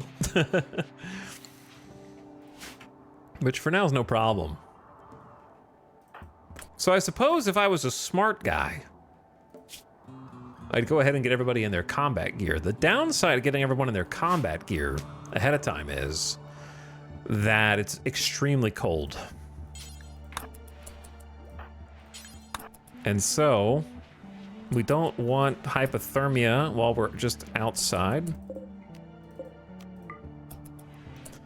Minding our business.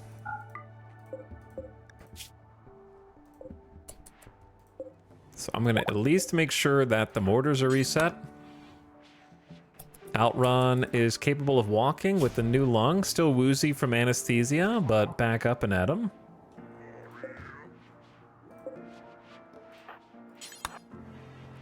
So we will go ahead and make sure all these mortars are good to go.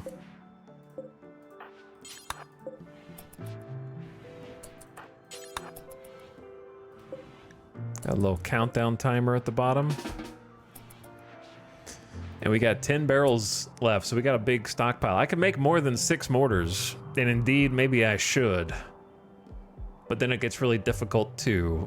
you know what? We could turn this room into like an extended mortar room. But we'd have to delete this as well.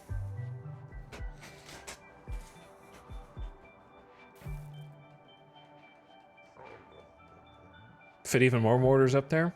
Maybe. Six is kind of not enough anymore, but it kind of is, but it kind of isn't. All right, at least that's ready to go.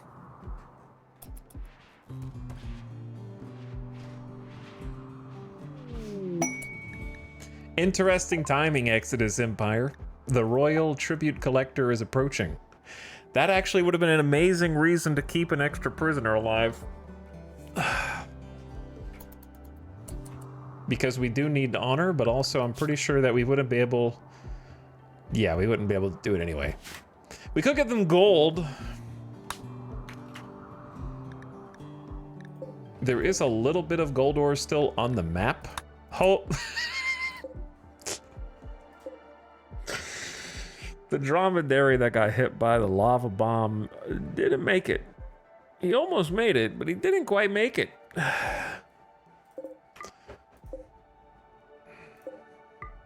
The problem here is I can't go out and get this stuff because this is bait. This is huge bait. Going all the way to the end of the map and then getting hit with an unknown threat? Chasing little Cohen? Doesn't seem like a great idea to me. So it's gonna just stay there for now until this threat reveals itself. But I might give them some gold, because my ultimate goal is to get Jackalope with a higher bunch of honor. And she is a knight parentheses 7. Does that mean, what does the parentheses 7 mean there? You need 31 to get to a Praetor. If she gets to 10, like if that parenthesis, is it she has 7 honor now? And if she gets 10, she'll become a Praetor?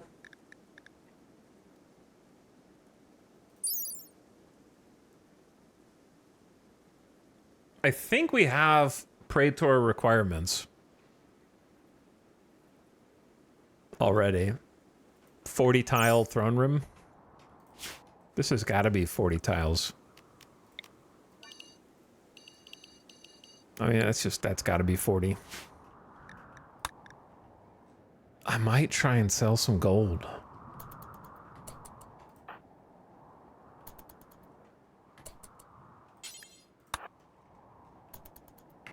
So I'll send Jackalope out.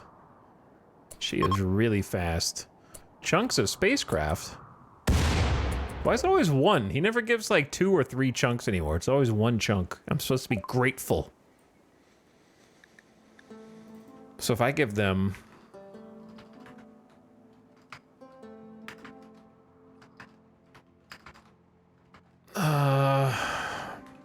it's like exactly 200. Yeah, it's like exactly 200 gold is 3 honor. I think that's worth to just rank her up. And then I can mine gold and we can search for it on the scanner. But we're gonna need to search for more components because I'm already down to 114. They go so fast. Do it. Jackalope can become a Praetor of the Empire with a level 4 Psylink.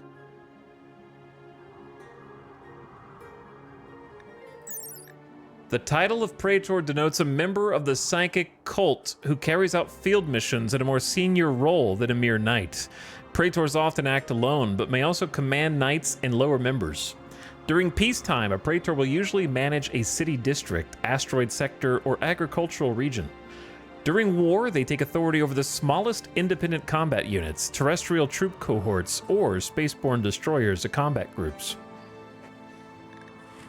They're only allowed to eat lavish meals, though.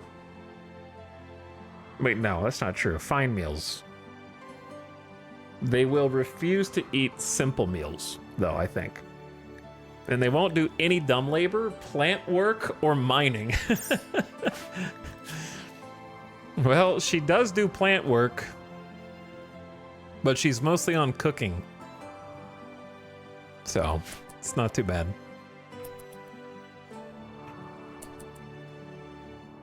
Jackalope fancies herself a royal now. Once she became a sanguiphage, it all went to her head.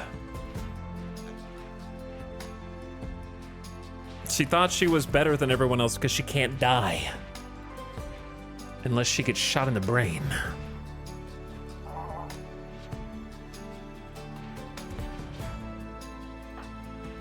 And we might be interested in helping Jackalope ascend to the upper echelons of royalty for the possible royalty ending. Perhaps. I would need to make a new throne room. We got plenty of space here, though, for stuff, whatever we need. So I'm not too worried about space. We got this kind of just empty double rectangle. Dun, dun, dun, dun, dun, dun. Got a light on in here.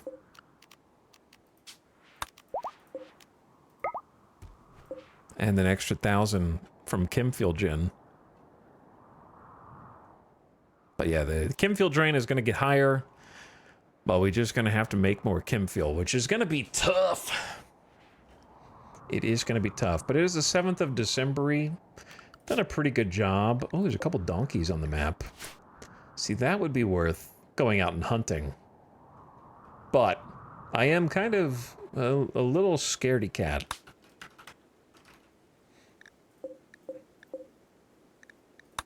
So I'm gonna give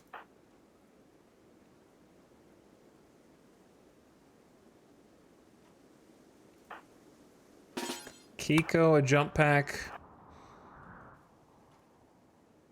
Red another jump pack.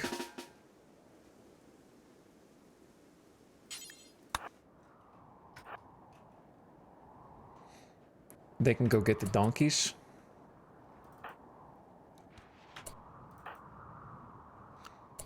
And then I'm also going to let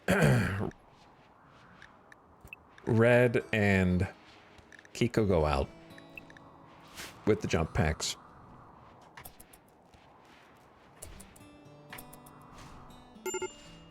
Beepy boop. Kit is no longer wandering in sadness. Alright, they snapped out of it. That's good. Ad starting in 3 seconds. Turn your volume down, ad watchers. Just gonna go out and hunt these donkeys. And then take a quick BRB. Hopefully they don't leave the map.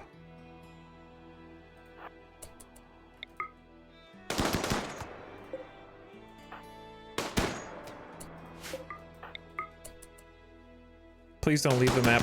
Oh, wow! Barely saved. Barely got away with that one.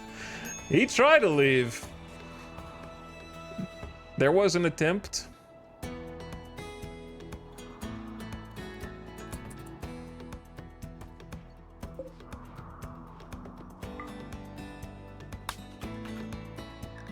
All right, the ad just started.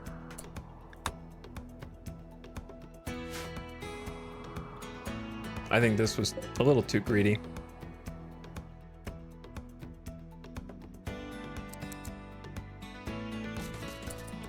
All right, I'm gonna take a BRB. I don't want to leave the game on pause because of this unknown threat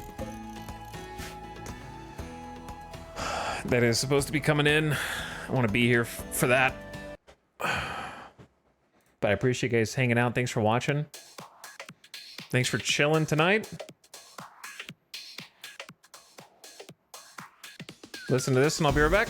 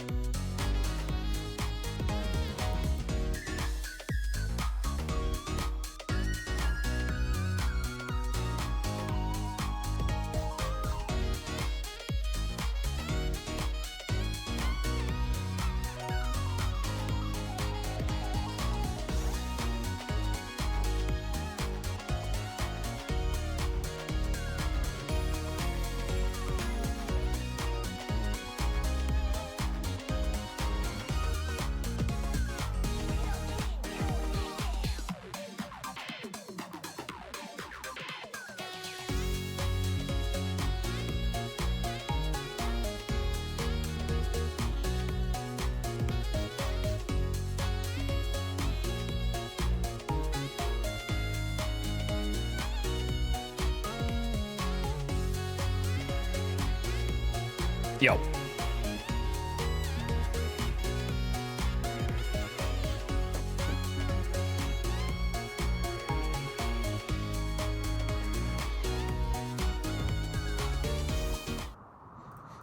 Good song. I can't believe he started in a cave.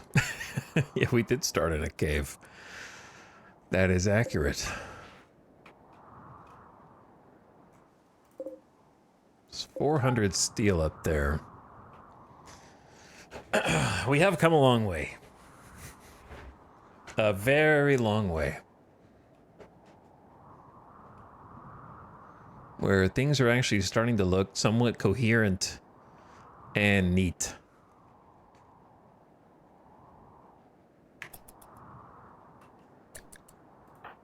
Kit is idle because we turned off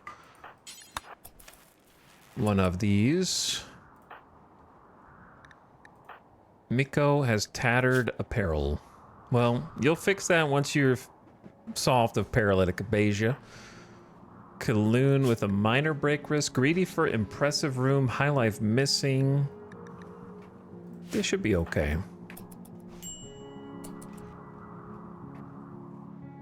Opossum back on this mine.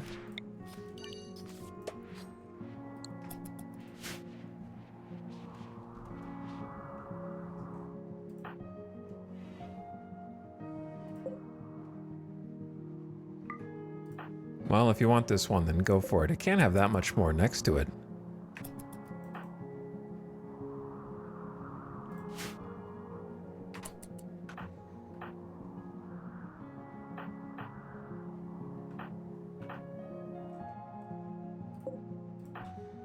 And someone needs to come grab this little dude. I wish this unknown threat would become known, because I'm ready to know.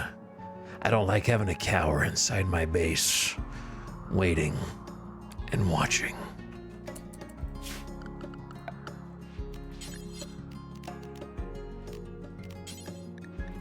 We should also do this.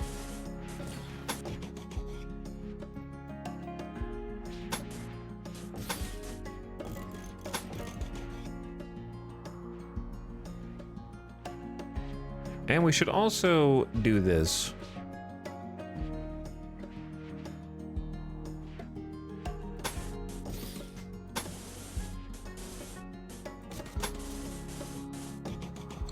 Because why shouldn't we?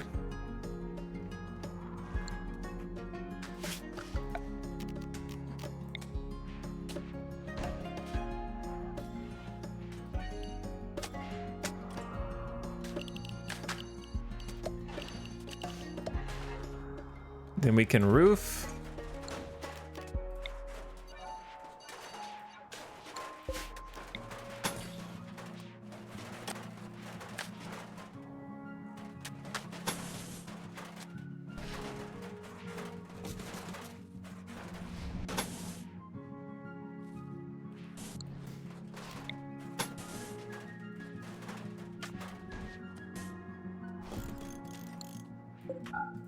Okay, that'll give them something. Wow, they got to work immediately because we just had too much marble. But now we don't have any marble. But we have what's left. And the drill. This has been so complicated in like a micromanagey way where we have 3 pawns who mine and 4 drills. So which drill they decide to drill at any given moment is always a bit of a mystery.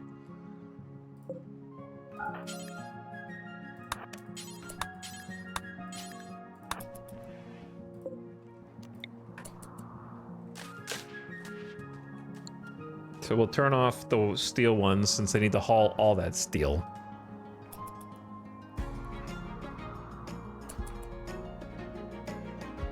And hopefully our new child colonist Cohen is going to class. They're drawing a P. So far, we got some boxes as well. Rice plants, potatoes. Not going to be enough vegetables. Outrun is on an insulting spree due to recreation unfulfilled. It's a you problem. You've got 9 hours a day to find some time for recreation.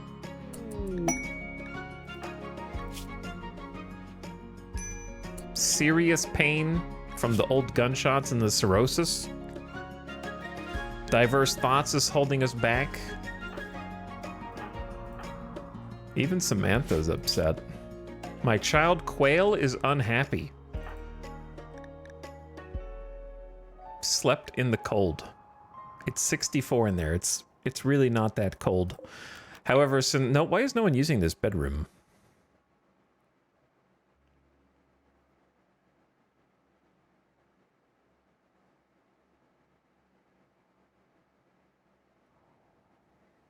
I can just, this is such a cluttered, awful room setup, but I'm just gonna move the heater into your room since no one's even sleeping in here. Who needs a bed? Who deserves one? I thought we gave Opossum one of these.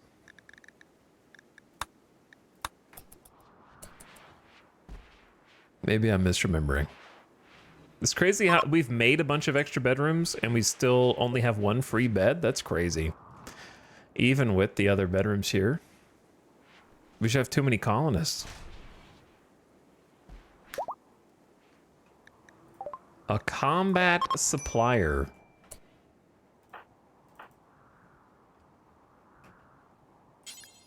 Let us go speak to this combat supplier and see what they have to say.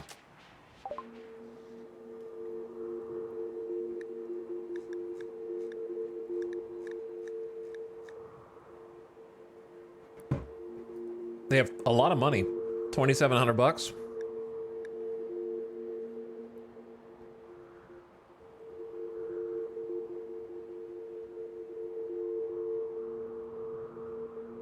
They got excellent cataphract armor.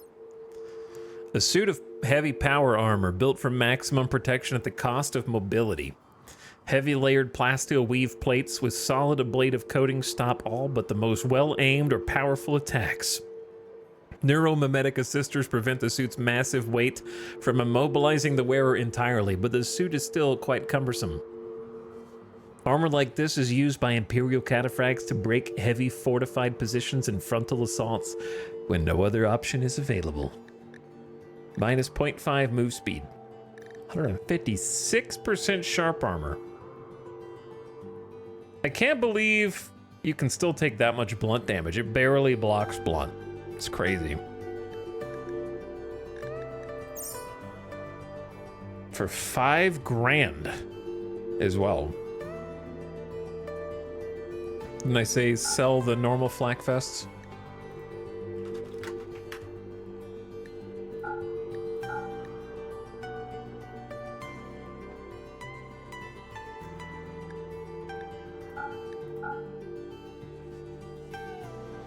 Alright, sell the normal flak vests. We might have to make some new ones.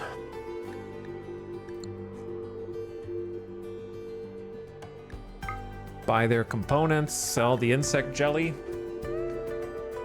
I think we have, maybe we don't have more. I forget that we have Luciferium as well. Has anyone ever used a smoke shell in combat?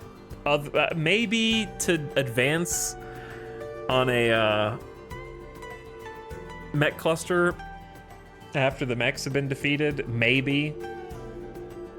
But that still seems like a lot of work.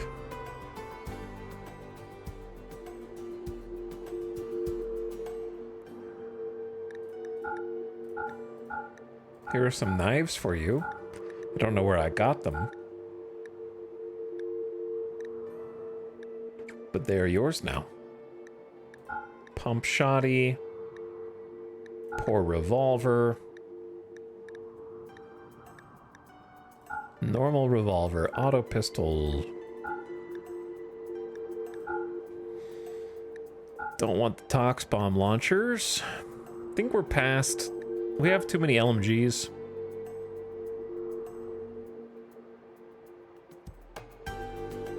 Ding, ding.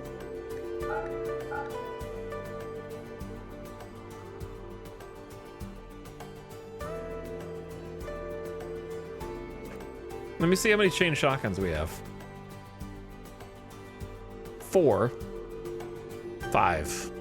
We have 5. I can't see myself needing more than 2. I'd rather craft my own. So let's sell 2 of those. Heavy SMGs, we have 5.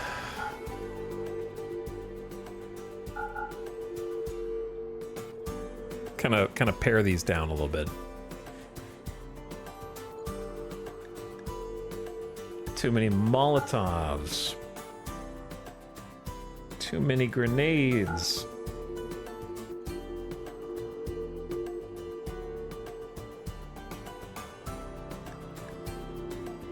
.5% marine armor. Wow, we almost lost that during a battle. Somebody was gonna be naked.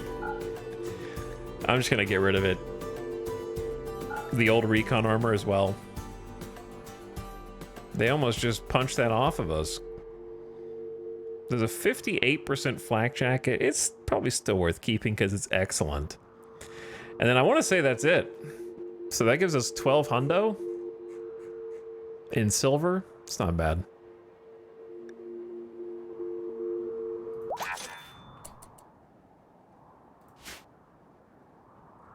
Where did they send the stuff? Oh, over there.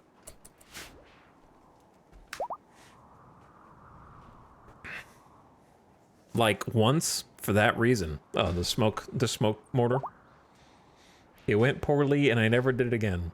The shell never went where I wanted it, so smoke pop pack it is. I used one so the allies I called in didn't get shredded by a mech cluster that was mostly turrets. So one time. I see. Samantha started a social fight with Outrun after Outrun flagrantly disrespected Samantha's father's ideas. This drove Samantha into a rage. And she beat Outrun up. That's that sanguiphage strength. You're gonna need to go to the hospital now.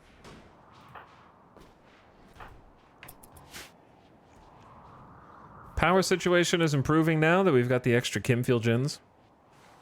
Start to turn some things back on.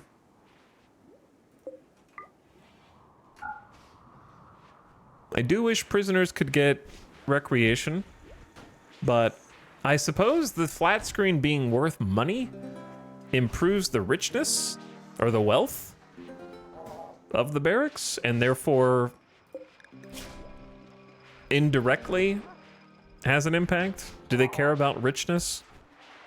They have very impressive dining room, very impressive barracks. So at least it's doing that, even if they can't watch TV. But we can dream. But yeah, they should have cleared some good stockpile space for us. What are you guys doing in here? Just hanging out.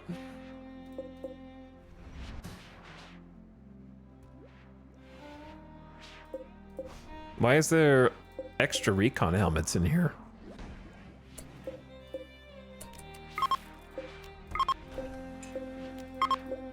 I think I can guess why.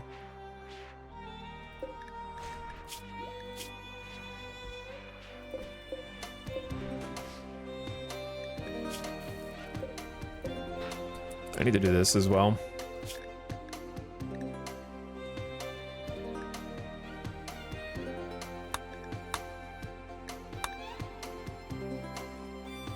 So we should need 3, 4, 5, 6, 7, 8, 9, 10, 11, 12.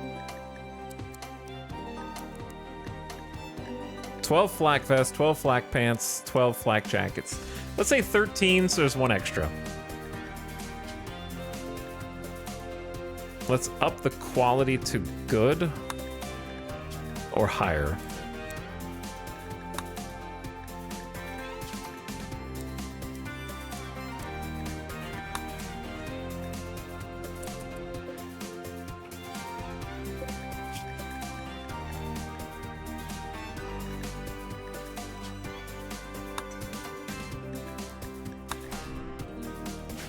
Okay. Is anybody mining plasteel?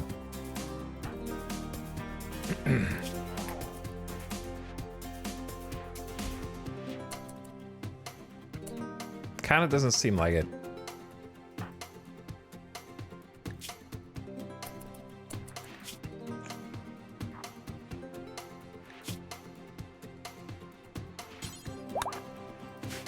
Samantha, go have some smoke leaf. Do not use that medicine, please.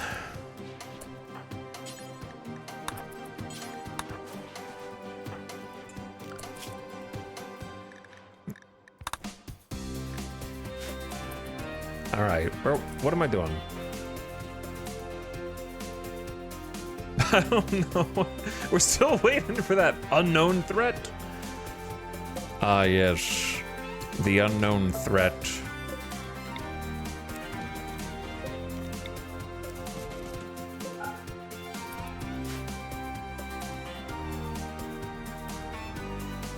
What could it be?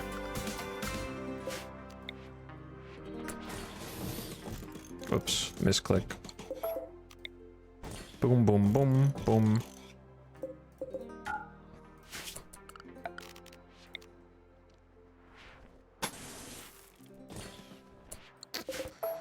Wrong paved tile. There we go.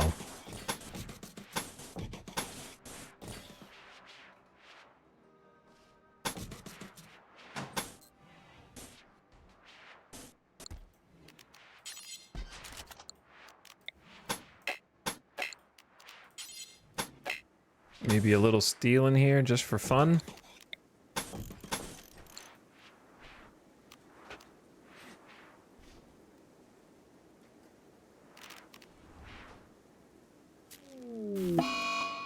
Bro. A little unexpected, but we can handle it. Cohen has admitted what she was fleeing from. She was traveling when she happened upon the Gwyn George, leader of Pole Plum Nation. Sick on the side of the road. Cohen insulted George by comparing him to a porpoise. Now George's pigskins are activating a site to harass you. There's an EMI dynamo which will disable electric devices across the region, and 4 mechs are sleeping nearby, and there may be an unknown threat. So power's out, and it is 3 degrees Fahrenheit outside. So we gotta take care of this one sooner rather than later. It shouldn't be too difficult to deal with, but the power being down is going to have some other repercussions, such as killing the crops in the hydroponics and other things.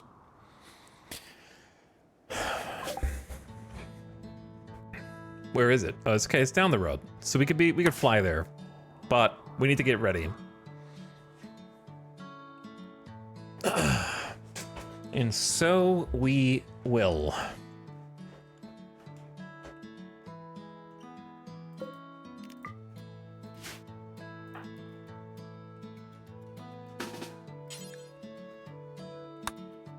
Okay, Dorna. Tony. I definitely want at least 2 melee. Maybe even 3.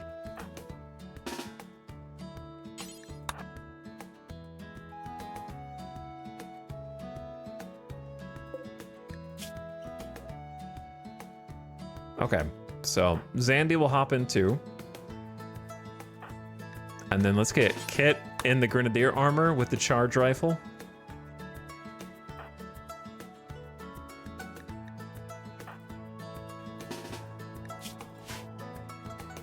Samantha in the other. Someone's gonna need to bring potentially EMPs. Well, we'll just get Dorna to use the Zeus hammer.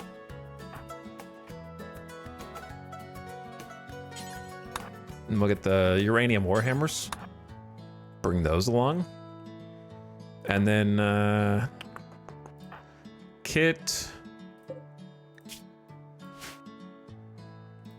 can bring a psychic shock lance, which is probably better in this situation.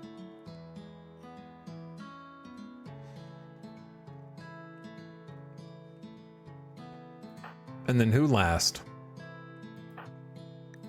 Who to bring? And what weapon to give them? How about Kaloon? Let me check this one. Flak jacket, good, good, excellent, good.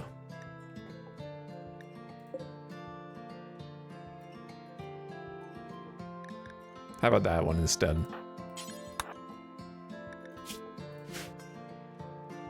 And then you can grab a Turk pack. Time to wake up. Starve and freeze to death. Yeah, it's... No problem. Let's get dressed in the dark over here. All my auto doors are out of power as well. This is why we have a ready room. This is precisely why.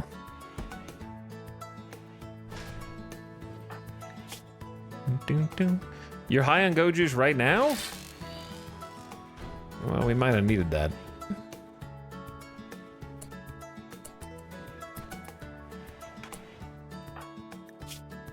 Kit looks pretty solid. Though Samantha dropped the low shield pack.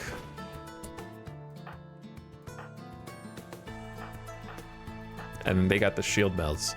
I don't know if 6 of us can fit with this gear on the shuttle, though. That's the catch.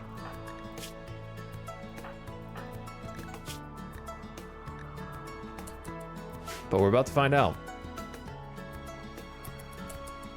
Someone else could go in a transport pod. Speaking of, we could fuel...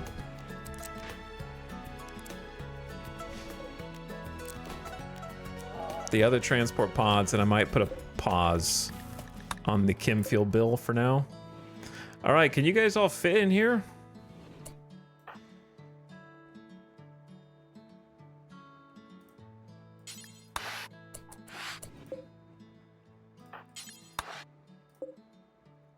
Wow, kind of surprised.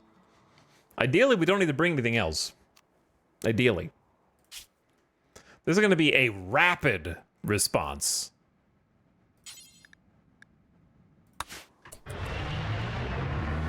Extremely rapid response. They're already there. I heard you guys were starting some shit. And I have come to investigate. Luckily, these dynamos and things are usually not an insane challenge. The challenge typically is getting to them, which the passenger shuttle has somewhat trivialized.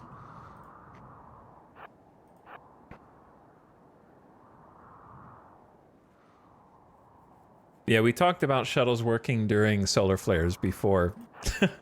I wouldn't mind if they didn't work, but also this would be an extremely brutal EMI dynamo in the middle of winter. Almost to the point where it's just like, what can you really do about it? Because it would take a day and a half to get there just to take care of it. And in that day and a half, if you don't have enough clothes for everybody, you might freeze to death because it is like 2 degrees outside and all your crops are going to die. So it's actually pretty harsh. But yeah, I think I wouldn't mind if they did, because I think it's fair. But okay, I didn't expect the mechs to wake up like that, actually. But we planned for this.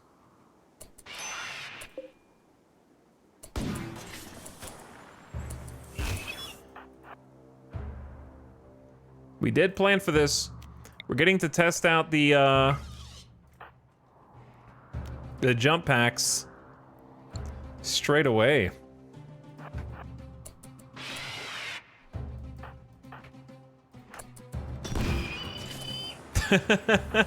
And Dorna's got the Zeus hammer with built-in EMPs. Hey! You can't shoot Samantha! You certainly don't have the right to do damage to my grenadier armor. which I brought for this special occasion. You're supposed to shoot the guys in front with shields. 116% sharp armor on this grenadier armor, right in my torso, dude. That's illegal. I'm gonna have her long jump out of here.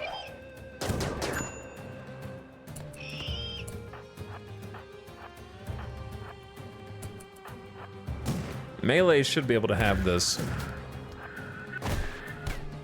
Especially with the stun.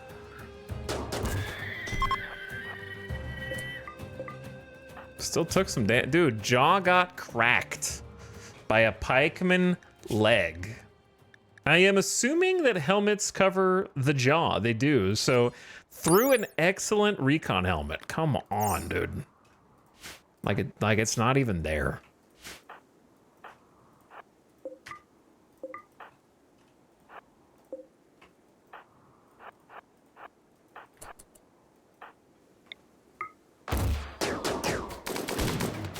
Dorna does such insane damage with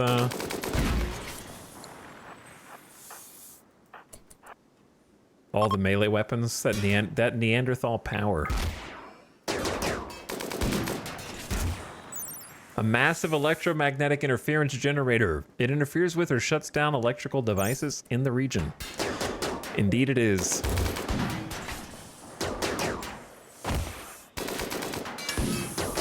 It's not gonna kill us. It's just gonna do an EMP explosion, but that would be funny if it did. It wouldn't be funny. It would be very mad, but that's beside the point.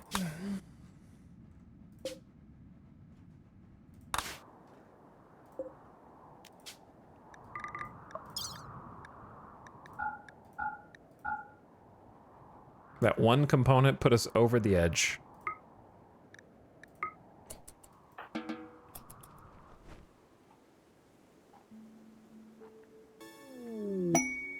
You guys are gonna go get on the ship, right? A rat has become food. It is now known as Rat 1. Wow, that is no joke. Obviously, it's only because of Odyssey, but it is the fastest I have ever dealt with an EMI Dynamo. We got the email and we showed up within minutes.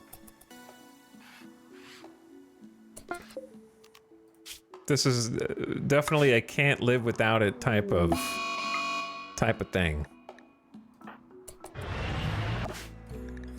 Lava has begun to pour into the region. Keep your colonists out of harm's way.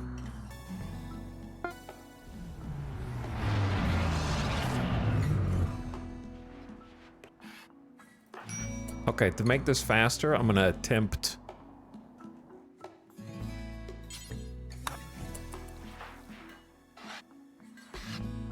to get them to just manual swap back into their gear. That way they don't have to do the whole song and dance.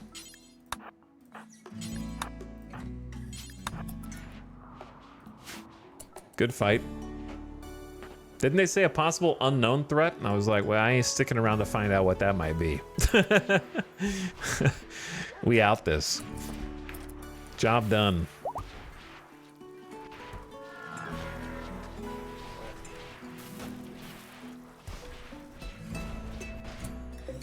Bomba, why are you grumpy? High life missing. See, I don't even know how you get to high life missing. I have you... Oh, because I have you... Wait, that's Opossum. You're on hard cider, Bomba. Which is a drug policy that allows for Psychi tea every 3 days. And beer every day. If recreation below 70. Mood below 40. Which yours is. So I have no idea why you're not partaking. Tony, ravenously hungry. Eat your food, Tony. You're gonna feel better. Everybody's grumpy.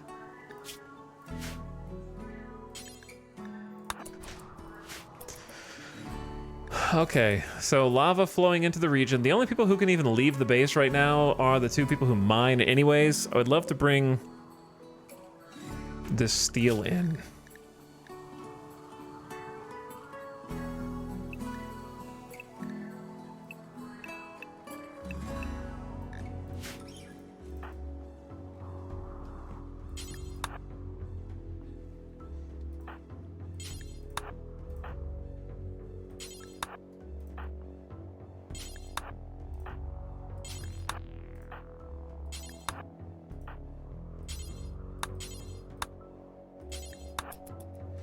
So maybe I just get some people out there and go do it real quick.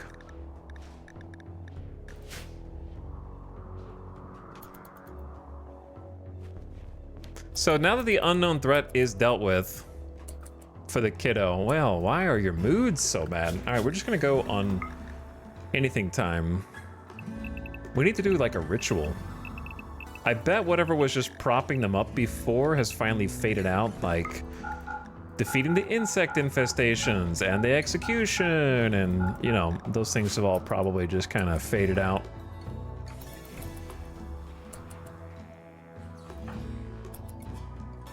I think the volcanic ash is a -3 as well.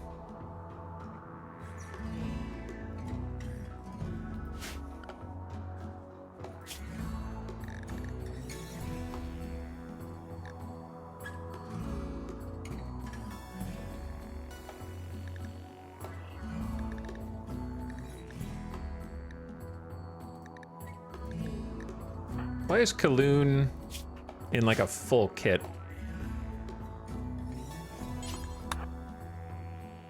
Probably forgot. So I think let's just put everybody in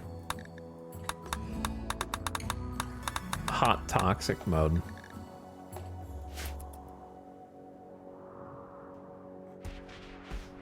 Make use of the gas masks that we have.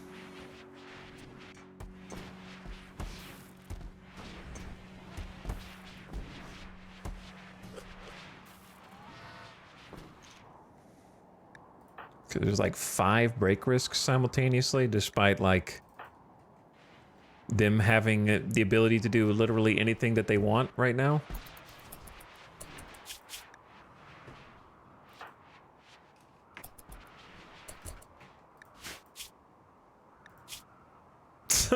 Smoke leaf tolerance, psychite tolerance, alcohol warm. Wow. What does it take to keep you going with supreme expectations?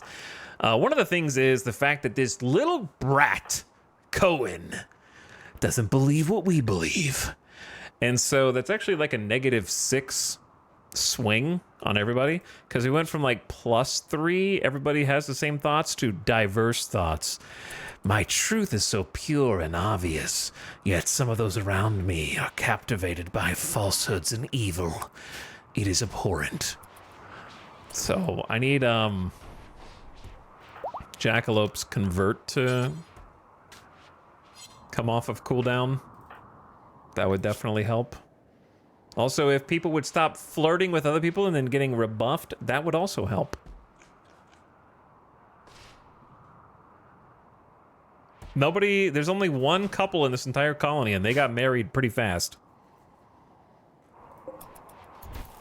I would love for these batteries to fill up. And then I can turn the other batteries on. Hey, we saved the crops too. That's how fast we were. That's crazy.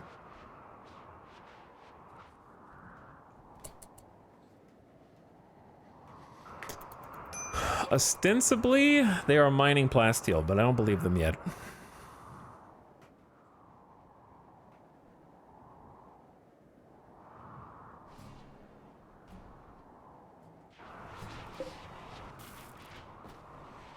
We're starting to run low on resources here, family. Tony does keep flirting with everyone, yeah. Seems that way.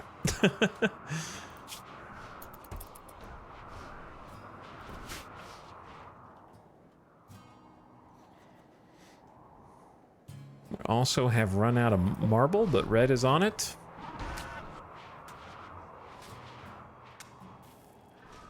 And they're hauling that over and turning it into blocks very fast.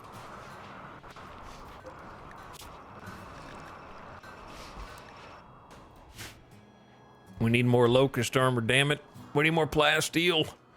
I need a bulk goods trader to come through. I could buy some plasteel off them. I got 2,200 silver for it as well. But we are dangerously low on non-meat now. We just... Ooh, there's boomalopes. But they're right next to defoliator. Yeah, I don't think I want to boom those. That's a real scary hunt.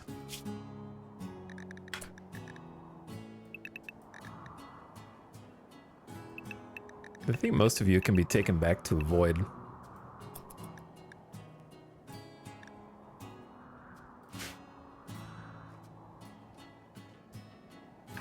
Same thing for the mechs. Hello? Kiko?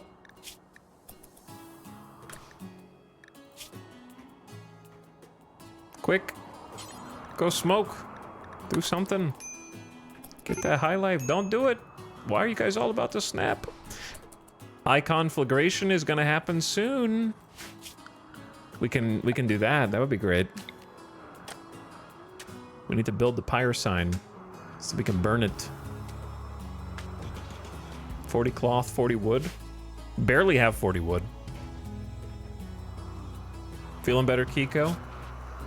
I'm like stone, man.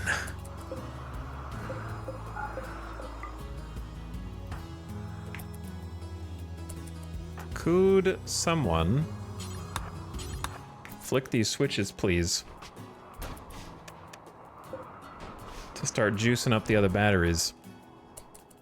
If we had some wind power, that would be excellent, but we have nothing. Whew. Deep breath. I forgot how addicting RimWorld was until I started playing it again. What's up, Bry Guy? It is a very addicting game. Lots of new stuff to do with Odyssey as well, and new ways to play. It is a good time. I've enjoyed this colony and trying to set it up. It's taken forever, but I think it's been worth it. Yeah, thanks for reminding me. I need to change the lava zone so that they don't go swim in the lava.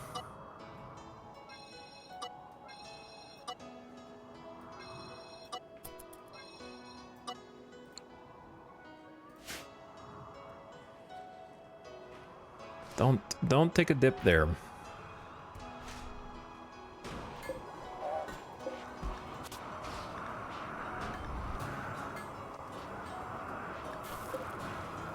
Why do you have an unfinished flak jacket and unfinished flak pants? Did you start making those when we went? No, I don't know when he started making those, actually. I have no idea.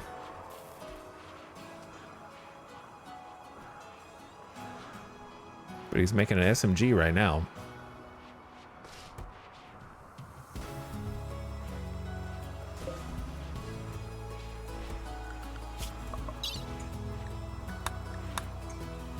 Randy hit us with Mass Animal Insanity, Manhunters, Enemy Raid, Ship Defoliator, and like a tight cluster. One of the Mass Animal Insanity wasn't bad though. The other three were tough. So I'm wondering what he's gonna send next. But whatever he does send next, that's what I'm gonna wake up the mechs for. Unless it's more mechs. But the defoliator radius is growing larger. To be fair, most stuff on this map tile is already dead. So I'm not too worried about it.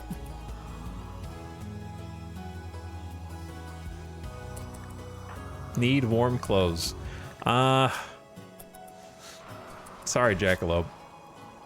But you insist on wearing your royalty clothes. Speaking of royalty clothes, why don't we do that?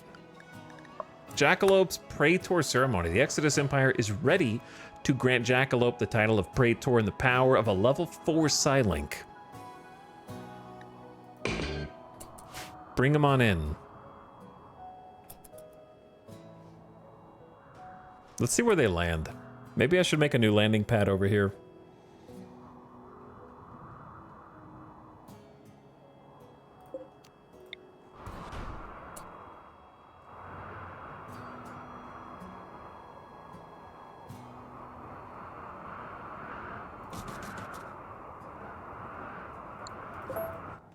Too lazy. Too lazy. Where are they?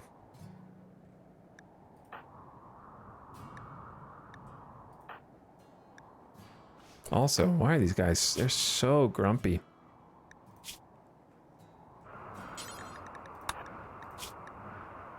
The diverse thoughts. Sad youngsters. Someone just go play with the baby. Sad youngsters is killing us.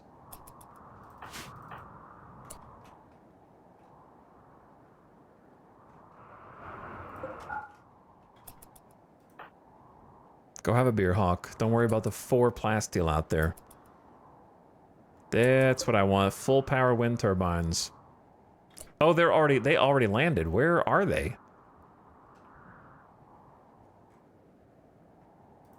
Where'd you guys come from? Chad, do you see the ship?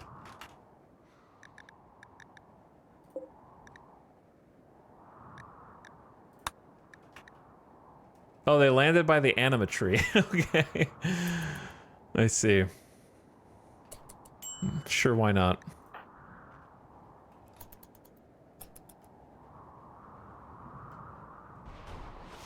Where are you guys going? Into the throne room? Hopefully. They do like our throne room. I don't know how many people can actually fit in here. It's not really big enough for everyone. But you're all invited.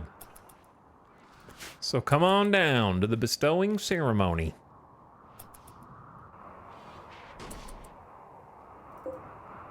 I have banned these from being refilled with wood, unfortunately, because we're kind of low on wood. I like the RP that we just gave 200 gold to the Empire to get this title, like literally bought our rank. I hope the Empire doesn't mind that we're all mostly wearing gas masks.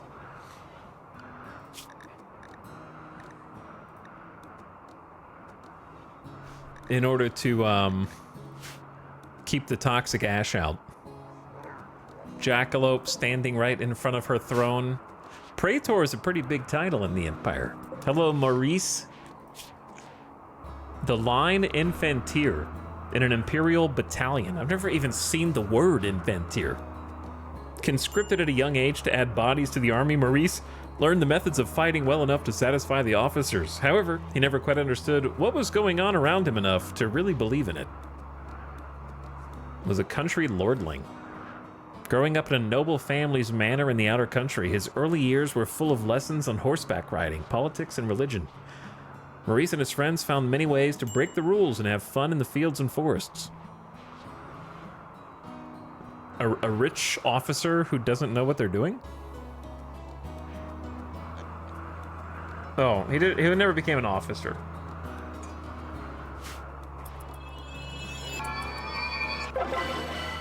It was an honorable bestowing ceremony. Jackalope received an additional 3 honor as a sign of respect for gathering 23 spectators. I'll take it. Jackalope has received the title of Praetor and a new level of Psylink and automatically learned Psychic Power Word of Serenity. If she dies, the title will be inherited by Kiko Wheeler. And we got a new permit point. She can now give speeches from the throne. If all goes well, listeners will feel inspired. If it does poorly, the speech will do social damage, depending on her social skills.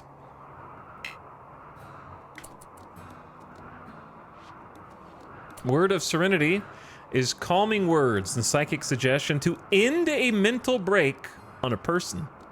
The target will fall into a short psychic sleep. The psi focus cost depends on the intensity of their mental break. So extreme is 70%. So she's gonna need to try to maintain like 75 at least. She's gonna be meditating all day. They're done, but are they? Initiate a speech from the throne. Jackalope will go to the throne and call the colonists to listen to a speech. Why not? Why not? Speech, speech, speech, speech. Now that the royals have left, I, Jackalope, will lead you to the stars. Yes, the volcanoes are cool, but what if we could see volcanoes that were entire planets from space? We could travel the stars and find molten worlds. This is the true home of Blorch and Skaldra and Molcraft. and the royals can take us there. I will take you there.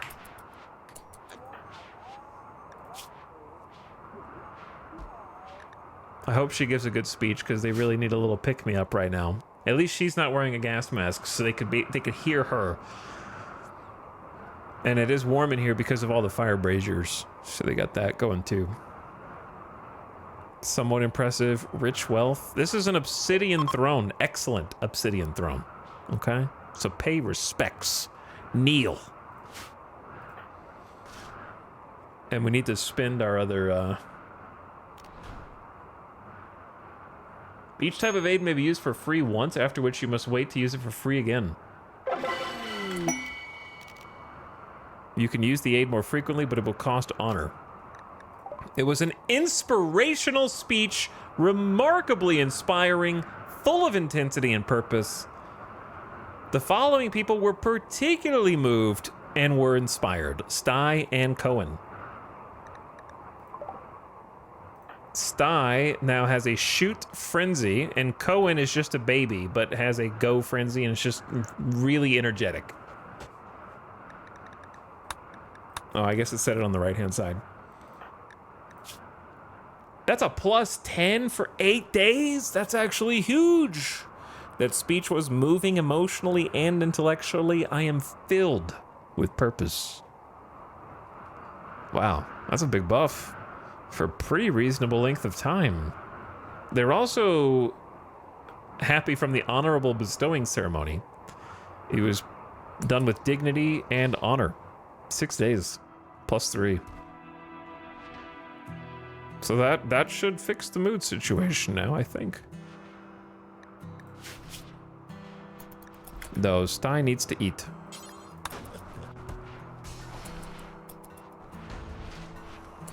Someone needs to take the baby somewhere safe.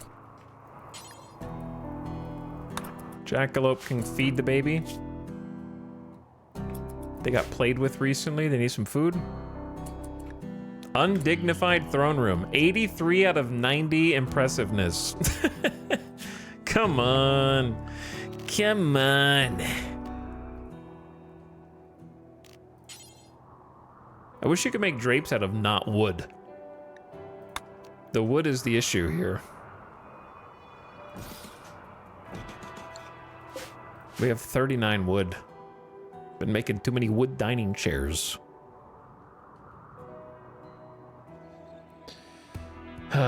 We need traders. We need bulk goods. Need some art? Yeah, I guess we need art. The problem is finding a sculpture. Take it out of here for now. The sandstone doesn't really match, but it might help in the short term. Permit choice ready, so we can already call a laborer team and a trooper squad. So Praetor can call a janissary squad. Yeah, that's pretty good. I think that's the one for sure. Defense. Big defense.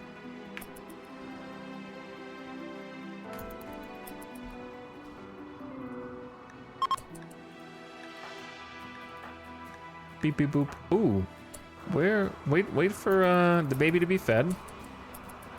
And then we can talk to Cohen. Try to convert Cohen a little bit. Word of Serenity's cool. It's interesting that she's gotten like pacifist abilities that seem to respect her incapable of violence. So that's quite neat.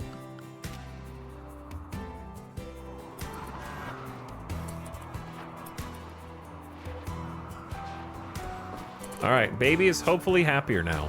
You should be. And where is Cohen?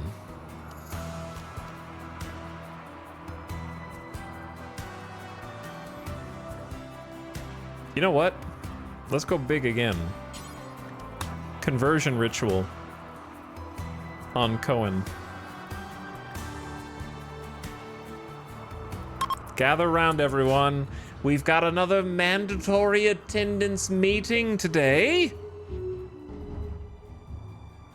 We have much to discuss amongst our peers.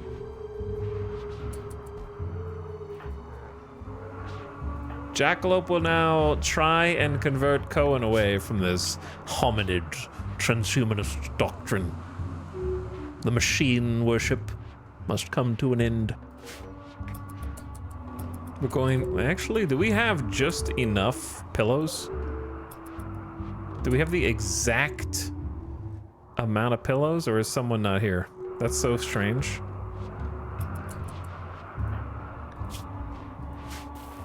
We're getting some good use out of this ritual chamber. Let me tell you. There hasn't been a lot of success. Oh, the lava is right behind me, isn't it? Dude, I can't believe movies are still using that joke. Speaking of movies, I have had the misfortune lately of watching certain movies that I am not better off for having watched. For reasons I can't explain. Me and Alice recently watched The Marvels. I don't know why. Sometimes you sit on the couch and a movie turns on and you're not really sure how you got there, but it's too late to stop, you know? I thought you were gonna say War of the Worlds. No, worse. Something worse. I had to pause the movie probably at least 3, 4, 5 times just to stop and analyze the insanity that just happened. And perhaps I am being overly critical of it, but I would probably put like the top 3 worst Marvel movies. It's there. It's there. No doubt. I would have to say, if my definition of worst is I would never watch this again. If that's my definition of worst, is I personally could not be convinced to watch it again. If you paid me $100, I would not watch Thor: Love and Thunder ever again. It would take, before I even considered watching Thor: Love and Thunder again, it'd take at least $300+ to get me to even, like, sit down and watch it. Sounds like you're trying to make the most of your Disney Plus account. Well, the nice thing about the Disney Plus is I also I use the Disney app to watch Hulu, because the Hulu app is garbage for some reason. And Disney Plus shows Hulu shows, but without lag and better subtitles. I don't know why. So we've been watching some Hulu stuff as well, like the Alien series.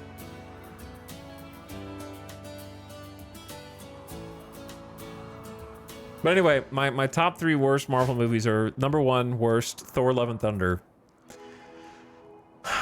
Number 2 worst is it's 2 and 3 are a tie. And it's Ant-Man, Quantumania, and the Marvels. Like, it's tied. I can't pick one as worse than the other for me, personally.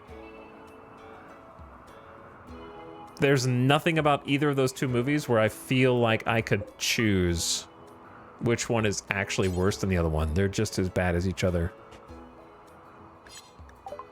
The conversion ritual was effective. The speech not only had solid arguments, invisibly swayed the convertee, but kept the crowd entertained.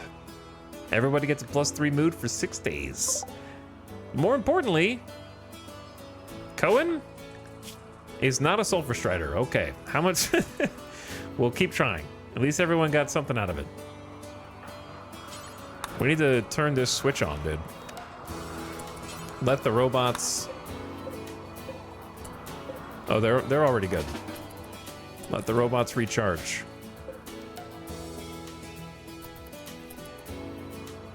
Yeah, moves should be solid now.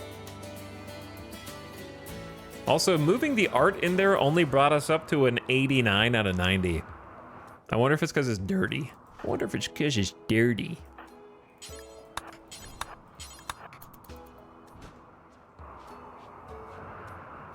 It was because it's dirty.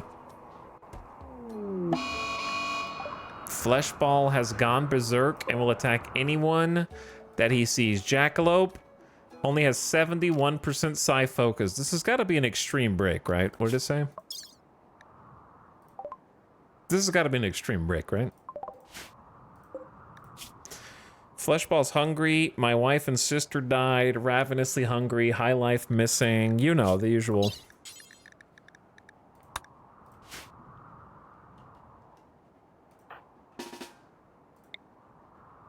It would cost some, like, let's do this.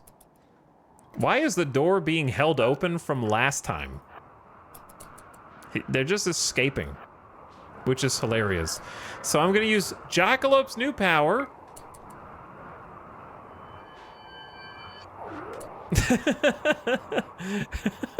To psychically stop them from going berserk. I can't believe they didn't even punch me there. Now they're in a psychic coma, 10% max consciousness. It's easy. My bad. We got it.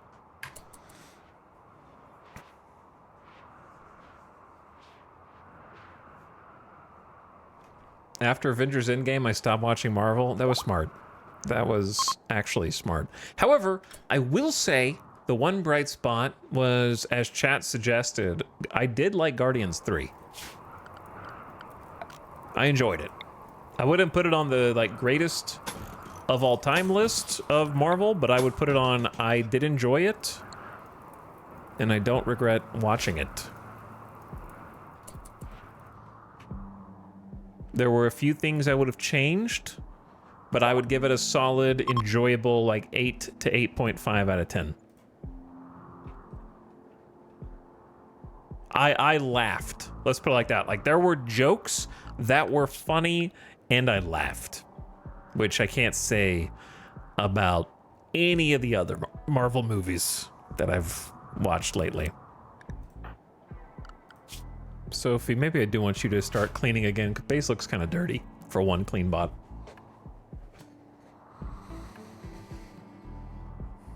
There were genuine like jokes with punchlines. The jokes in the Marvels was very millennial, mid 2000s, early 2010s humor, which was very strange and sort of surreal. Where there were no, like, okay, comedy is subjective. Different people find different things funny, but I value jokes that have setups and punchlines. I like some absurdist humor, but not a ton of it, right? Like sometimes something that just happens that's unexplainable can be funny.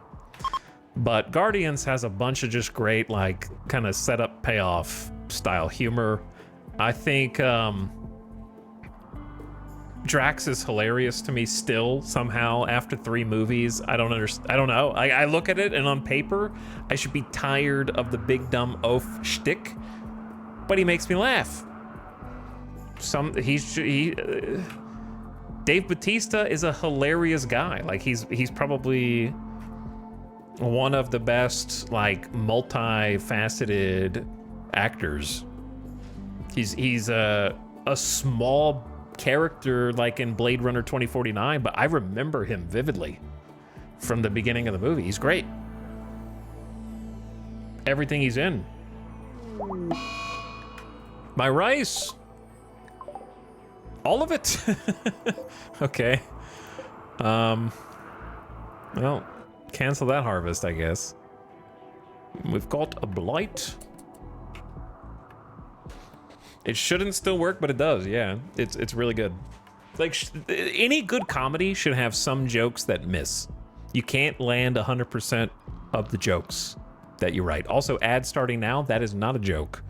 I snoozed it once, but turn your volume down, ad watchers. I'm just gonna be yapping. Gonna be yapping on 1x speed while I make sure none of my pawns go in the lava. The usual shtick.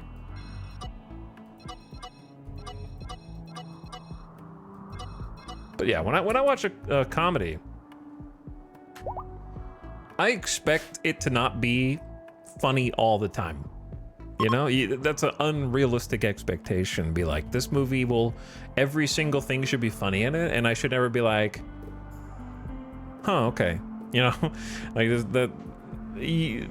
most comedies when they're hitting you with jokes and jokes and jokes are just throwing things at the wall, and some of the things you'll find funny and some of the things you won't. But as long as there's enough, like, things that are funny to justify the existence of the rest of it, then that's all I need to have a good time, right?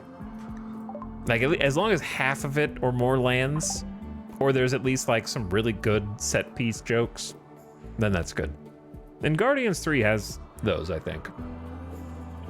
Like, there's some lame stuff in it, but it's got enough genuinely really funny stuff that I had a good time watching it. The Marvels, on the other hand, is like, its idea of a joke is like, I can't even think of an example because it's so bland. I'm trying to think of like what it's like 2010s millennial humor. They don't say he's right behind me, isn't he? But it's kind of like, that just happened, kind of a joke. You know what I mean? It's not really a setup payoff. There's no punchline. There's no leading the audience to something. It's just like the characters are reacting to something that is awkward. And that's supposed to be the funny part, is that like, oh, something awkward is happening. It's kind of, yeah, that's kind of awkward. And look, the characters are going like, they're raising their eyebrows and like squinting a little bit, like, oh, like Kamala Khan. Did I say her name right? I think I did, because I get confused because it's not this. They don't pronounce it the same as Kamala. It's Kamala. Miss Marvel. Let's go with Miss Marvel. She has like a joke that's supposed to be like a setup payoff, but it's just her going, twinsies, and just being like, I'm so awkward is the parentheses, and that's supposed to be the funny part, you know? Oh, Mr. Sark, why? Hey, Mr. Sark, twinsies, Mr. Sark. Oh, God, I love Mr. Sark. I feel like we're twinsies. What's up? Instant ad? Bro, you guys rated at the end of the ad, bro. But it'll be over in 20 seconds.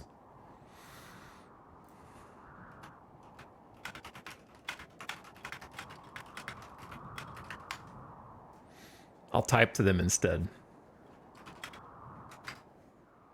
Watch the goddamn ad. Thank you, Mr. Sark. I appreciate that. It'll be over in 5 seconds. You little baby children. Anyway, hey, the ad's over. They can hear me now. Well, welcome, everyone.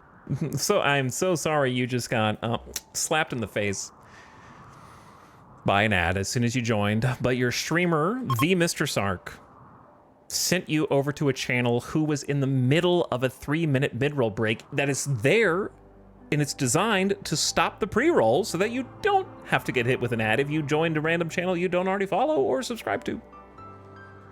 So if you have to blame anybody, blame him, because he did it, not me. All right, anyway, what's up? Hello, Raiders. I do appreciate you guys coming over. You joined right when I was talking about watching the Marvels, and I hated it. It was terrible. Awful movie. I'm sorry that I watched it. However, then I watched Alien vs. Predator Requiem, which, controversial take, I enjoyed more than AVP 1. I know that's a hot take, and I know it's a low bar, but I liked it better than the first AVP. I'm on an Alien rewatch, Sark. I just watched Predator 1, Predator 2, trying to catch up. Predator 2, I hated with every fiber of my being, but I loved Predator 1. And I'm working my way up through the Alien and Predator anthology to try to get to current day. So I'm sorry if what I said upsets you. Those are just my raw reactions to what I consumed. Loved Predator 1. Predator 2,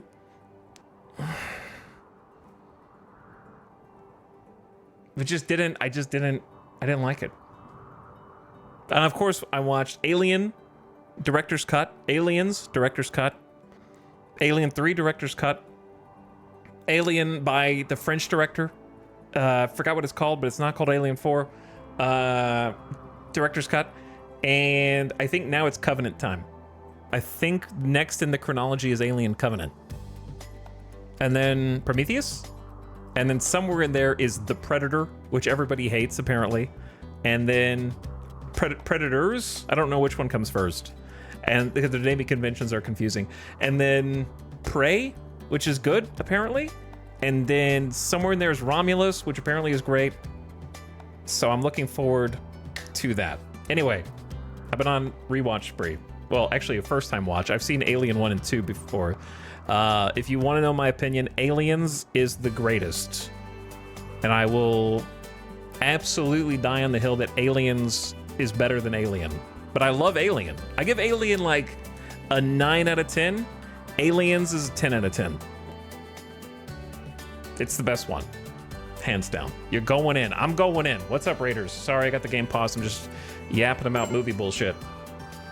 I'm playing a game called RimWorld, where we are currently surrounded by magma lava, and I have to keep my colonists from taking a dip in the hot lava, because sometimes they're stupid and then they walk through it and then their legs burn off, and then they become Anakin Skywalker.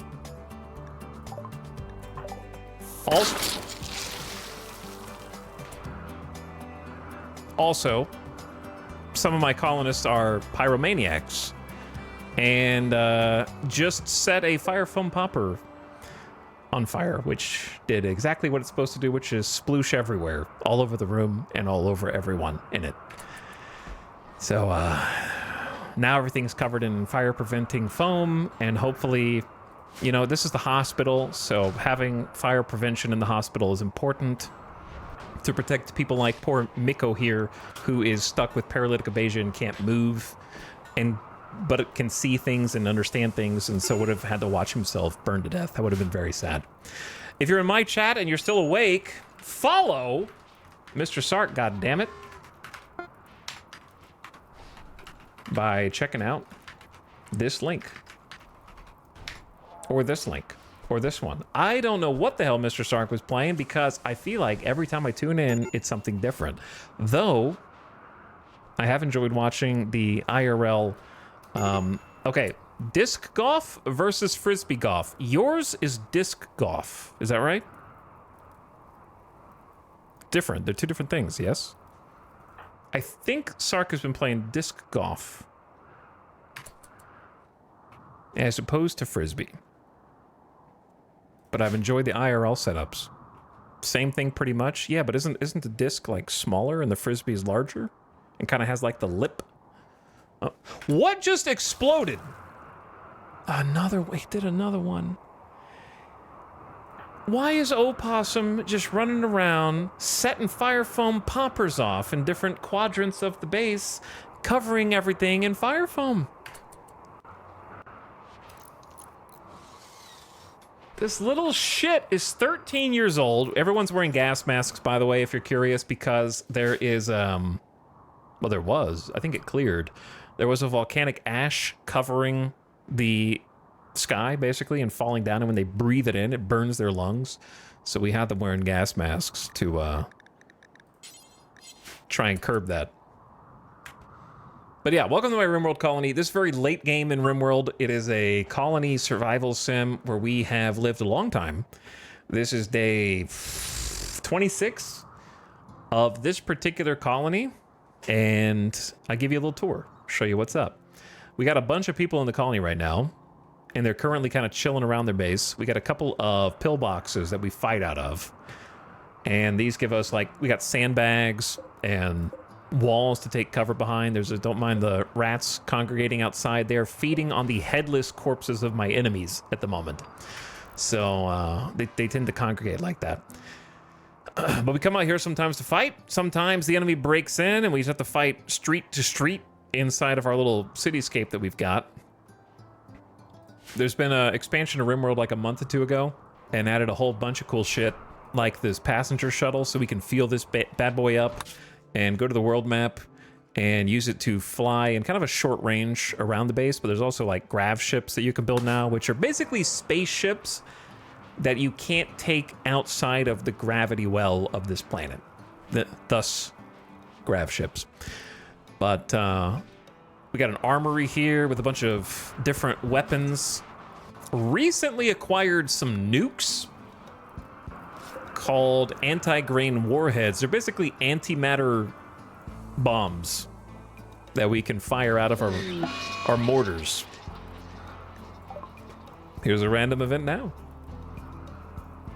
A distant engine of hatred is stirring, projecting a psychic drone onto this site. For a few days, some people's mood will be quite a bit worse. So some of these people now have a -30 mood because there was a psychic voice screeching into the back of their mind now, exhorting them to do inexplicable crimes against their fellow colonists. And the way that we get them to resist such things is, well, copious amount of drugs. So here in the rec room that is now covered in fire foam, we actually have a burn bong, which we call the Sacred Rip. Did I mention that we are a drug colony?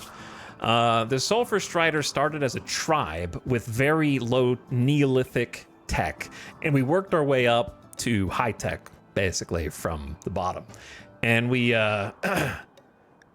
consider drug use essential. So we have a burn bong here that they light it up, makes the whole room into a hot box, and they all chill out for a day or two.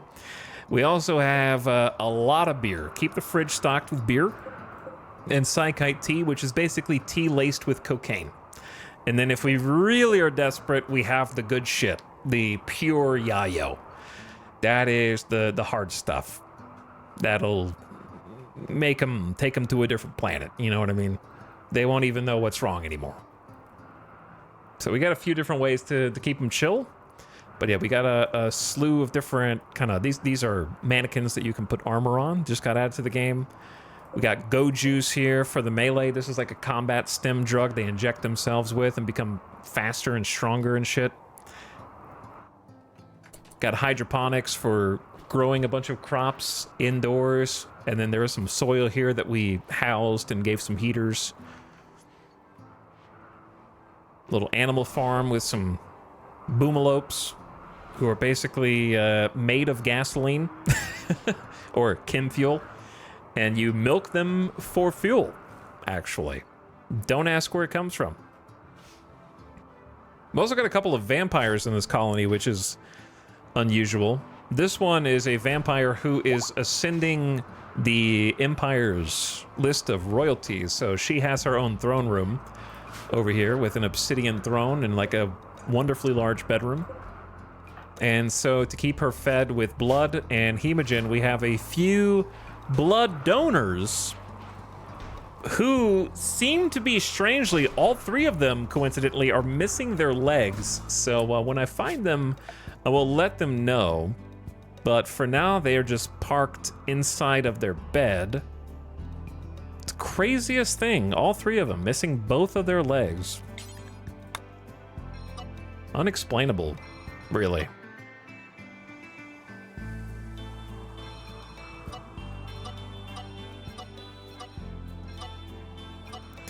What would be a real worst case scenario for a drug empire of this caliber? The thing with RimWorld, if you're unfamiliar with it, is that it escalates its difficulty over time. So the more successful you are, you get your success is measured in wealth. So the more items, the more cool shit you have, and the better the people who inhabit your colony are, the higher this goes. And the higher this goes, the stronger the threats that attack you. So it continually escalates. So the thing that could really just mess everything up is the storyteller that we are using is this guy. Randy Random. So RimWorld has 3 different storytellers by default. Cassandra Classic, Phoebe, and Randy Random. Phoebe Chillax, what's her name? Yeah. I'm not changing it.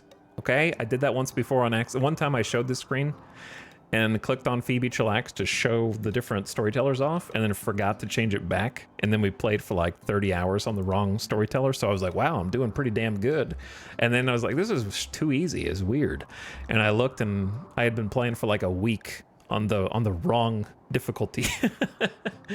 But anyway, Randy has the tendency to clump and cluster different events. Let me double check that this is actually, yeah, 500%. So we're playing on like max difficulty, quote unquote, 500% threat scale. And basically with this multiplier. So anytime that somebody comes to raid us, if there were going to be 50 people or 15 people that raided us, then there would be like 5 times that. So Randy, each of these little red blips is kind of like a bad event. And since he is random, he can send different clusters of them. So sometimes we have times of peace, nothing really happened here. Sometimes we have, holy shit, who pissed in your Cheerios? There's like 7 string of events side by side. And if you look at everything, you can see that we started to just like skyrocket around here, but it was rough going at the beginning. Like we have many dead and also kidnapped. So this is these are sarcophagi with fallen colonists who have died defending, and the original leader of the colony is also dead. And then we have at least 5 or 6 that have been kidnapped, but really just like a cluster of shit tier events could kill us if they just happen back to back. Right now, we are surrounded by, how many is this? 16 of these thick boys. These are giant robots that are like 2 to 3 times larger than any humanoid. And they all have either miniguns or charge blasters, which is like a laser minigun, sort of. And some of them have inferno cannons, which set shit on fire. So if these guys are currently parked around a crashed chunk of ship that is at present, I don't even see the circle anymore. The foliage kill radius is 55 cells. This thing is killing all plant life in an expanding circle around it, and if you don't deal with it, it will eventually spread to your base, and then all your crops die. But if we wake it up to destroy it, we have to fight all of the centipedes. So we're hoping that somebody else raids us, and then we can wake them up, and then the 2 enemies can fight each other. So we're currently just letting them sleep and giving them clearance. But yeah, it would just be some bad luck timing on how many different events are sent at us simultaneously at this point. But anyway, thanks again, Raiders, for coming over. Hopefully I gave you a good explanation of kind of what's going on here, but I know it's a lot to take in if you haven't seen RimWorld before, because it is a very deep game with...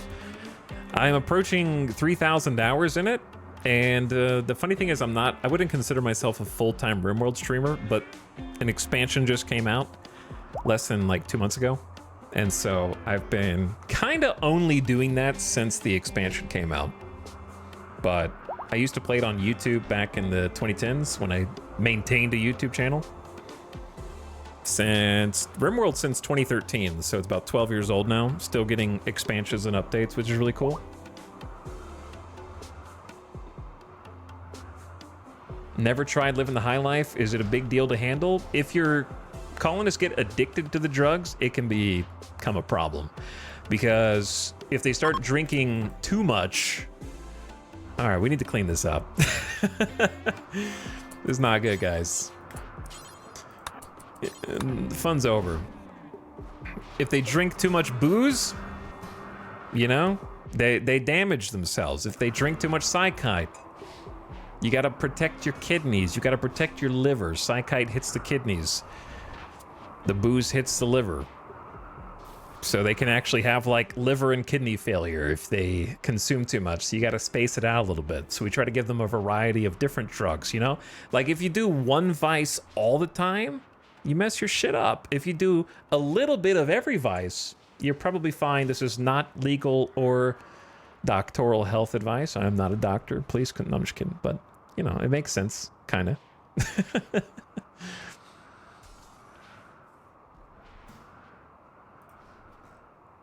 I've been playing for a month. You having fun, Flopstar? 10th in-game year? Yeah, we kind of are in the 9th in-game year, I guess. Maybe 10th. I don't know. Math is hard.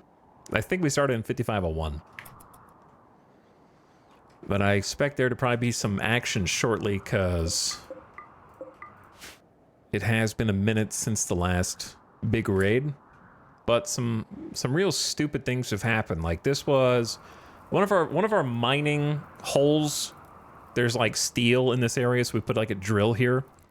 And earlier, the storyteller Randy was like sent raining lava down on the colony and banked the shot of falling lava directly into this one room. So if any of the miners had been in there, they would have died instantly.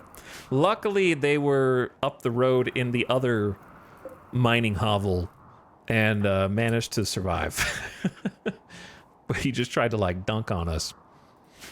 So you can get some real bad luck. It's definitely possible and happened to me before, where sometimes like there'll be a group of transport pods that just land and they'll crash land right into your colony and drop raiders right into the middle of everything.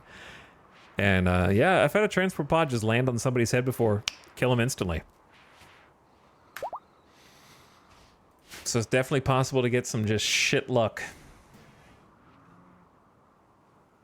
But anyway, Sark, I hope you had a good stream, dude. Gotta go get some food. Or just kick your feet up and relax. Thanks again for coming over. Sark chatters, what the hell were you guys playing? What is Who's at the Door?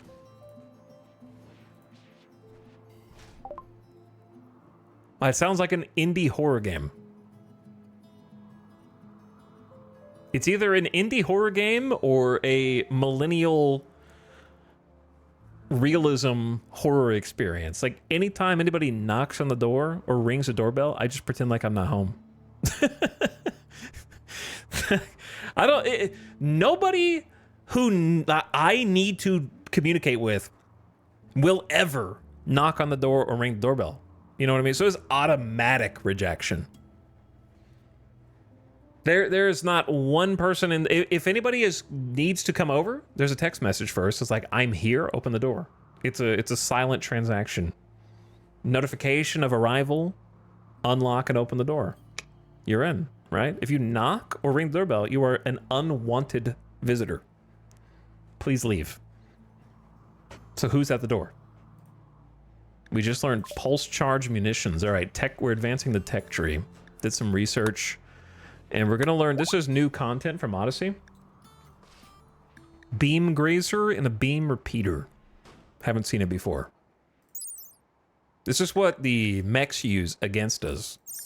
So it would be kind of crazy to use it back against them, but it's going to take a long ass time to research. Why not start now? This is our research room. We got some funkalicious carpet in the middle of it from our high life. Got a couple research benches in here. This is the drug lab where they make all the good shit. If we have a bunch of extra... Yeah, we have a lot of extra psychoid leaves. Maybe I let them make some flake. Flake is the stuff we don't take ourselves, but we sell to others. Does that make us bad people?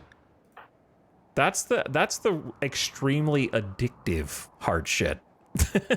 So, we don't want to take it here, but we understand other people might want to. It's a flaky white preparation of psychite that can be smoked for a short but powerful euphoria. Cheap to produce, extremely pleasurable, it is exceptionally addictive, known for destroying lives, communities, and entire societies. So, we don't do that. The yayo is the clean stuff.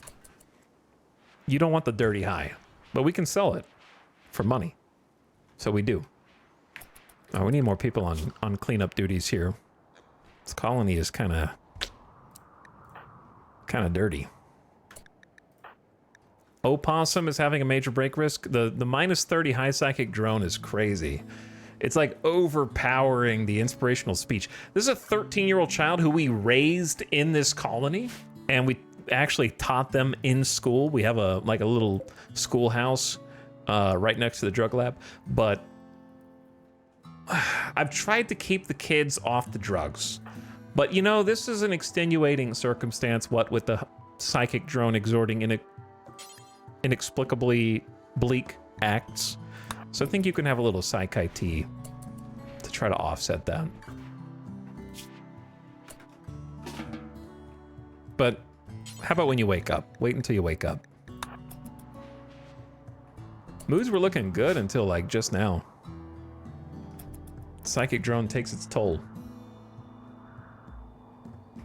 And then we rescued Cohen, a 7-year-old girl who was being pursued by like mechs. Actually, no, it was pigskins. The pigmen. I think she saw the leader of the entire faction on the side of the road and called them like a porpoise. And they were so incensed that they activated a like mech area that had an EMI dynamo that took out all of our electricity until we went to go deal with it. So we took her in and now we're trying to teach her. And we also have a baby quail. So Samantha is a waster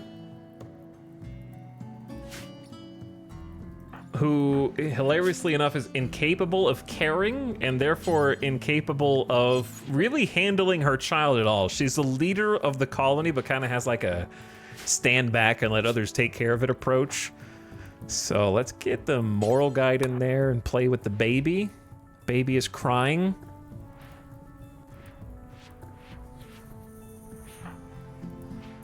So Samantha's had 2 babies. The first one she had herself, and that was Opossum. And then the second one, we used in vitro fertilization on both because Samantha doesn't have a baby daddy.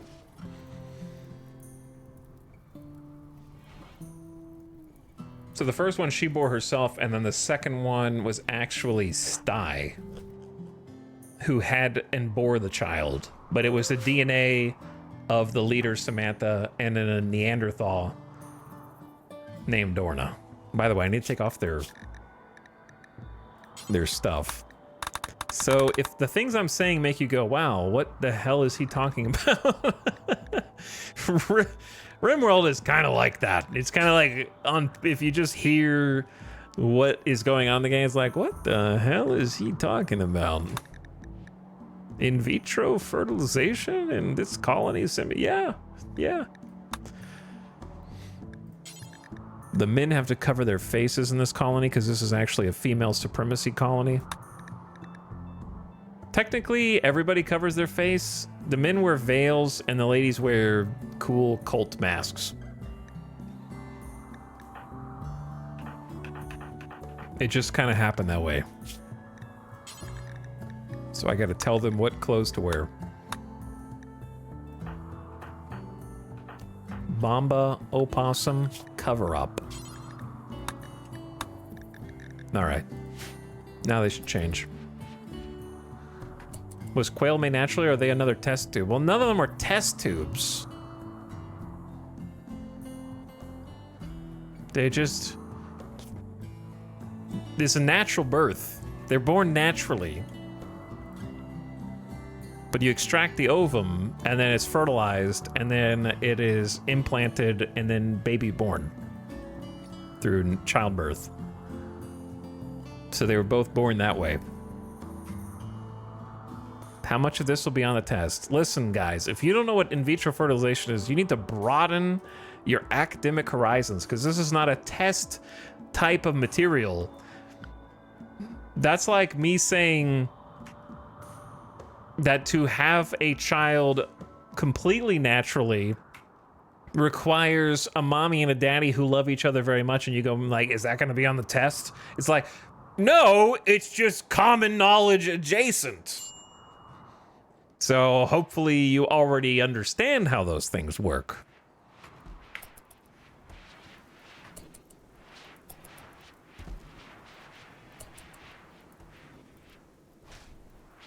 But there are actual test tubes in RimWorld, right? You can create growth vats, which is a literal test tube that you can put a baby into and grow them to what, like, you can make them an adult in days or weeks. They'll just come out stupid because you didn't teach them anything. So if you want to grow your own genetic super soldier army, you can. You can create your own super soldier program if you want.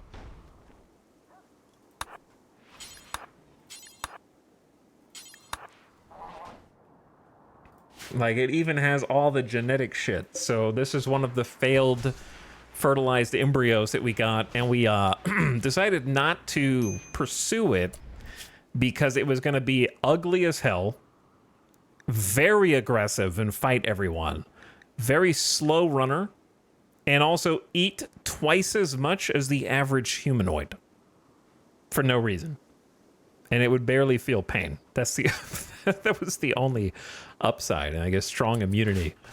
Had a good immune system. But we decided against making that one real. We didn't want to bring the ugly, aggressive baby into a life of suffering. So instead we got Quail, who turned out better because they don't eat as much as two people and they have strong melee. They're still aggressive, but they're not extremely ugly, and they have the melee damage is the main thing I wanted. Can we clone people or animals? Not technically, but you could in theory. You could, if you did the research on gene processing and xenogenetics. This is with biotech DLC. If you have the biotech DLC and you research genetics, you get a gene assembler and a gene bank and a gene extractor. So you can extract specific genes that you want and then end up sort of making your super soldier or whatever you want. And then you could implant that into anyone you want. And so you're not really cloning them, but you're making them have the same strengths and weaknesses.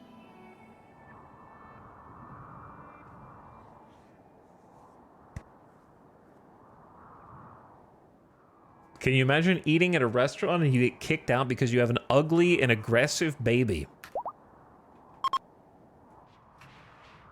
I just like the idea of the baby, like, fighting everybody. Like, you try to, like, here comes the airplane, and the little baby's like, get that shit out of here. Like, punch the spoon out of your hand.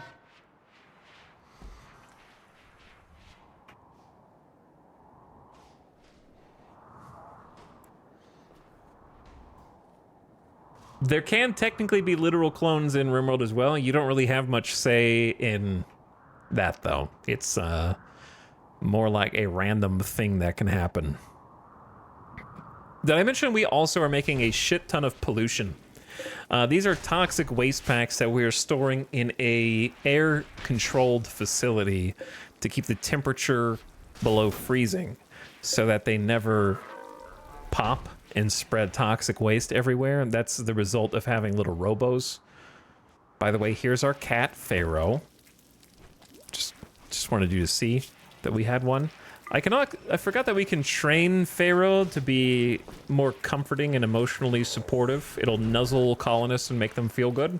We should do that. And then, yeah, we have this whole area needs to be fixed. I think it's a good time to build it. This is where we kind of like create our small Roombas.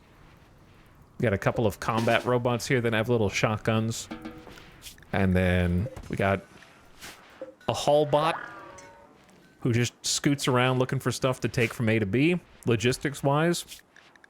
We've got a build bot, and then we have a literal Roomba, the clean sweeper, who goes around tidying up the base. And so those create pollution to be used. And then we take that pollution right now over to this tree that can absorb the pollution every so often.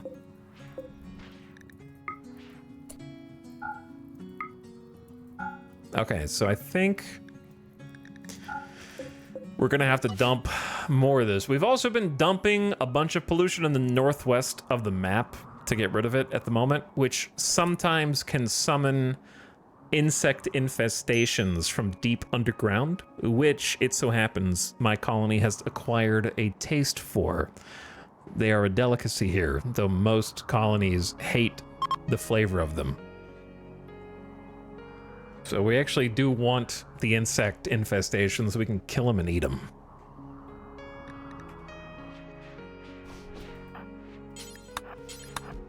But we have to wait for the lava to cool off first.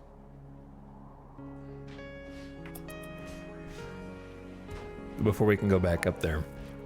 But yeah, we running out of space quickly, and the Pollux tree is kind of at capacity right now. Ritual opportunity soon. The throne room is undignified. All the braziers must be lit.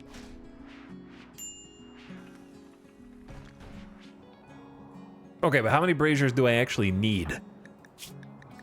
That's the wrong button.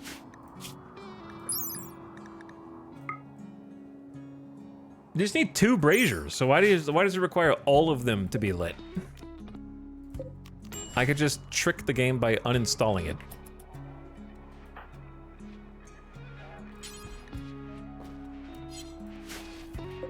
Because I haven't been refueling these because we don't have any wood. There, see?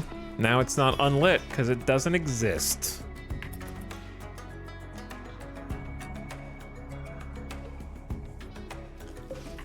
Let's start toggling some of our systems on. It's our kitchen. Cooks are cooking. This is where we brew our own beer. Back here, how many beer do we have right now? 152. That should last us until summer. This is a scanner that looks for underground deposits of resources. This is a scanner that looks for distant deposits of resources that we can go retrieve. This is just a generator room. Uses a resource called chem fuel to produce electricity. Try to power the rest of the base. They're working on building some flooring up in here. Trying to get rid of the dirt floor.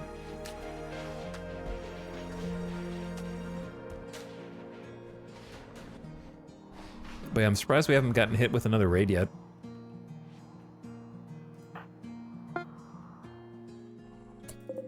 This looks sharp. 139. I really need plasteel right now. So getting a couple people on the drills. I've actually installed bionic drills onto their arms. So Red and Kiko's left arm is actually a drill that transforms back into a regular hand with normal manipulation so that they can drill a little faster.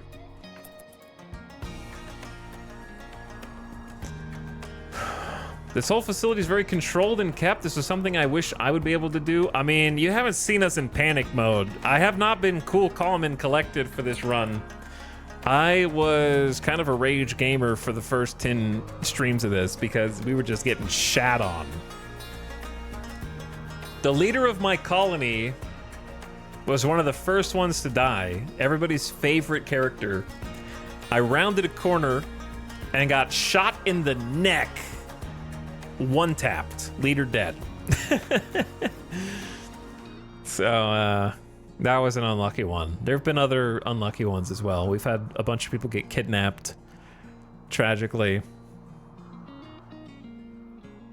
Chat, share the clip. That's just a rant. I don't even know if that shows the death. But yeah, I was pissed. You've earned this success. It ain't over yet. That's all I'm saying. To get an ending in RimWorld is its own extreme chore. In our case, I have to grind. Well, if I want to go for the honor ending, the royalty ending, then we're going to need Jackalope to climb the ranks. And then we're going to have 15 straight days of raids and pain and suffering. While also having to keep the mood of the royals up for 15 days or else we fail. So that will be interesting. If we ever get that far. This room looks pretty good, actually. Now that it's got some proper flooring in.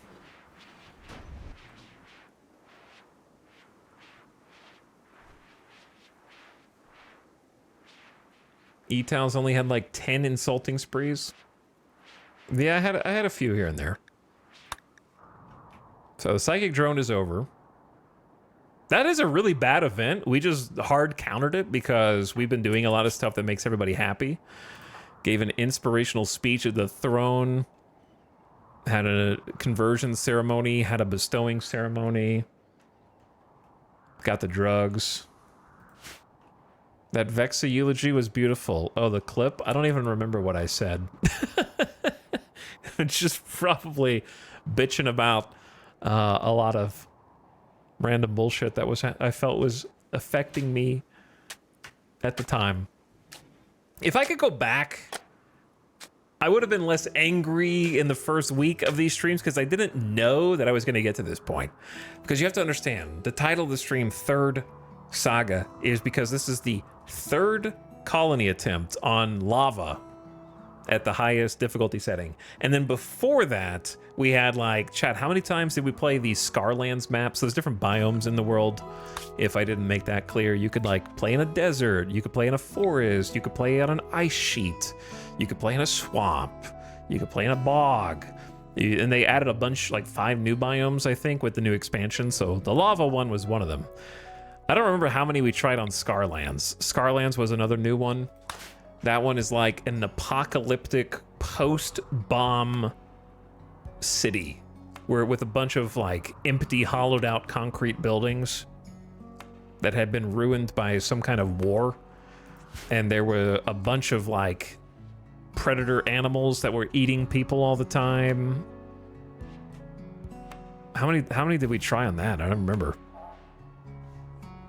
But anyway, by the time I got to here, we had been trying to get a run going for like at least 5, 6, 7 attempts. So at the time when the bad things were happening, it was like, oh, is this going to be another one for the trash bin to start over later? So if I had known that we were going to stick through it and live, I wouldn't have been as angry as I was at the beginning of this run. I remember when you did the modded darkness biome. Yeah, that was hard. Rare thrombos. Oh. Trying to walk through the lava, are we? Thrombos? Why, yes, I will eat good tonight. So thrombos, it's a really sad thing, actually. They are gigantic, graceful creatures of unknown origin. It's gentle by nature and supposed to be extremely wise. The wisest in the universe, they say. It simply chooses not to speak, or so say the legends. So we kill them, take their horns, sell their horns, and then use their fur to create either armor or other merchandise that we'd sell to other traders. And then we eat their meat. So they have like 3 thrombos are probably close to 1,000 meat. So of course I gotta cash in on that.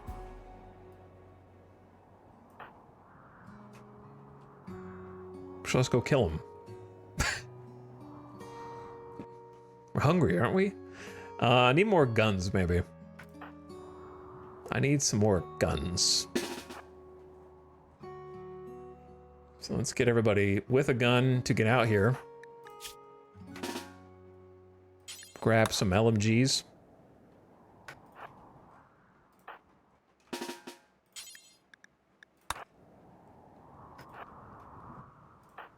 Gotta do a little micromanagement. Because they will mess you up. If you don't kill them, they can gore you in 1 or 2 hits. Like if their horn strikes you, it can 1 or 2 tap you.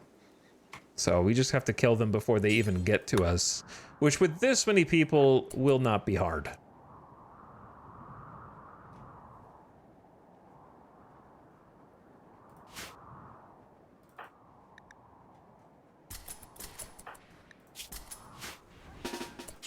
But I like to be better safe than sorry. This thrombo is trying to cross the lava and catching fire every so often and then panics.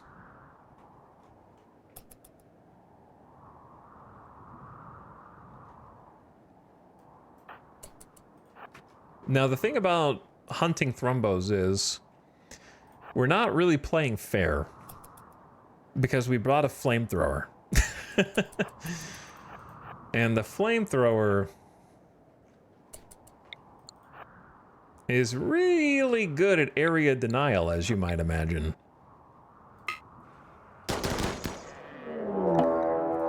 A thrumbo is attacking after being harmed. It will hunt any humanoid it can reach. It will only calm down when it goes to sleep.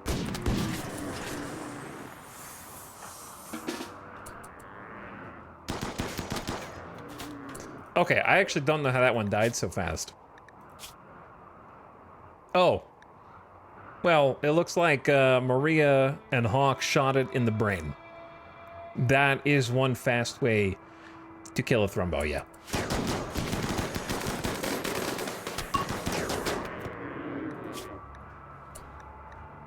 The second one we also shot in the brain a couple times. So a little lucky there, but we do have some good-ass weapons at this point. And while we're here, the other one is coming along as well.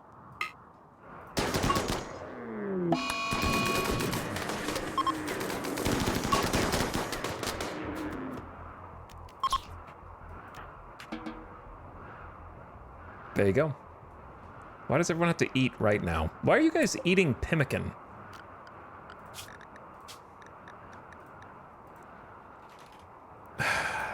It's my fault. That is not for you, actually, right now.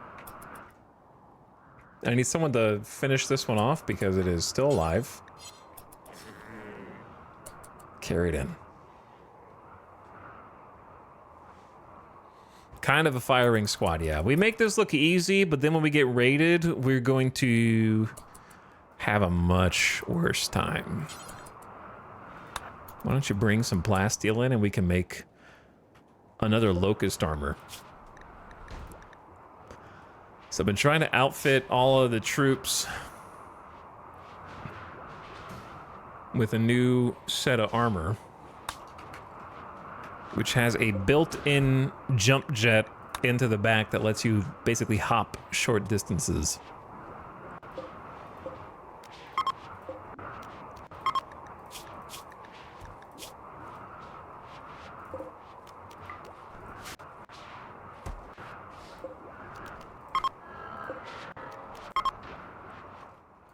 Okay. And Hawk here is putting the materials together for the new armor sets.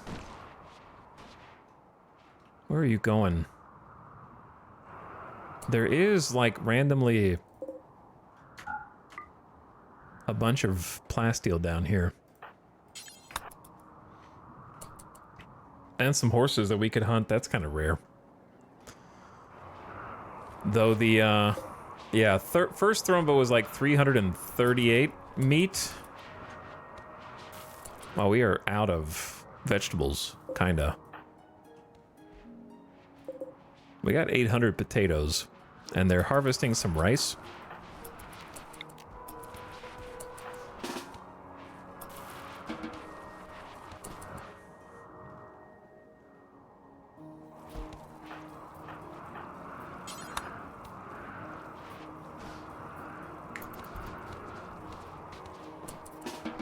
Okay. You guys should do what you want for a little bit. Oops, sorry. Ugh. See, at this point, our goals are build up our armor and weapons while we have the chance,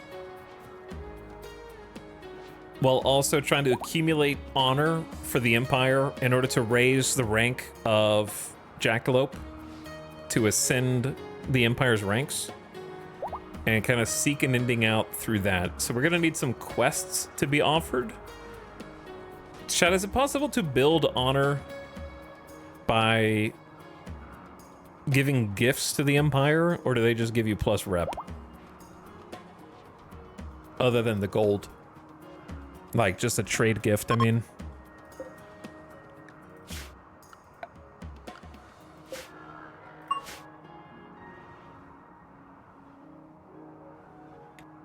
Kind of dark over here.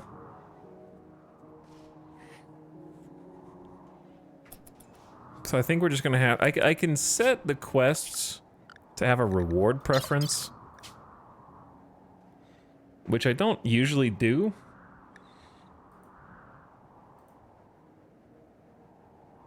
Yeah, I think I want goodwill also because I like having them as an ally. So if both are an option, that's fine. There we go, butchering the Thrumbo. This poor majestic creature getting turned into a wad of meat and a horn and some leather or fur. And now we make Thrumbo fur dusters and we sell those on the market for big money. Big trade goods. Somebody asked earlier about the sanguophages. I got a couple of sanguophage chambers for the vampires. So they have their own rest chambers in here. They have to go in the sarcophagus for a little while. They have a couple buildings around them that give them some buffs.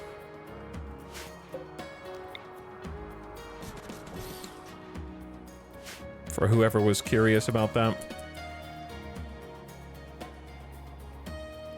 Is there a quick way to tell which buildings... I feel like I've turned some buildings off and like forgot to turn them back on. But now I don't remember what they were.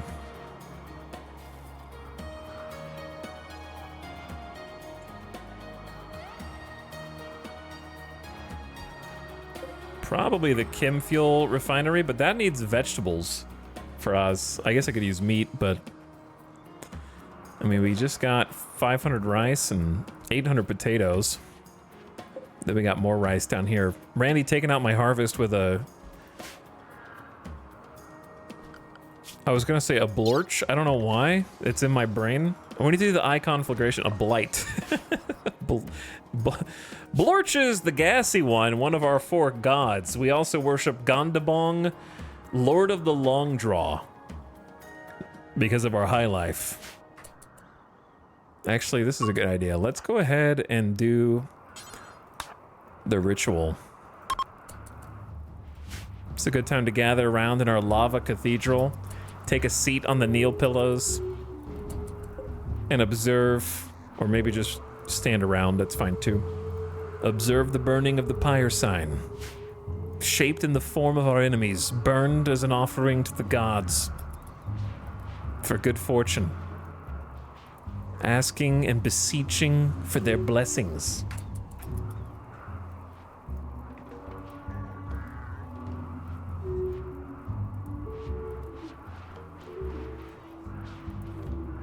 Let's see, can we get higher than bad quality this time, baby? Hey, all right, we got good RNG this time. This time it was fun instead of awkward and bad. Everybody participating gets a +5 mood for 6 days. They enjoyed the chance to relax and have some fun together.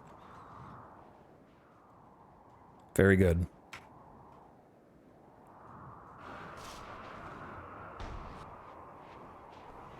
So, chat, what is on our to-do list? Other than to find a place to store the pollution, because we're kind of out of room. The pollution is getting a little crazy. The lava is cooling off, though. So that is coming to an end. I'm going to move some more up here, I guess. More mineral scanning? Well, we're scanning for silver at the moment. We just don't have as many researchers, I think.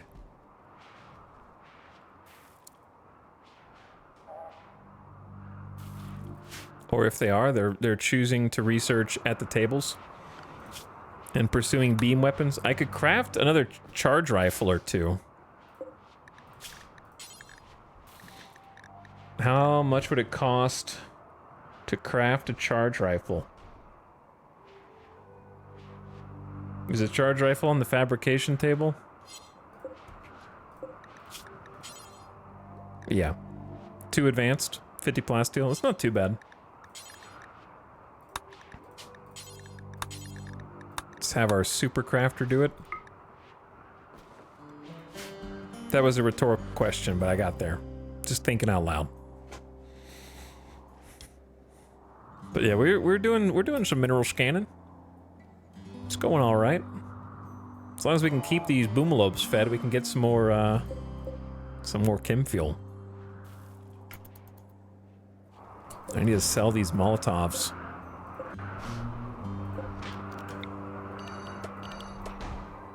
How do we not have storage space for silver?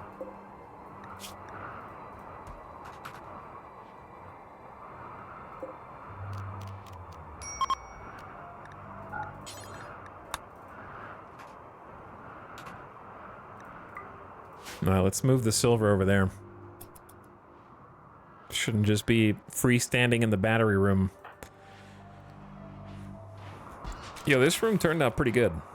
Needs more light, but I like it.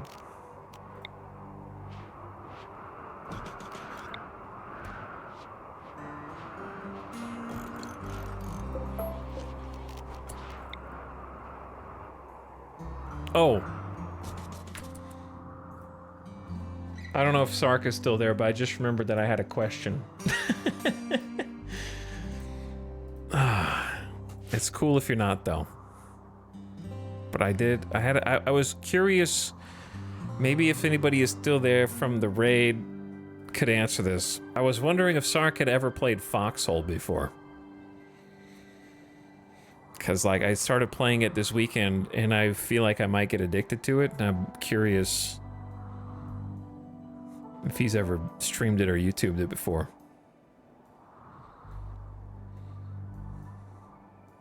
Explaining the colony took a lot of focus? What do you mean? From me? I can't focus on anything anyways. Bounce around from one topic to the next. I was addicted to Foxhole until the community told me I wasn't allowed to build. What happened, Binehammer? In your case, what did you do? I'm just kidding. Like, immediately go on the offensive. Like, what did you do, Bitehammer? You're responsible. Maybe if you had just built better, they wouldn't have told you you're not allowed to build.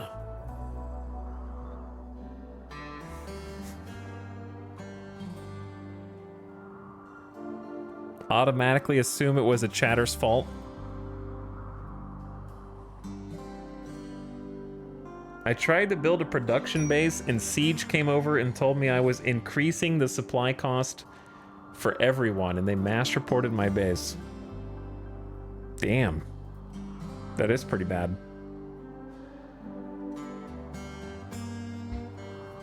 Were you on the quote-unquote noob server or the sweaty server?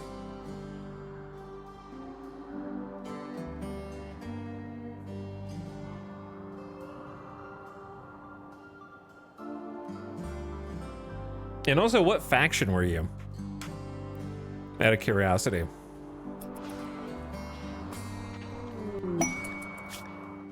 Divine Leader Joshua Margeau of Trade Consortium has a special request. Someone has dumped an abundance of toxic waste packs near one of his settlements, and he is unable to safely store them. So he wants you to. He can drop 643 tox packs by transport pod. If you do, we'll give you 1 excellent recon armor. Whew. Wow, what a deal.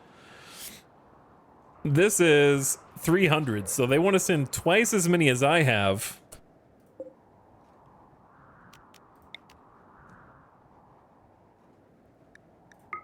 Twice as many as I have. What a great deal.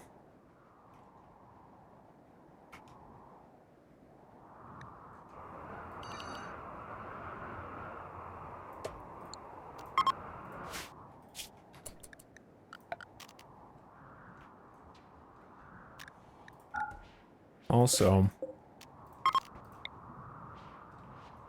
trying to like fix something real quick. Don't tell the RimWorld FDA that I am storing toxic waste near my food, my raw food. Okay? Appreciate that. Where is the other zone that I literally just put out here? There it is.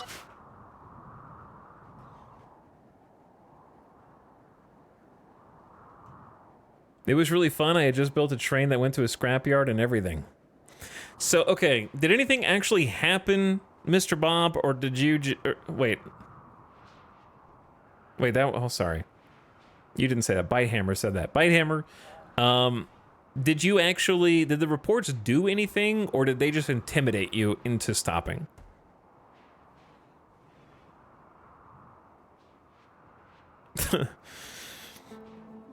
Did you actually get banned, or did any official action take place, or did they just be like, don't do this, and you were intimidated? If 5 people report a building, anyone can deconstruct it. Really? So they had a squad of 5 go around and report all my buildings? Does that not come up flagged on their servers? Like, can they not see when 5 people in the same regiment are just going around reporting a ton of buildings? That is crazy. Yeah, that is actually crazy. A video game HOA. That's true. A video game HOA.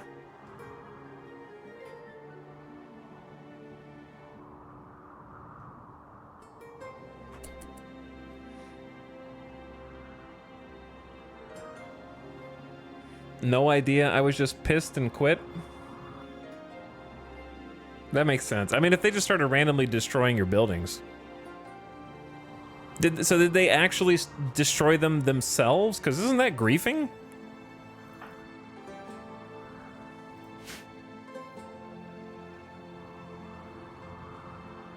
I feel like mass reporting buildings and destroying them is griefing for sure. Isn't that, they have like a code of conduct? Which obviously doesn't mean anything unless they actually do something about it.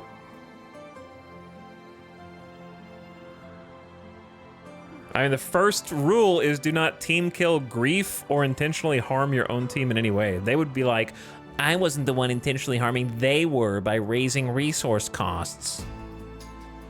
Which obviously wouldn't, that's not how the devs would see it.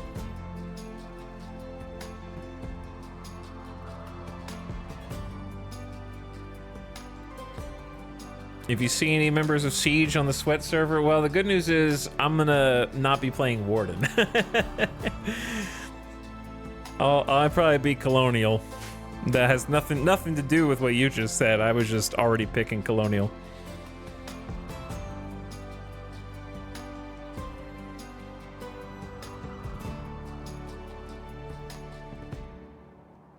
It was meant to be for random buildings that were left to decay so you could get rid of them quicker. It's a needed mechanic, but not how it's used to bully. Realistically, like, wouldn't the way to fix it be if 5 people report, they have to be from 5 different regiments? Like, you can only report once per regiment or something like that for a building. Would that not fix it?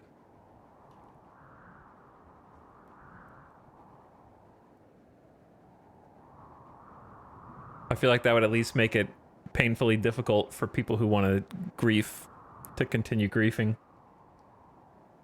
Instead of, like, it's kind of stupid, you can just take 5 people on your friends list and, like, mass report.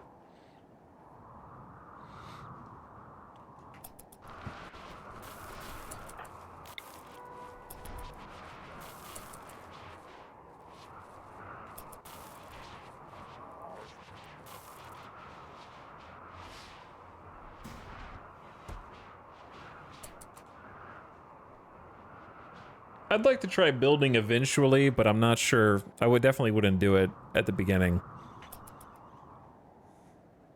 So I think if I ever did do it, I would just find the most...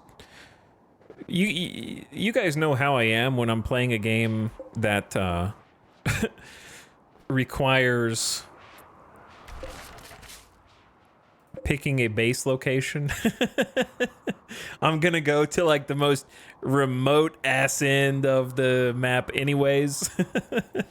and try and carve out a spot in hell. Just because.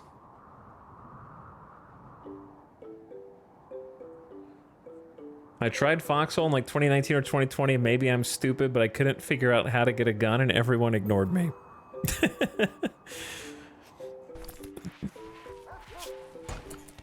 I don't know what it was like back then. I tried it like before that when it was brand new. Didn't really know what I was doing either.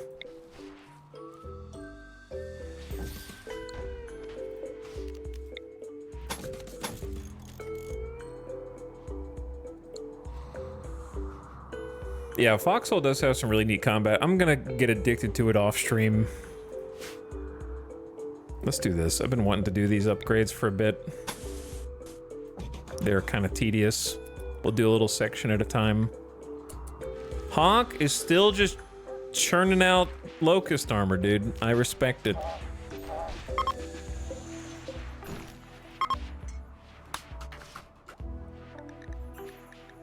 We're up to 6 locust armors now, with us the 7th on the way.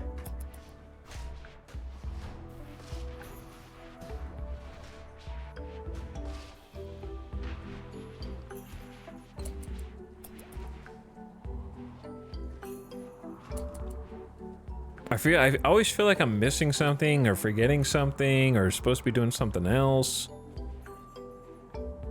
But like, we got people researching, we got somebody on the long range scanner, we're getting the plasteel that we want. Though hauling it in is a whole different thing.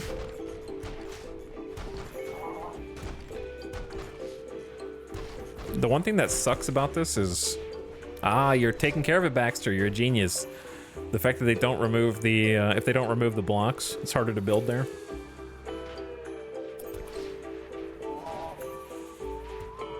How are we doing on stuff? Food.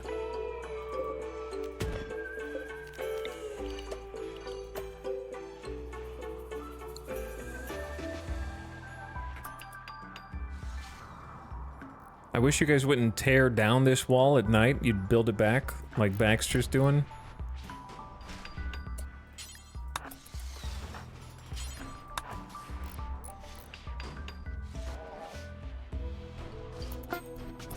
Build complete, make locust armor. Let's go. Where is it? Excellent locust armor. I need somewhere to store...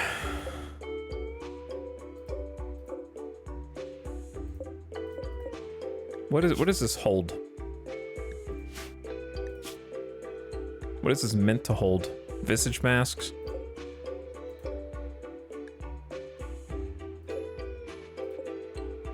Why are these like on 2 separate things? There shouldn't be this many pants.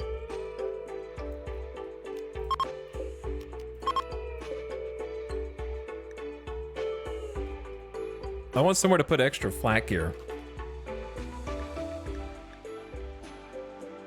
Let's say this is for vest and jacket. And this is for helmet and pants, just to have space for a few of them.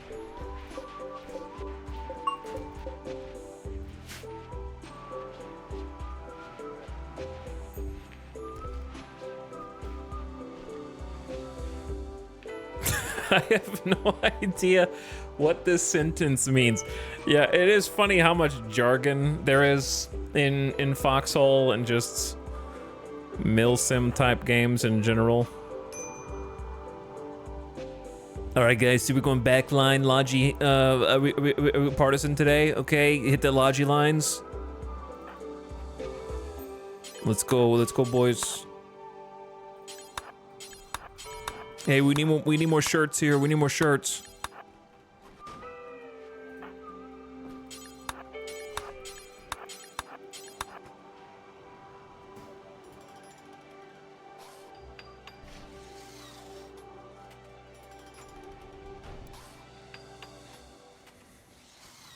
Chad, how many of you guys care about Battlefield 6? Care or not care?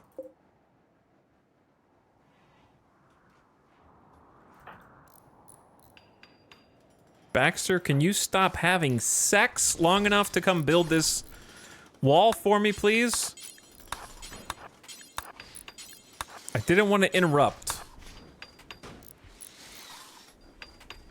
Not care. It was fun. I care. Care. Not care. Not care. Not. Do not. No. No. Kinda. Not. Okay, so mostly not. Interesting.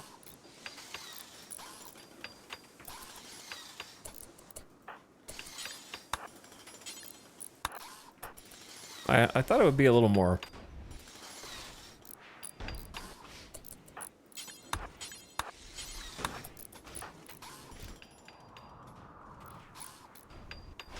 I waited until he was done. Now he's gonna go hop back in bed, but I don't want to get raided overnight and this wall be like 1.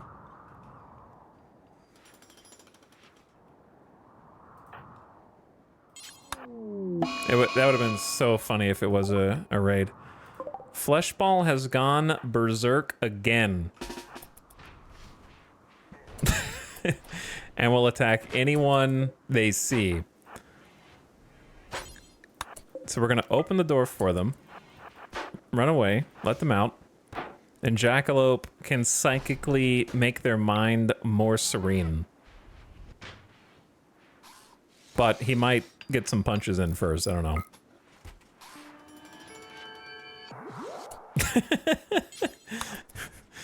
Making good use out of that one, aren't we? Now he's in a psychic coma again. We're gonna keep doing that until you forget about the fact that we killed your wife and sister. But it wasn't my fault. They raided me. You guys raided me as a family. I defended myself and your family died. I'm sorry. But I can't change that, you know? You could have just not attacked me.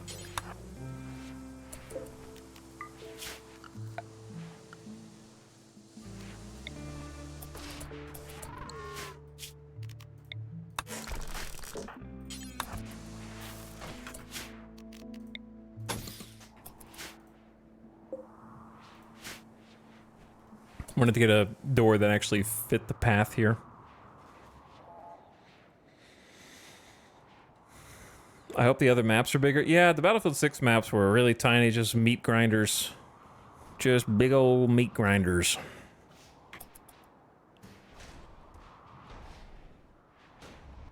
Alright, gamers, I know you probably wanted some more action, but there was a decent amount of action in the first half of the stream. I think I'm going to call it there because it's almost been 9 hours, and it's 1:30 a.m. We will have to wait to fight the centipedes tomorrow. Masterwork Thrumbo Fur Duster. That's going to be worth bank. And we also have our 7th Locust Armor. Very exciting. So our melee line is going to be cracked by comparison to what they were before. Very exciting stuff. But yeah, I'm going to say let's call it there. I'm not trying to rush you out of here, but there is an ad in like 40 seconds. So I was trying to get you out before the ad, but I used all my snoozes, and then I got distracted talking about other things. But hey, I think we did some good stuff today. Did some actual questing. We killed the insect queen and went down into a hive and into the insect cave and cleared the tunnels, and we got an orbital beacon that lets us bomb an area with an orbital satellite, and we leveled up Jackalope to a higher rank. She's a Praetor now, and finally got this room paved and finished, built the new generator room, for which we're going to need some more fire foam poppers. Ad coming soon. Brace yourselves if you're not a sub. I just wanted to give you a heads up and a warning, but thank you for watching. I'll see you guys again tomorrow, and not going to turn off the stream just yet. But we did do some great stuff. We got the armor organized, got the new Grenadier sets posted and ready to go. One recon helmet has to be different. I wouldn't mind giving these an actual like coat of paint as well. That'd be cool. I need to remember to change the melee weapons of the melee because they're using ranged weapons right now. Base is looking great. We got a lot more of The area is paved with flagstone. So it's looking a lot more finished. Base looking really good. Thanks for chilling, though. Appreciate you guys watching, hanging out late into the night.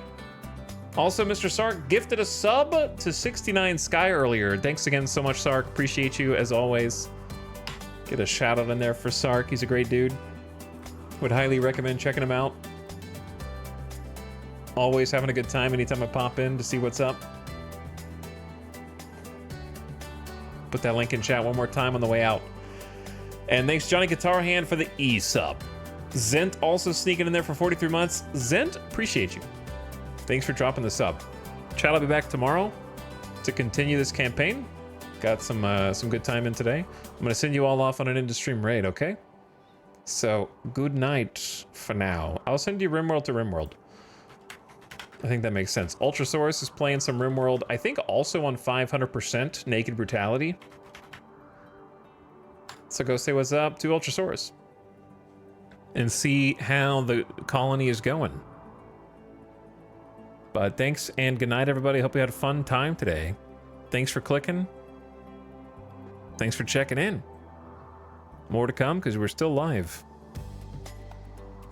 I thought I was going to lose a colonist in the queen cluster when we popped open the door and like 5 or 6 mega spiders appeared. That was the close call today, but we got out. And then we came back and we killed all those bugs. Catch you later, nerds. Good night. Anime Big Boy, Robot Mystic, Zombie Ziggy, Bite Hammer, Ottercog, Big Mac Bush, thanks for checking out. Joromoy or Joromoy. Olm Stranger and more. Go give a nice strong raid. Say hi to Ultrasaurus, okay? Give a good raid. You can say E. You say whatever you want. If you need something to say, just go in, hit the letter E, then hit enter. Boom, you raided. Good job. Okay? It's that easy. I'll see you over there. I'm gonna go get some food. Now get out of here. Good night. Come back tomorrow. Now please leave.